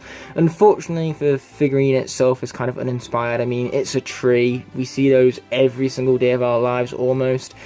But the amount of detail they put into this tree to make it contrast with adventure pack pieces and make it truly stand on its own is what makes this adventure pack piece so incredible. So coming in at number 4, we have Nightmare Express. Now what I love about this is that, once again, just like the Pirate Seas, it takes every part of a train and incorporates it into a figurine to make it feel like a real train and just invest you further into the piece and make you so pumped to play the level, mind you, because trains are pretty awesome, mind you, and so having one that you yourself can recognize is really, really cool. You have the train tracks at the bottom on the base, which is once again an unnecessary detail that's so cool to see, mind you. Then of course you have the plough at the front, the little funnel for the steam to come out of, and then the back where of course the driver would sit and the coal would be left. And of course there's even a door leading into it, which is really detailed thanks to the little embedments made into the figurine. My hair was not meant to be part of this figurine showcase, by the way, but as I digress, you've even got little scrapes on the top of the engine right there, once again to show age, so to say, because it's a steam engine, it's old, it's very fantasy based as well, with it of course, you know, having a face and everything, which just again adds more detail to it, because it might be a train but it's awfully cartoonish and stylized, with the face being added to it. It just shows a lot of thought and effort was put into this design, and once again the detail is unparalleled, with the train tracks being left below it, all of the little cuts and scrapes it has. Just makes it such a fun figurine to look at, especially someone like me who loves himself a good train, mind you. At number 3 we have Sunscraper Spire. I love this figurine because, first of all, the plastic used is very clever, because it's kind of translucent, like allowing light to literally pass through it. So of course, you know, it really does establish the fact that this is a light based figurine for you to of course admire. And then I love the fact that the towers stretch away from each other and then are connected by this one central piece that once again emphasizes the light element, with of course its incredible detail placed into it, including the light symbol, and of course a shape that looks just like the sun, mind you. This whole aesthetic really matches the light element and puts across the right idea that you are going to be tackling a light level as soon as you place this onto the portal. And above all, it also means that with the translucent plastic, when it lights up on the portal, it truly carries the glow throughout the entire figurine. At least I'm pretty sure these are light core, because that's what I remember about them, and they're pretty memorable adventure pack pieces, because the architecture here is just so unique in comparison to other adventure pack levels. It might be tall and thin, sure, but there's no other adventure pack level that has, you know, two towers moving away from each other that are connected by one single central piece. It almost looks sword-like, just like the Midnight Museum, but with a much cooler architecture to it.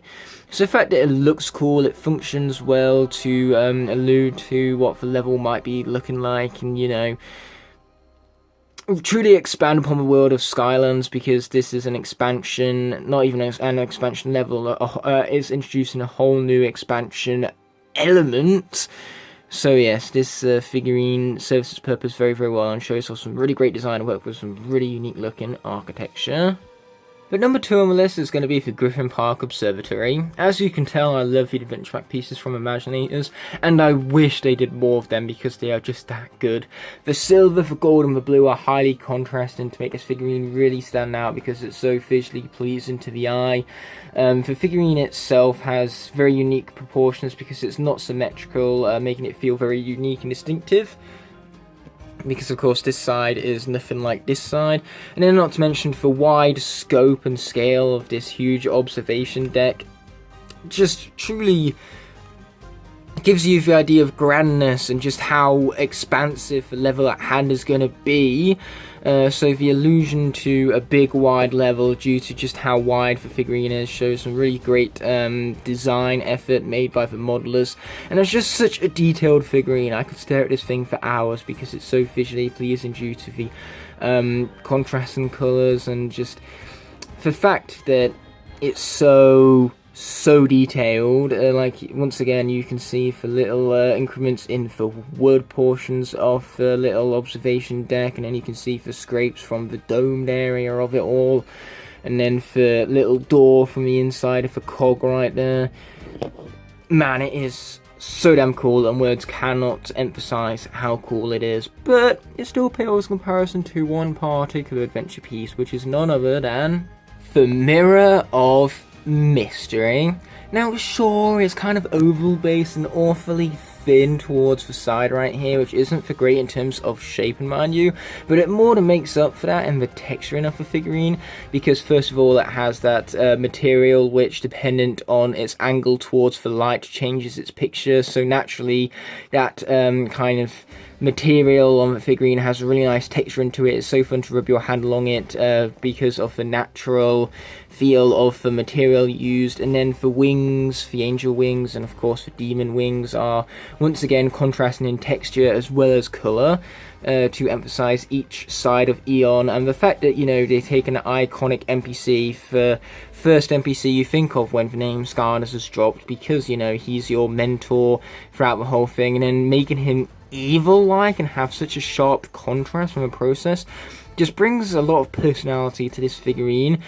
And it's so much fun to just, of course, keep adjusting its angle to the light, so you can just keep flipping between the two eons. That is just some really great design work and truly emphasises what the Mirror of Mystery is about, this whole mirrored universe where the bad guys become good and the good guys become bad.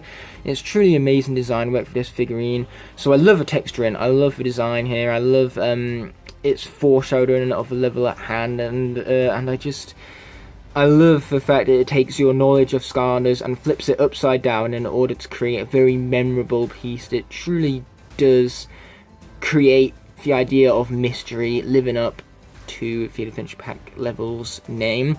But that's going to do it for this top 10 video. I sure hope you guys enjoyed it. Let me know your opinions on these adventure pack pieces, or at least the physical toys to them, in the comment section below, and I'll be seeing you hopefully next Thursday without delay for another top 10, and until that moment arises, peace. Just a few hours ago I uploaded the top 10 Skylanders adventure pack pieces, and you know what comes with those adventure packs? The magic items. So naturally that's what this follow-up top 10 is going to be concerning, for top 10 best Skylanders magic items. So this is based on the quality of the figurine itself, even just like its predecessing list involving the adventure pack pieces, mind you, but that's also going to be combined with its appearances across multiple games and how useful they can be as either a tool to help assist your Skylanders in combat from Spyro's Adventure through Trap Team, or even as power-ups from the racing mode of Skylanders Superchargers, mind you. So regardless, it's going to be all of the magic items, digital goodness, and how much it helps to assist you and change the outcome of a particular situation, as well as their physical figurine that will contribute as to where they land on the list, mind you. So without further ado, we're going to roll the intro and get straight into it. Starting us off is Tiki Speaky. Now unfortunately, a Tiki for a theme isn't all that original, especially when you take into account that this is a clear knockoff of Aku Aku from Crash Bandicoot, but that doesn't excuse the fact that this detail, this figurine even, is incredibly incredibly detailed. The texturing for one makes you feel like you're rubbing your fingers along actual wood, and then just like the Enchanted Elven Forest on the previous list, mind you, it also has nice little increments carved into the wood to show it either rotting away or where it's been carved to actually create the mask itself. So either way, it makes the figurine look awesome and adds that realistic look to it, even to help it stand out upon the shelf, as it's not as cartoony as the other magic items, and yet it still fits in at the same time, just showing a lot of awesome design work went into how the magic item looked. And better yet is how it functions in-game. Now, it can be kind of cheap in superchargers, especially when you die to it so easily due to just how much damage it causes, but it's very good when you're in the back to cause so many spin-outs due to the high amounts of damage it can create and give you a huge boost.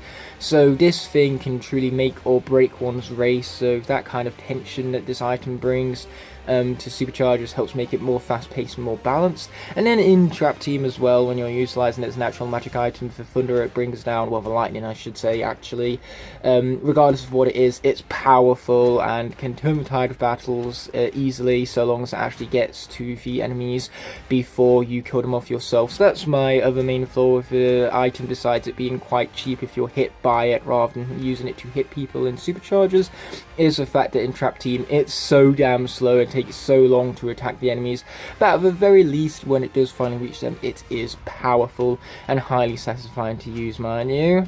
Next up we have the Sky Iron Shield, which is a very basic figurine. Like, look at it, it's a shield, nothing more really, and not to mention the symbol on it feels very Skylanderified. Like, the colour scheme makes it look a lot like Legend of Zelda, so there is a lot of lack in the originality factor there, but apart from that, the symbol itself just feels like it fits in with the other symbols of Skylanders, making it feel uniformed and aesthetically correct, mind you, so it's satisfying to look at, mind you, even if there is that slight Zelda feeling you have whilst looking at it. And it's ultimately its in-game prowess that elevates the Sky Iron Shield here, because who doesn't want a few seconds of invincibility? This item even can truly change the course of history, as it can mean the difference between victory and defeat. So the power this thing possesses makes you really want to use it, because as I said before, you can't go wrong with invincibility frames, mind you. Coming in at number 8, we have the winged boots, which look a lot like Flameslinger's boots, so the intertextuality there makes this feel again like it's part of Skylands, as it has that fantasy type element to it. The wings and the shoe itself are really detailed and have that realistic factor to it, but it's not too realistic to allow for the cartoony elements to still take left, right and centre, so again that's what makes it so aesthetically fit in with the rest of Skylanders, combined with that intertextuality of looking just like Flameslinger's boots. Regardless, it's not only the figurine itself that I love about the winged boots and the design of it all, but it's also for in-game capabilities. It's basically the mushroom equivalent of Skylander superchargers, so of course the boost is appreciated, but it's also great for speedrunning Spice Adventure through Trap Team, because it gives you a really great boost to work with. Unfortunately it is only a short boost, and because of that and how quickly it's used up, it does diminish its use far too quickly, mind you, and that's a shame, because it's such a good magic item that you want to use it more frequently, and yet you can't because it's used up so fast. So the length in which the power-up can be utilised for is really the main downfall of this magic item, but apart from that, it's pretty fantastic indeed, and I do wish they did a little more in superchargers than just be the mushroom ripoff of that game. Next up we have Sparks Dragonfly, which is actually a character from the Legend of Spyro series, so I love the intertextuality there and truly makes him feel like he's a part of this universe, just like Spyro and Cinder alike. I also love the expression on his face. He's awfully happy looking, which means that, you know, you want to have a companion who's so expressive with you along the journey, mind you. So the fact that this offers up such great intertextuality and gives you a companion to fight alongside just makes this character very attractive. He has a lot of detail incorporated into the figurine as well, such as for wings, mind you, they look very, very fancy. And as I digress, the magic item itself isn't all that powerful and doesn't last very long, but ultimately it's for companionship and the personality that the figurine conveys that makes Sparks Dragonfly just such an absolute blast to utilise, mind you. I love the concept behind the rocket ram. It's a rocket that rams people. The name is genius and the design complements that, because it literally has the face of a ram. That detail is unparalleled amongst other magic items, mind you. And for colour scheme as well, for oranges and for greys, really contrast each other nicely to make the figurines stand out. And above all, it's also a really fast-paced piece to use. It's very visually pleasing as it literally rockets all around the place and rams into enemies, dealing a huge chunk of damage at high speeds, mind you. So the pacing of it all is highly satisfying, and that just makes it an absolute blast to utilise. But then there's also its incorporation into superchargers, because it's a great evenizer, especially when you're at the very back and really need a big boost to catch up with the rest of the pack, so to say. It might be a bit of a bullet bill rip-off, but that matches it aesthetically, so there's still some semblance of creativity in there, and you have more control with it than you would a bullet bill. So once again, it's not a total rip-off, even if it does remind me a little too much of a bullet bill, but that's his one and only flaw, really, and I find that more of a nitpick because it's kind of hard to make a completely original kart racer, let alone a completely original kart item. There will always be quote-unquote Mario Kart influences. Next up we have the Sky Diamond. What I love about the Sky Diamond is its shape. It's shaped like a real diamond, and because of that it reflects light like a diamond, and so that realism really attracts you towards the item. And the blend of the blue diamonds and the white diamond in the middle just creates that nice contrast between the reflecting light and everything, just creating for a very visually pleasing magic item, to say the least. And in-game it's even better. Now unfortunately, when you're utilising it in an ordinary level, it only gives you gold every time you attack enemies, so on easy mode it's practically worthless because enemies die in one hit and they only give you 1 diamond for it, and then the diamond has already been used up by the time you get to the next combat scenario, so its length doesn't do it any favours. But it does have a nice little cheats that you can use for it, where you know you can pound on training dummies and get an infinite amount of sky diamonds whilst it's on the portal, mind you. So the fact that it creates a money cheat is just all the more satisfying. It makes it all the more memorable too, because it encourages you to utilise it again and again whilst you're in Woodborough. So because you're utilising it again and again and having so much fun and are so satisfied with its money cheating ways, is ultimately what makes the Sky Diamond so memorable and such a great magic item on top of it all. Number 4 is the Healing Elixir, which has saved my ass in some really tight situations, because it heals you whilst you're moving, so you don't need to worry about being hindered in combat whilst whilst you're healing up. And it heals you up so fast that it's very hard for enemies to even deal the equivalent damage that it's healing you up by. Although unfortunately this does make it kind of worthless in Nightmare mode because of how much damage the enemies deal to you in that. But still, the fact that it can literally make the difference between your Skylander being defeated or whatnot makes this magic item very, very useful. Unfortunately though, it doesn't give you any sort of invincibility, so being hit whilst utilising it, and because you utilise it in such in situations that are so tense already, can be really off-putting. And ultimately, if you do get hit and the Healing Elixir can't heal you up fast enough, then it does become rendered useless and quite annoying. So really I wish that the magic item had more to it than just slowly healing you up, even if the pace is kind of perfect for the sake of balance. But apart from that, this is a very good magic item. I do kind of wish there was more to the figurine itself. It's literally just a potion, although it's shaped quite satisfyingly because it's got a nice texture to it, makes it feel rather glass-like, and of course the symbol at the front adds a lot of detail to the potion, which is much appreciated. Next up is the Platinum Sheep. Now, might I just say that this is an absolutely awesome figurine. Just a silver platinum-based sheep with the details of the fur and the face all incorporated into it. Man, it is incredible to look at. And the Platinum Sheep truly lives up to its name, because you get the Platinum experience with this. You get the healing that you saw previously with the Healing Elixir, but you sacrifice the vulnerability, because the sheep disguises you and means the enemies leave you completely alone whilst you can make strategic moves such as running away, you know, strategic retreats and everything, so that then you can heal yourself up at a safe distance from enemies, and even ambush them once you take the piece off and drop your disguise. And sometimes enemies can't react well enough so long as you're stealthy about it. So again, it's the strategy and the fact that it gives you those vulnerability phases whilst you heal up is ultimately what makes this the grander healing item over the healing elixir, and it's also just got a more interesting figurine with more detail incorporated into it. Next up is the piggy bank, which of course is appropriate for the target demographic of the game, showing that the designers put a lot of thought into this element of the game, so to say, because of course kids save up with piggy banks, so having a piggy bank in such a cartoony-esque world makes it fit very well, and it's just a satisfying magic item to use with some really great sound effects, such as for snortling whenever you earn some money for your characters, because this is a great way to earn money in Skylanders and earn those upgrades even faster than what you can for Sky Diamond, because it lasts longer and it's more rewarding whenever you defeat enemies. So in other words, you can actually get between different combat scenarios with a piggy bank and you get more rewarded for it. So if defeating an enemy isn't good enough as it is already, you just plop on the piggy bank and get an extra deal, get an extra load of compensation for your good deeds in taking out the villainous beings of Skylands, shall we put it. So regardless, it's just its connection to the target demographic that creates such an attractive magic item that you want to play as, and it just creates such a great reward system that you love taking advantage of. So the satisfaction there makes the piggy bank such a great magic item to use.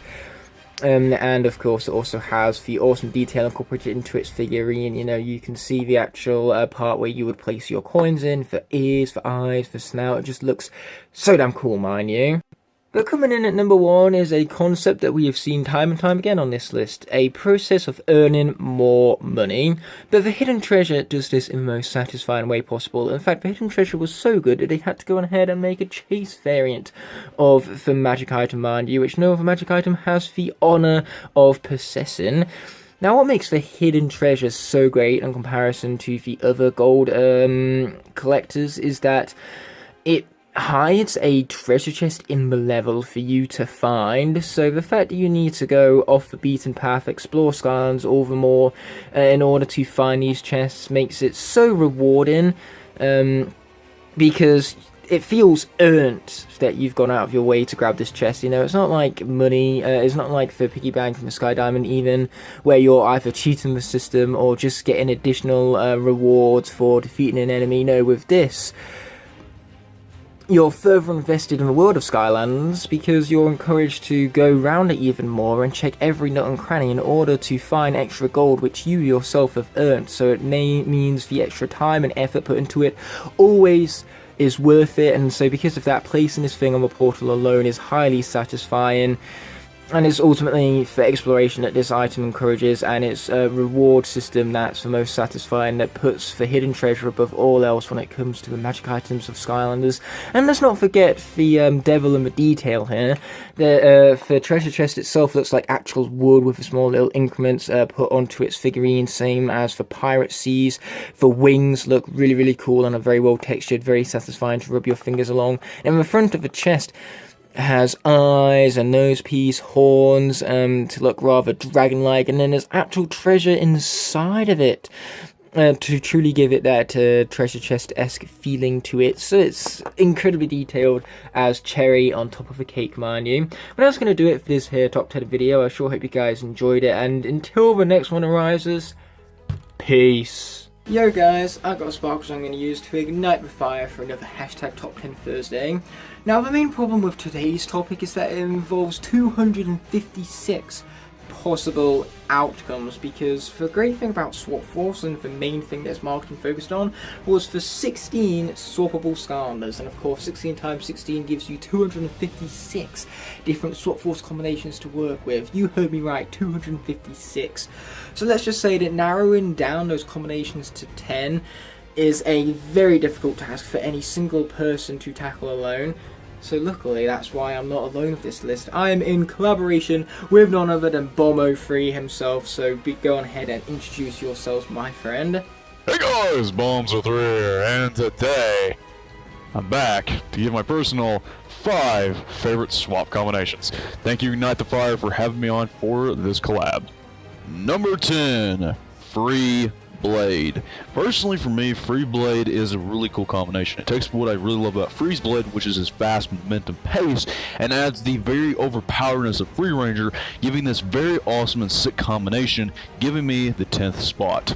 Placing number 9 on the list was a very difficult challenge because there's 256 combinations to choose from, so having my personal list limited to just 5 of them was most certainly challenging.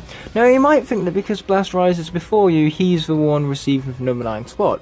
Well, actually he's just my runner-up, because with Blast Rise is an awesome combination for being able to create a multitude of different projectiles. You know, you can launch yourself up high into the sky, rain down the laser, then knock back your enemies to then of course create a fire barrier and launch your bombs from them for a distance. So point is, there's a lot of combos that this combination can create, from Blast Zone being able to, well, blast his enemies, and then for Rise portion of his of this combination even being able to avoid all enemy fire and rain down lasers from above, mind you, and then of course also having the mines that lock onto enemies to just make this so offensive based, fun to use. Not to mention it's definitely an aesthetically pleasing combo, because the robotic spider legs kind of match the fiery armor of the Blast top half, mind you. But I wasn't about to go through this entire list without my boy getting at least one spot on the list. So my favourite swapper just so happens to be Boom Jet, so of course I need to utilise the combination somehow,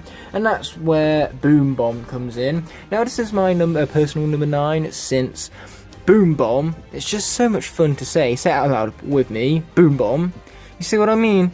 What a fun name for a fun combination. What's great about Boom Bomb is that Boom is very projectile eccentric, but with his regular bottom half he has a large hitbox, and because of that his slow projectiles often mean that he's killed off earlier than his potential would allow him for. But with the bottom half, you can turn yourself invisible, move away from the enemies, charge up a projectile attack, and then launch that from a safe distance, mind you. So a combination of being able to sneak around with the powerful projectiles of Boom just makes Boom Bomb such a powerful combo that any enemy even should fear. Number 8, Free Shift. Free Shift, in my opinion, is a very interesting combination, because just like my personal 10th pick, Free Shift of course takes again the powerhouse stat level of Free Ranger, but at the same time gives me multiple extra lives, which, let me tell you something, when you're playing Nightmare mode, this is a god save. For my number 7 on the list, I have a combination which I know none of you were expecting, since it takes parts of my 2 least favourite swappers and puts them together to create, who would have guessed it, a really awesome combination. Gorilla Rouser can tunnel underground, making you completely invincible whilst you chuck up rocks, and then with knockback damage of that you can go in close to your enemies and finish them off with your punch attacks, or, you know, remain at a distance from knockback damage to of course bring in your monkeys. Either way, what's so great about this combination is that you can start an attack and then finish it through with the powerful melee attacks of Gorilla. So either way, it's a very overpowering combination that can create the strategy and pacing when used right, and that's what makes Gorilla Rouser one of the best combinations in the game, mind you. Even though, as I opened with, it combines 2 of my least favourite swappers of the bunch. Number 6, Free Shift. Again, I'm using the shift combination. I get it, I'm a little generic, but you gotta admit with me, Free Shift is a really awesome combination. The fact that, of course, I get, of course, his ice disc to throw around still, and of course his freeze eyes to really knock out the competition. At the same time, of course, I get, well, multiple lives. Now, the only downside I have with this combination, of course, I lose the speed and momentum, of course, Freeze Blade, but in reality, I lose speed, but I gain health, so I'm fine with that. My number 5 is going to be Magna Ranger. Now, when I first got these 2 Swap Force characters, this was my main go-to combination, because you could combine Magna Charge's magnet expertise with the pacing and the knockback damage of Free Ranger's bottom half. So either way, what you get with this combination is a tornado path which can knock back enemies, allowing you to focus your magnet cannon on them and finish them off from a distance. Combine that with some excellent pace created by the bottom half, And you can even use this as a double dose of knocking your enemies off the ledge by either utilizing the tornado to spin your enemies off the ledge, or you can utilize Magnet Charge's magnet-based abilities in order to throw them off the ledge as well. So either way, you have yourself a combination that can push enemies back and allow you to either focus on defeating them with a magnet cannon, or just launch them off the edge for an easy one-hit kill. And it makes that even is what makes these two different swap force parts so great in combination with one another.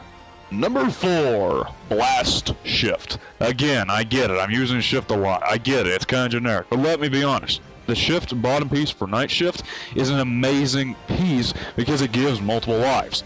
That's why it's so great. And again, taking my personal favorite swapper, Blast Zone, and taking his top Blast, giving it to the bottom of, of course, Night Shift, giving me Blast Shift. This combination is a powerhouse.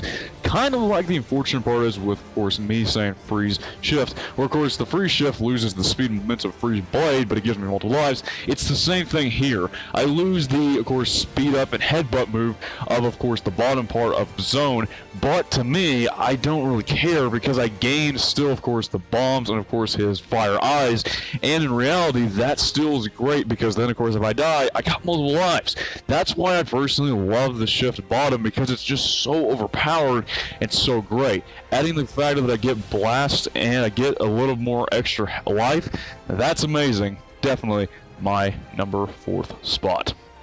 But as for my number 3 on the list, we have Magna Shift. Now what's so great about this combination is that you can combine the power and easy accessible moveset of Magna Charge with the speed and movement capabilities of Shift to give yourself a very powerful combination that can be used multiple times over with the multiple lives ability of the Shift bottom half. So now you can not only pick your enemies up and drop them off the ledge, but now you can even get in close really easily with the Shift based teleport to do so, or you can use your Shift teleport to easily get away. So case in point, you combine a powerful character with some great maneuverability, and what you have is a force to be reckoned with.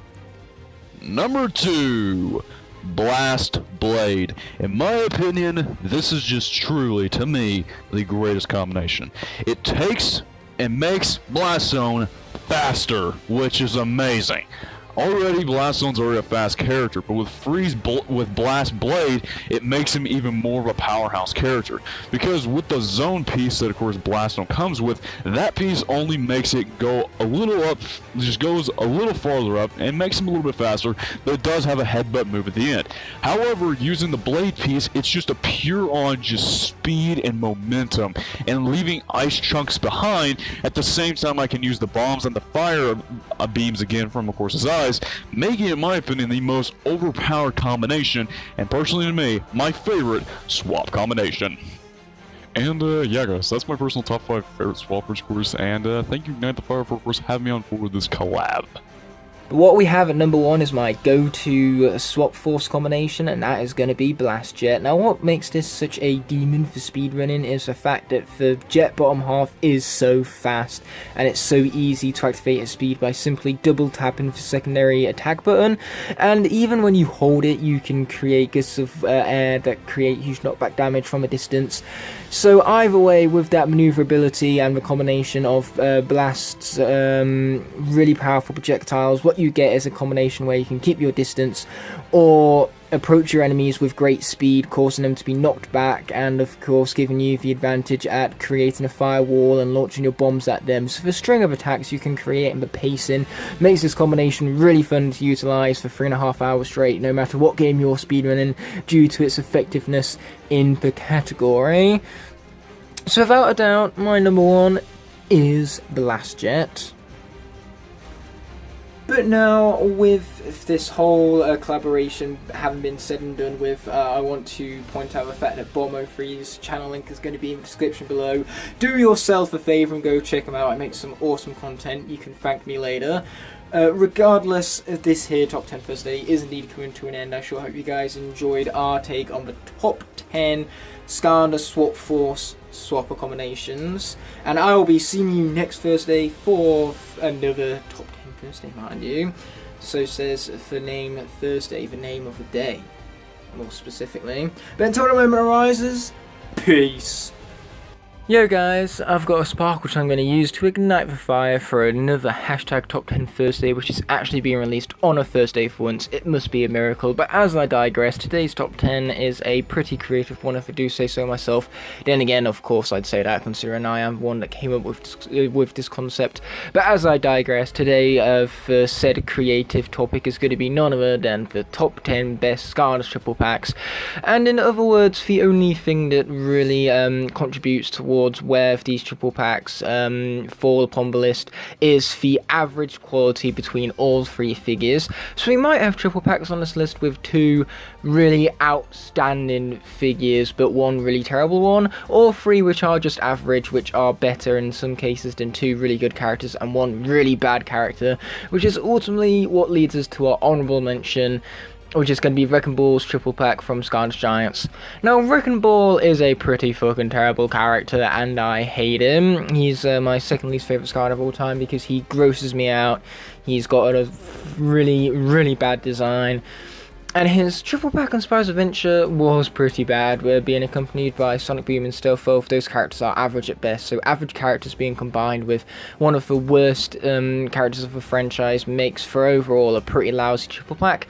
However, in Giants, Wrecking Ball was given the luxury of having two really great partners within his triple pack, because Flameslinger and Fright Rider alike are both excellent characters. They are fast-paced, they have really awesome designs, and are, above all, most importantly of all, you could say, really fun to play as. Therefore, Wrecking Ball's triple pack was significantly improved in Giants after he was accompanying two far superior, far more fun characters to play as. But with how terrible Wrecking Ball is, it really drags down the entirety of this triple pack, meaning that it can't really get above the honourable mention spot. Without further ado, we're going to move on to number 10, which is going to be another Giants triple pack, but this time around it's going to be Prison Break, Lightning Rod, and Drill Sergeant, all of which are Series 2s. Now, one thing these characters all have in common are really, really great WoW pals and some really great design work as well. Prison Break, Lightning Rod, and Drill Sergeant have really well designed reposes, mind you. Especially Prison Break, since it has so much detail put into that repose iteration. So the fact that this gives you a really great upgrade upon for Series 1 iterations makes this a really well-rounded triple pack, because of the fact that, you get the great WoW pals. Unfortunately, Drill Sergeant isn't a great Skylander in terms of his gameplay. He's a little too much on the weekend. Though, fortunately for him, Prison Break and Lightning Rod really do elevate the overall quality of this triple pack, since those two are really powerful, really fun characters to utilise, with some great pacing alongside them. But even at their best, they are slightly above average. So overall, this triple pack kind of evens at the average spot, which is a lot better than other triple packs, mind you, which is why they've hit the list, mind you.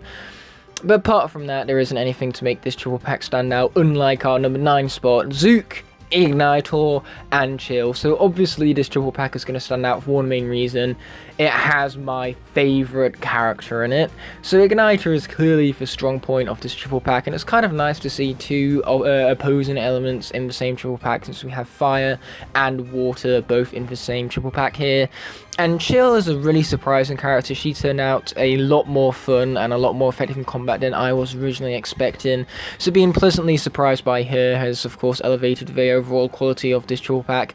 But unfortunately, the obvious weak link here is Zook. He's probably the weakest and for least most fun of the life Skylanders, at least from the SSA cast, mind you. So because of that, he alone does drop the overall quality of this triple pack, being a lot more on the weaker end of the quality of Skylanders. But overall, it is still a damn great triple pack, and that's what gets it number 9 on the list. But moving on to number 8, we have a Trap Team triple pack this time around, featuring Batspin, Frino, and Cobra Kadabra. Now, Batspin and Cobra Kadabra are both really excellent Trap Team cores, which emphasise just how great and underrated all of these Trap Team cores are, and then being accompanied alongside Frino, which is a figurine that was very much deserving of a repose, made this a very strange triple pack, because these characters didn't really belong together. They don't really have any sort of theming in common, so Putting these three together specifically made no sense to me, and so because of that it wasn't a very well designed pack, despite the fact that the figurines inside it were each excellent. And Batspin has some very weak design work and a very weak name on top of that, but hey, her gameplay more than makes up for that. And Cobra Kadabra can be a little bit frustrating, but he's still fun to play as and has a very unique design. So overall, this is a triple pack, which sure also makes no sense. It's still well rounded and provides you with 3 pretty good Skylanders. Not exceptional Skylanders, far from great Skylanders, but pretty good, and that will suffice for a pretty good triple pack overall. But coming in at number 7, we have easily the most underrated triple pack in the entirety of Skylanders history: Voodoo, Boomer, and Prison Break. A lot of people needlessly hate on Prison Break. He's so much fun. He requires strategy, making you constantly concentrated whilst you play with this character. Voodoo is incredibly powerful, as is Boomer, meaning that, you know, if you pick up this triple pack alongside the Spyro's Adventure starter pack, you're going to have some very powerful characters right out of the box, mind you. So overall, with just how much power this triple pack can present you with, and the fact that it provides you with 3 highly underrated and over forgotten Skylanders, is really cool. And I'm glad this triple pack kind of brings light to 2 very forgotten Skylanders and gives them the love that they deserve, you could say, having been put in the same pack together. But coming in at number 6, we have a Swap Force triple pack, the only one to feature on this list, and that's going to be Trigger Happy, Star Strike, and Gilgrunt. The problem with most Swap Force triple packs is that they put some really terrible characters with some really great ones. It meant that on average, most of the triple packs weren't very good. Like, you had a really excellent character like Scorp put with an average character like Chop Chop and a terrible character like Sprocket, for example. But Trigger Happy, Star Strike, and Gilgrunt is definitely, once you average them out, the best combination of characters within the whole of the triple packs of Swap Force, because they are all themed, as they're all projectile based. They all maintain your concentration on the game, since they have quite strategic based movesets. And they just feel like they belong together, especially since they are all of the same elements of the Spyro's Adventure starter pack characters, with Star Strike replacing Spyro and the other 2 having been in that same starter pack. So that's ultimately what makes this triple pack feel themed, and the fact that they're all projectile based makes all of these characters fun to play as and very effective in combat. So on average, this is easily the best Swap Force starter pack, not starter pack, triple pack, just for being the most well-rounded, you could say. But coming in at number 5, we have yet another triple pack featuring Igniter, since he and Spyro's Adventure featured in a triple pack alongside Camo and Warnado. Now, Igniter and Camo are both absolute fan favourites. Of course, Igniter is my personal favourite, but I know a lot of people love him as well. And you could say the same with Camo, which I myself also adore. So you have 2 really great characters. What's wrong with this triple pack? Well, it's the obvious weak link, Warnado, because unfortunately, he's not very good and definitely below average, so he drags down this entire pack, in my personal opinion. So having 2 really great outstanding Skylanders coupled with a not great one is ultimately what drags this pack down and puts it at number 5 on the list. But at the very least, it did still provide you with some rare characters, because Warnado, Camo, and Igniter in a single pack alike were very difficult to find at the time. So if you could come across this triple pack, you could find 3 hard-to-get Skylanders all at once. So of course, that admirability behind it also elevates up the list, since it's got a theme behind it, and that is rarity in terms of a Spyro's Adventure line of toys.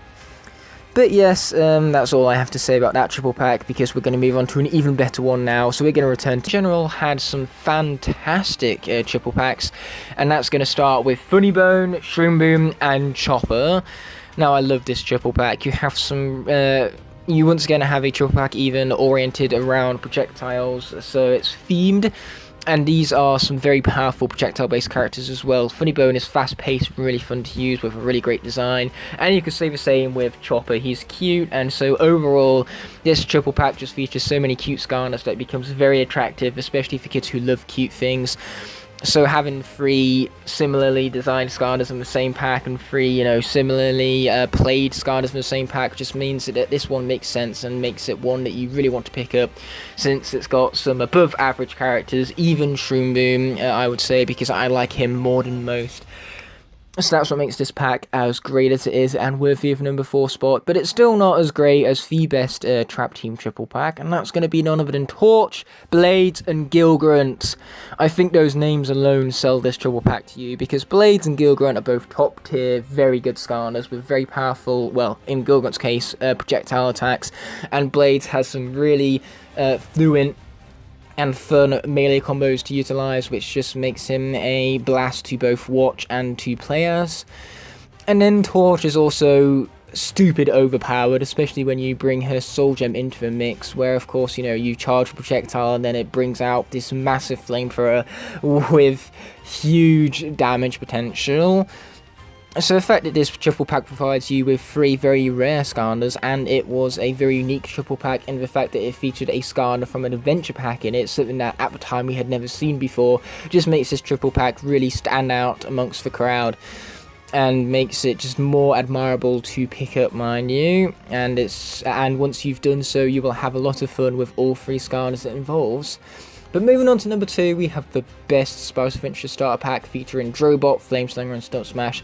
All 3 of these characters range from very good to outstanding. Drobot and Flameslinger are both within my top 15 favourite Skarners, since they're fast-paced, they're powerful, they're pretty brainless as well, since you either mash buttons or in Drobot's case you hold the square button to win. That is if you're using PlayStation, mind you, they're just the controls I'm used to. And then Stump Smash is incredibly powerful. He has really high health, which makes sense. He's a life Skarner with a large hitbox, so the large health kind of balances him out. So overall, that makes him powerful and very fun to utilize, and he has some really great combinations on top of that, which are really fluent and fun to pull off.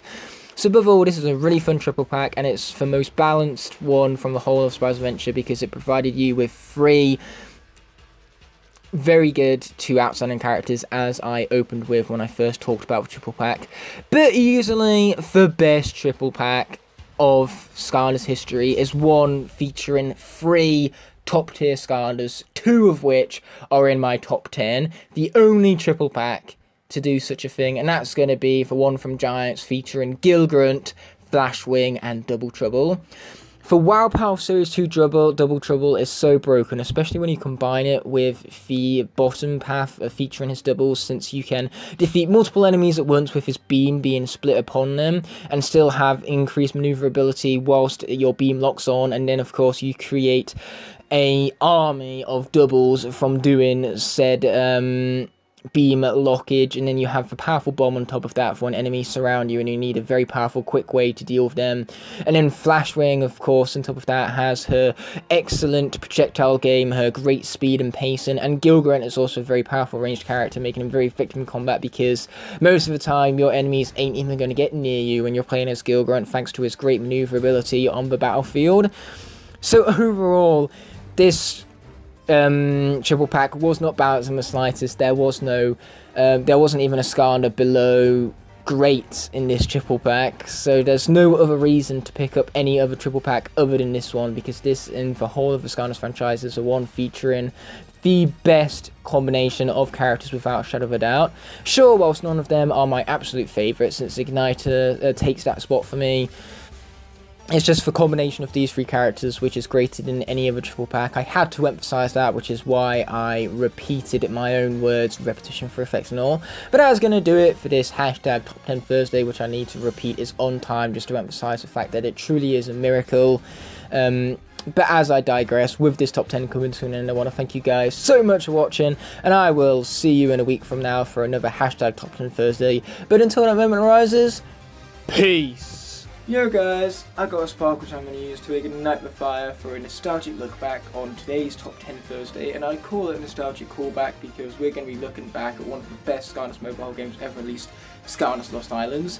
So remember when this game was out, they used to create custom Skarners for events known as Alter Egos. a lot of these were really creative and really cool to see these classical Skylanders designs and have them expanded upon to make for an alter ego format, and it's always so rewarding to earn them because you had to spend so many wish stones of the wishing well to acquire them. So you know, it was so special in the fact that you had to go through special methods to acquire them, hence the wishing well came in, and that had such a big impact on the game that even influenced Skylanders games in future. Superchargers incorporated a wishing well in the same style as Skylanders Lost Islands because Lost Islands did it so well, mind you. But as I digress, that's naturally what we're going to be counting down in this here top 10 video for top 10 best Skylanders alter egos, based upon how well the alter ego expands upon the original design of a Skylander, how cool they look, how rewarding they were to earn, and so naturally we're going to waste no more time getting into this top 10 right here, despite the fact that I have 3 fingers and a thumb pointed at you guys. Right after the intro has been rolled out, which is where, you know, my third finger came from. Third finger represents the intro and all. As always, I'm going to be starting off with some honourable mentions before we get into the actual list itself, and that's going to start off with Flip Flop Rhino. Now, you can always tell when these variants were released in Skylanders Lost Islands because every year, to reflect a new game being released, for Lost Islands changed its logo for a character from that game. So with Swap Force, we got Popthorn for the logo, so naturally we also got a Swap Force core redesigned for the summer months as school was out, and you know, everyone was having a fun time during the summer months without said school to worry about. So the thing with Flip Flop Rhino is that first of all, that's a bit of a mouthful due to the alliteration, and second of all, I don't like this one as much as the others simply because of the name. It's you know, taking one addition to the design and renaming the entire character around it, because sure, he has flip-flops on, but he also has a rubber ducky flotation device and a bucket and spade, and it kind of makes a lot of sense that Rhino would put a bucket on his head. You know, he's not the brightest character within the Skylanders cast, so the design definitely makes sense and expands upon the original core design in very unique and creative ways. That's cool to see, though unfortunately they don't nearly change the colours up enough to justify the existence of this character, and it was literally just to remind us all that hey, school is out, so it's time to truly enjoy ourselves without distractions and all. So it just feels like a bland way to celebrate the beginning of the summer, really. They could have done so much more, especially when it comes to colorization. Like, they could have made his horn much less warm with the colours, despite the fact that summer is of course associated with being warm. So the warm colours kind of make sense in that regard, but it doesn't change the fact that those are the same as Rhino's base colours and make him overall on a colour level quite boring, as the colours don't really contrast and don't really create that much of a difference between this and his original format, mind you. But hey, the new additions are really cool and creative, so that's what gives them the honourable mention. But moving on, we have Rocky Egg Roll, which this is once again another lazy name. They just slapped egg in the middle of the two characters' names. But what I really like about this is that it's more of a creative Easter alter ego. Sure, you know, adding an ears, adding bunny ears even to a Skylander isn't all that creative to celebrate Easter, but they did more than that. You know, they also changed the design of Roll's feet so that then he looked more rabbit-like. They gave him paint rather than rocks, because, you know, he's the Easter Bunny painting all of his eggs. And Roll himself, of course, not Roll, Rocky even, I always get these two confused. Rocky is no longer Rocky, he's now Eggy-like, so naturally having Roll about on an egg as Rocky is just a really creative idea, and a much better execution of an Easter concepted Skylander with colours that contrast each other much more nicely and make it better than Hoppity Pop Fizz in every meaning of the word better, mind you. But it's still not quite good enough because it hasn't got enough new additions, and it's just not as creative enough to grant it a spot on the top 10 itself, mind you. Now next up is Snowball. I love Rollerball's design, and what I love about this alter ego is that it focuses more on alterizing her colours rather than adding in new aesthetics, despite the little snowman nose they added to her helmet to make that look snowman-like. So above all, this has some really great theming, and the colours contrast each other nicely to create a really nice Christmassy feeling for the variant, and that's what I like about it. This feels like a true variant because they've changed up the colours so drastically to create a much better contrast and one that truly differentiates herself from the original Roller Brawl. Literally, the weak point of this character is the lack of new additions they added to the design. If they added more than just noses to all of her little gauntlets and her helmets and her saw blades to create snowman heads, you know, if they did a little more than that, then this easily could have cracked the list. But as it stands, it's just a really good looking alter ego, and that's exactly what it is. Alter to their regular ego, so that's what grants it an alter ego. That's what grants it an honorable mention even. So here we go with the actual list, and kicking us off, we have none other than Gourmet Gusto. I love the fact that they change out his boomerang for a breadstick and that they give him chef's robes. It just really matches the theme of the base design, since, you know, he eats stuff, he sucks stuff in, he sucks stuff back out. So creating a chef type design out of him, since he's so food oriented, or at least eating orientated, really expands the ideals of the main design. And it looks fresh as well, since there are a few alter egos that look the same as him, even the food themed ones.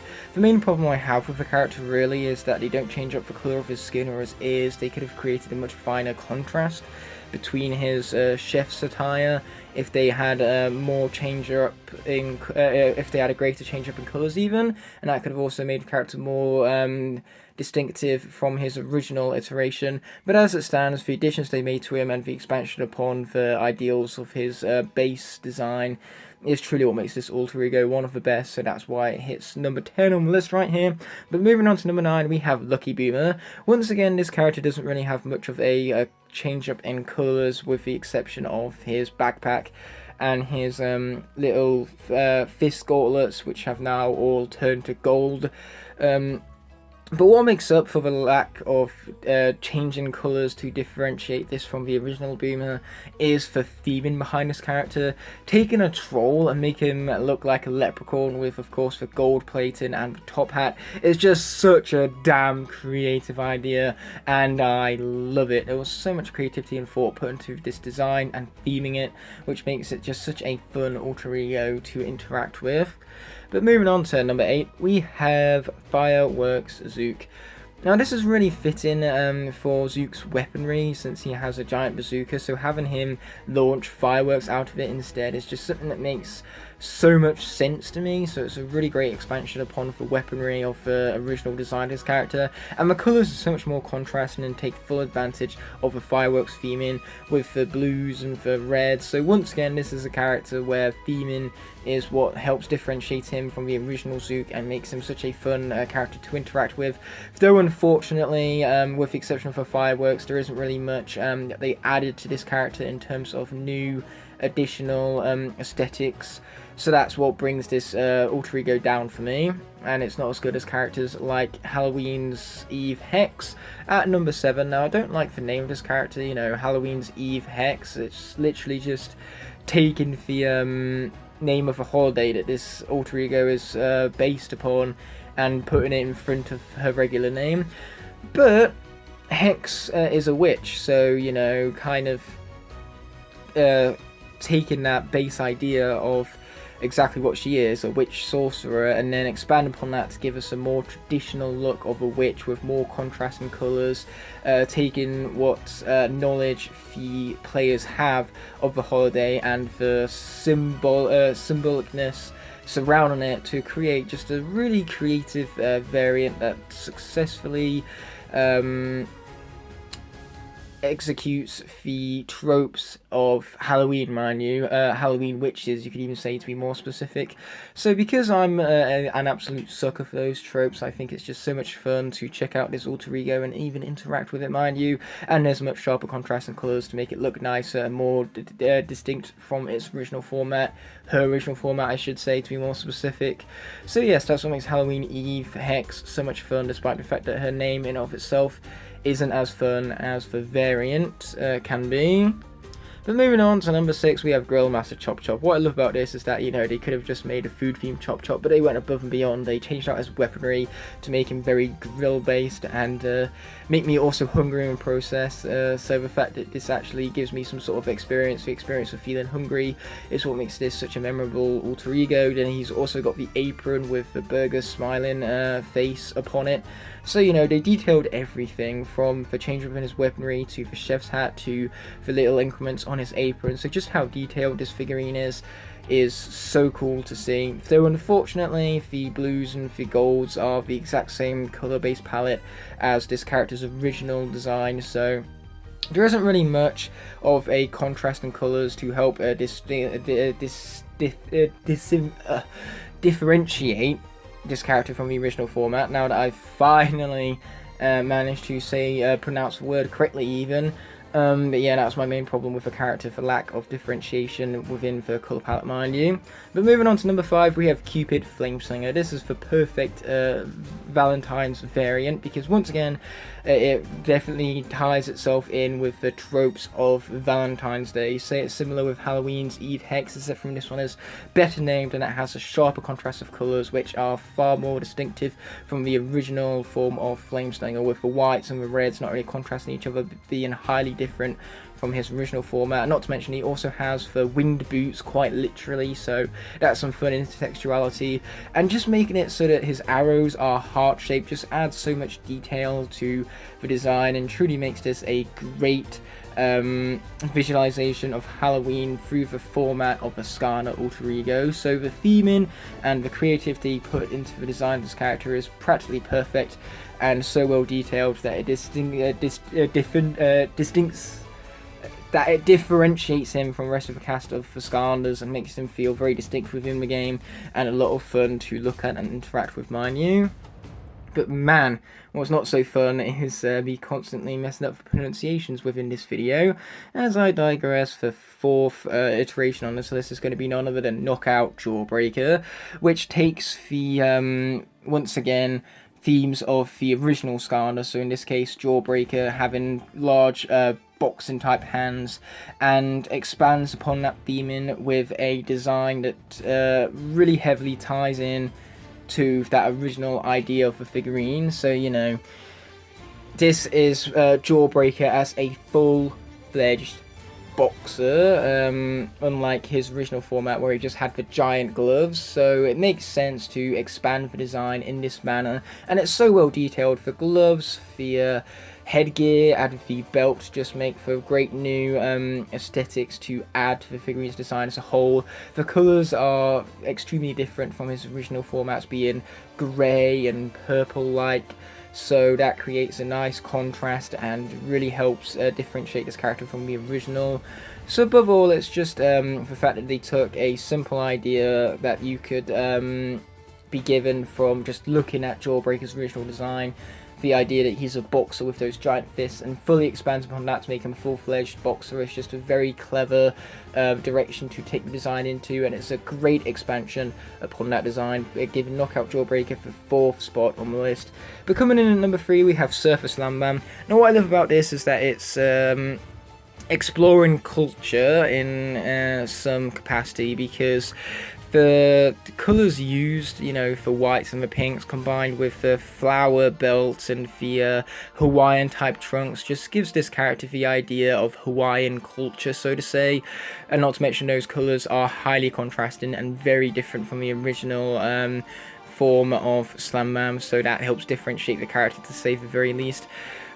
And it's just the idea that Hawaiian culture can be expressed in a alter ego form of a Skylander just makes the design feel so fleshed out and thought through and so much fun to unlock, mind you. So that motivation you have whilst unlocking him is what makes this such a satisfying grab from the game, mind you.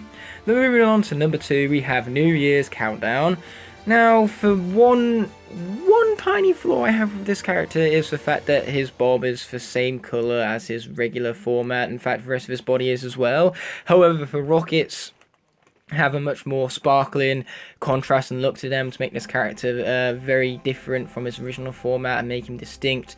But as for new aesthetics to make this character look so cool, it's a great exploration of British culture, with of course the eyepiece, which is incorporated within the British stereotype, you could say, where the British stereotype was literally a white British male with a little eye goggle, single eye glass, you could say, even.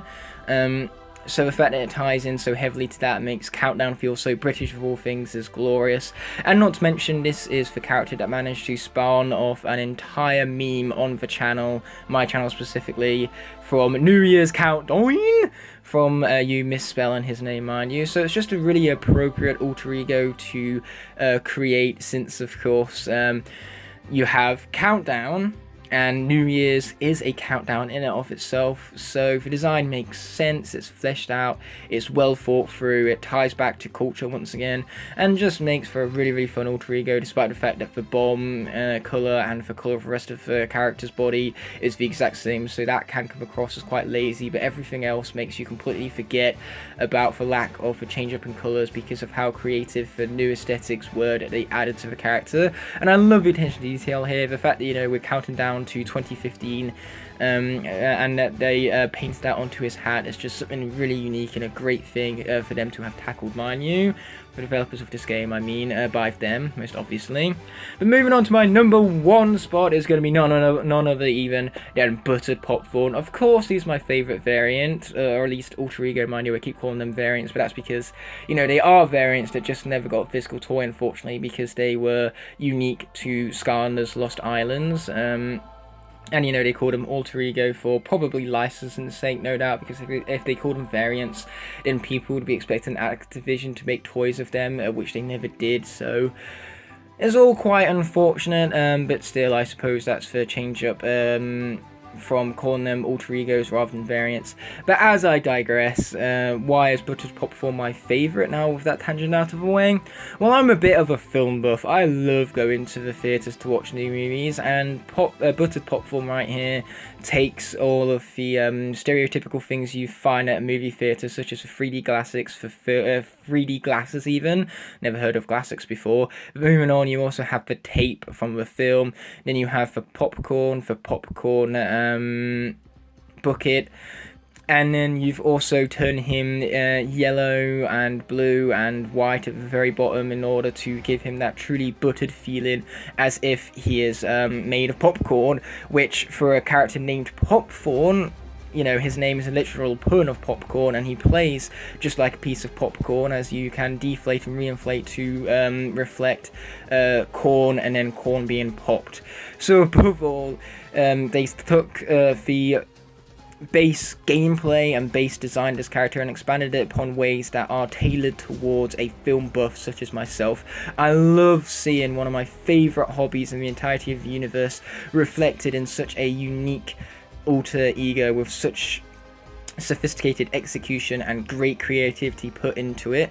So naturally, that's what makes Buttered Popcorn my favourite alter ego, just because it relates to me on a deep personal scale with how much I love going to movie theatres, and its of course exploration of that theming, as well as the fact that it takes full advantage of everything that the original character stood for within its gameplay and its design, and expands upon it in so many unique ways that several alter egos can just wish that they could have achieved.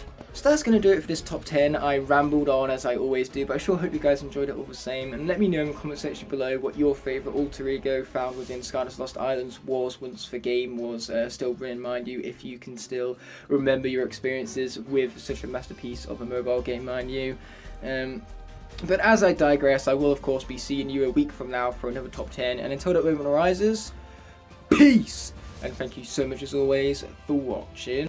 Yo guys, I've got a spark which I'm going to use to ignite the fire for another top 10 Thursday. Now, it's very important not to misunderstand the title of this here top 10 Thursday, otherwise you're going to completely misinterpret even the idea behind this list. Since we're counting down the top 10 most forgotten Skylanders, not the top 10 most forgettable, because with the top 10 most forgettable, it would imply that these Skylanders are in and of themselves forgettable and therefore not memorable and not very good, which couldn't be further from the truth, you could say, because a lot of the Skylanders on this list are actually very good, and in some cases very memorable in terms of their design and standing out amongst the crowd.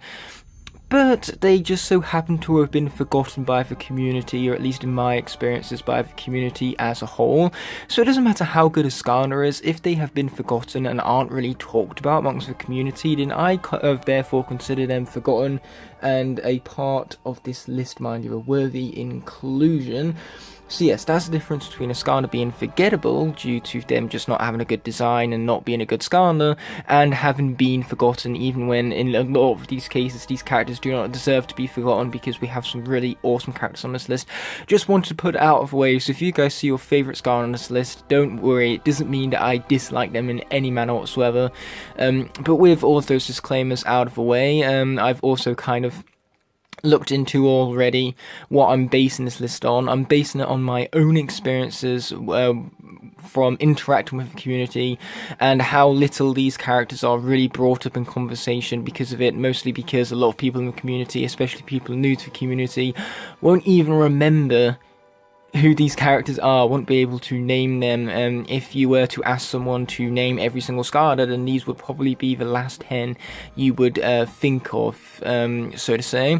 But with all of that lollygagging out of the way, we're going to roll straight into the top 10 countdown. Kicking off our list at number 10 is a character which even the developers themselves seem to have forgotten, because he is the only Skylander from the entirety of Spyro's Adventure who never returned outside of that game. He never got a repos, he never got a variant later down the line, he never even got an elite drawn for Superchargers lineup, despite the fact that every other forgotten Skylander at that point got one for that game.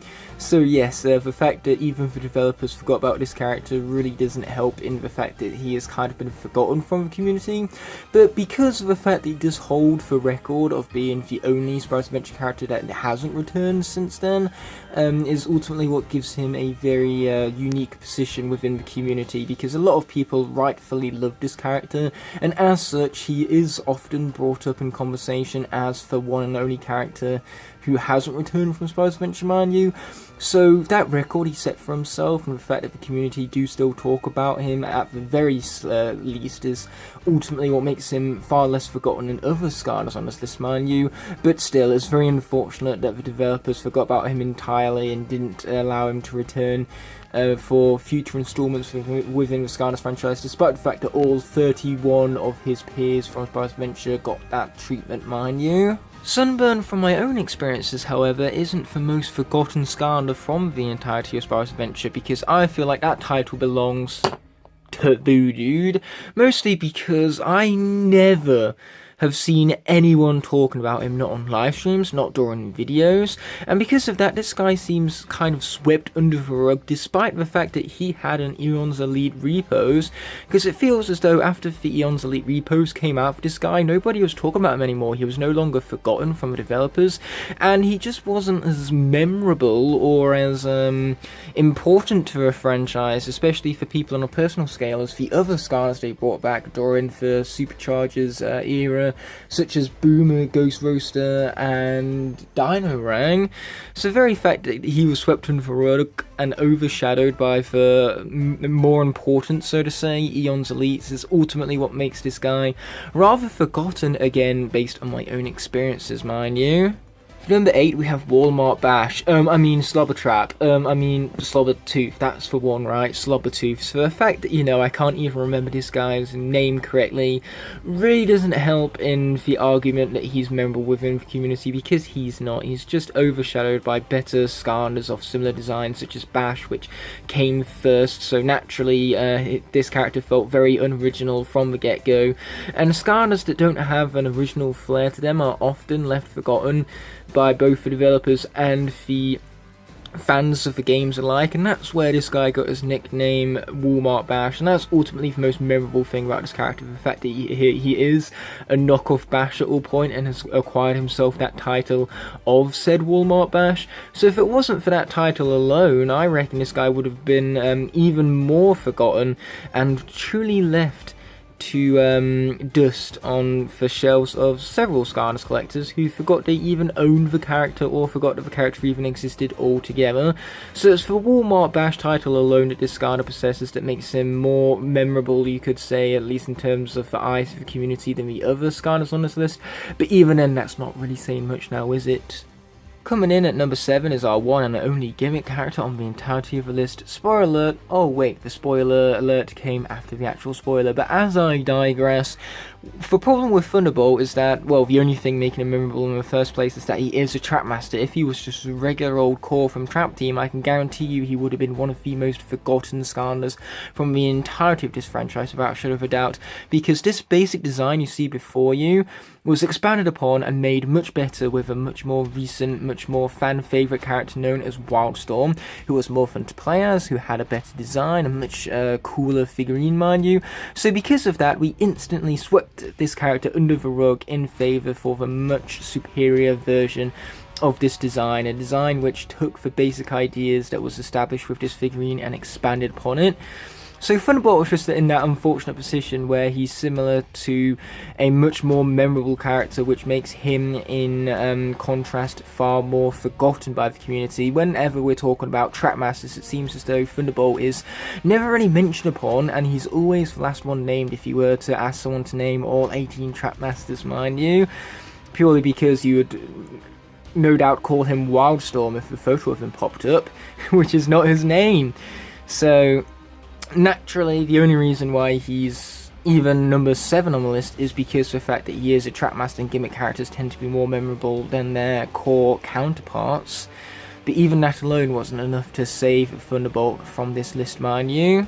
Coming in at number 6, we have Trailblazer. Now, once again, when it comes to Trap Team, a lot of the cores were left forgotten because they came out at the same time the Trap Masters did, and the Trap Masters were so superior to the cores in every single way in that game. They gave the villains extended timers, they could access exclusive elemental gates, so naturally nobody was going out of their way to collect the cores when you had the much superior Trap Masters at hand to collect instead. And Trailblazer, unfortunately, is one of those most forgotten from the core lineup of Trap Team, purely because there's no real interesting gimmick behind him to really make him truly stand out.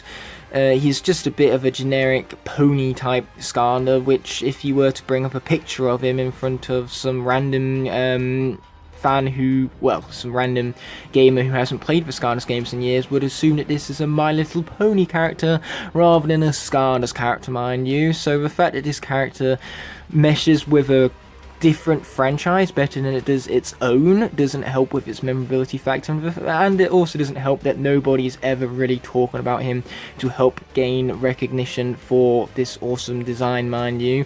Well, the awesome character in general, I should say. Coming in at number 5 is a very memorable character for me because Fright Rider was the main reason why I really got into the undead element, because in the Spyro's Adventure I didn't really like the undeads all that much, not at first at least, but then Fright Rider came out in Giants and just made the undead a greater, more well-rounded element for me. But in terms of the eyes for the rest of the community, this character is terrible apparently, which is a title he absolutely does not deserve because he's a very underrated character, and because of that he's never really discussed about within the community. I've never really seen anyone bring him up in my live streams. Nobody really mentions him along the other Giants cores, purely because he's just so forgotten in comparison to them. Again, by the developers, because he's the only core from Giants that didn't get a re-release later down the line within the franchise. So the developers forget about him as much as the fans clearly didn't help him out, and it's just such a shame that such an awesome, underrated Skylander has been so forgotten by the community due to the fact that the only time people tend to talk about him is in for words of hatred. So naturally, people who never picked up this character before and gave him a shot would have seen the bad backlash this character was getting and never gave him a first shot.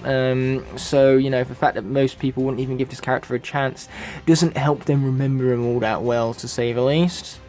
Coming in at number 4, we have Starstrike. Now I know what you're thinking, even if I can speak correctly, that is. Starstrike had a Lycor form of all things. How could she possibly be considered forgotten? Here's the problem, you can barely tell these two designs apart. If I was to show you one, you wouldn't be able to tell which one it was. And because of that, with the fact that these two designs blended together so well, it made Starstrike one of the most forgotten Lightcore Skylanders.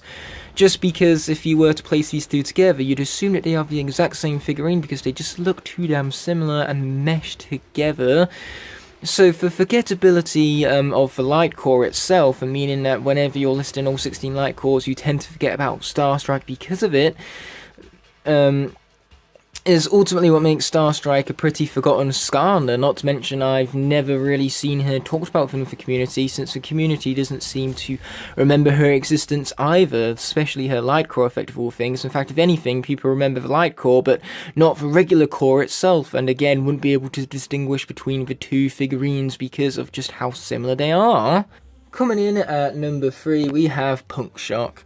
Now, Punk Shock had very many unfortunate things going her way. There were other superior female swap force cores even, which far outshadowed her, naturally leading the community to forget her instantly as they were too busy playing with the better characters such as Smolder Dash and Roller Brawl.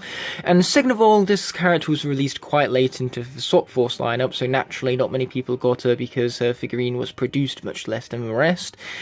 And third of all, she was given Easter packaging. She was never given any other packaging than the Easter iterations, meaning that, you know, because her packaging didn't really blend well with the other Skylanders, nobody really recognized her as part of them and never really saw her in uniform with the rest of them, and as such, once again, never really picked her up. So all of these factors coming in to really hurt the memorability of Punk Shock has made it so that now people don't really talk about her, especially in comment sections of all things. Whenever I mention her in live streams as one of the best female swap force cores, people are like, oh yeah, that character exists.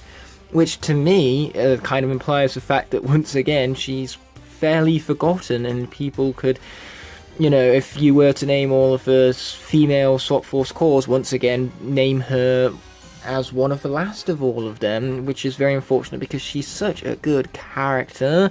Echo here is kind of a combination of both the factors that affected Trailblazer and Punk Shock, because she's a Trap Team core which came out towards the very end of the game's launch, so naturally not many of her figurine was even produced and not many people really picked up this character.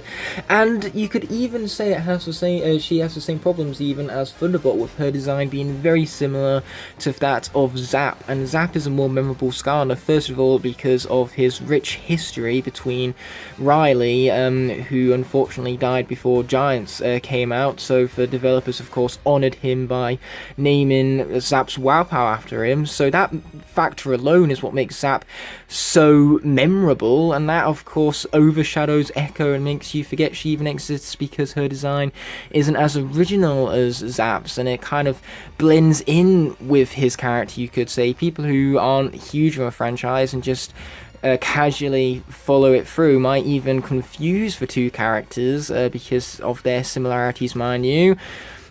So the fact that Echo just has so many negative things going her way in the vein of memorability is what gives her the number 2 spot, and it's so unfortunate too because she's very powerful in game, she's really fun, she's got a real sense of music and atmosphere to her, and her figurine is so well detailed. So hopefully all of you can look at Echo in a much different way now that I've brought this video to bring her to light, so to say.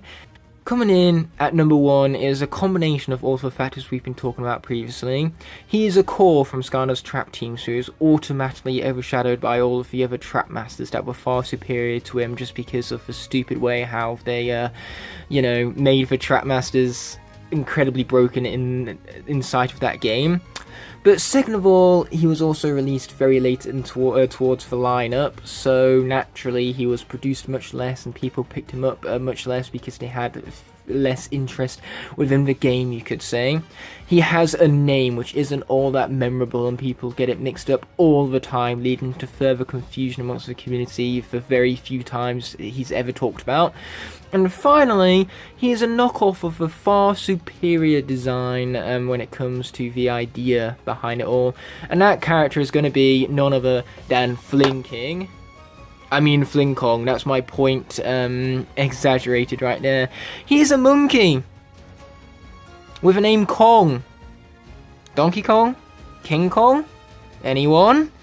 And on top of that, he also has a magic flying carpet of the air element, Why would an air elemental Skarner have a magic flying carpet, despite the fact that magic is in the name? Well, it just makes him a very forgettable air Skarner because he doesn't suit his element as well as he should. And his name is very forgettable, as I said before, because his last name is Kong rather than King, which just seems more natural to me. And there's also the problem that he is in direct reference to Aladdin. When you think of Skarners, you don't really think of Aladdin, so naturally this character isn't the first character on your mind, so that leaves him incredibly overshadowed by several other characters within the Skarners franchise, and it means that most people, when it comes to talking about this character, won't have a flying clue who you're talking about because they have straight up forgotten him, and it is a shame because this character is so much fun to play as with a really original, really overpowered moveset within Trap Team. He does have some very terrible movement though due to the carpet and the animations that persists with that. So it's a shame that the developers of the game kind of went outside of their comfort zone to create a very different design Skarner, but because it's so different and so unique, it doesn't blend in well with the other Skarners, and you don't really think of it, or you don't really think of him, to be more specific, when you think of Skarners because of it, and that's what leaves Fling Kong as the most forgotten Skarner of the entire franchise, at least in terms of my own experiences, and I can't emphasize that enough. This list is based off of my own experiences from my own streams, from my own interactions with other people's streams, so let this top 10 be a lesson for all of you, a lesson in which even the most forgotten Skarners can be incredibly awesome, so they deserve a second chance for you to go back and check them out so you can truly appreciate what they brought to the table when it came to creating variety within the Skarners franchise, both in terms of the design of these characters, their personality, and most importantly, their gameplay, because Fling Kong here, he has some really unique gameplay that's absolutely worth checking out.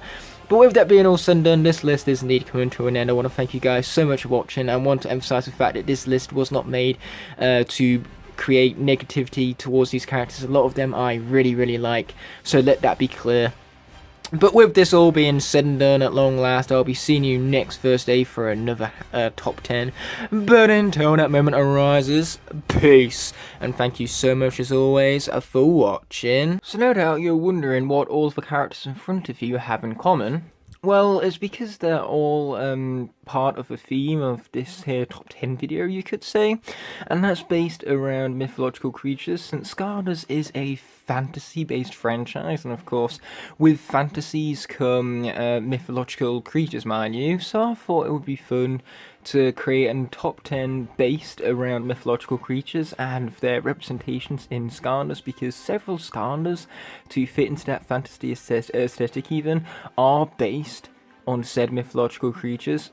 And all of the characters before you are not on this list for one specific reason: the lack of uniqueness and distinguishability. We have 3 elf characters which all look virtually the same, and then we have 5 rock characters even, that are even worse. So sure, whilst all of them are based on mythological creatures, that being elves and rock golems alike, because there is no uniqueness and no distinguishability to their designs, it just doesn't make them eligible for the list, in my personal opinion, since that's one of the main factors going into the placements upon this list, that as well as the design of the character, how well they represent the mythological creatures at hand, or how well they can combine several different elements of different mythological creatures to make an overall fantastic looking design. So because of that, the gameplay is a little less important in this top 10, however it is still taken into account, as well as the personality of these characters.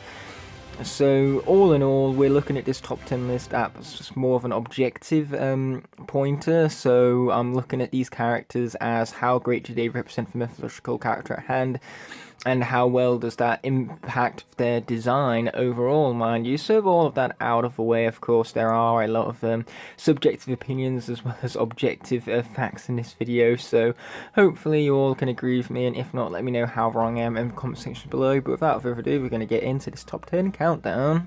Starting us off at number 10, we have Blades, who is a dragon, one of the classical, most recognised mythological creatures out there, because they are literally giant, fire-breathing lizards with, of course, the capabilities of flight, and most of the time firepower. However, in myths they have all sorts of different powers, and, you know, them having sharp talons and blades all over their bodies is common in mythology, mind you.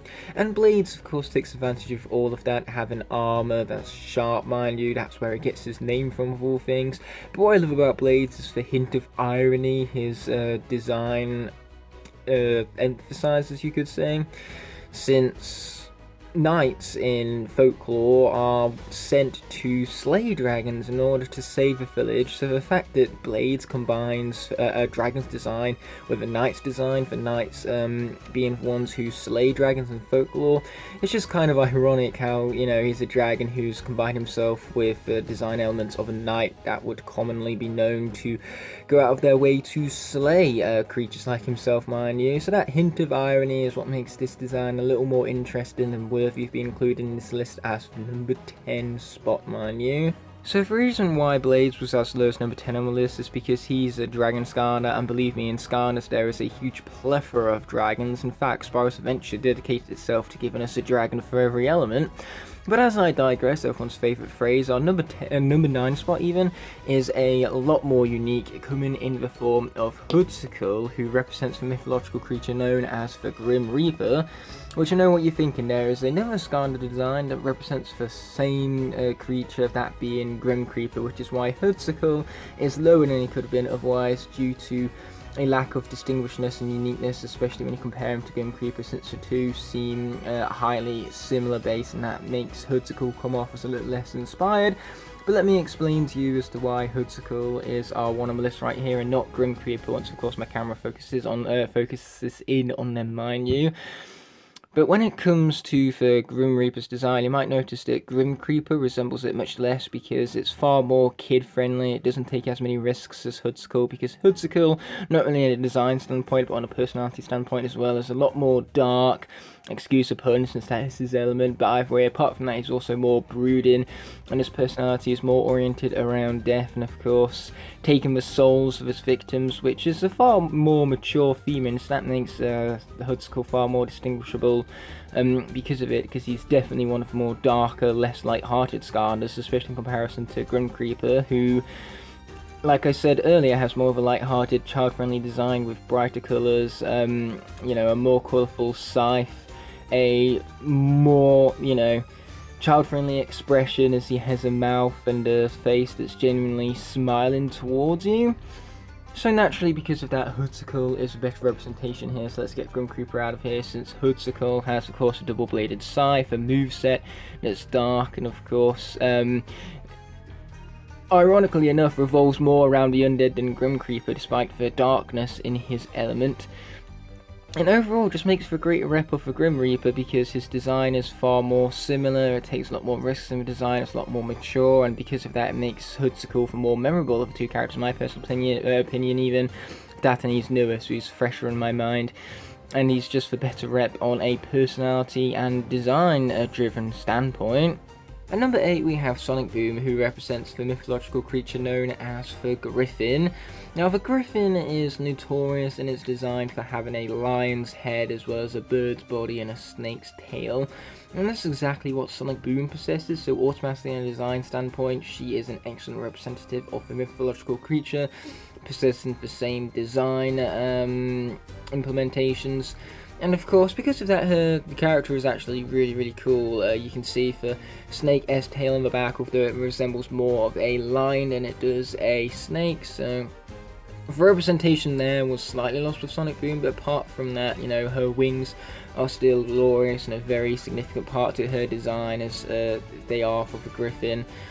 But overall, her abilities don't really reflect that much of the Griffin either. She's only above Hoodsicle because of the fact that she's more unique when you compare her to the rest of the cast of Skarners, since there is no other Griffin representation in the entirety of the Skarners cast, mind you. But if Hoodsicle was the only Grim Reaper, I guarantee you that he would have been taking over Sonic Boom's spot with his more distinguishing personality traits, paralleling that of a mythological creature even that he represents. But yeah, that basically justifies why Sonic Boom is here at number 8, mind you, barely edging out over Hoodsicle. Coming in at number 7 is Slam Bam, who kind of represents both the Abominable Snowman as well as the Yeti. And he's got a really unique design amongst the Skylanders cast, since he has 4 arms rather than 2, and there's few characters who possess that very distinguishing physical trait, mind you. So that makes Slam Bam very unique amongst the cast, and because of that you can easily pick him out on the display. He's distinguishable and memorable, and that automatically jumps him up a few factors. That and also the combination of his Yeti and Abominable Snowman based designs is what makes that design so distinguishing and memorable that I was alluding to earlier. So yeah, that's why Slam Bam finds himself here at number 7 on the list. Angels are based as mythological creatures. It just so happens that their fantasy is based around religion most of the time. It's what's known as a religious fantasy, you could even say. But regardless, when it comes to Nightlight and his representation of the angel, is pretty accurate. I mean, he does have a mask that represents that of an owl more so than an angel, so that isn't the most accurate of reflections in his design, but everything else, from the wings to the glitter to make him shine and look more holy with his colour palette being so white and gold based, it's very religious and very much represents the light, which angels tend to represent, at least that of the good variation. So the fact that Nightlight has a very clear symbolic nature behind him when it comes to his representation of angels, and that combined with his design looking similar to that and his colour palette also representing that symbolicness that I was alluding to, is what puts Nightlight at number 6 on the list right here. Coming in at number 5 we have Wolfgang. Now the main problem with Wolfgang is that his traits don't necessarily line up with the mythological creature he's representing, that being the werewolf, since he's not human by day and then werewolf by night. However, everything else about him, including his design, is very werewolf-esque. He still howls at the moon, and of course has a very dark and intimidating voice as a werewolf would have, because in most stories that they are included in, most fantasies, they have a dark and brooding voice just as Wolfgang does. And on top of that, he also has the design of your traditional werewolf with, you know, the shorter legs and the really big buff upper body, you know, the outer proportions to make it look more cartoony and just to add to the fantasy element of it all, because of course it looks so unhumanoid. The proportions at hand, mind you, that it just makes Wolfgang all the more distinctive for it. Now, there are other wolf characters in Skylanders, but Wolfgang definitely edges them out as the better werewolf representation, just because of his design matching werewolves in a more of a colour-based standpoint, and his personality as well, with of course his howling, particularly that towards the moon, mind you, and his proportions as well, representing that of a werewolf more accurately, unlike Flairwolf, who is more of your traditional wolf over a werewolf, you could say. Next up we have Boomer, who's representing the mythological creature known as the Trolls. Now what's so great about Boomer is that not only do they give him a really awesome design with him being a dynamite-loving troll, and that makes his personality very, very distinguishable, you could say, with his love of blowing stuff up. It made him the highlight, you could say, of several distinctive Spyro's Adventure trailers, mind you, where his solution to everything was, well, to blow it up, as one could presume. Skylanders, the amazing new video game where toys come to life. Let's go, Skylanders! Yeah! Zook's gotta get through that gate. Blow it up! Wait, he's got the key. Who cares? Blow it up! Zook's in. Now he has to get over that wall. New idea. Blow it up! Is that your answer for everything? I couldn't hear you because it got blown up! Skylanders, you can start your adventure with the starter pack. Rated everyone 10 and up. Some toys and consoles sold separately. But moving on to why Boomer is such a great representation of his mythological creature, and that's because the design of Boomer and his inclusion as a Skylander rather than a villain is what makes allowed for developers, you could say, to take full advantage of his mythological creature-based roots, because most trolls and Skylanders are villains. You know, they fight for chaos and you need to go through and defeat them. However, Boomer took a different path and became a Skylander instead. And so that makes him unique amongst the Skylanders cast, because he represents a species which is normally villainous in Skylanders, and shows us that even for villainous characters still have potential to become good and to turn into heroic Skylanders, you could say. And so naturally, they took the mythological creature as the troll, that's traditionally known for doing wrong and, you know, making you pay tolls for crossing bridges and all, which is also taken advantage in Skylanders. So for traditional troll-based personalities definitely live within Boomer, but still they take that personality trait one step further to, of course, subvert your expectations and make Boomer more surprising, more memorable because of it, because rather than being a villainous troll, instead he's heroic. And so that spin on the entirety of the traditional troll archetype, you could say, and the fact that it contrasts that so heavily with the other trolls through Skylanders that are taking more full advantage of the trolls' roots in mythology, is what makes Boomer so distinguishable and just so well executed above all, you could say, putting him at number 4 and making him more unique and distinctive because of it. Never did I ever expect Nightmare to edge out Nightlight on the top 10 list, but here we are with Nightmare, of course, representing one of my personal favourite mythological designs, that being for Centaur, since she is indeed half horse, half human, as the mythological folklore would suggest. Now, when it comes to Nightmare, I have no problems with the design itself, because as you can tell, it is awesome. It has a huge amount of detail. She has a ponytail and a nice hairy tail on the back of a horse, which is, of course, accurate to the legends themselves. A pose, which is also accurate, since it's a very notorious victory pose amongst centaurs in artwork that can be creative them and all. And centaurs themselves often have huge weapons, such as spears, bow and arrows, and in Nightmare's case, that massive sword, which is where my main problems with her gameplay come in, because, you know, her movement is kind of jank, her hitbox is too large, so her sword being as short range as it is, even with the increase in power per hit, doesn't justify how easy it is for Nightmare to get hit by just about anything and everything, how hard it is to maneuver with her. And so with a larger damage output, I could see myself enjoying this character, and if her horn actually did something in-game. But, you know, we're putting the gameplay aside for this video and focusing solely on, you know, her design and all. And when it comes to the design of a moveset, it definitely is well designed. The animations look like that of a centaur, as, you know, for legs kick up, and charging animations in particular are very accurate to how centaurs would charge into battle with great speed and power, mind you. But moving back to the design right here, it's so well textured. When you rub your hand along the ponytail and the tail on the back of a centaur, it feels like real hair and all. So the amount of detail they packed into this figurine, from the glitter to make it really stand out, for texturing and all that, just makes this figurine very, very distinguishable and very, very memorable, even because there's no other Skylander that, you know, ever so slightly resembles Nightmare. She truly distinguishes herself from the rest of the cast, giving her a worthy bronze medal upon this list right here. Now we move back to the Dragon Skylanders with Sunburn right here. Now, when it comes to Blades, it might seem pretty far-fetched that I haven't talked about his irony about how he's a dragon dressed up as a knight, despite the fact that knights are notoriously for characters that go around slaying dragons in the classical folklores, mind you.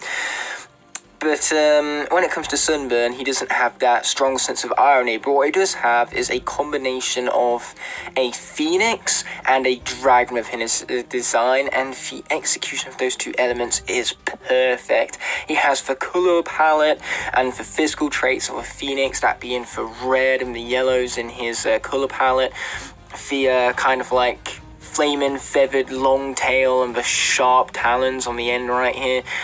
It just means that he's a great combination of both a dragon and a phoenix, and not to mention him being of the fire element further emphasizes that combination, because he has the huge sheer firepower of a dragon, and phoenixes are notorious for being associated with fire, because when they die, their ash is burnt, and from the burning of those ashes, the phoenix rises again. It's rebirthed through fire, you could say.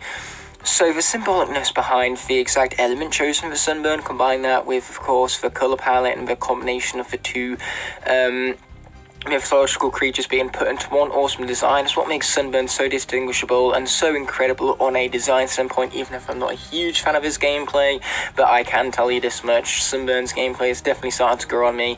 I do really like his teleporting ability and the fact that he emerges from a flame similar to how a phoenix would emerge from the ashes during its rebirth animation. So even Sunburn's animations tailor back towards the abilities of a phoenix, making him the perfect representation of both the dragon and the phoenix. Now, number 1, surprise, surprise, is going to another Dragon Skarner and another air character at that, just because I suppose air has so many great characters to represent mythological creatures. But as we move on to talk about what makes Whirlwind my number 1, is the combination between her representing both the unicorn and the dragon mythological creatures, and it's that combination that makes her so powerful and distinctive in the same vein as Sunburn.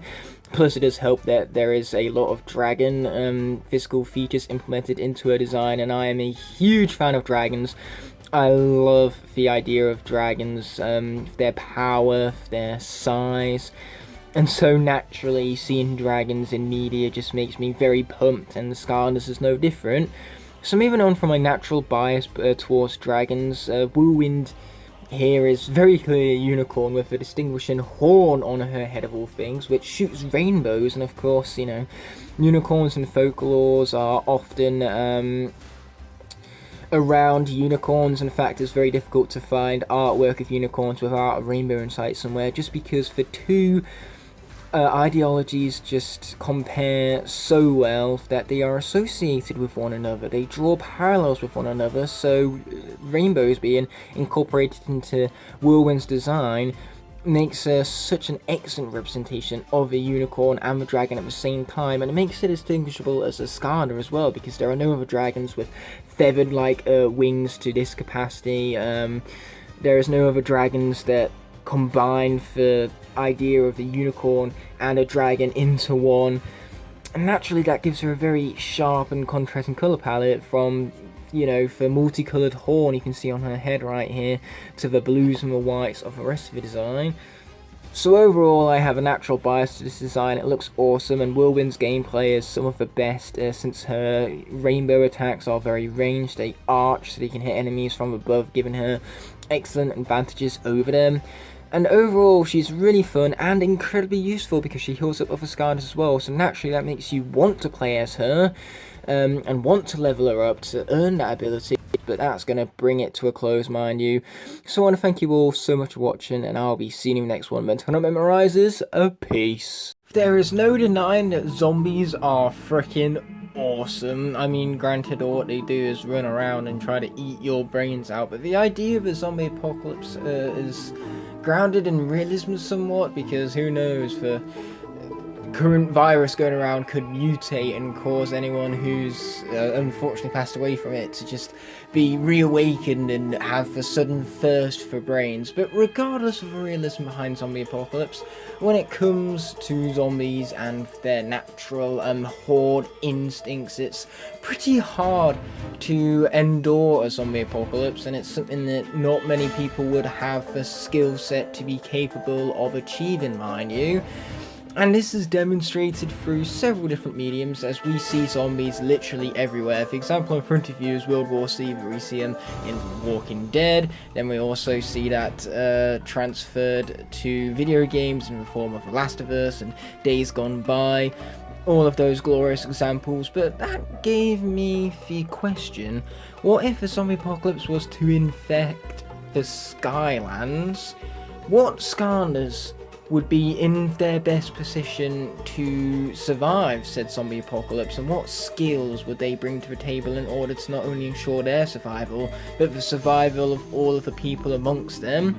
Well, that's exactly what we're going to be counting down today, the top 10 Skarners that would most likely survive a zombie apocalypse. Now, bearing in mind that the zombies in our hypothetical situation here can bite through anything. So giant chunks of armor like eyeball will be doomed if they are bit, and even robotic organisms that don't have any sort of, well, organs to call their own or any sort of brains for zombies to eat can still be infected by a zombie bite as well. So basically what I'm saying here is that this isn't going to be your generic Magna Charge and Eyeball list, because oh hey, they're robots and armor, so they can't possibly be infested by or infected even by a zombie apocalypse. So that is why these zombies can affect anyone and anything in this given situation. So regardless, we're going to be looking at the Skylanders for skill sets that they would be able to offer and how that would help them and the others around them survive zombie apocalypse, as I was alluding to before. And the better these skills are, and the better the Skylanders are at said skills, is what will grant Skylanders higher or lower positions, so to say. So without further ado, let's roll the intro and get in to the top 10 at hand for Sky Timber. Sorry if you can hear my laptop in the background, it's awfully excited to be talking about zombies and it's overheating itself due to it. But as I digress, everyone's favourite phrase, there's your quote of the day guys, as per the norm. When it comes to Tidepool coming in at number 10, what makes her so fit to survive the zombie apocalypse is her quick shot skill set. She was put into the quick shot battle class for a reason, and that's because when she of course squirts ink at her enemies, she's not only fast but incredibly accurate. In fact, she has a spinning move that can allow her to, of course, shoot off ink in all directions, and this is going to make her very good at taking down huge waves of zombies. They could be all surrounded all around her, and yet she will have the skills to shoot them from a distance, shoot them from all around her, and just naturally get herself out of sticky situations due to her speed and accuracy when it comes to her blasters. And better yet, she doesn't need to worry about resources or ammo, because it seems as though her squids seem to be highly replenishable for ammo and don't ever run out of ink, and she also has other marine life to attack enemies from afar. So in other words, she will successfully keep her distance from zombies and never need to worry about ammo due to the natural resources that she is utilizing to her advantage, you could say, with the marine life that serves as her ammo, mind you. Now, what could harm Tidepool's survival chances is the fact that I'm not sure she'd necessarily work well with others. Now, what would harm Tidepool's survival chances is the fact that if she does get overwhelmed by zombies and they are in all directions, she's only going to last ever so long. However, a demolitions expert will be able to deal with even larger hordes than what Tidepool could handle. But unfortunately, with Boomer's lack of intelligence, I doubt he'd be able to set up demolition traps and be able to get out of them before they blow up the poor little troll himself as well. But, case in point, a demolitions expert to have on your team is going to come in great use throughout the zombie apocalypse, and that's a very unique skill set to Boomer amongst the Skylanders cast. So naturally, you're going to want him as an ally, and that's going to make Boomer a very precious, target for group, and then naturally you're going to want to protect him and his skill set that can keep the rest of the group alive, because as I said earlier, him being able to set up traps with his explosives and naturally know how to work his way around dynamite is going to make him very useful for taking out hordes and protecting the group when it comes to them needing to defend their base from other evil doers from Skylanders trying to take them down, or zombie hordes themselves. So either way, Boomer is a valuable ally, one that will be protected, so his intelligence or lack thereof will be counterfeited with the protection of others, so to say. Coming in at number 8, we have Stink Bomb, who's as low as this because he doesn't really have any offensive capabilities, so a horde of zombies would effectively screw him over. Even if he's launching shurikens in all directions just like Tidepool, it's going to be very easy for him to become overwhelmed. But unlike Tidepool, this character is extremely stealthy. That will make it very easy for him to get out of tough situations, and he has the intelligence to know when to fight and when to flight, so that natural instinct is going to keep him alive. And the fact that he can get himself out of practically any scenario utilizing his stealth-based abilities is ultimately what's going to make him a great survivor of zombie apocalypse, as well as a very valuable member on your team to conduct stealth-based operations. So naturally that's going to give Stink Bomb reason to be protected by the rest of his group. So once again, just like Boomer, Stink Bomb will likely be a survivor with the help of others and his, of course, critical moveset in these dire times. Earlier with Stink Bomb I said moveset rather than skill set, but they're practically the same thing, so no harm is done. But moving it on to Star Strike at number 7, the reason she's so high is because, well, first of all, she has projectiles, so she can deal with zombies from a distance and not need to get up close, so that would minimalise her risk of course, being bitten, and not to mention she has great crowd control in a similar vein to Typool, because she could take out zombies from all directions with her fan attacks, her reflective attacks, and actually her reflective attacks give her a great sense of reaction. So because she could so easily hit back her orbs with her excellent reactions, is what would make her once again a excellent survivor of zombie apocalypse, due to the tools that she has to react to zombie hordes, to be intelligent enough to strategize her way out of dangerous situations, and overall just be able to concentrate on the zombies, take them down easily with her concentration and her reaction times, and just know what to do and be able to do it quickly in a calm, orderly fashion. Number 6 is going to be Hex. Now I can see her downfall being her compassion, since she could so easily protect others at the sacrifice of herself, because she has a wall of skulls which can keep zombies back, and they're not exactly smart enough to break through it in this iteration of a zombie infestation, you could say. And so naturally, so long as she puts herself before others when it comes to her protective capability, she should survive zombie apocalypse, but I can definitely see her compassion being her biggest downfall, as I opened with. But regardless, Hex is not only protective, but she's also a great distance keeper between herself and zombies, because while she's protected, she can utilize her orbs to take down zombies that are attacking her, you know, wall of bones, or she can use a rain of skulls without the fear of a zombie sneaking up and biting her once again, because her wall of skulls are keeping them at bay, and utilize those of that skull rain of hers even to take out zombies within the mist of a horde. So either way, she has great horde control, great protective instincts, and that would make her an excellent survivor, so long as she doesn't put others before herself too often. Coming in at number 5 is Prison Break. Now no doubt you guys are thinking, what the heck is Prison Break doing so high on this list? Well, Prison Break has a very specific, very useful moveset that would, of course, be very well implemented into a zombie apocalypse to ensure his ultimate survival, because he would be an absolute horde dominator. All he'd need to do is set down his crystals, fire his laser into them, and then all of a sudden his lasers have been reflected 9 times over, dealing with a huge lineup of zombies with a single blast, mind you. These zombies, so long as you deal a blow to their head, no matter how much damage you deal, is going to defeat them.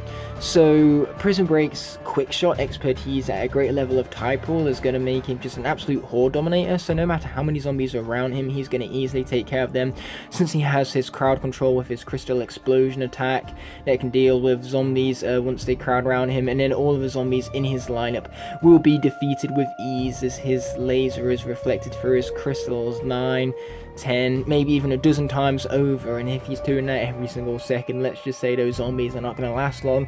And he has laser hands. With a gunshot, it's going to stop and lose all of its momentum as soon as it lands on a zombie's brain, mind you. But with Prison Break, his lasers will travel right through them and just go straight through the horde, due to the fact that lasers don't stop, they don't lose momentum. And so naturally, Prison Break has the perfect skill set to absolutely dominate the hordes of zombies and survive the apocalypse in general. Though, just like Boomer, I can see one of Prison Break's main downfalls being his intelligence, since he seems to have rocks for brains. But speaking of intelligence, that is one important skill set in of itself for surviving the zombie apocalypse, and there is no Skarner more notorious for his brain power than Blastermind. So sure, his attacks might not be all that useful, but he could use his mind control to take over a zombie and, you know, have the zombies infighting amongst themselves, which could definitely be useful. And not to mention, he can also shift gravity, so he could be of great assistance to his allies, giving his allies incentive to protect him. So overall, it would be through Blastmind's protection from others that could ensure that he survives the zombie apocalypse in the long run, as well as his intelligence to get him out of really tricky situations. The fact that he has such sheer intelligence means that he can think his way out of just about any situation with logic and of course power. So naturally, Blastermind, having the skill set to intelligently think outside of the box and get himself out of any situation that any other Skylander would have no clue where to start, is what's going to make him a great survivor in the long run. Due to said intelligence, I cannot emphasize enough how important this intelligence will be in a zombie apocalypse of all things. But what good is intelligence without leadership? That's exactly where Bowser would thrive. He would be a great leader amongst a group of all things, which would naturally mean that everyone who serves him, you could say, as he is the leader, will want to protect him and ensure his survival for the sake of the group. So their sacrifices will ultimately give Bowser a great self-gain. And the fact that Bowser is a villain and has a lack of conscience will make it so that then it will come easy to him to sacrifice members of his group for his own survival's sakes.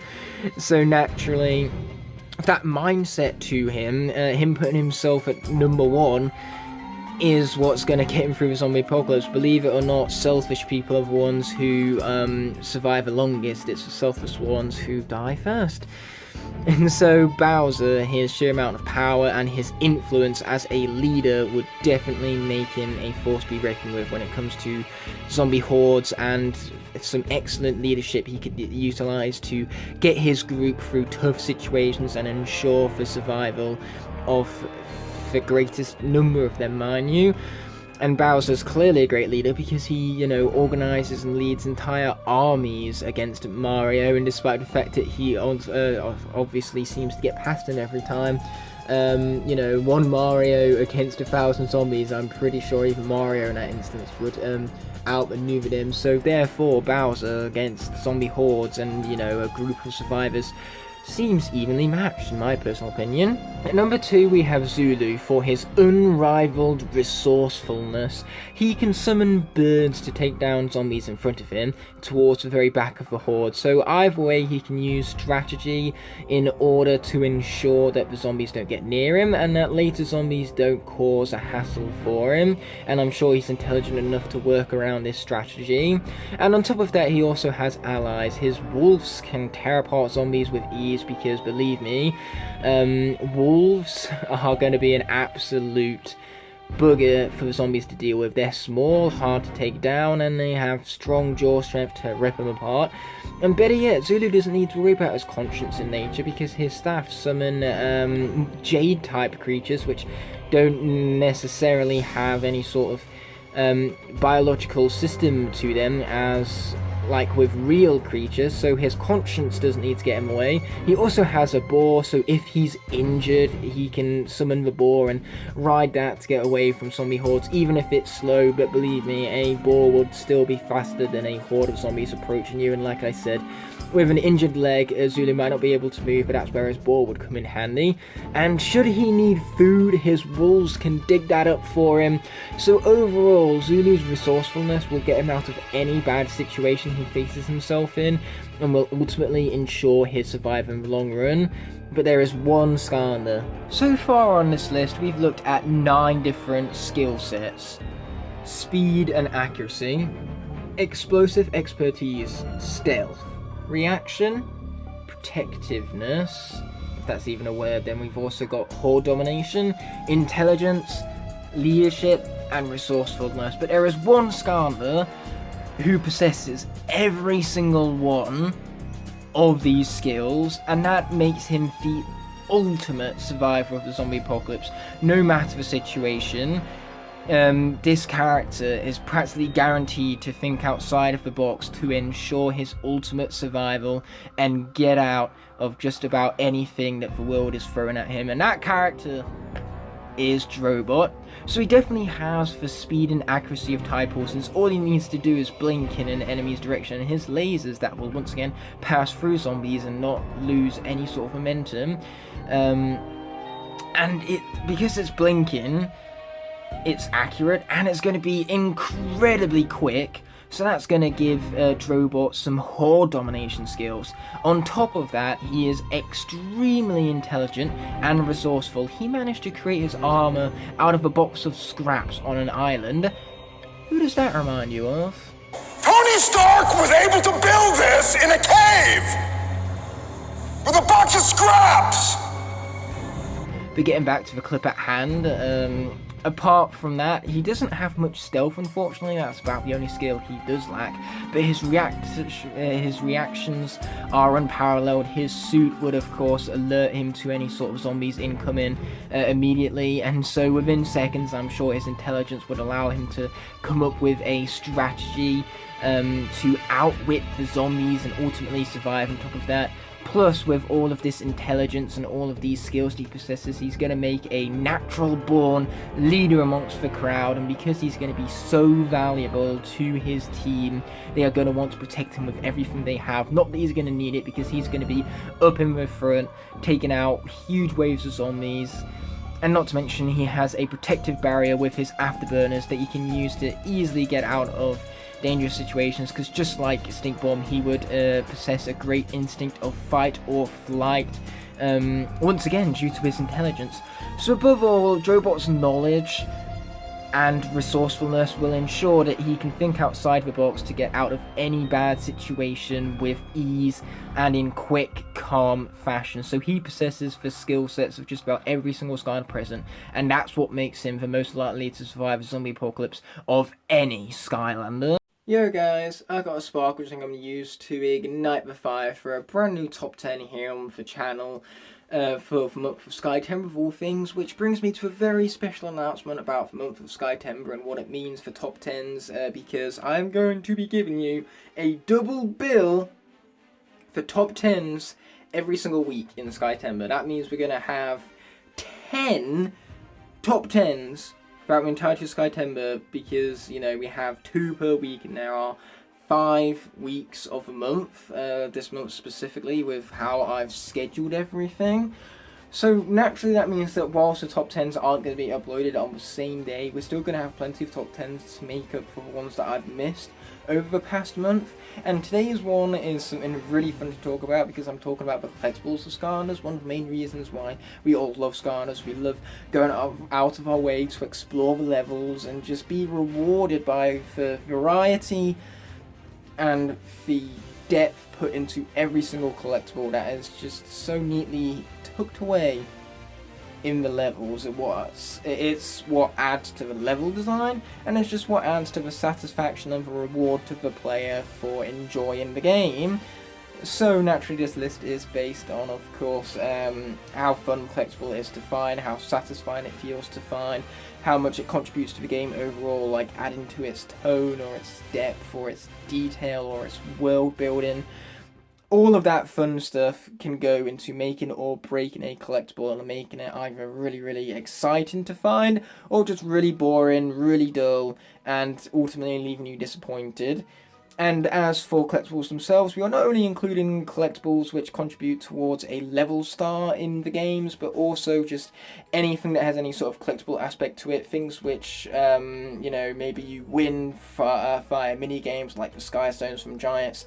Just anything which contributes to some sort of collection is classed as a collectible, except for, of course, physical Skylanders, which are collectibles in of themselves. But we are talking about digital collectibles within the Skylanders games, and those characters right there are very much physical toys, requiring a lot of physical money for me to dish out over the years, to say the least. So yes, that is why those guys do not count, and all of the digital ones do indeed. So without further ado, we're going to roll the intro and get straight into the top 10. Coming in at number 10 is going to be the Locotron wheels. Now whatever you do, do not zoom in on these things. They become so pixelated and low in resolution. That's just for good old Giants graphics for you. There's one reason, and one reason alone, why we need a HD collection for these games, and that's so these gosh darn Locotron wheels can look good when they're zoomed in upon. But moving on to what makes these collectibles so fun to, well, collect is that they make the levels feel more expansive and reward exploration much more, because you have even more collectibles to consider when going through a level. So Spice Adventure, for levels were shorter and less packed, or less compacted to be more precise, and because of that there was less collectibles to go around.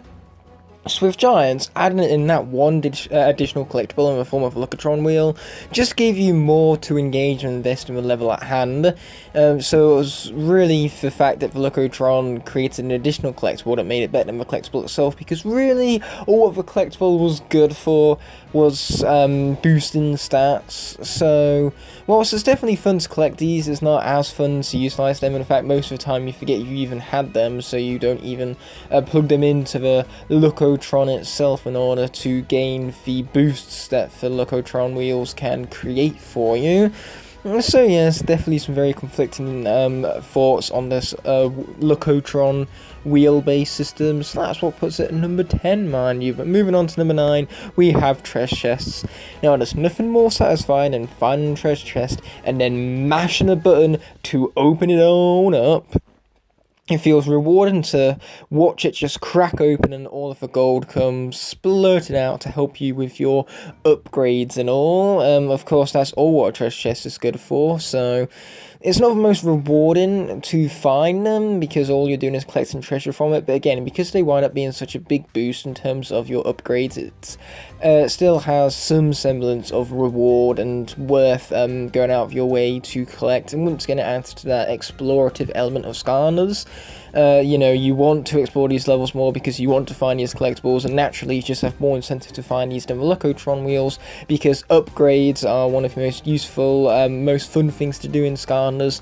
So naturally, for treasure chests being such a great tool towards that is what makes them so iconic to the franchise. And on top of that, the treasure chests have such an impact on the games that they even created merch oriented around the treasure chest itself. They created magic items oriented around it. And so naturally, you know you've made yourself a great collectible when you can create an entire carry case around it and still sell it off as unique Skylanders merch, mind you. That is just for showcase of successful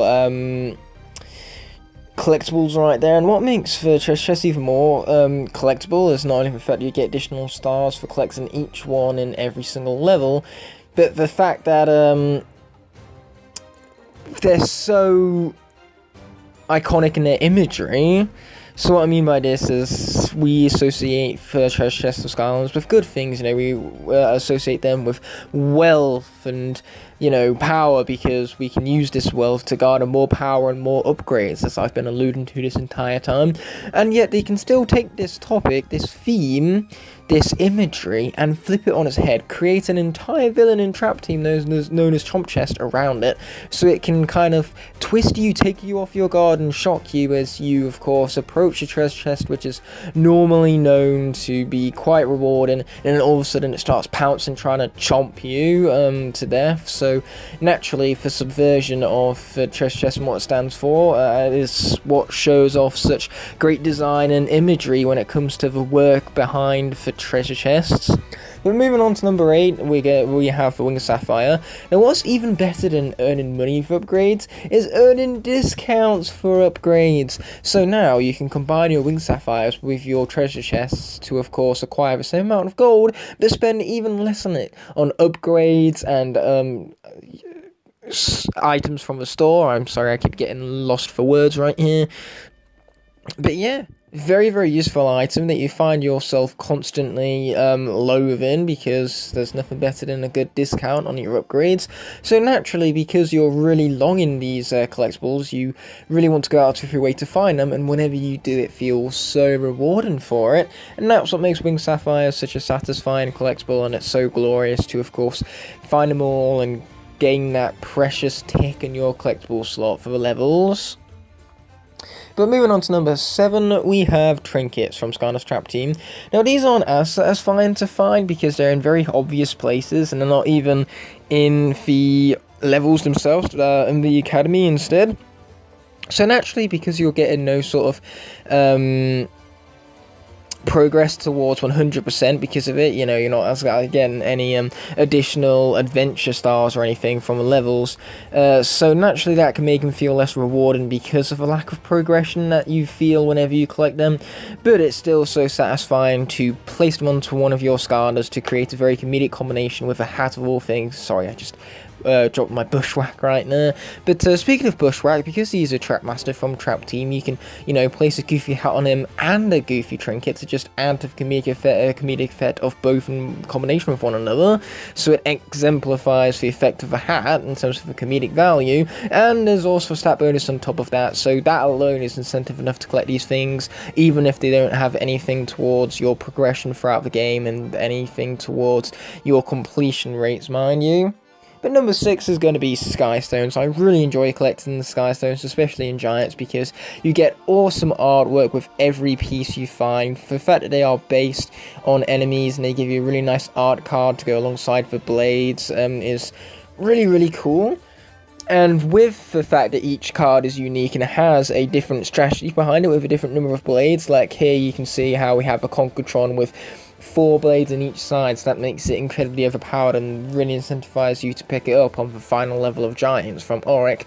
But you also have a Shadow Duke right there with 4 blades along the bottom, which means you really want to place it at the top middle after, you know, your opponent's already placed some of his stones, so that then your stone isn't taken, but you can easily take the one below it. So again, each Skystone having a different strategy behind it is what makes them ultimately so rewarding to pick up, and once again, for artwork, just makes them feel like a collection. When you collect every last one of them and you can flick through your collection and find out the names of these enemies and look at their amazing artwork, it just truly fully invests you in the world and makes you so happy that you've gone out of your way to collect these Skystones, even if, once again, just like the trinkets, the problem lies in the lack of progression, because you don't earn any level stars for this and you don't earn any progression towards 100% either. But still, the fact that they are so satisfied and that you want to collect them anyway is just proof of how fun they are to collect all the same, and that's what's so important going into this list, therefore giving Skystones the number 6 spot on said list. But moving on to number 5, we have Story Scrolls.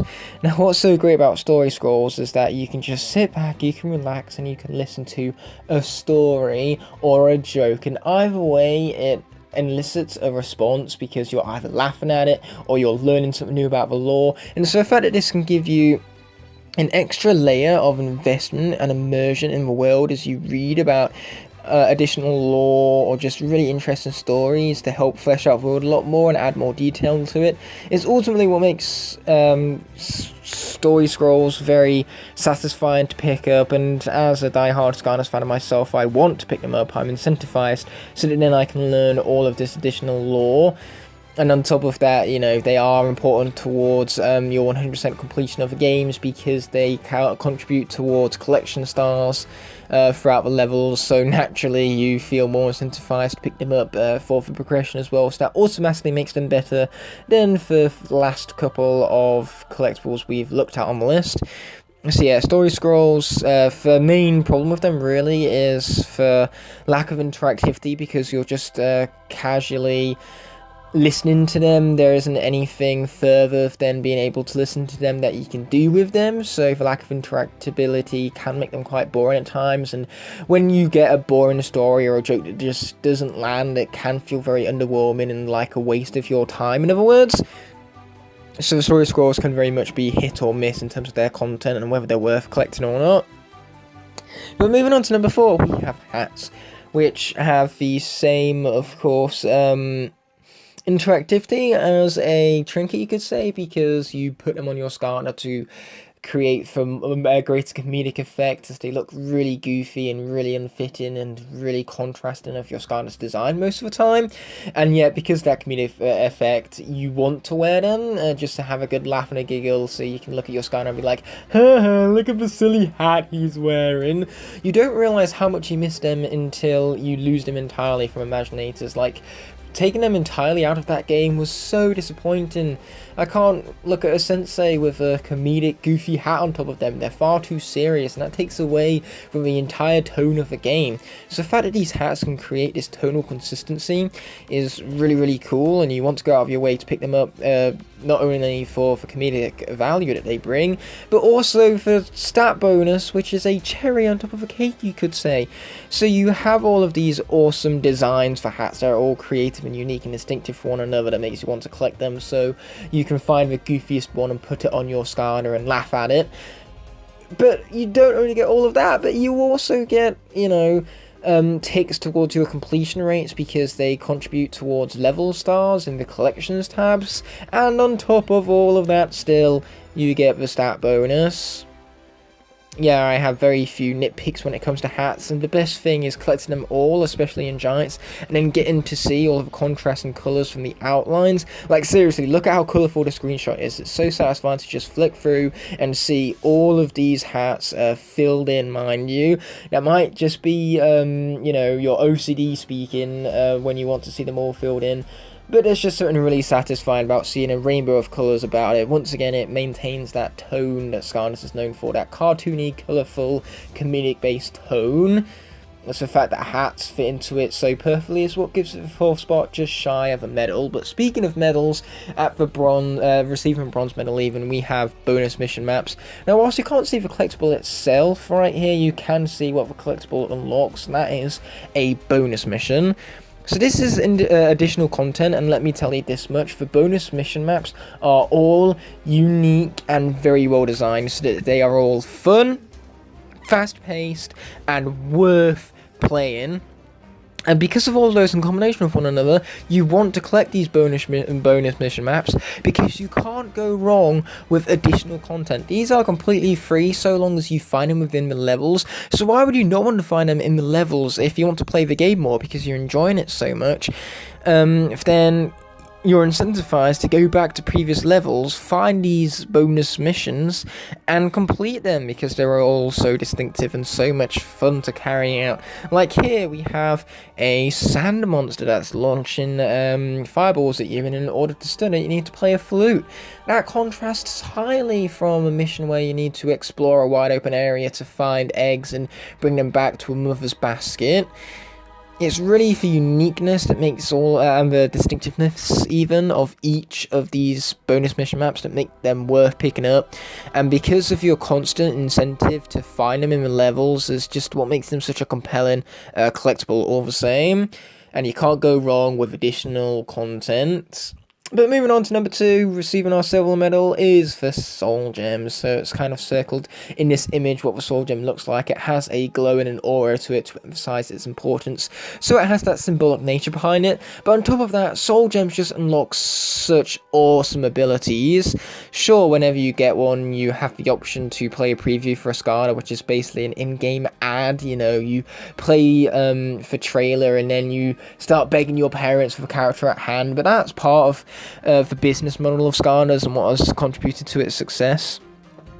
But on top of that, just collecting a soul gem and knowing that you have an awesome ability unlocked for a Skarner that you can either buy later down the line, or once you've bought the Skarner, you need to go to the level and find that soul gem. Either way, it just makes it more satisfying to earn that final upgrade for a Skarner, because there's one thing just buying the upgrade, but it's another thing earning this upgrade altogether, and because of that, it just makes the soul gem abilities for Skarners all more satisfying to use. And on top of that, a lot of them are either ironic or really visually pleasing or just really destructive. You know, Bushwhack and Chopper, for example, from Trap Team are just two of those great examples. You know, the irony and the visualization of Bushwhack chopping down a tree. Funny how I go back to Bushwhack because he's one I dropped earlier in the video if you heard that in the background. But then Chopper, you know, he has his dynamite where he just launches like 6 million missiles, and it's so destructive, fun to watch. And even better yet, you as the player are aware that you are creating this chaos and this destruction, and that's what makes it so satisfying, knowing that you are the one pressing the trigger to make it happen. But that brings us quite nicely onto our gold medal receiver for number 1 greatest collectible in Skarner's history. has to go to the legendary treasures. When it comes to the legendary treasures, in each game they do something different. So we can see a screenshot of Spyro's Adventure here with Spyro trying his hardest to hide behind the little piggy bank, and it's just not working out for him. But the fact that this is a piggy bank, which you see of all things, is just so cartoony. So once again, these legendary treasures are designed to complement the tone and the style of Skylanders and look like a cartoon, and because of that it feels included as part of a world. They are colourful and they are really fun to collect and flick through in your collections tab.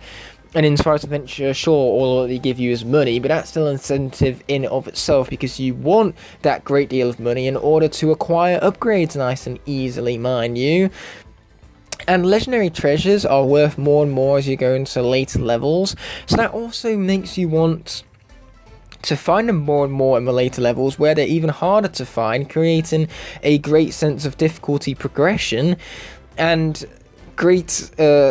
and increasing even the satisfaction level of finding them in the later levels, because of the increased gold bonus you get per level. Like for bonus gold you earn per legendary treasure increases by 50 every level, so that's just really cool to see. It's whatever the level is times 50 is how much gold you earn from a legendary treasure. And again, it's just a really thought out, really detailed element of Skylanders Spyro's Adventure that just makes the game feel more fleshed out, more detailed, and more finalized, all thanks to the efforts of the legendary treasures and their awesome design work, and the gold being once again cherry on top of the cake.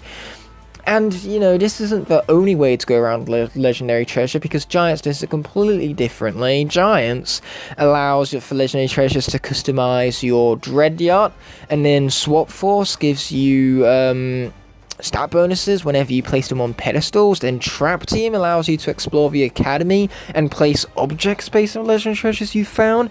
Then Superchargers allows you to customize your academy freely by placing down these legendary treasures. And then Imaginators comes in with something entirely different. It allows you to create legendary frames, so that then whenever you take a selfie of a particular battle class, it increases the stats of every member of that battle class in future. Overall, the fact that they twist for legendary treasures in unique ways, game in, game out, without fail, is just what makes them one of the most thought out, most detailed elements of the entirety of Skylands.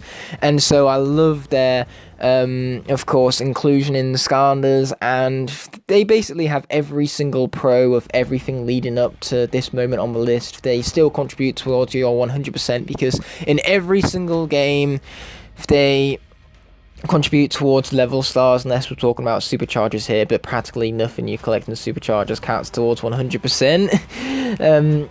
But moving on from that, we're going to be concluding the video there. I sure hope you guys agreed with me about legendary treasures being the best collectible, and if not, you are wrong, because that's how opinions work. But all joking aside, I want to thank you all so much for watching, and I'll be seeing you in the next one. Until that moment rises, peace! So, a few hours ago, I uploaded the top 10 Skylanders collectibles, and as all collectathon style games go, a lot of these collectibles are very difficult to find.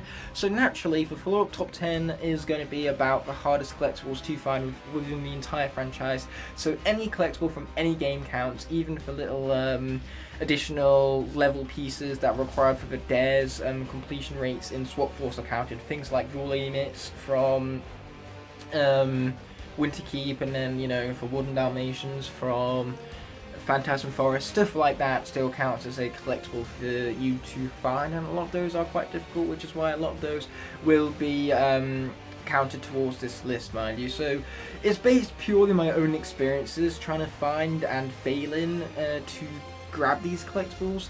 It's based on how long it took me to find them, how I found them. You know, if I found them by accident, that just goes to show how well hidden they were, as well as the design behind them. You know, for how the design of the level and for collectible oriented around all of that makes it all the more harder for you to find. So all of those things in combination with one another is what can make these collectibles on the list very, very difficult.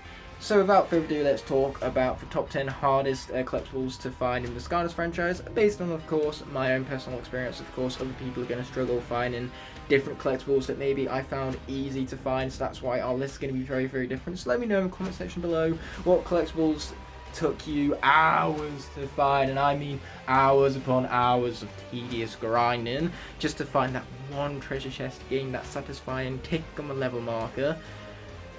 Whew! But man, that was a bit of a mouthful for an intro, so let's be rolling my classical intro without further ado to get into the top 10. And man, I said intro twice in the same sentence right there. That is what we call introception. Kicking us off at number 10, we have a legendary treasure from the Creepy Citadel. Now, you can kind of see the legendary treasure from the top left-hand corner, and that's because after you complete the puzzle, you're automatically placed away from the puzzle, and naturally with the positioning of that legendary treasure, you normally expect that you need to drop down from somewhere higher in the level, but the level actually ends towards the very left of where you're placed. So because you're anticipating the end of the level and can't wait to get it over and done with because it's been an absolute slog to get through, you just hurry to the left, hoping that somewhere around there's going to be somewhere for you to drop down and grab the legendary treasure. Turns out that's not what you need to do entirely. So this game takes the whole psychology going through your brain right now, how it's working, how you're processing this hidden collectible, and instead flips it on its head, because rather than go into the end portion of the level to find the legendary treasure after having dropped down somewhere, what happens is that you're locked away from the legendary treasure entirely for completing the level, and instead you need to backtrack through the puzzle, which is the last thing you expect, especially when the game is guiding you against that. So ultimately, this legendary treasure took me forever to find, just because I'm not one for backtracking. I just always wanted to get this level over and done with whenever I played it, because it was so long and tedious, and not to mention difficult. Look at my Boom was struggling, and he's a very powerful Skylander of all things. So naturally, this legendary treasure didn't need to take me a very long time to get, and that's what made it such a hard one for the memories. So keeping with the Creepy Citadel at number 9, our next hardest collectible is a treasure chest from this very level. Yeah, this was an absolute pain to 100%. It actually took me until the Swap Force era to find these final collectibles in this level. And so as you can tell, I completed a puzzle right here, and so that naturally guides us to another puzzle that requires our completion, alongside some enemies too. So naturally, you know, you go out of your way to both defeat the enemies and then complete the puzzle, and so from there, for cutscenes and for natural guidance of a level leads you away from a treasure chest, which is actually in the complete opposite direction. I actually discovered this for the first time by accident when I was using Flameslinger to avoid the enemy fire and just wound up dropping down here. So that just made it naturally really difficult collectible to find, because just like the legendary treasure, it goes against where the game is guiding you, where you think you need to go, and the natural guidance of the level. Plus, on top of that, the other area has so much to explore. You have an air elemental gate, as you see before you, so naturally, because this area is so packed, you don't expect there to be another collectible out of the blue in an area which you would never think to look at. So naturally that made the treasure chest really difficult for me to find, even more so than for legendary treasure, and so I took literal years looking for this one, after backtracking, after backtracking, after backtracking. So needless to say, it was glorious once I finally acquired it. Next up is a treasure chest found in the Sunscraper Spire. Yeah, another treasure chest right after the other. We might as well rename this top 10 list for top 10 hardest treasure chests to find. But as we move on, what makes this collectible so difficult to find is that, first of all, it's already in a congested area, so there's already plenty to find in this area as is. So, you know, adding another collectible on top of that just seems like it wouldn't really fit and wouldn't be well designed. So because of that, you naturally just don't think to explore this area enough for that treasure chest. And on top of that, if you're playing the game well and manage to go through the section as you're supposed to without falling down, then you're never going to find it either, because it's completely off the beaten path and route you're supposed to take. The whole idea is that you need to fail the platforming challenges and the puzzles in order to fall down and find the location of this treasure chest, which is just barely hidden off camera. And so the fact that there's no real clues leading up to it, no real hints, and on top of that, there's already collectibles in the area preceding it, and winged sapphires and all, making it a very congested area and making you not really think to look elsewhere in the area. It's just ultimately what makes this so cleverly hidden away and such a pain to find. I can't even find it in this clip before you that you see, of all things. Next up on the list is the legendary treasure found in Perilous Pastures, which turns out you actually need a life character to create that life bridge right there in order to gain access to the legendary treasure, despite the fact that there is no indication that you require this life bridge. There is no sort of life gate the closest hint to it is the fact that the area in which the legendary treasure is found switches to life, indicating that life is of importance in this general area right here. But that still doesn't really naturally clue you into how to get the legendary treasure. I was always expecting to find some sort of key or some way to open the gate from the outside rather than needing to drop down from a ledge from the inside, which once again you don't even know that there's a ledge to drop down off because you can't see it, it's out of view. So that just adds to the difficulty of this legendary treasure. And it took me so long to find. I naturally found it by accident when I was in co-op with my sister. She was playing Stealth Wolf and lost control of her acrobatic flip and wound up accidentally launching herself into that life gate area. So naturally prepare for me finding collectibles by total accident to be a theme of this here top 10, because that's the only explanation as to how anyone could possibly discover where this collectible is without a guide by total accident. We aren't supposed to know that we need a life character to form a bridge right there. There's no hinting towards it whatsoever, and it's just nicely tucked away, and the hints that we do get are misleading to the fact where we don't expect them to require a bridge and a drop down from a ledge of all things to access the legendary treasure. Next up on the list is going to be a treasure chest from Molkin Mountain. So the way how I discovered this treasure chest at first was when I was playing in co-op with my cousin who was playing with Flashwing, and he kind of lost control of the character and accidentally fell down that cliff you saw right there. And from there we found this little winch, which of course moved over the little bridge in order to access the treasure chest. So in other words, we found it by total accident, because first of all there's no indication that you can even fall down the cliff right now, and without jumping there's no real clues as to even get the treasure chest, because it's situated in a way to where that bridge looks like it can be interacted with a giant, so it looks like it's got some sort of feat of strength behind it. So the fact that the treasure chest tricks you into thinking that you access it in some other manner, and then the actual way you access it is so well hidden, is once again using reverse psychology against you to make that treasure chest all the more difficult to find. And as I said earlier, if I weren't playing co-op with my cousin, I probably never would have found it without the help of a guide, because it was by total accident and his lack of control with Flashwing that we even accidentally came across this treasure chest in the first place. So needless to say, it was difficult, and one of the collectibles of giants that I spent the longest looking for. Next up, we have one of the floaty life preservers in Mudwater Hollow, purely because you can tell there's a tiny gap right behind these pushing blocks right here. So the main problem with this is that you actually have to be good at the game to access it, because otherwise you mistime it and wind up being pushed back by the blocks. So not only do you need to notice this out of the corner of your eye, but you also need to be able to get there. So that is a double layer of difficulty when it comes to this floaty life preserver, and I struggled so hard finding it. I had no clue to look out the corner of my eye, and not to mention, because you've just gotten the part you need to advance, you're so excited, you're so hyped that you just want to hurry up, get outside and use it to access the next part of the level already. You don't think to stop and look around to see if there's any sort of floaty life preservers in your wake. So naturally that's what adds to the difficulty in finding this here collectible, and that justifies its spot on the list at number 6, or number 5 even, all the same. Next up, we have yet another one of the miniature collectibles within Swap Force that were required for star completions within the Dares category, and that's going to come in the form of those woolly mitts from Winterkeep.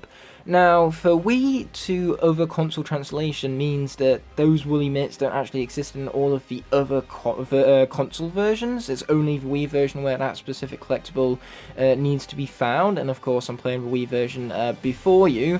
So what makes this all the more frustrating really is that all of the guides around this game were oriented around all of the other versions. So whenever I couldn't find woolly mitts in this level, no matter which guide I looked at, it was always from one of the other console versions of the game. So I couldn't even use a guide to find this collectible. I needed to find it out of my own pure skill at SCADAs, and let's just say that due to my lack of collectible finding skill, it took me forever to find that. Like seriously, I was always too busy fighting off those enemies, and then as soon as I gathered my snowmen, I went back to the Blizzard Brawler, since that was the current objective that was being pushed, to of course defeat those Blizzard Brawlers. And because of that, you just skip over the ship altogether. It comes as a secondary thought because its design makes it feel not really included as part of a level, because it's an ice level and the ship is barely even ice themed. So naturally you're getting out of there as fast as possible and you're just leaving the collectible behind without even knowing it. So that makes it very, very difficult to find. It took me ages. I didn't even have a guide to help me out because it was the Wii version of all things.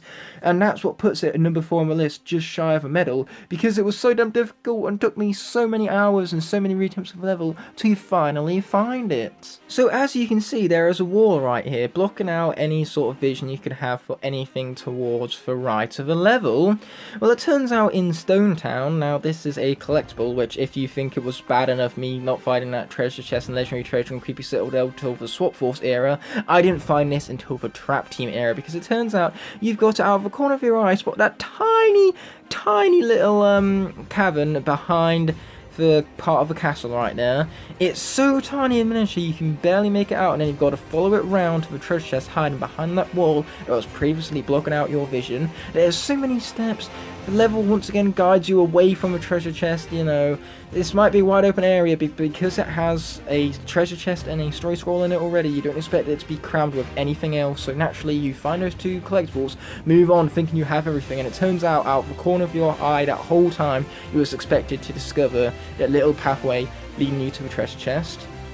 There are so many things working against you when it comes to actually collecting this treasure chest, and so naturally that's why it took me so damn long to find it. And I remember just out of the corner of my eye spotting a little path and thinking, oh, I wonder what's around there for the first time, and finally discovering that treasure chest to grant myself that glorious 100% completion of a level. I have never been more satisfied. So next up on our list are a few treasure chests featured in Monster Marsh. Now notice how I said treasure chests, because there are 2 in this level which are incredibly difficult to find. The first one of which you just saw, because this one took me so long to find, since you need to jump down that small little area that, you know, didn't have anything leading towards it, didn't have any hints. There was no indication that you could jump down there, and yet the game expects you to jump down there and find this treasure chest all the same.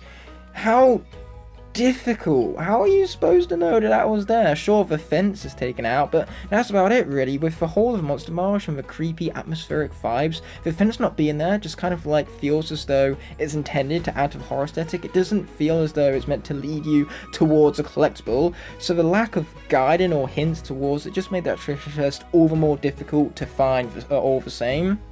And that treasure chest isn't even on the list, because instead we're talking about the even harder treasure chest to find on the level, the one which was the last Skylanders collectible I ever found because it was just that difficult. And first of all, this little area looks like it's part of the background. It doesn't even look like you can jump on it. But after having discovered the area, you need to realise that you need to walk all the way to the far left to destroy this Traptanium to find another chest, right after you had literally just found 2 more treasure chests, like literally only a few minutes ago in the level's sake. So in this congested area where there's already this many treasure chests, you're expected to know that there's another treasure chest in it that's in a background area, and even then you don't even need to find the background area that doesn't even look accessible. But then you need to, on that background area, once you finally found it, proceed to the far left, which has no sort of hints, no sort of camera movement to help you or guide you towards it.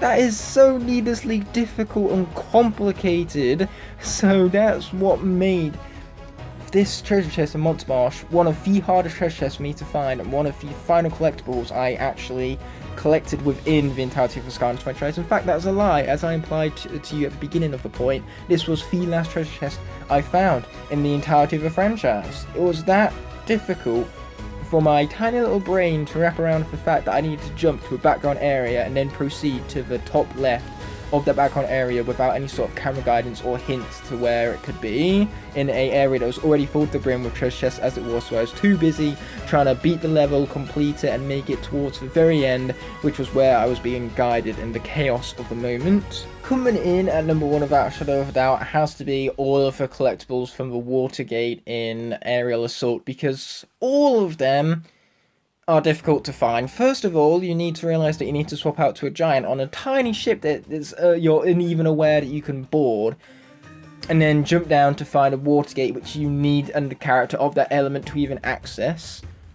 Sure, a lot of the collectibles in there are quite easy to find. You have the hat and the treasure chest, which are the obvious ones, but because there is a hat and a treasure chest in the level already, the last thing you expect is for there to be a treasure chest, one after the other, in that tiny cavern, completely out of way of the camera, without any sort of hint or guidance towards where to go. And as soon as you go the wrong way, you have fallen down and cannot get back up due to the lack of jumping mechanics in Giants.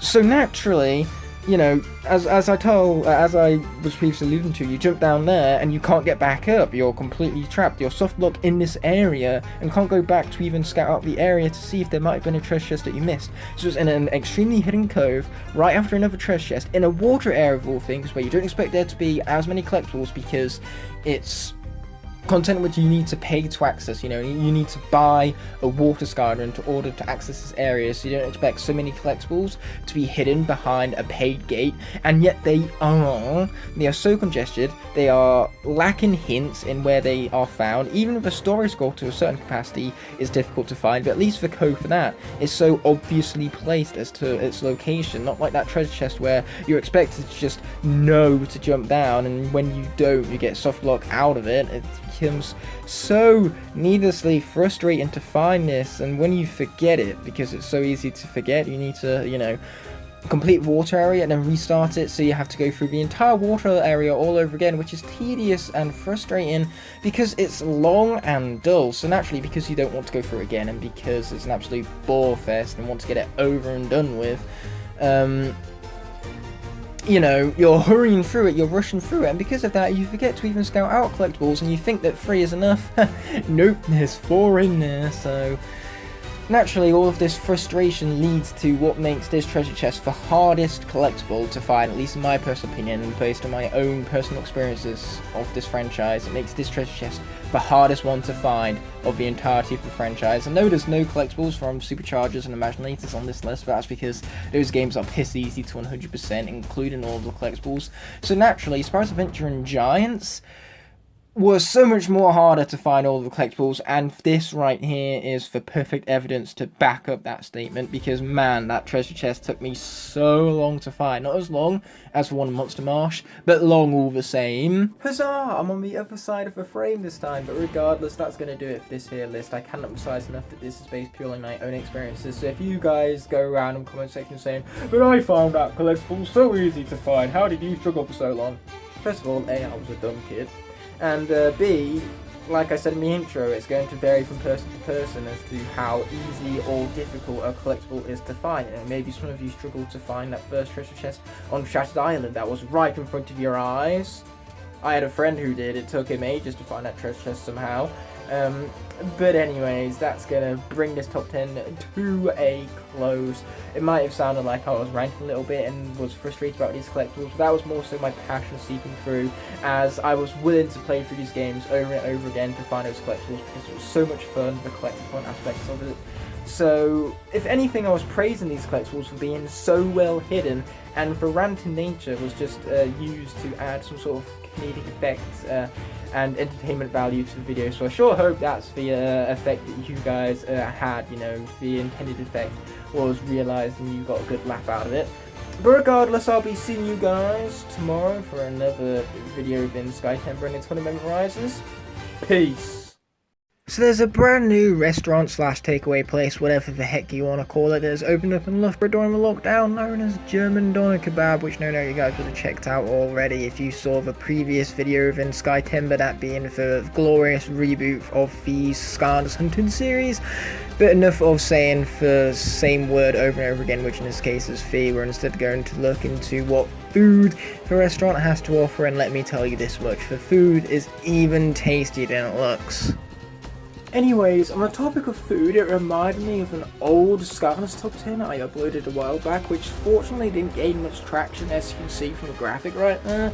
So what I decided to do in honour of the brand new delicious German Doner Kebab shop opening in Loughborough, in honour of all that, I'm going to re-upload that top 10 with some more music in the background and some nicer, smoother edits, so that then you guys can see this top 10 in all of its glorious nature, because I believe it's quite an enjoyable video which deserved far more traction to be guarded than what it had, so hopefully this being re-uploaded can bring your attention to it, its creativity, its gloriousness, and more importantly can honour that delicious new German doner kebab shop in the middle of my hometown of all places.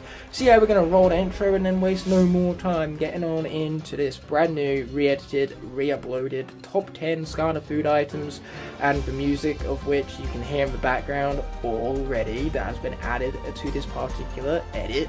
Food is one thing that is in abundance on our planet, and that sure is a good thing because all living and breathing creatures need food in order for their vital organs to function properly. Without food, our organs wouldn't have the natural nutrients that they need in order to move, and in that case humans wouldn't be able to breathe or to speak. Simple stuff would be taken away from humanly function without food.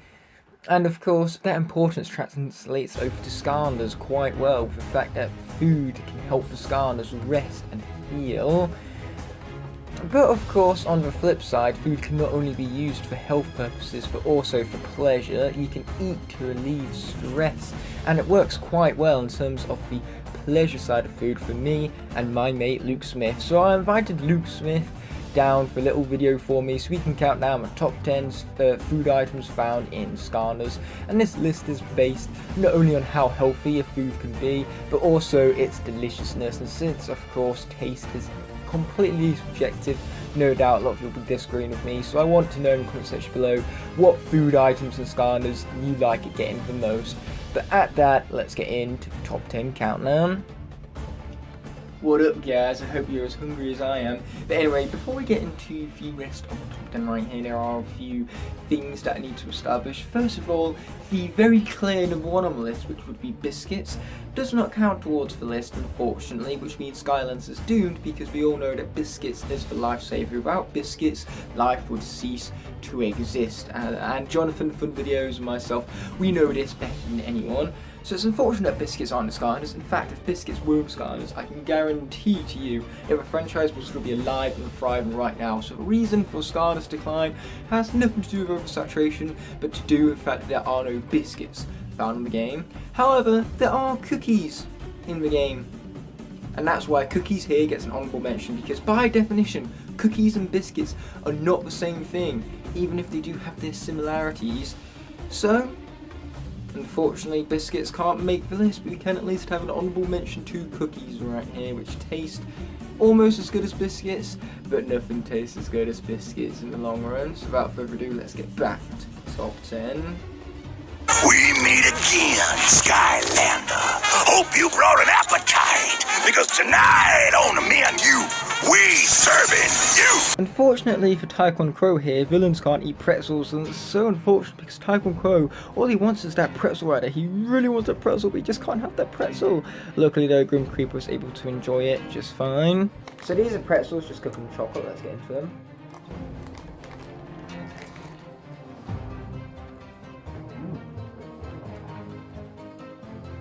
So how would you describe the pretzel taste then? It's still there, although the more of the biscuit kind of pretzels, not the big soft red ones like bread and dough ones you get from McDonald's. Yeah, so what do you think it is?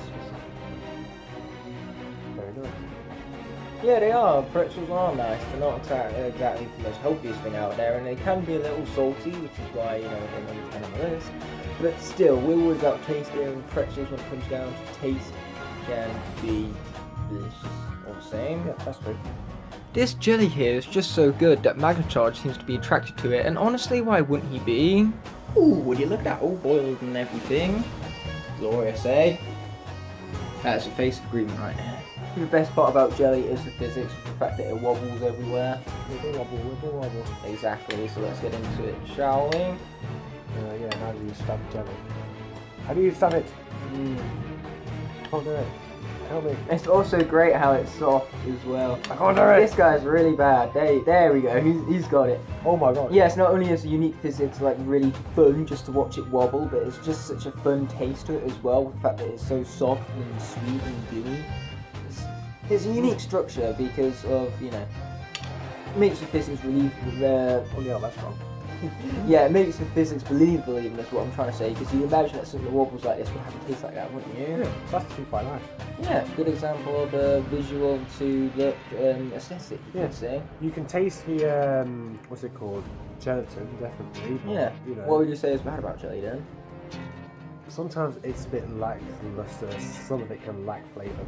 Yeah, I basically agree with that, which is why I can't put it any lower than number 9, but it's still delicious and so much fun to watch wobble all the same.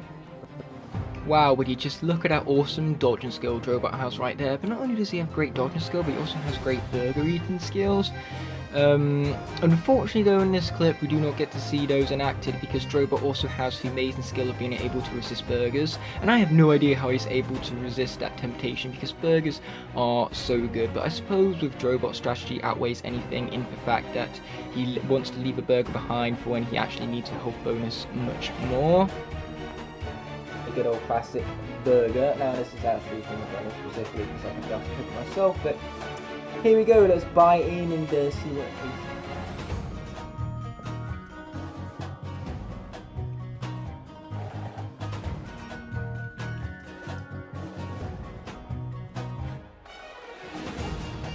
Tastes just like a regular old burger, but I have nothing wrong with that. Because of course, what makes burgers so good is the fact that it's a combination of meat, lettuce, tomato, and tomato sauce. I don't know why they put tomatoes and tomato sauce in it, there you go. And of course cheese and buns, that combination is just so good all together in one. I don't know why it's laughing, but there you go. It doesn't taste as good because we had to reheat it. Oh yeah, obviously, but it's still a burger all the same. We know what a burger tastes like, and what do you think a normal good burger actually tastes like? Like a good one. Well, better than this. Well, the repetitive nature of my comment proved it right there. Burgers are delicious. Just not that one. After pushing that big heavy turtle out of the way, Trigger Happy deserves a delicious snack. And people often say that Trigger Happy is crazy. Well, it turns out Trigger Happy is just crazy for cheese.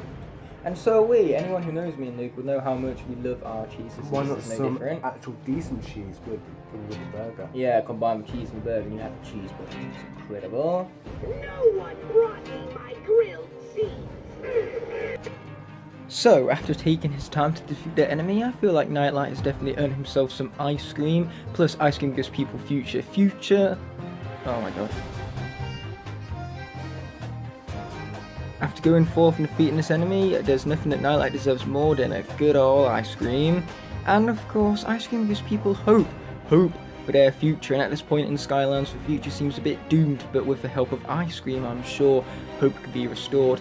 And of course, thanks to Rage Major's excellence in advertising ice cream, he made sure that ice cream was sent back to the past for Skylanders to enjoy even more. So the additional health bonuses and the fact you have to earn ice cream in Trap Team makes it so satisfying to, of course, unlock it and eat it every single time it comes upon your path. Get on this sofa right now. Oh, he's already on it. You guys can kind of see from the little bowl in the foreground right there that our next choice right here is ice cream. Now, you can never go wrong with ice cream. It's basically something that's universally beloved by many, and it's literally ice cream. So says the name, eh? I'm going to assume it's very cold. Oh. It's not even cold, it's just cool. Yeah, it's very good. Enough of the cool puns though. It's very good. End of story. Do I really need any expansion upon that? Do you want to add an expansion upon that? It's very impressive. I cannot believe you right now. I'm cutting this right here, right now. You're welcome, guys.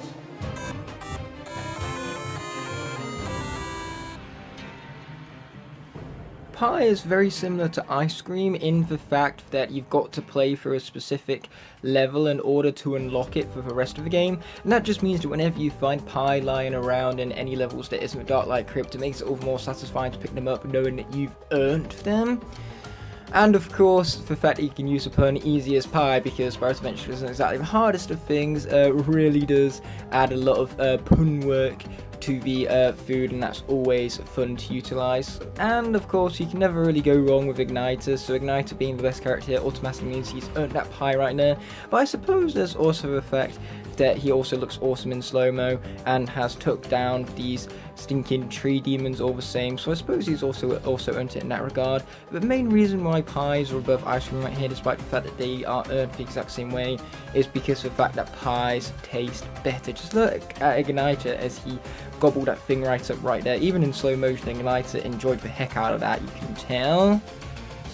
As a fun little piece of trivia, watermelons were the most common food found in Skarner's Giants, and in fact, Hothead's heroic challenge was dedicated to them. And quite honestly, this is one of my favourite heroic challenges, purely for the fact that you get to munch on so many delicious watermelons. Without further ado, let's get into tasting these beauties. Watermelon! Yeah, watermelon! So yeah, Luke isn't a huge fan of these, but who cares, it's my list, I'm right? doing it for one of you. Yes. Mmm. No. Okay, so watermelon's main problem with them right away is seeds. Now, because Luke isn't a huge fan of them, I'm going to do most of the talking here. So it does have a bit of a salty taste, which Luke probably doesn't like, but me personally, I am loving this right here. First of all, it's really juicy, and I love... Okay, you're getting out of this frame now, you're too disgusting. But no, yeah, I love the juiciness to it, it's proper hydration-ness, it almost feels like. And it's also got a really nice tropical taste, like it's really good and juices for a reason, because it feels unique. And I find it well balanced and delicious, which is why I've been before. But what really truly gives it the edge is its healthiness. You can at least admit that it's healthy. It's healthy, yes, but Thank you. I don't like No, that's all we need to know. Goodbye. Keep going, share your thoughts. I don't like it. I love it. Doesn't matter. His opinion is redundant. Mine is the only one that matters. Okay, so before Drobot goes into this big, huge arena battle right now, there's only one thing he needs, and that's a slice of pizza. That slice of pizza is going to do him for the whole of this endeavor right here. We have pizza because basically pizza is as close to food perfection as food can get, because name one person who doesn't like pizza. No idea. Exactly, it just tastes so good, and yet it's still only number 3 on the list. That shows how much we love our food.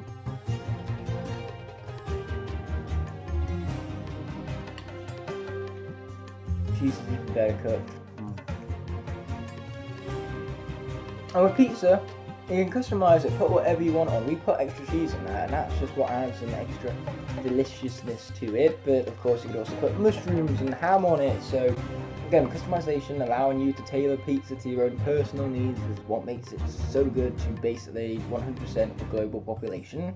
Chicken is such a glorious food that they designed an entire level all around chickens and superchargers known as Captain Cluck's Chicken HQ.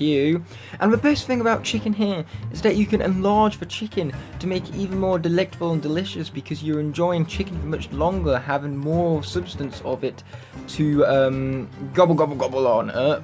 But anyways, as you can see right here, Bowser's really loving himself some chicken, and he used that chicken too before going into this huge battle right here, because without that chicken he would stand no chance of a battle whatsoever.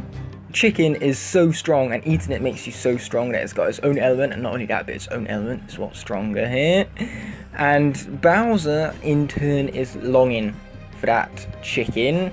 He cannot live without that chicken. I apologise for the low-res image, but you can clearly see that Bowser is reaching for that chicken with everything he has, because he needs it. The greatest thing about chicken is the fact that everything on this list so far goes so well with chicken. You can combine chicken with basically anything, and it makes the thing that you're already eating 10 times better. It's not only chicken great by itself, but it really brings out the best of flavours out of anything else you are eating, and that's what makes chicken so glorious.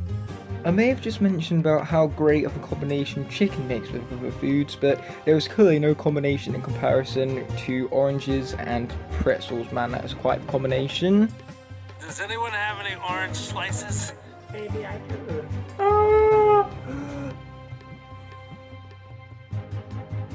Okay, so oranges amalgamate every single thing that was great about every single food in this list so far. It's juicy, a slight tang. Might have stole it from his criticism, but not only is it tasty and juicy and gives you that nice little taste of hydration, because you can taste hydration like that, don't you know? Yes, you can. And from there, the best thing about them is that they're small, so they're easy to take in large quantities. You know, why have one orange slice when you can have dozens upon dozens of them, and that just adds to the pleasure. Oh, I totally agree with your analysis. Good. Plus, there's also the fact that orange slices are just so referenced in culture that I just could not help myself but put a bit more on, you know? Yeah. Hiya, Al. Look what I've got. Orange slices. A fun snack for us. Fun race. Method. It was only after you'd exhausted all the Skylanders that I had to jump in and save the day. That's good taste, huh? Better than just an orange slice. Don't you dare talk that way about his orange slices. So here we are with the 10 foods that we just put into the top 10 before us in all of their glorious glory. Of course, this food automatically tastes better than that in Skylands because, of course, that's all digital based, and having physical food to eat is so much more glorious and full of pleasure than trying to eat something that's digital, needless to say. So I sure hope you guys enjoyed this video right here, and if you're hungry, just grab yourself some food because that's the easy solution to your problems. So at that, I'll be seeing you guys in the next top 10 video, but until such a moment, peace. A few weeks ago today, I concluded the mini-series known as Villains Week here on my channel, which I call a mini-series because more so than anything, it was a branch of my mainline series known as Listed. But speaking of lists, this video has not one, but 2 entire top 10 lists to call its own. Of course, there is no greater way to celebrate this anniversary of sorts to the conclusion of this mini-series known as Villains Week than with the Skylanders game that takes the greatest delve into its villains, that being Trap Team, where you hunted down the villains who escaped Cloudcracker Prison and captured their life essence in colourful crystals, as you see before you, to rehabilitate them and play as them to fight for Skylanders' cause. I know what you're thinking. Where is the motivation to play as these villains who were just performing evil acts across Skylands? Like, seriously? Why would you want to play with such an evildoer who was literally performing evil 5 seconds ago? Well, luckily for them, throughout the entirety of the game, each and every villain had the potential to complete a villain quest, which were scattered throughout the many levels in order to make up for the wrongdoings that they had partaked in. Naturally, just like the villains themselves, these quests differ highly in overall quality, and I have a lot of things to say about each and every one of them, but in this video more specifically we're going to be talking about 20 of them, 10 of the worst, and 10 on the complete opposite side of the spectrum, with them being some of the very best the game has to offer.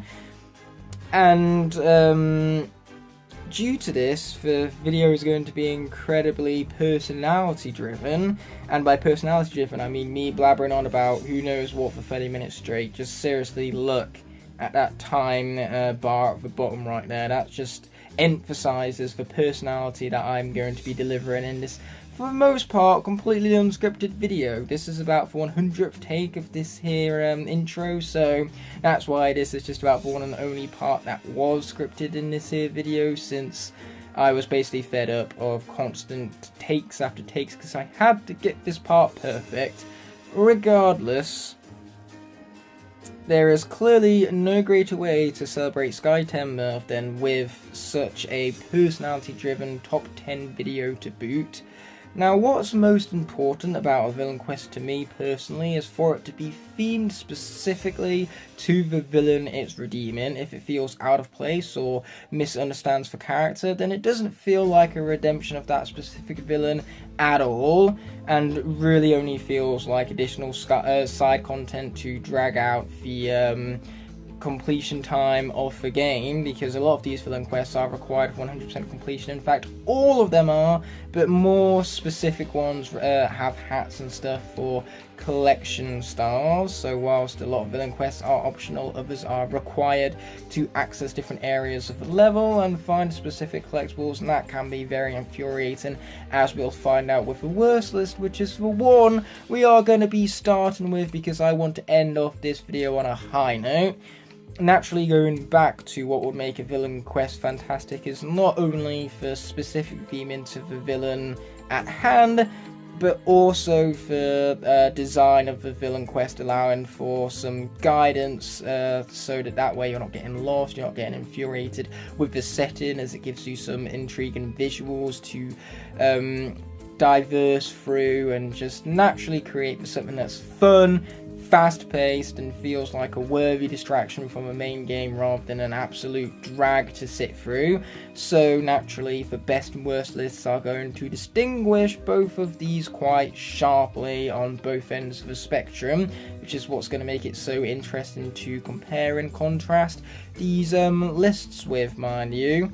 But regardless, I think this intro is getting long enough as is. It truly does emphasize the personality that this video is going to be displaying left, right and centre, and it's about time I played that intro before this phone winds up slipping out of my hands, because believe me, with the way it is positioned right now, it falling is practically inevitable. Coming in at number 10, we have Sheep Creep. Now, I can respect what this villain quest was attempting to do, because its gameplay is very unique to this specific villain quest, because we don't really see any other villain quest in the same style, at least when it comes to the ones that require some semblance of gameplay, you could say. But moving on from that, this gameplay isn't exactly original, neither in its concept nor its execution, because it's an exact rip-off of the Angry Birds game. Just replace the birds and the sheep with Sheep Creep and the buffalo, and that's exactly how this game is executed. And for gameplay style of this, you know, that automatically takes away any sort of originality that the villain quest could have had, and distinguish it between the other villain quest, but it distinguishes itself all for wrong problems, because this gameplay is floaty, jank, and near uncontrollable, since whenever you know, aim somewhere and you try to hit it with the same amount of power, it seems as though Sheep Creep goes in the complete opposite direction. And it doesn't help that you can barely aim due to the sensitive controls, making it so that then, when you try to just nudge it left, you wind up flying off the screen. So the over floaty controls make this an absolute frustration fest to get through, and the lack of originality in the villain quest is just cherry on top of the cake to turn what could have been an original, distinguishable villain quest into something that just frustrates and enrages you, with said terrible controls and the lack of originality, with it being a clear Angry Birds ripoff. So that's why Sheep Creep is coming in as the 10th worst villain quest of the game. Number 9, we have Grave Clobber. Now, what I hear about Grave Clobber is for tight corridors, you can't really enact upon the power that his gameplay can provide for, because you often find yourself trying to interweave through the narrow corridors while utilising his attacks even more than anything. And not to mention, this is a labyrinth, so you find yourself lost and losing precious time, making it an awfully paced villain quest. On top of that, it's not really a great execution of his character either. You know, it's got a slight Egyptian colour palette to it, and that's it, to say the least, despite the fact that Grave Clobber should have had a more Egyptian-based, of course, villain quest, with his design taking heavy inspiration from that culture, him being mummy-esque in all. And I just hate the pacing here, because Grave Clobber being slow and quite big and chunky, in of course a buff manner, is what makes it so unbearable to go through these long, tight corridors. They just feel barren and boring to traverse through, even due to the just generic and dull design of the level. It doesn't match that of Grave Clobber's design whatsoever. So ultimately, this villain quest is a disappointment both on the pacing and the lack of distinguishability from the other villain quest, with it being the exact same, just slower and more tedious. Next up, we have Wolfgang. Now, I've never really understood this villain quest, but you're supposed to use his music to attract orbs into a vacuum. It sounds weird in concept, and it's even weirder in execution, especially since the orbs never seem to actually follow your music, so it just becomes even more confusing, the fact that this level doesn't seem to take advantage of the gameplay mechanics and the concepts which it establishes at the very beginning of the villain quest. And not to mention the level itself, sure, it's Future of Skylands, but as for the level you capture Wolfgang in, it doesn't necessarily make it a great theming for the villain, because Wolfgang isn't all about the future. Sure, he's not about his music, but we've already mentioned about how that gameplay mechanic doesn't really work and doesn't really attract the orbs in the way how the developers obviously intended for it. So the fact that this is just a copy and paste area of the Future of Skylands, not even the layout is unique, because it is literally just a copy and paste of the same portions of the level that you've just played through, because of course you access this villain quest through the Future of Skylands, so that adds a lot more boredom to the backgrounds and the actual level theme in itself, because we've seen it already executed in the stage leading up to this point. So naturally, this villain quest does not take advantage of gameplay mechanics it establishes at the very beginning of a villain quest. It's got a very boring level theme into it that doesn't match that of Wolfgang, despite the fact that you fight Wolfgang in this setting, but the Future of Skylanders itself isn't really all that Wolfgang's character is about. It would make more sense for this exact theming to be done with a better execution of mechanics in a musical-based setting like a concert, and instead we're left with this lazy excuse of a villain quest that's just blatantly shoehorned in to bloat out the runtime of the game, and because of that it's dull, it's boring, and I just don't really appreciate it all that much, which is why Wolfgang is coming in as the 8th worst villain quest of the game. Next up we have Ice Cream, who practically has the same problems as Graveclubber because she's slow, she goes to a very generic based location that isn't really themed to her all that well, so naturally she doesn't really feel like she fits as part of this villain quest, and it doesn't feel like this is unique to her. It's just blatantly shoehorned in once again to extend the runtime of the game and keep kids playing it for longer, you could say, to get them buying more toys, including that of a Dark Trap. So Ice Cream's villain quest just comes off as lazy and uninspired, and the worst thing about it is that Ice Cream is slow, so you want to gather up all the ghosts at once to be the most effective with your movement, but as soon as you're hit you lose all the ghosts and have to traverse back through the same portion of levels you've already played, or the same portion you've already played even, to be more specific on what I'm saying right here, because this constant cycle of repeating the exact same parts of a level that you've already been to gets so repetitive and dull after a while, unbelievably so, and because of that it makes the villain quest get very dull and very stale very quickly, and it becomes more frustrating to defeat or to beat even than anything else. Put an Ice Cream at number 7 on the worst villain quest list right here. Next up we have Taekwon Clue. Now, whilst this might be a character that I myself really love, his villain quest, however, I do not, because when it comes to Taekwon Crow's villain quest, it's a protection-based mission, which automatically makes it terrible, because it's slow. You have to just wait around and not really do all, because it's a very boring, generic setting that's very barren. There's not really much details for you to invest yourself into. You literally just stand around, throw a shuriken in one direction and throw a shuriken in another. But the fact of the matter is that this is a slow-paced, dull, dragged-out villain quest, and it could have been better too, with the fact that the bird peckers deal a lot of damage. That could create a lot of tension, but here's the thing, they die with one shuriken, so that doesn't make it difficult in the slightest, and it just makes it all more frustrating when you are foolish and manage to get yourself killed and have to start the whole process all over again, because what's worse than doing 4 phases? Having to do the 3 before it all over again. So for lack of challenge that the dodos created, or whatever the fuck these birds are, and the trouble that creates in terms of the pacing issues that arise because of it, is ultimately what makes Taekwon Crow's villain quest boring on a setting and theme level, as well as dull and dragged out on a pacing level. I can't emphasize this enough. I love the villain, hate the villain quest. Coming in at number 5, we have Dr. Crankcase, whose villain quest is more disappointing than bad, but really my main problem with this villain quest is the fact that this is a Doom Raider we're talking about here. I was about to say Doom Random, which I have no idea what the heck that is supposed to be. But as we digress right here, everyone's favourite phrase, it's such a shame that we have such an epic Doom Raider battle, and then after you've defeated him, you've captured him, and in the very next level his quest arises, you're so excited to just load up a level and see what exciting theming they have for this villain, and then you realise that all you do is use his goop gun to get rid of a wooden wall standing in your way of a collectible.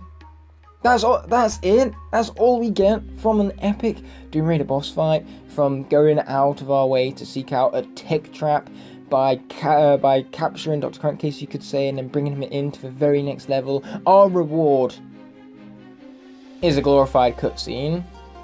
Sure, you can use this power later on in the level to discover even more secrets, and that's just a great way to encourage further exploration within the level, so to say, and that element of the villain quest I like, which is why it's only the 5th worst. But still, from such an epic Doom Raider on a design and a villain and a boss fight standpoint, I expect a bigger reward than just a glorified cutscene. So yes, the fact that there was so much potential to make a villain quest so well themed and with such fun gameplay due to Dr. Crankcase being a fun, fast-paced character, and yet them taking advantage of all of that, it's ultimately incredibly disappointing and really lets down Dr. Crankcase as a whole. Number 4, we have Tussle Sprout. Now, Tussle Sprout once again is a glorified cutscene, but what happens at the end of this cutscene is that you grow yourself a little vine that's going to be able to give you access to a villain treasure chest. Now, this interaction with Arbo is pretty fun, and the two characters have some semblance of chemistry due to Arbo's charisma and energy that just oozes off of him. But unfortunately, that energy and liveliness is short-lived as you get to see the ugliness that is that bridge. It is gross, it is disgusting, and it honestly looks like it's a glitch. For lack of polish on the design of this bridge even, for texturing, the animations, just all of it looking so disgusting, making me not even want to complete this villain quest and not even want the treasure chest, because to get it we have to go across the ugliest looking bridge I've ever seen, is ultimately what makes what could have been a very satisfying moment within the Skylanders Trap Team game so disappointed and rooted in ugliness. So that's what makes Tussle Sprout's villain quest so damn disgusting and terrible to go alongside that. Number 3, we have Pinata. So now, not only do we have an escort mission to where we need to slowly follow an escort and then defeat a wave of enemies. Wow, how original. Yeah, for genericness and the lack of pacing, make this a very forgettable villain quest. And then worst of all, it breaks the pace of the entire level since it comes in halfway through the secret sewers of Supreme Stink. So you go from a fast-paced, puzzle-heavy platforming stage, that's one of my favorites in the game, to a slow-paced escort mission that's irritating for all your senses for the grand majority of its runtime. Sure, it looks visually pleasing, but when it comes to what you have to listen to during the entirety of the escort, you have high-pitched eels squealing down your ear as they perform their terrible singing. What torture to my ears. It would be fine if these damn lizards could shut up, but they can't, and that makes this villain quest absolute torture on a pacing level, a torture to my senses, as I put previously, especially my ears, that want nothing to do with this villain quest. And so because of that, I dread taking it on. And you know you've screwed up a villain quest when you've tarnished the level you're currently playing because of it, and you've made it so the players dread having to go through it for the sake of 100%, because you get a hat from this which makes it 100% compulsory in the completion of the level. It is beyond frustrating. So, what do they have you do for the villain quest of the biggest villain throughout the entirety of the franchise, the main villain at that, Chaos himself? What do? You make a cake. Big deal. The main problem with this is literally the fact that it takes the most iconic, most popular villain within the entirety of the Skylanders franchise, and obviously he's popular because the developers wound up bringing him back for 6 years in a row, so even if he isn't popular for the fans, he's most definitely popular for the developers. But as I digress, they take the main villain of the entirety of the franchise and they give you a lame cutscene. This is how they reward you for beating Chaos, acquiring a Chaos Trap, which is the same recommended retail price as a regular trap, but for only one villain rather than several villains of the same element, and all of that is rewarded to you with a cake that doesn't even look all that good. In fact, the texture once again looks unfinished, unpolished, and because of that is rather ugly to look at and causes the same problems as that of Tussle Sprout's villain quest. I expect more from this, developers. Why be so lazy as to not give Chaos his very own themed villain quest and instead have him make you a cake? Pathetic. But without a doubt, my number 1 least favourite villain quest is the only villain in the quest, villain quest in the game even, that I despise. At the very least, Chaos's villain quest is over and done with in mere seconds. At the very least, Pinata's villain quest is somewhat themed to him and has some sort of pacing behind it and is fun to go through the combat. and has good theming, especially on a visual standpoint. At least Tycoon Crow's Villain Quest has lighting behind it and some sort of physics engine. Well, I tell you what, Brawl and Chain has none of those. Brawl and Chain's Villain Quest just emphasizes everything that's wrong with the Villain Quest preceding it. It has a lame, boring, dull, bland, empty feeling setting that does not match the theme of a character whatsoever. Brawl and Chain is so damn slow, so him slowly trekking through a barren area is so dull to the point where it's actually frustrating. I find myself wanting to rip my hair out every single time I play this Villain Quest because it's so slow paced. And worse yet, it's repetitive because you have to go through the same sections of the stage several times, all with a lack of lighting that doesn't create any sort of imagery whatsoever. It just takes away from any sort of visual investment you could have in going slow. So naturally, I despise this Villain Quest to the point to where when it pops up in Telescoped House, I just don't want to do it. And when I have to do it for a 100% run, like what you're seeing before you, I dread it every single time. There is no words to express my hatred for this Villain Quest in its pacing, in its boredom, in its frustration for it just being so poorly designed and just so lazily shoehorned in for the sake of padding out the runtime of the video game. Whew. If I talk about this Villain Quest anymore, I'm going to wind up blowing up my own head with frustration, so we are, without further ado, going to head on to the best list so we can talk about some good Villain Quests without further ado. Ones with good pacing, with hilarious cutscenes, with theming to match their characters, and just genuinely something to love playing through and to feel rewarded, and, you know, best of all, with the best Villain Quests, ones that you look forward to playing, unlike these pieces of crap, which once the moment they're over and done with, I cannot wait to put them behind me and hope to never play them ever again.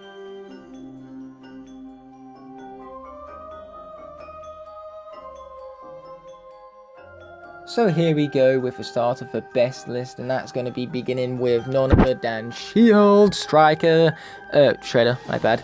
That's what we get for having two very similar names when it comes to these characters within Skylanders, despite the fact that the Shield Striker is clearly not a character because, you know, it's a car. But as I digress, everyone's favourite phrase once again, when it comes to Shield Shredder's Villain Quest, what I love about this is that it's short, it's snappy, it's at the very beginning of the level, so if needs be, you forgot to trap Shield Shredder, no big deal, you just exit out of it, go back to the academy, grab put him within a life trap, mind you, head straight back into the level, and all you've had to do is wait through 2 cutscenes, or 2 loading screens even in the process.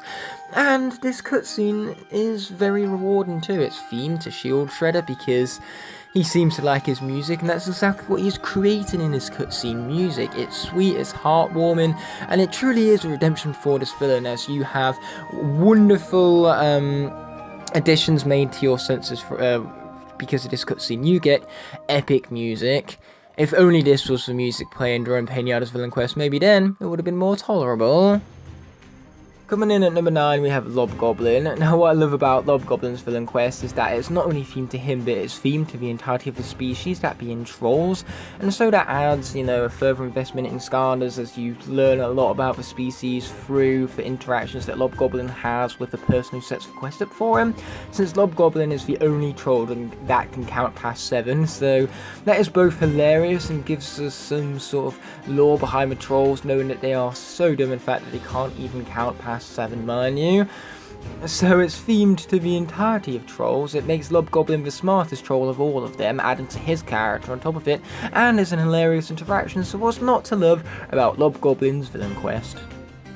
So the area itself for Hutzikal's Villain Quest might seem a little generic because it's just your copy and pasted you know, jungle type level, the exact same level design as what Gulba had for his Villain Quest, but the difference here is that you're not constantly going around the same parts of the stage with the same visuals, constantly repeating themselves over and over to make it feel boring and dragged out and frustrating, because instead what you're doing is you're dashing through the level with great speed, and you feel a great sense of power as well, because Hutsikal has his attack where he swipes his scythe, which is a 500 hit damage, and then all of the ghosts around him explode, causing further damage. So you constantly feel powerful and at great pace when attempting this villain quest, so that automatically makes it fun in and of itself. Putting HOURS of Skull at my number 8 favourite villain quest right here. Coming in at number 7, we have the complete opposite of Taekwon Crow, where we have a villain that I'm not a huge fan of, but it turns out that this villain is an absolute living legend. Do you know the health implications that can be created from you holding in your Wii? You know what kind of serious damage that can do to one's bladder and what long-term physical effects that can have on one's body? Well, this poor Mabu right here can't really do anything about it. He can't, free himself of the internal pain, because believe me, holding in Wii that long is an extremely painful task to go through, due to, like I was previously alluding to, the pressure on your bladder.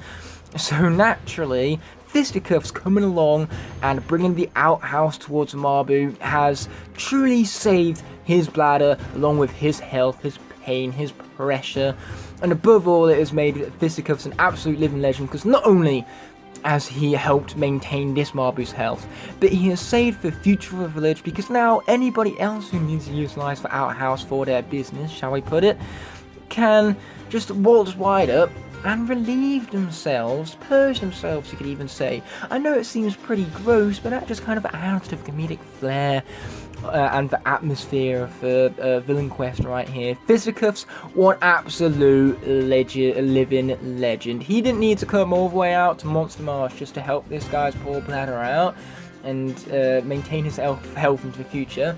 But he went on ahead and did it anyway. If that's not redemption, I don't know what is.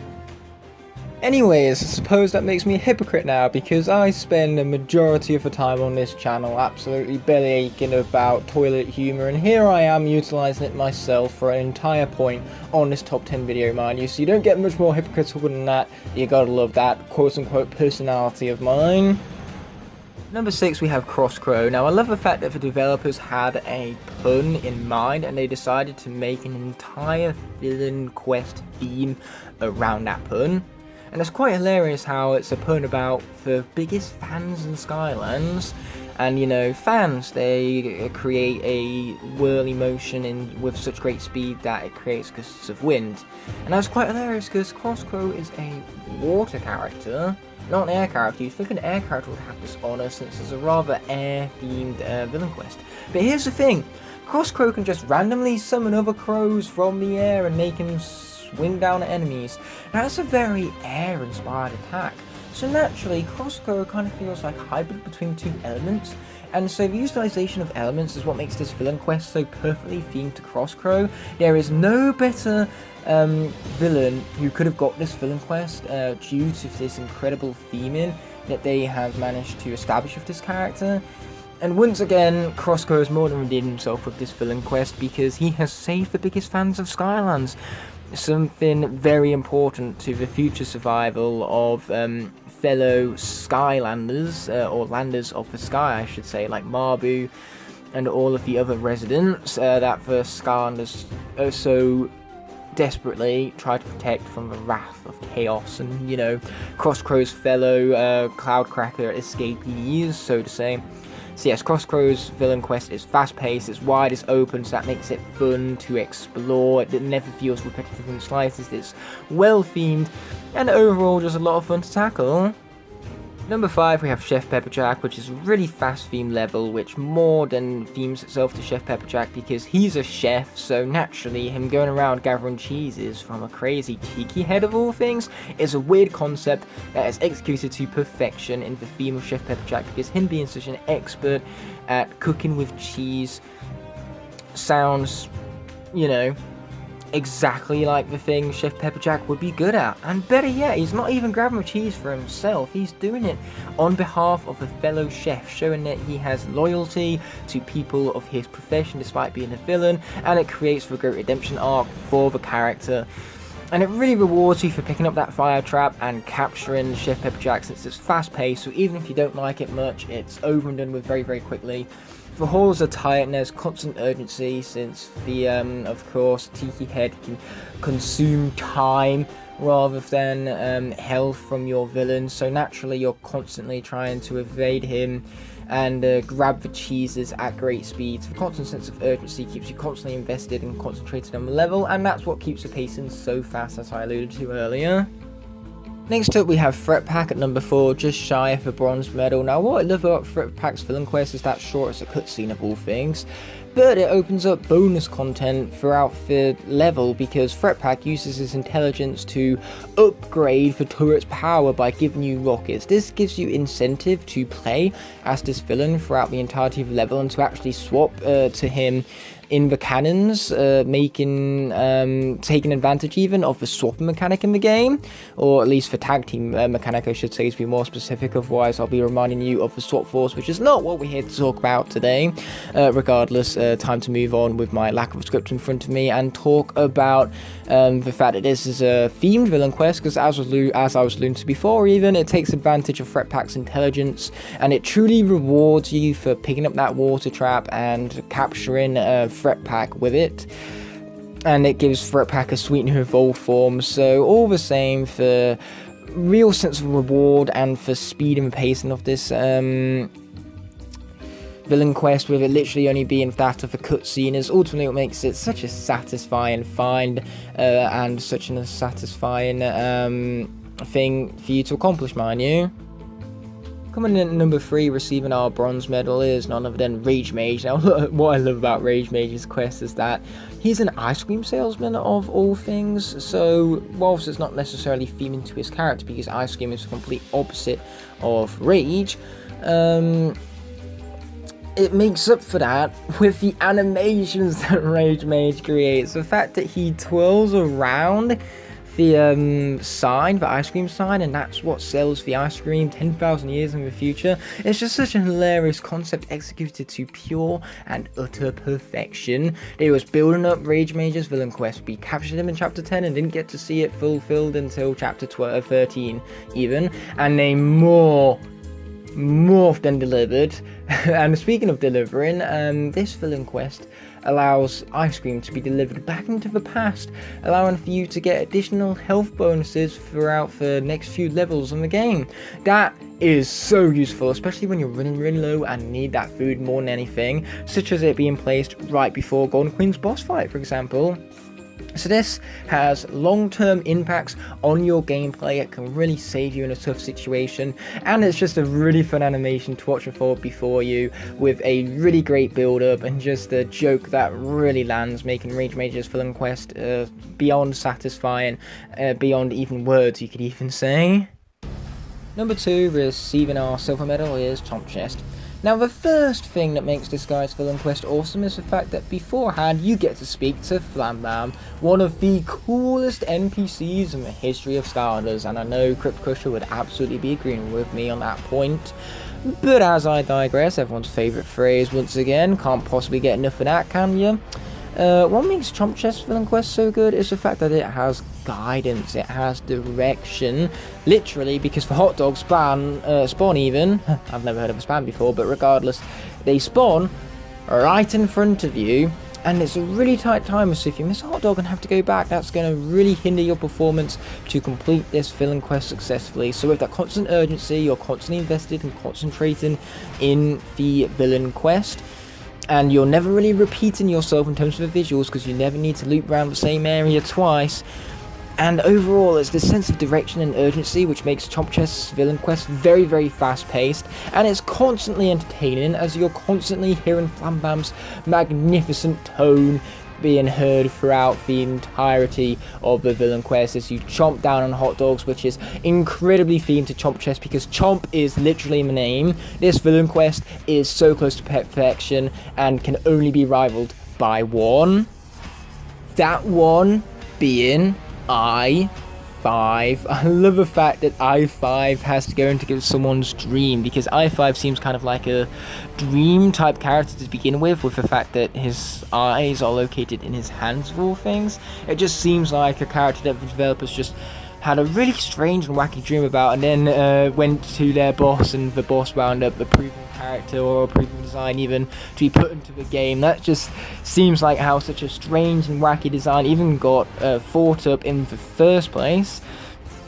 So, you know, I5's villain quest being so weird and strange makes it feel so themed to his character, and the best thing about this theming is that it takes full advantage of the gameplay of I5, because of course the more you pound, the faster the character goes at the sacrifice of maneuverability, but that's fine because you have tight, packed corners and corridors which cram enemies all around you with the purpose of beating them down, smashing up, earning points, and creating for amazing pace. And you also get some traps and gadgets to utilize which are well designed in and of itself. So the fact that this is a game show about beating up as many enemies as fast as possible is unbelievably fun and so fast paced. I love I5's villain quest, and I look forward to playing it every single time I enter chapter 6 of this game. In fact, sometimes when I even don't need to perform this villain quest, I do it anyway because I just have so much fun going through, pounding all enemies in my wake, feeling that sense of destruction thanks to the sound effects being added in as, of course, I5's pounds become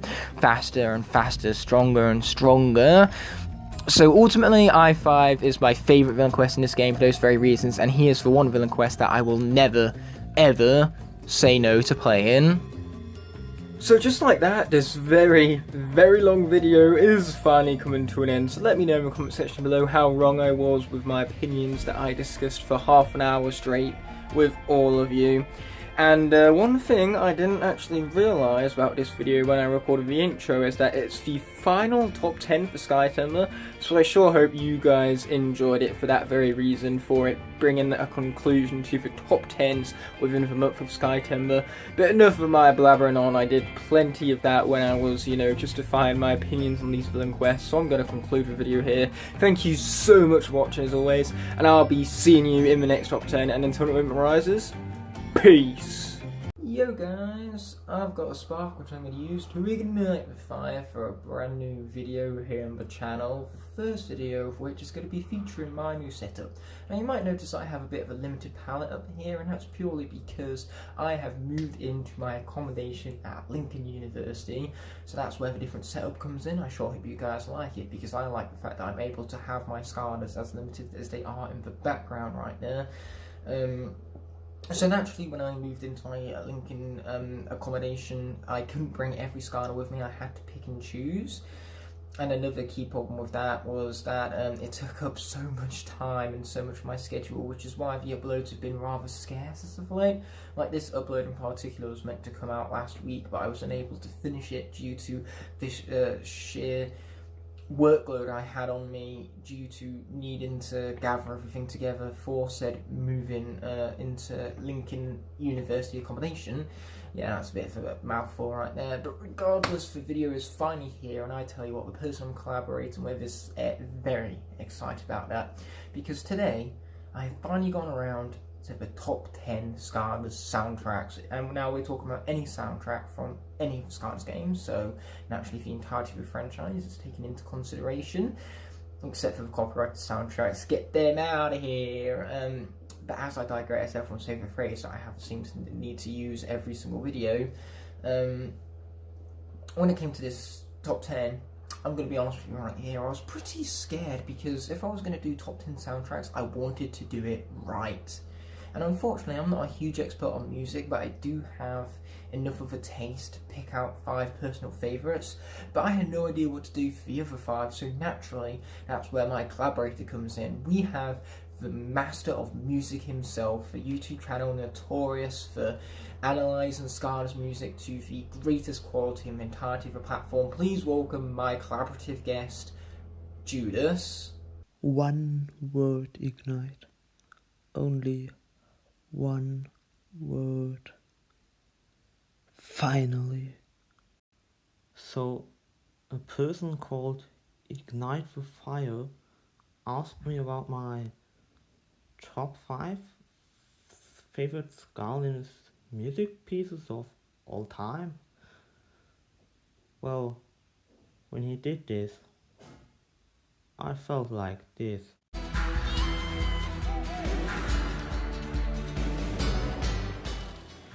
Hello everyone, Judith here, and I'm here today to present you my top 5 Skylanders movies of all time.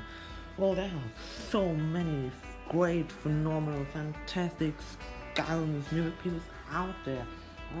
Well, it was so hard to choose, well, 5, or only 5 from I don't know how many, but I managed it, and that's why I present you today my top 5 Skylanders movies of all time. And well, let's start with number 5.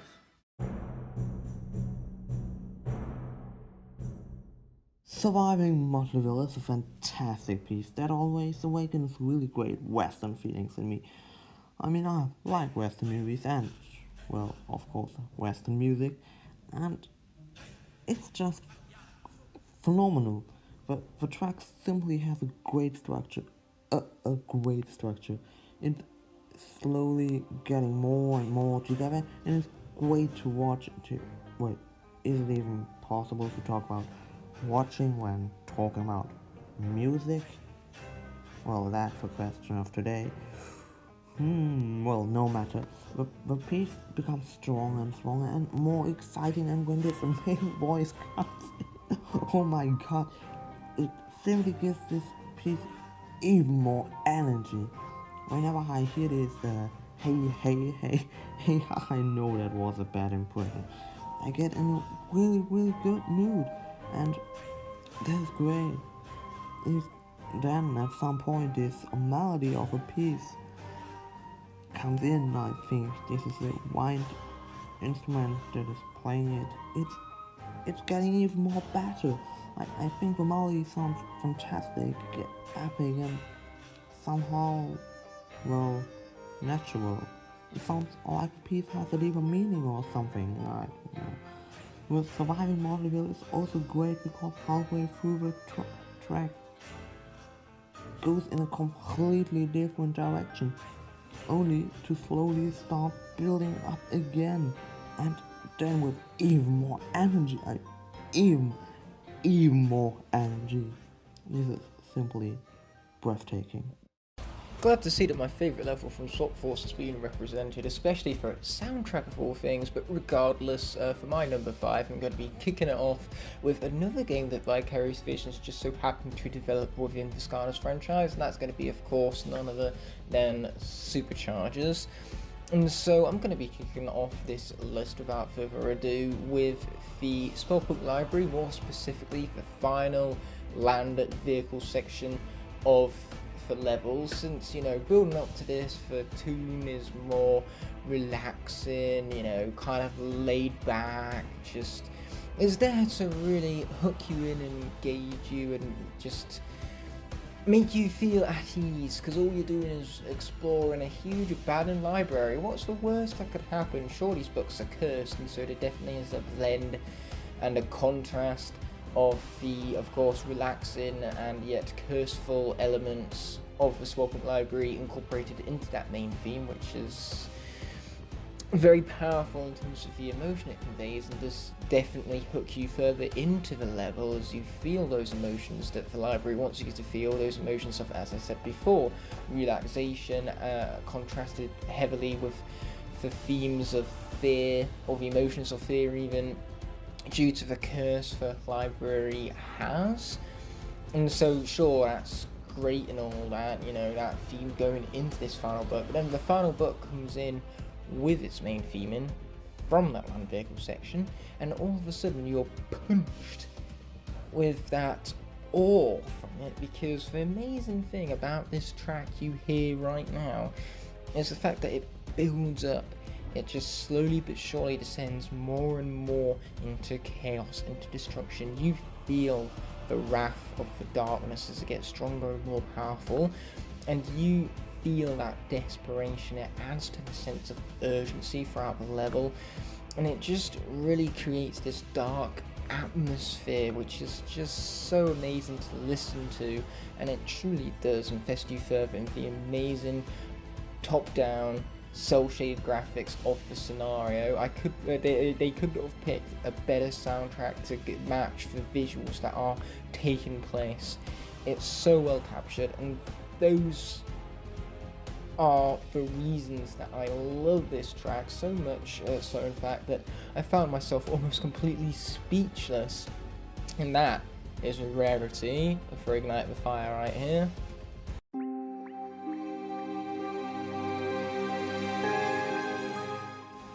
My fourth place is taken by Vulcan Village.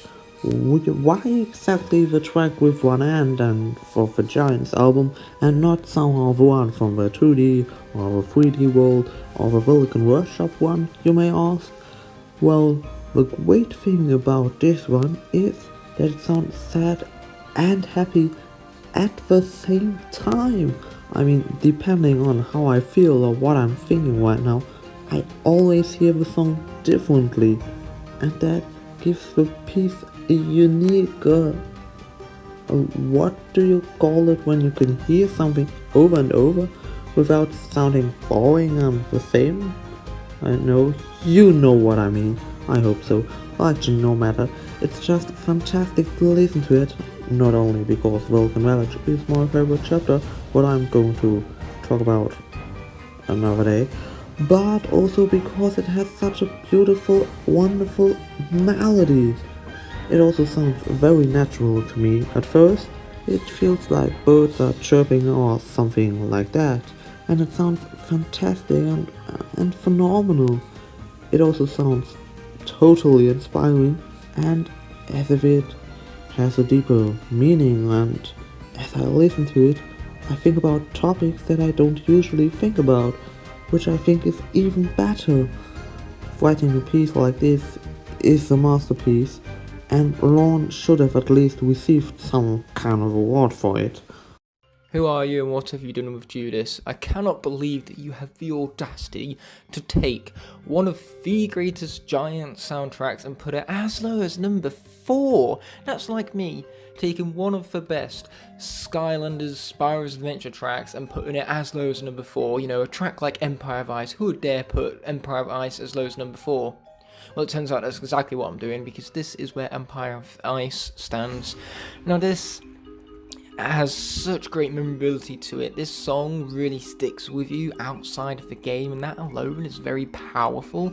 But the actual, you know, musical instruments used, and of course them in combination with one another to actually construct this soundtrack, all of that, all in perfect harmony with one another, not only creates something amazing to listen to and something very memorable that sticks and lingers with you, but it just is naturally very fitting for the level it's placed in.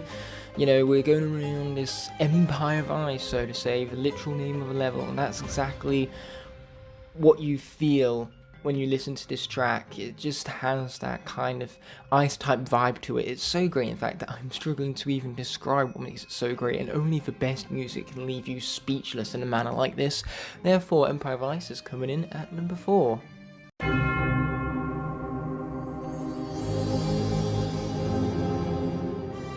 My number 3 has to be the Magic Elemental Area theme from Skylanders Giants.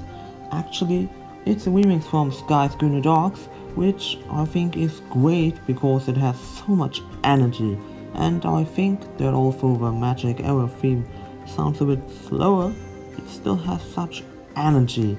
Not such an energy as Sky's Guna Dogs has, no, another one, a very own one, I think, and that's what makes it special for me. What does that mean? No, I mean, that is just one thing that makes it so special and great for me, because it also sounds simply magical. The instruments are so well chosen.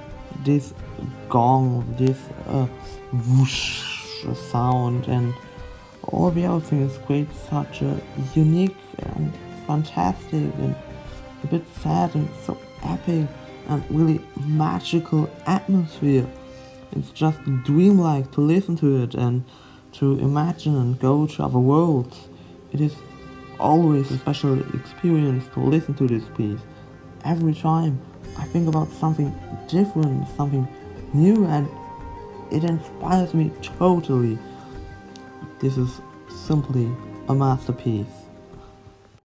So Skyscanner Docks is actually my favourite Spyro's Adventure soundtrack, but since the Magic Elemental Gates that Judas put at his number 3 are effectively just a remix of that there track, as Judas was of course alluding to, I'm going to leave that out of my list in favour of more variety in my tracks, because that's what I love about the Skyscanner soundtrack really, the fact that it's as varied as it is. It has all sorts of different themes, and of course expressions through the music, and yet it all still feels in uniform, it all feels fitting for the franchise it's included in. I don't think there was a single track which of course Lon Balfe didn't approve of, and that he didn't feel like was fitting into this fantasy world, mind you, and my apologies if I butchered his name, the name of man, myth, legend.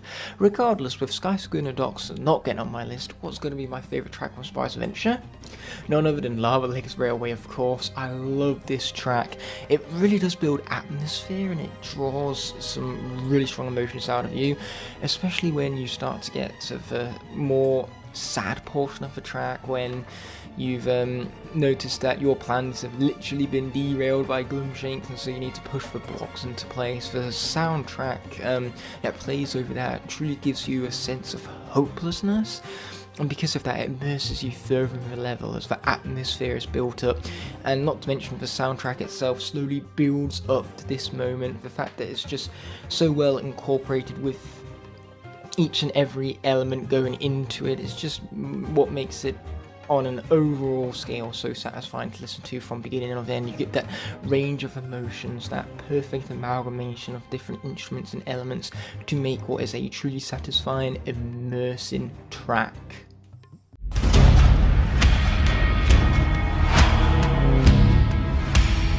Dual Axis Big Wig takes my second place.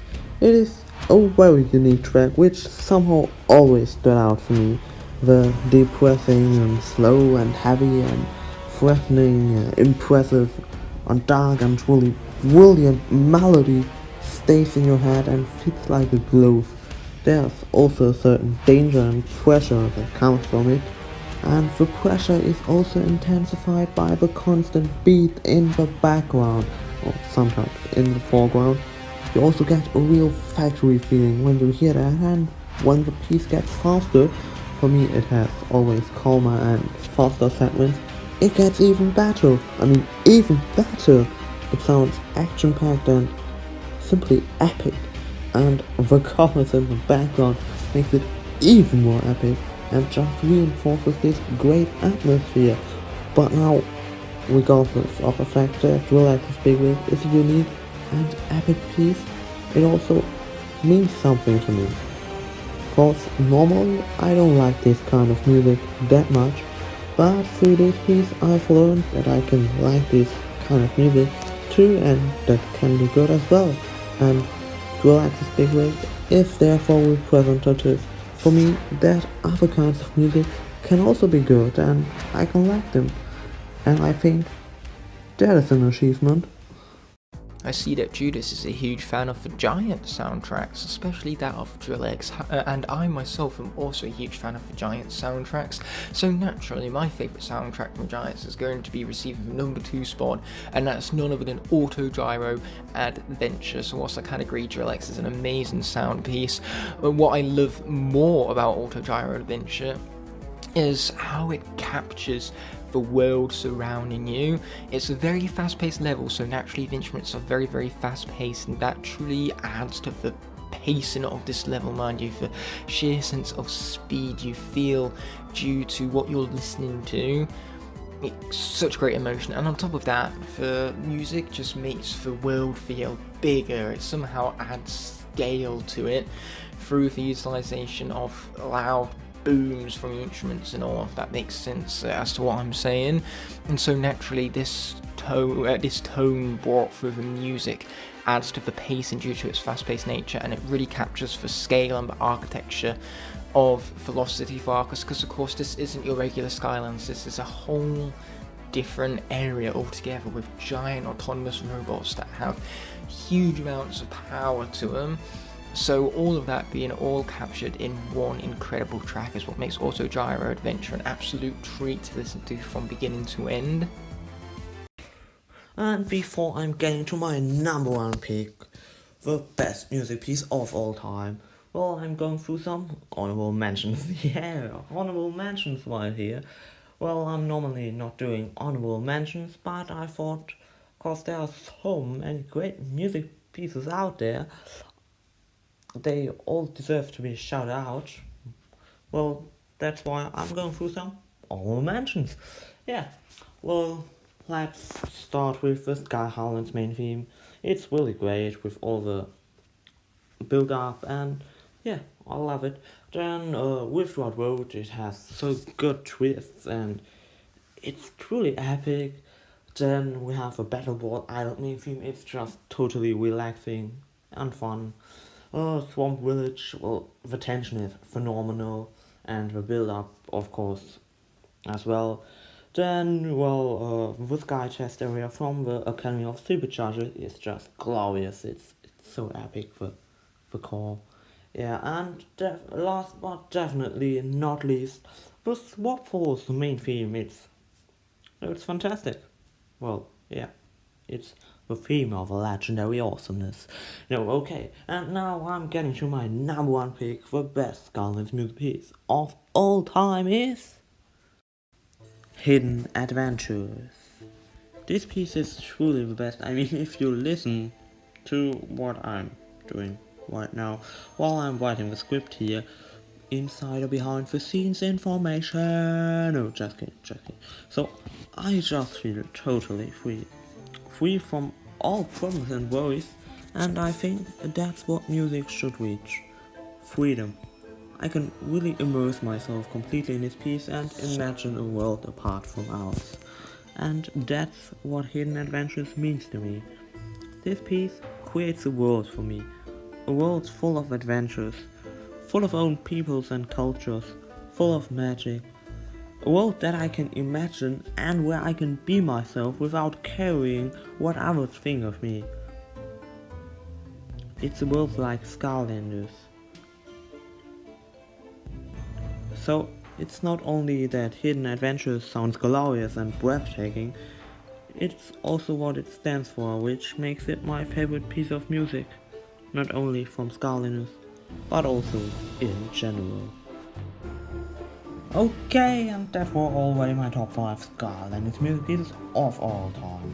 Thank you very much, Ignite, for having me on this Sky Chamber collab. I highly appreciate it. It was great to make this little top 5 here. Well, and now I need to know what your number one is.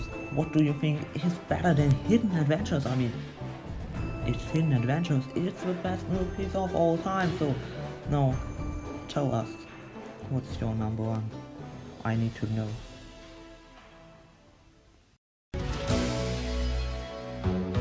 A new day is dawning. Your moment is near. So top off your tank and rev up that engine.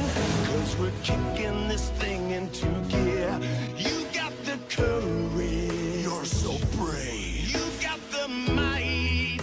And so strong. You got the spirit of a champion. And you're not gonna flee from the fight. That's why we're supercharged with love. You got the passion. You got it. Yeah, you got the pride. Even in the unknown, you are never alone. You got all of your friends by your side. That's why we're supercharged with love. I mean, come on, that's practically perfect. How can anyone not have Supercharged with Love as their number one? The lyrics are just so impactful and memorable. The backing track on top of it really adds to the projection and the power of those lyrics, and overall it's so bad that it's actually good because it's sung so terribly, and yet at the same time that adds to the memorability and the shock value too, because it literally just comes out of nowhere like a fist smashing up a punching bag. It's so incredible. It gets me laughing every time, but on top of that you truly feel accomplished. It's the greatest reward anyone can ask for beating a video game. Supercharged with Love is perfection at hand and worthy of my number one. Not really. Supercharged with Love is not really my number one, though I do think it does make for a worthy honourable mention on my behalf, because when it comes to Superchargers, it does have my favourite soundtrack of the entire franchise. And while Supercharged with Love is a fine exception of that, the greatest example would have to be the Gladfly Glade's main theme. So, what's so great about this theme is that it takes everything that was great about every theme preceding it in this top 10, and it adds to it, it multiplies its awesomeness by 10,000, you could go as far to say, because this theme, the instruments that are combined with one another make for a really nice sounding tone. It draws you further into the level, even is the word I was looking for, and that's all because this level is all about being shrunken down and being small, and this main theme has that feeling upon you. If you were to listen to this soundtrack without the context of the game, you would feel small, not hopeless, because there's still a vibe of hope and strength to the track, and these contrasting elements between that strength and that raw power, as well as the small in scale, is just truly what makes these emotions flowing through you so powerful when you listen to Gladfly Glade's main theme. It does make you truly feel like you're part of a level surrounding you, and when you listen to it by itself, like I said earlier, it has that feeling it should. It hits all the right notes, quite literally, and I adore this track, giving it the worthy number one spot over Supercharged with Love, no matter how perfect Supercharged with Love might be. And this is the perfect example of what makes Supercharged's track the greatest from the entirety of Skylanders franchise.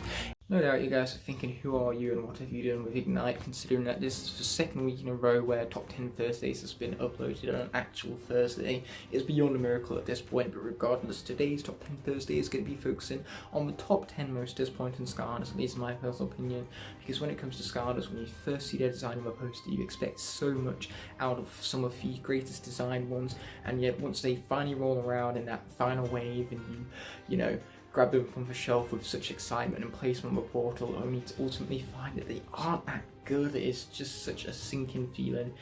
And so the 10 Skylanders I'm looking at all have those sinking feelings to them when it comes to their gameplay compared to their designs, and so naturally the bigger that gap and the larger disappointment for they will end up on the list. And let it be known that there are a lot of characters on this list that are really good, because disappointing does not equal bad. It just means that there was the greatest range between my expectation and the reality of the characters. So yes, with all of that exposition out of the way, let's roll the intro and get straight into the top 10 without further ado. Coming in at number 10, we have Flipwreck, a Skylander who isn't inherently flawed with his gameplay. However, his movement is really slow paced and his attacks aren't really all that powerful, and they do lack in variety really. You know, he has a shield bash move which has very little range, and his melee attacks are far too close and personal to be effective. So what I'm saying here is that Flipwreck, you don't get to admire the awesome design for all that long, since he dies far too quickly and far too easily. And that's ultimately what's incredibly disappointing about Flipwreck. We have a free-to-play Skylander who is my favourite design of the bunch, the one who I was looking forward to most, and he wound up being the worst of the three by miles, just because the gameplay did not live up to the design and the excitement that it would imply from said design. Even though he's far from the worst character, especially in terms of gameplay on this list, hence why number 10 is a perfect slot for him. Number 9 is going to be Crusher, a Skylander giant whose design is epic. Like seriously, he has lighten up goggles, a giant hammer, and he's this huge rock golem similar to that of the boss fight from Spyro's Adventure, which I adored. So having a Skylander's design just like that to wreak as much havoc and chaos was something that really appealed to me.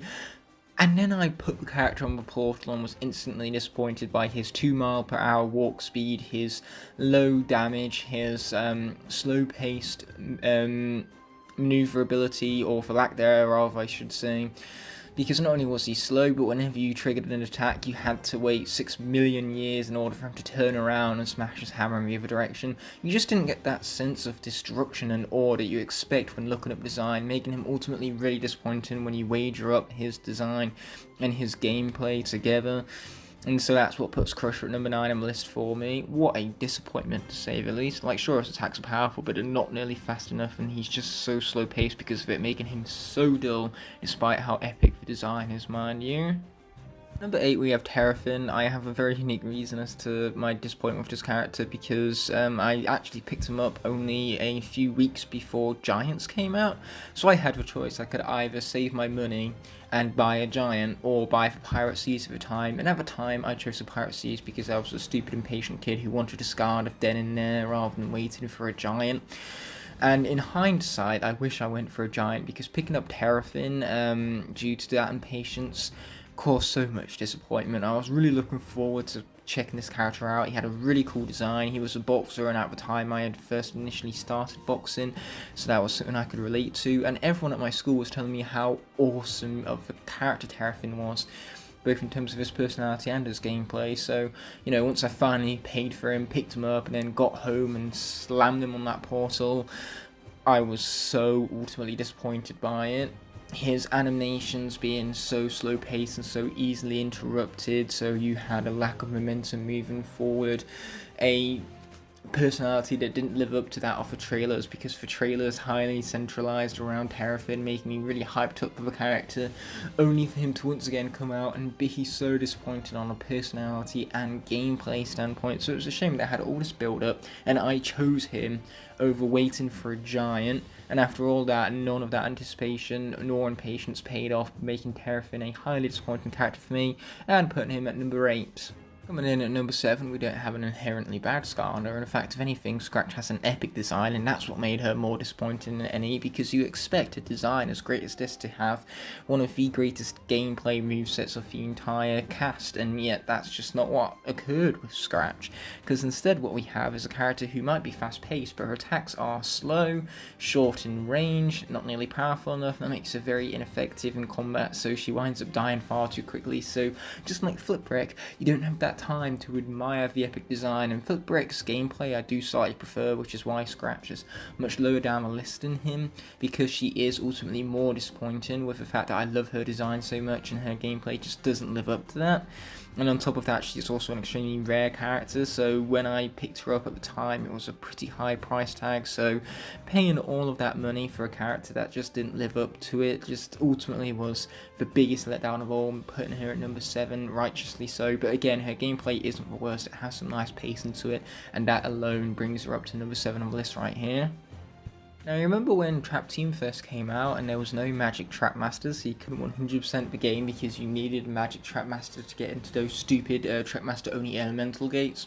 Well, when Blastermind finally released, of course, we were given that opportunity to 100% the game, so I immediately picked him up, only to be ultimately really disappointed by his abilities. I was looking so forward to Magic Trap Master because there are infinite ways of executing them, like they're a magical being with purple coloured crystals that make him more powerful against boss fights, and what we have is a character which can take control of only small enemies which are going to be worthless against a big boss anyway. So Blastermind basically took the concept of a Trap Master and ruined it with the poor execution of what was a really well thought out moveset, but he's just too slow, too short range, not nearly effective enough to be of any fun in the game, making him the worst guy of all time, and that's not what you expect coming from a design that is mediocre, I must admit, but still, with him being the first Magic Trap Master, you expect more and you get none of that.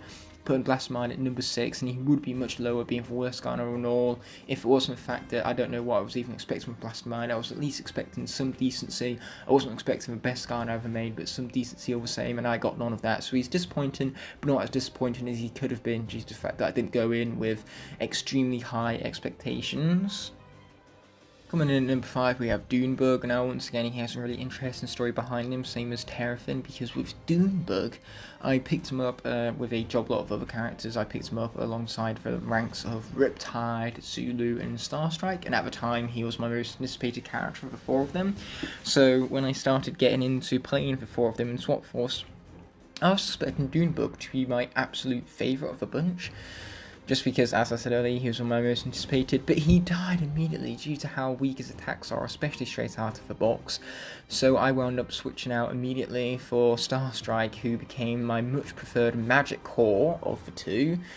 And so naturally, Dunebug was just kind of left in the shadow of them lot, and that made me ultimately incredibly disappointed with the character, because never did I ever expect to like him the least out of my entire job lot even, and that's exactly what occurred. Such an awesomely designed character did not deserve such a lackluster moveset, which absolutely wasted a tertiary attack on a flight ability, which I don't even know why he did that, when in Swap Force you can simply just tap the jump button twice to fly instead of wasting an entire ability on that, making Dunebug not all that balanced, not all that powerful, not as powerful enough as he needs to be, and overall very slow paced given his gameplay. Just such a disappointing feel to it, especially in comparison to that epic design right there. So the unique story behind my specific experience with Dunebug is ultimately what made him so disappointing, giving him the middle place spot on the list right here. Going in and before is Drill Sergeant. Now I have tales of my primary school when people always told me Drill Sergeant being part of their collection was an awesome part of it, with how much fun they had playing the character, and that he transformed into a train when he really didn't. Like, sure, he had a little plow on the front of him that was created as part of his charge, but that's not really your traditional sense of transforming into a train, mind you. So I was ultimately disappointed by the fact that that ability was alive the entire time, and that he didn't live up to the hype that people generated around his character during my primary school days, or my primary school tales I should say, to be more specific. And even Drill Sergeant's backstory, speaking about him being an Archean and how that ties back to Terrafin, it was just really unique and well written for a Skarner's backstory at the time, and that made me more anticipated to pick up the character. And so when I finally found his packaging at Tesco, all battered up from someone who had clearly attempted to steal the character, and then Tesco having caught that thief and sellotaping the package back together, and then completely neglecting it until the Swap Force era when they finally remembered to put it out on the shelves. Me finding it hidden behind a bunch of Swap Force characters, and my grandparents paying for it after I got so pumped to see it in the store, and then me finally ripping open the packaging once again with ease, because as I said earlier, it was simply just sellotaped together. But regardless, I ripped it open, placed him on my portal, and got so disappointed by how slow paced he was, the fact that his rockets took 6 billion years to reload, and so naturally the lack of pacing with this character became ultimately very disappointing. He didn't live up nearly to the hype as I previously alluded to, and that's what made Drill Sergeant such a massive disappointment for me, and making him just shy of the top 3, because I expected so much more from such an epic looking Skarner on a design standpoint, with such a well written backstory, and one who was so hyped up by all of my friends during my primary school days. Taking our bronze medal has to be Sprocket. When I first saw her on the Skarner Giants poster, I saw an awesome Skarner, a really unique one. Like, she had a spanner and built turrets, for Pete's sake. How can you not be excited about the idea of that? And then I started playing as her character, and immediately I was disappointed by how slow her wrench attacks were, how open the turrets left her, making her very ineffective, so you couldn't appreciate the design because she was out there dying far too quickly. So if I was to summarise his character in one word, it would be weak. And that's not what I expect from a character with such an awesome design. So Sprocket really let me down in the gameplay department, and it was unforgivable considering my hype going into this character, picking her up at game and then ripping open her package and then just placing her over a portal with such excitement, and then seeing her death animation far more earlier than I would have wanted. Placing Sprocket here at number 3 on the list, earning that bronze medal all the same.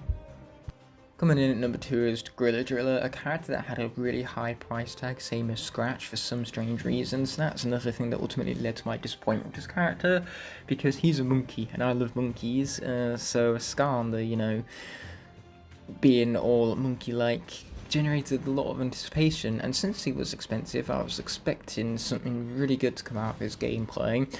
But his expenses were not worthwhile in the slightest, because Gorilla Driller is slow, he has to stop every single time he throws out an attack, he's not nearly monkey enough in terms of his gameplay, nor his personality even. He's not very monkey driven, if that makes any sort of sense. Although saying it out loud is kind of hilarious, more so than making sense.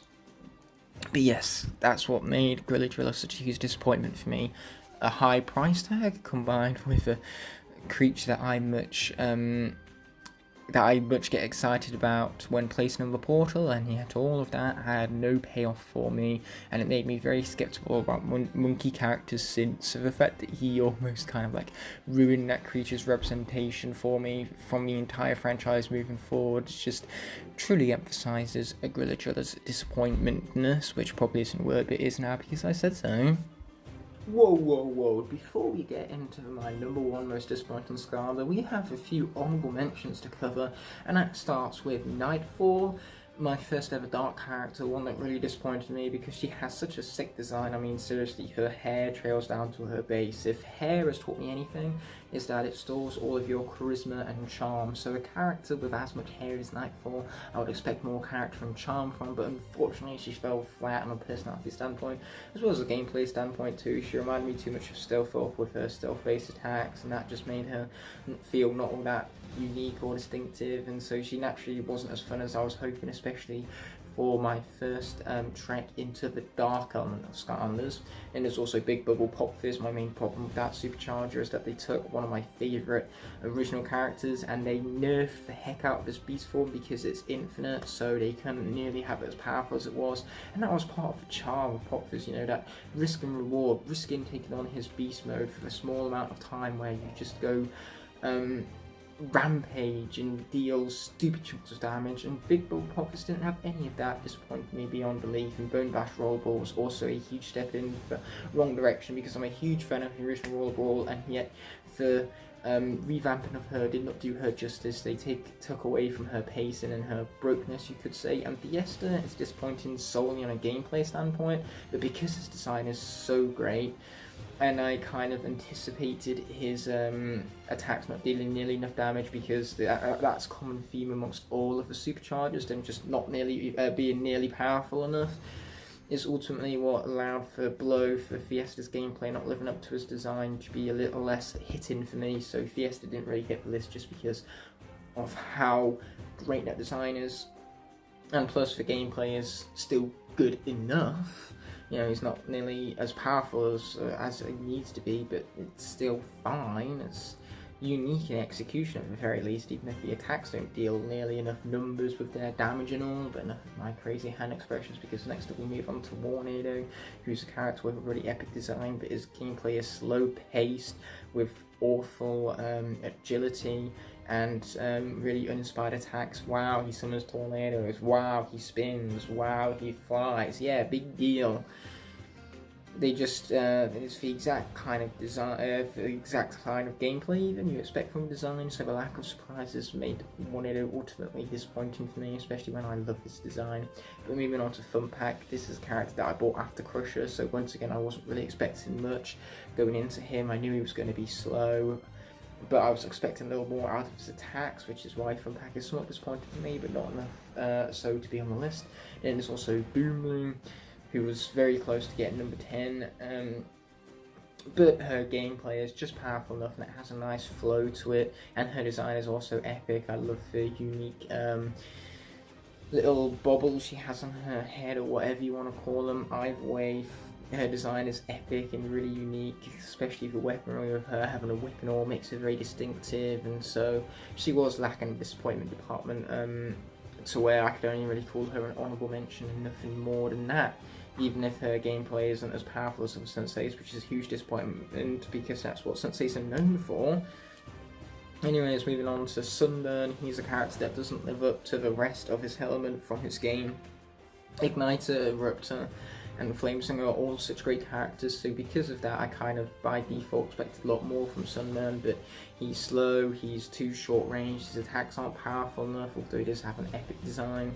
And when you take all of those things into consideration with Sunburn. Sure, whilst he doesn't live up to the rest of his element, that's solely it really. As a standalone character, Sunburn is fine, and so naturally, I knew going into him that I wasn't going to like him as much as the other 3 Fire Skylanders, so again, that softened the blow for me and made it so Sunburn just remains here as honourable mention. And my final honourable mention is Echo, just because at first she was highly disappointing. An epic design like hers that I chose over Spotlight and Blackout in the store.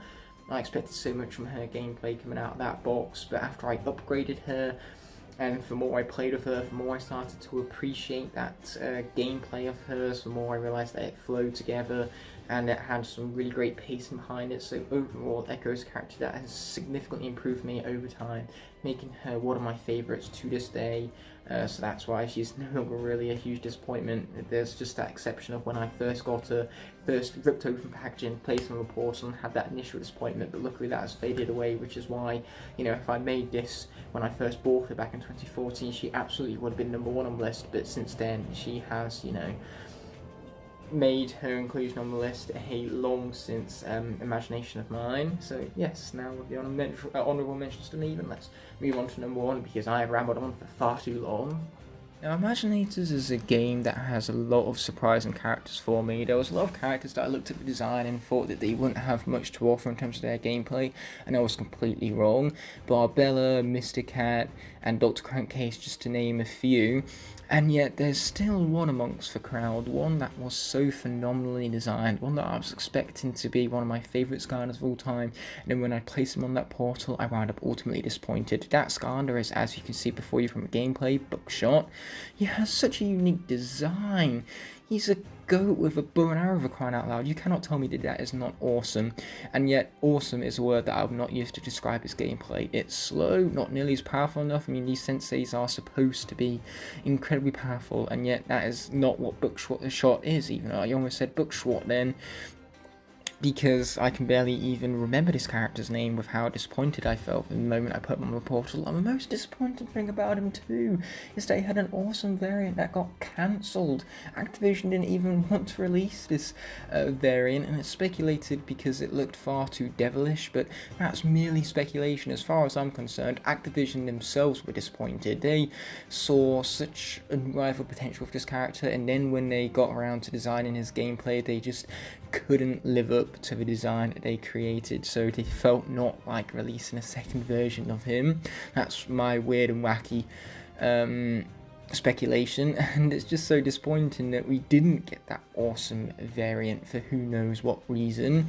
I would have loved to see it, even though, as I've said previously, I'm not a huge fan of the gameplay, but I would have, you know, put up with the gameplay if it meant an additional figurine with such an awesome colour palette to boot. But the day that it got cancelled was the day that, you know, I got highly disappointed by Activision's portrayal of the character, and the character in general also disappointed me. And now I've said enough because the gameplay is looped over twice, so I feel like repetition has put enough emphasis on this point right here, concluding the video as is. So I want to thank you guys so much for watching. I'll be seeing you in the next one, but until the moment rises, peace. Thank you so much for watching through to the end of this video. I deeply appreciate every last one of you, since it's viewers such as yourself which make these videos possible, and I couldn't do it without all of your unwavering support. If you enjoyed what you just saw, you can click on screen now to watch either my most recent video or a video picked out specifically just for you. You can also access the entire playlist for the video you just watched. I'll be seeing you in the next video, but until that moment arises, peace!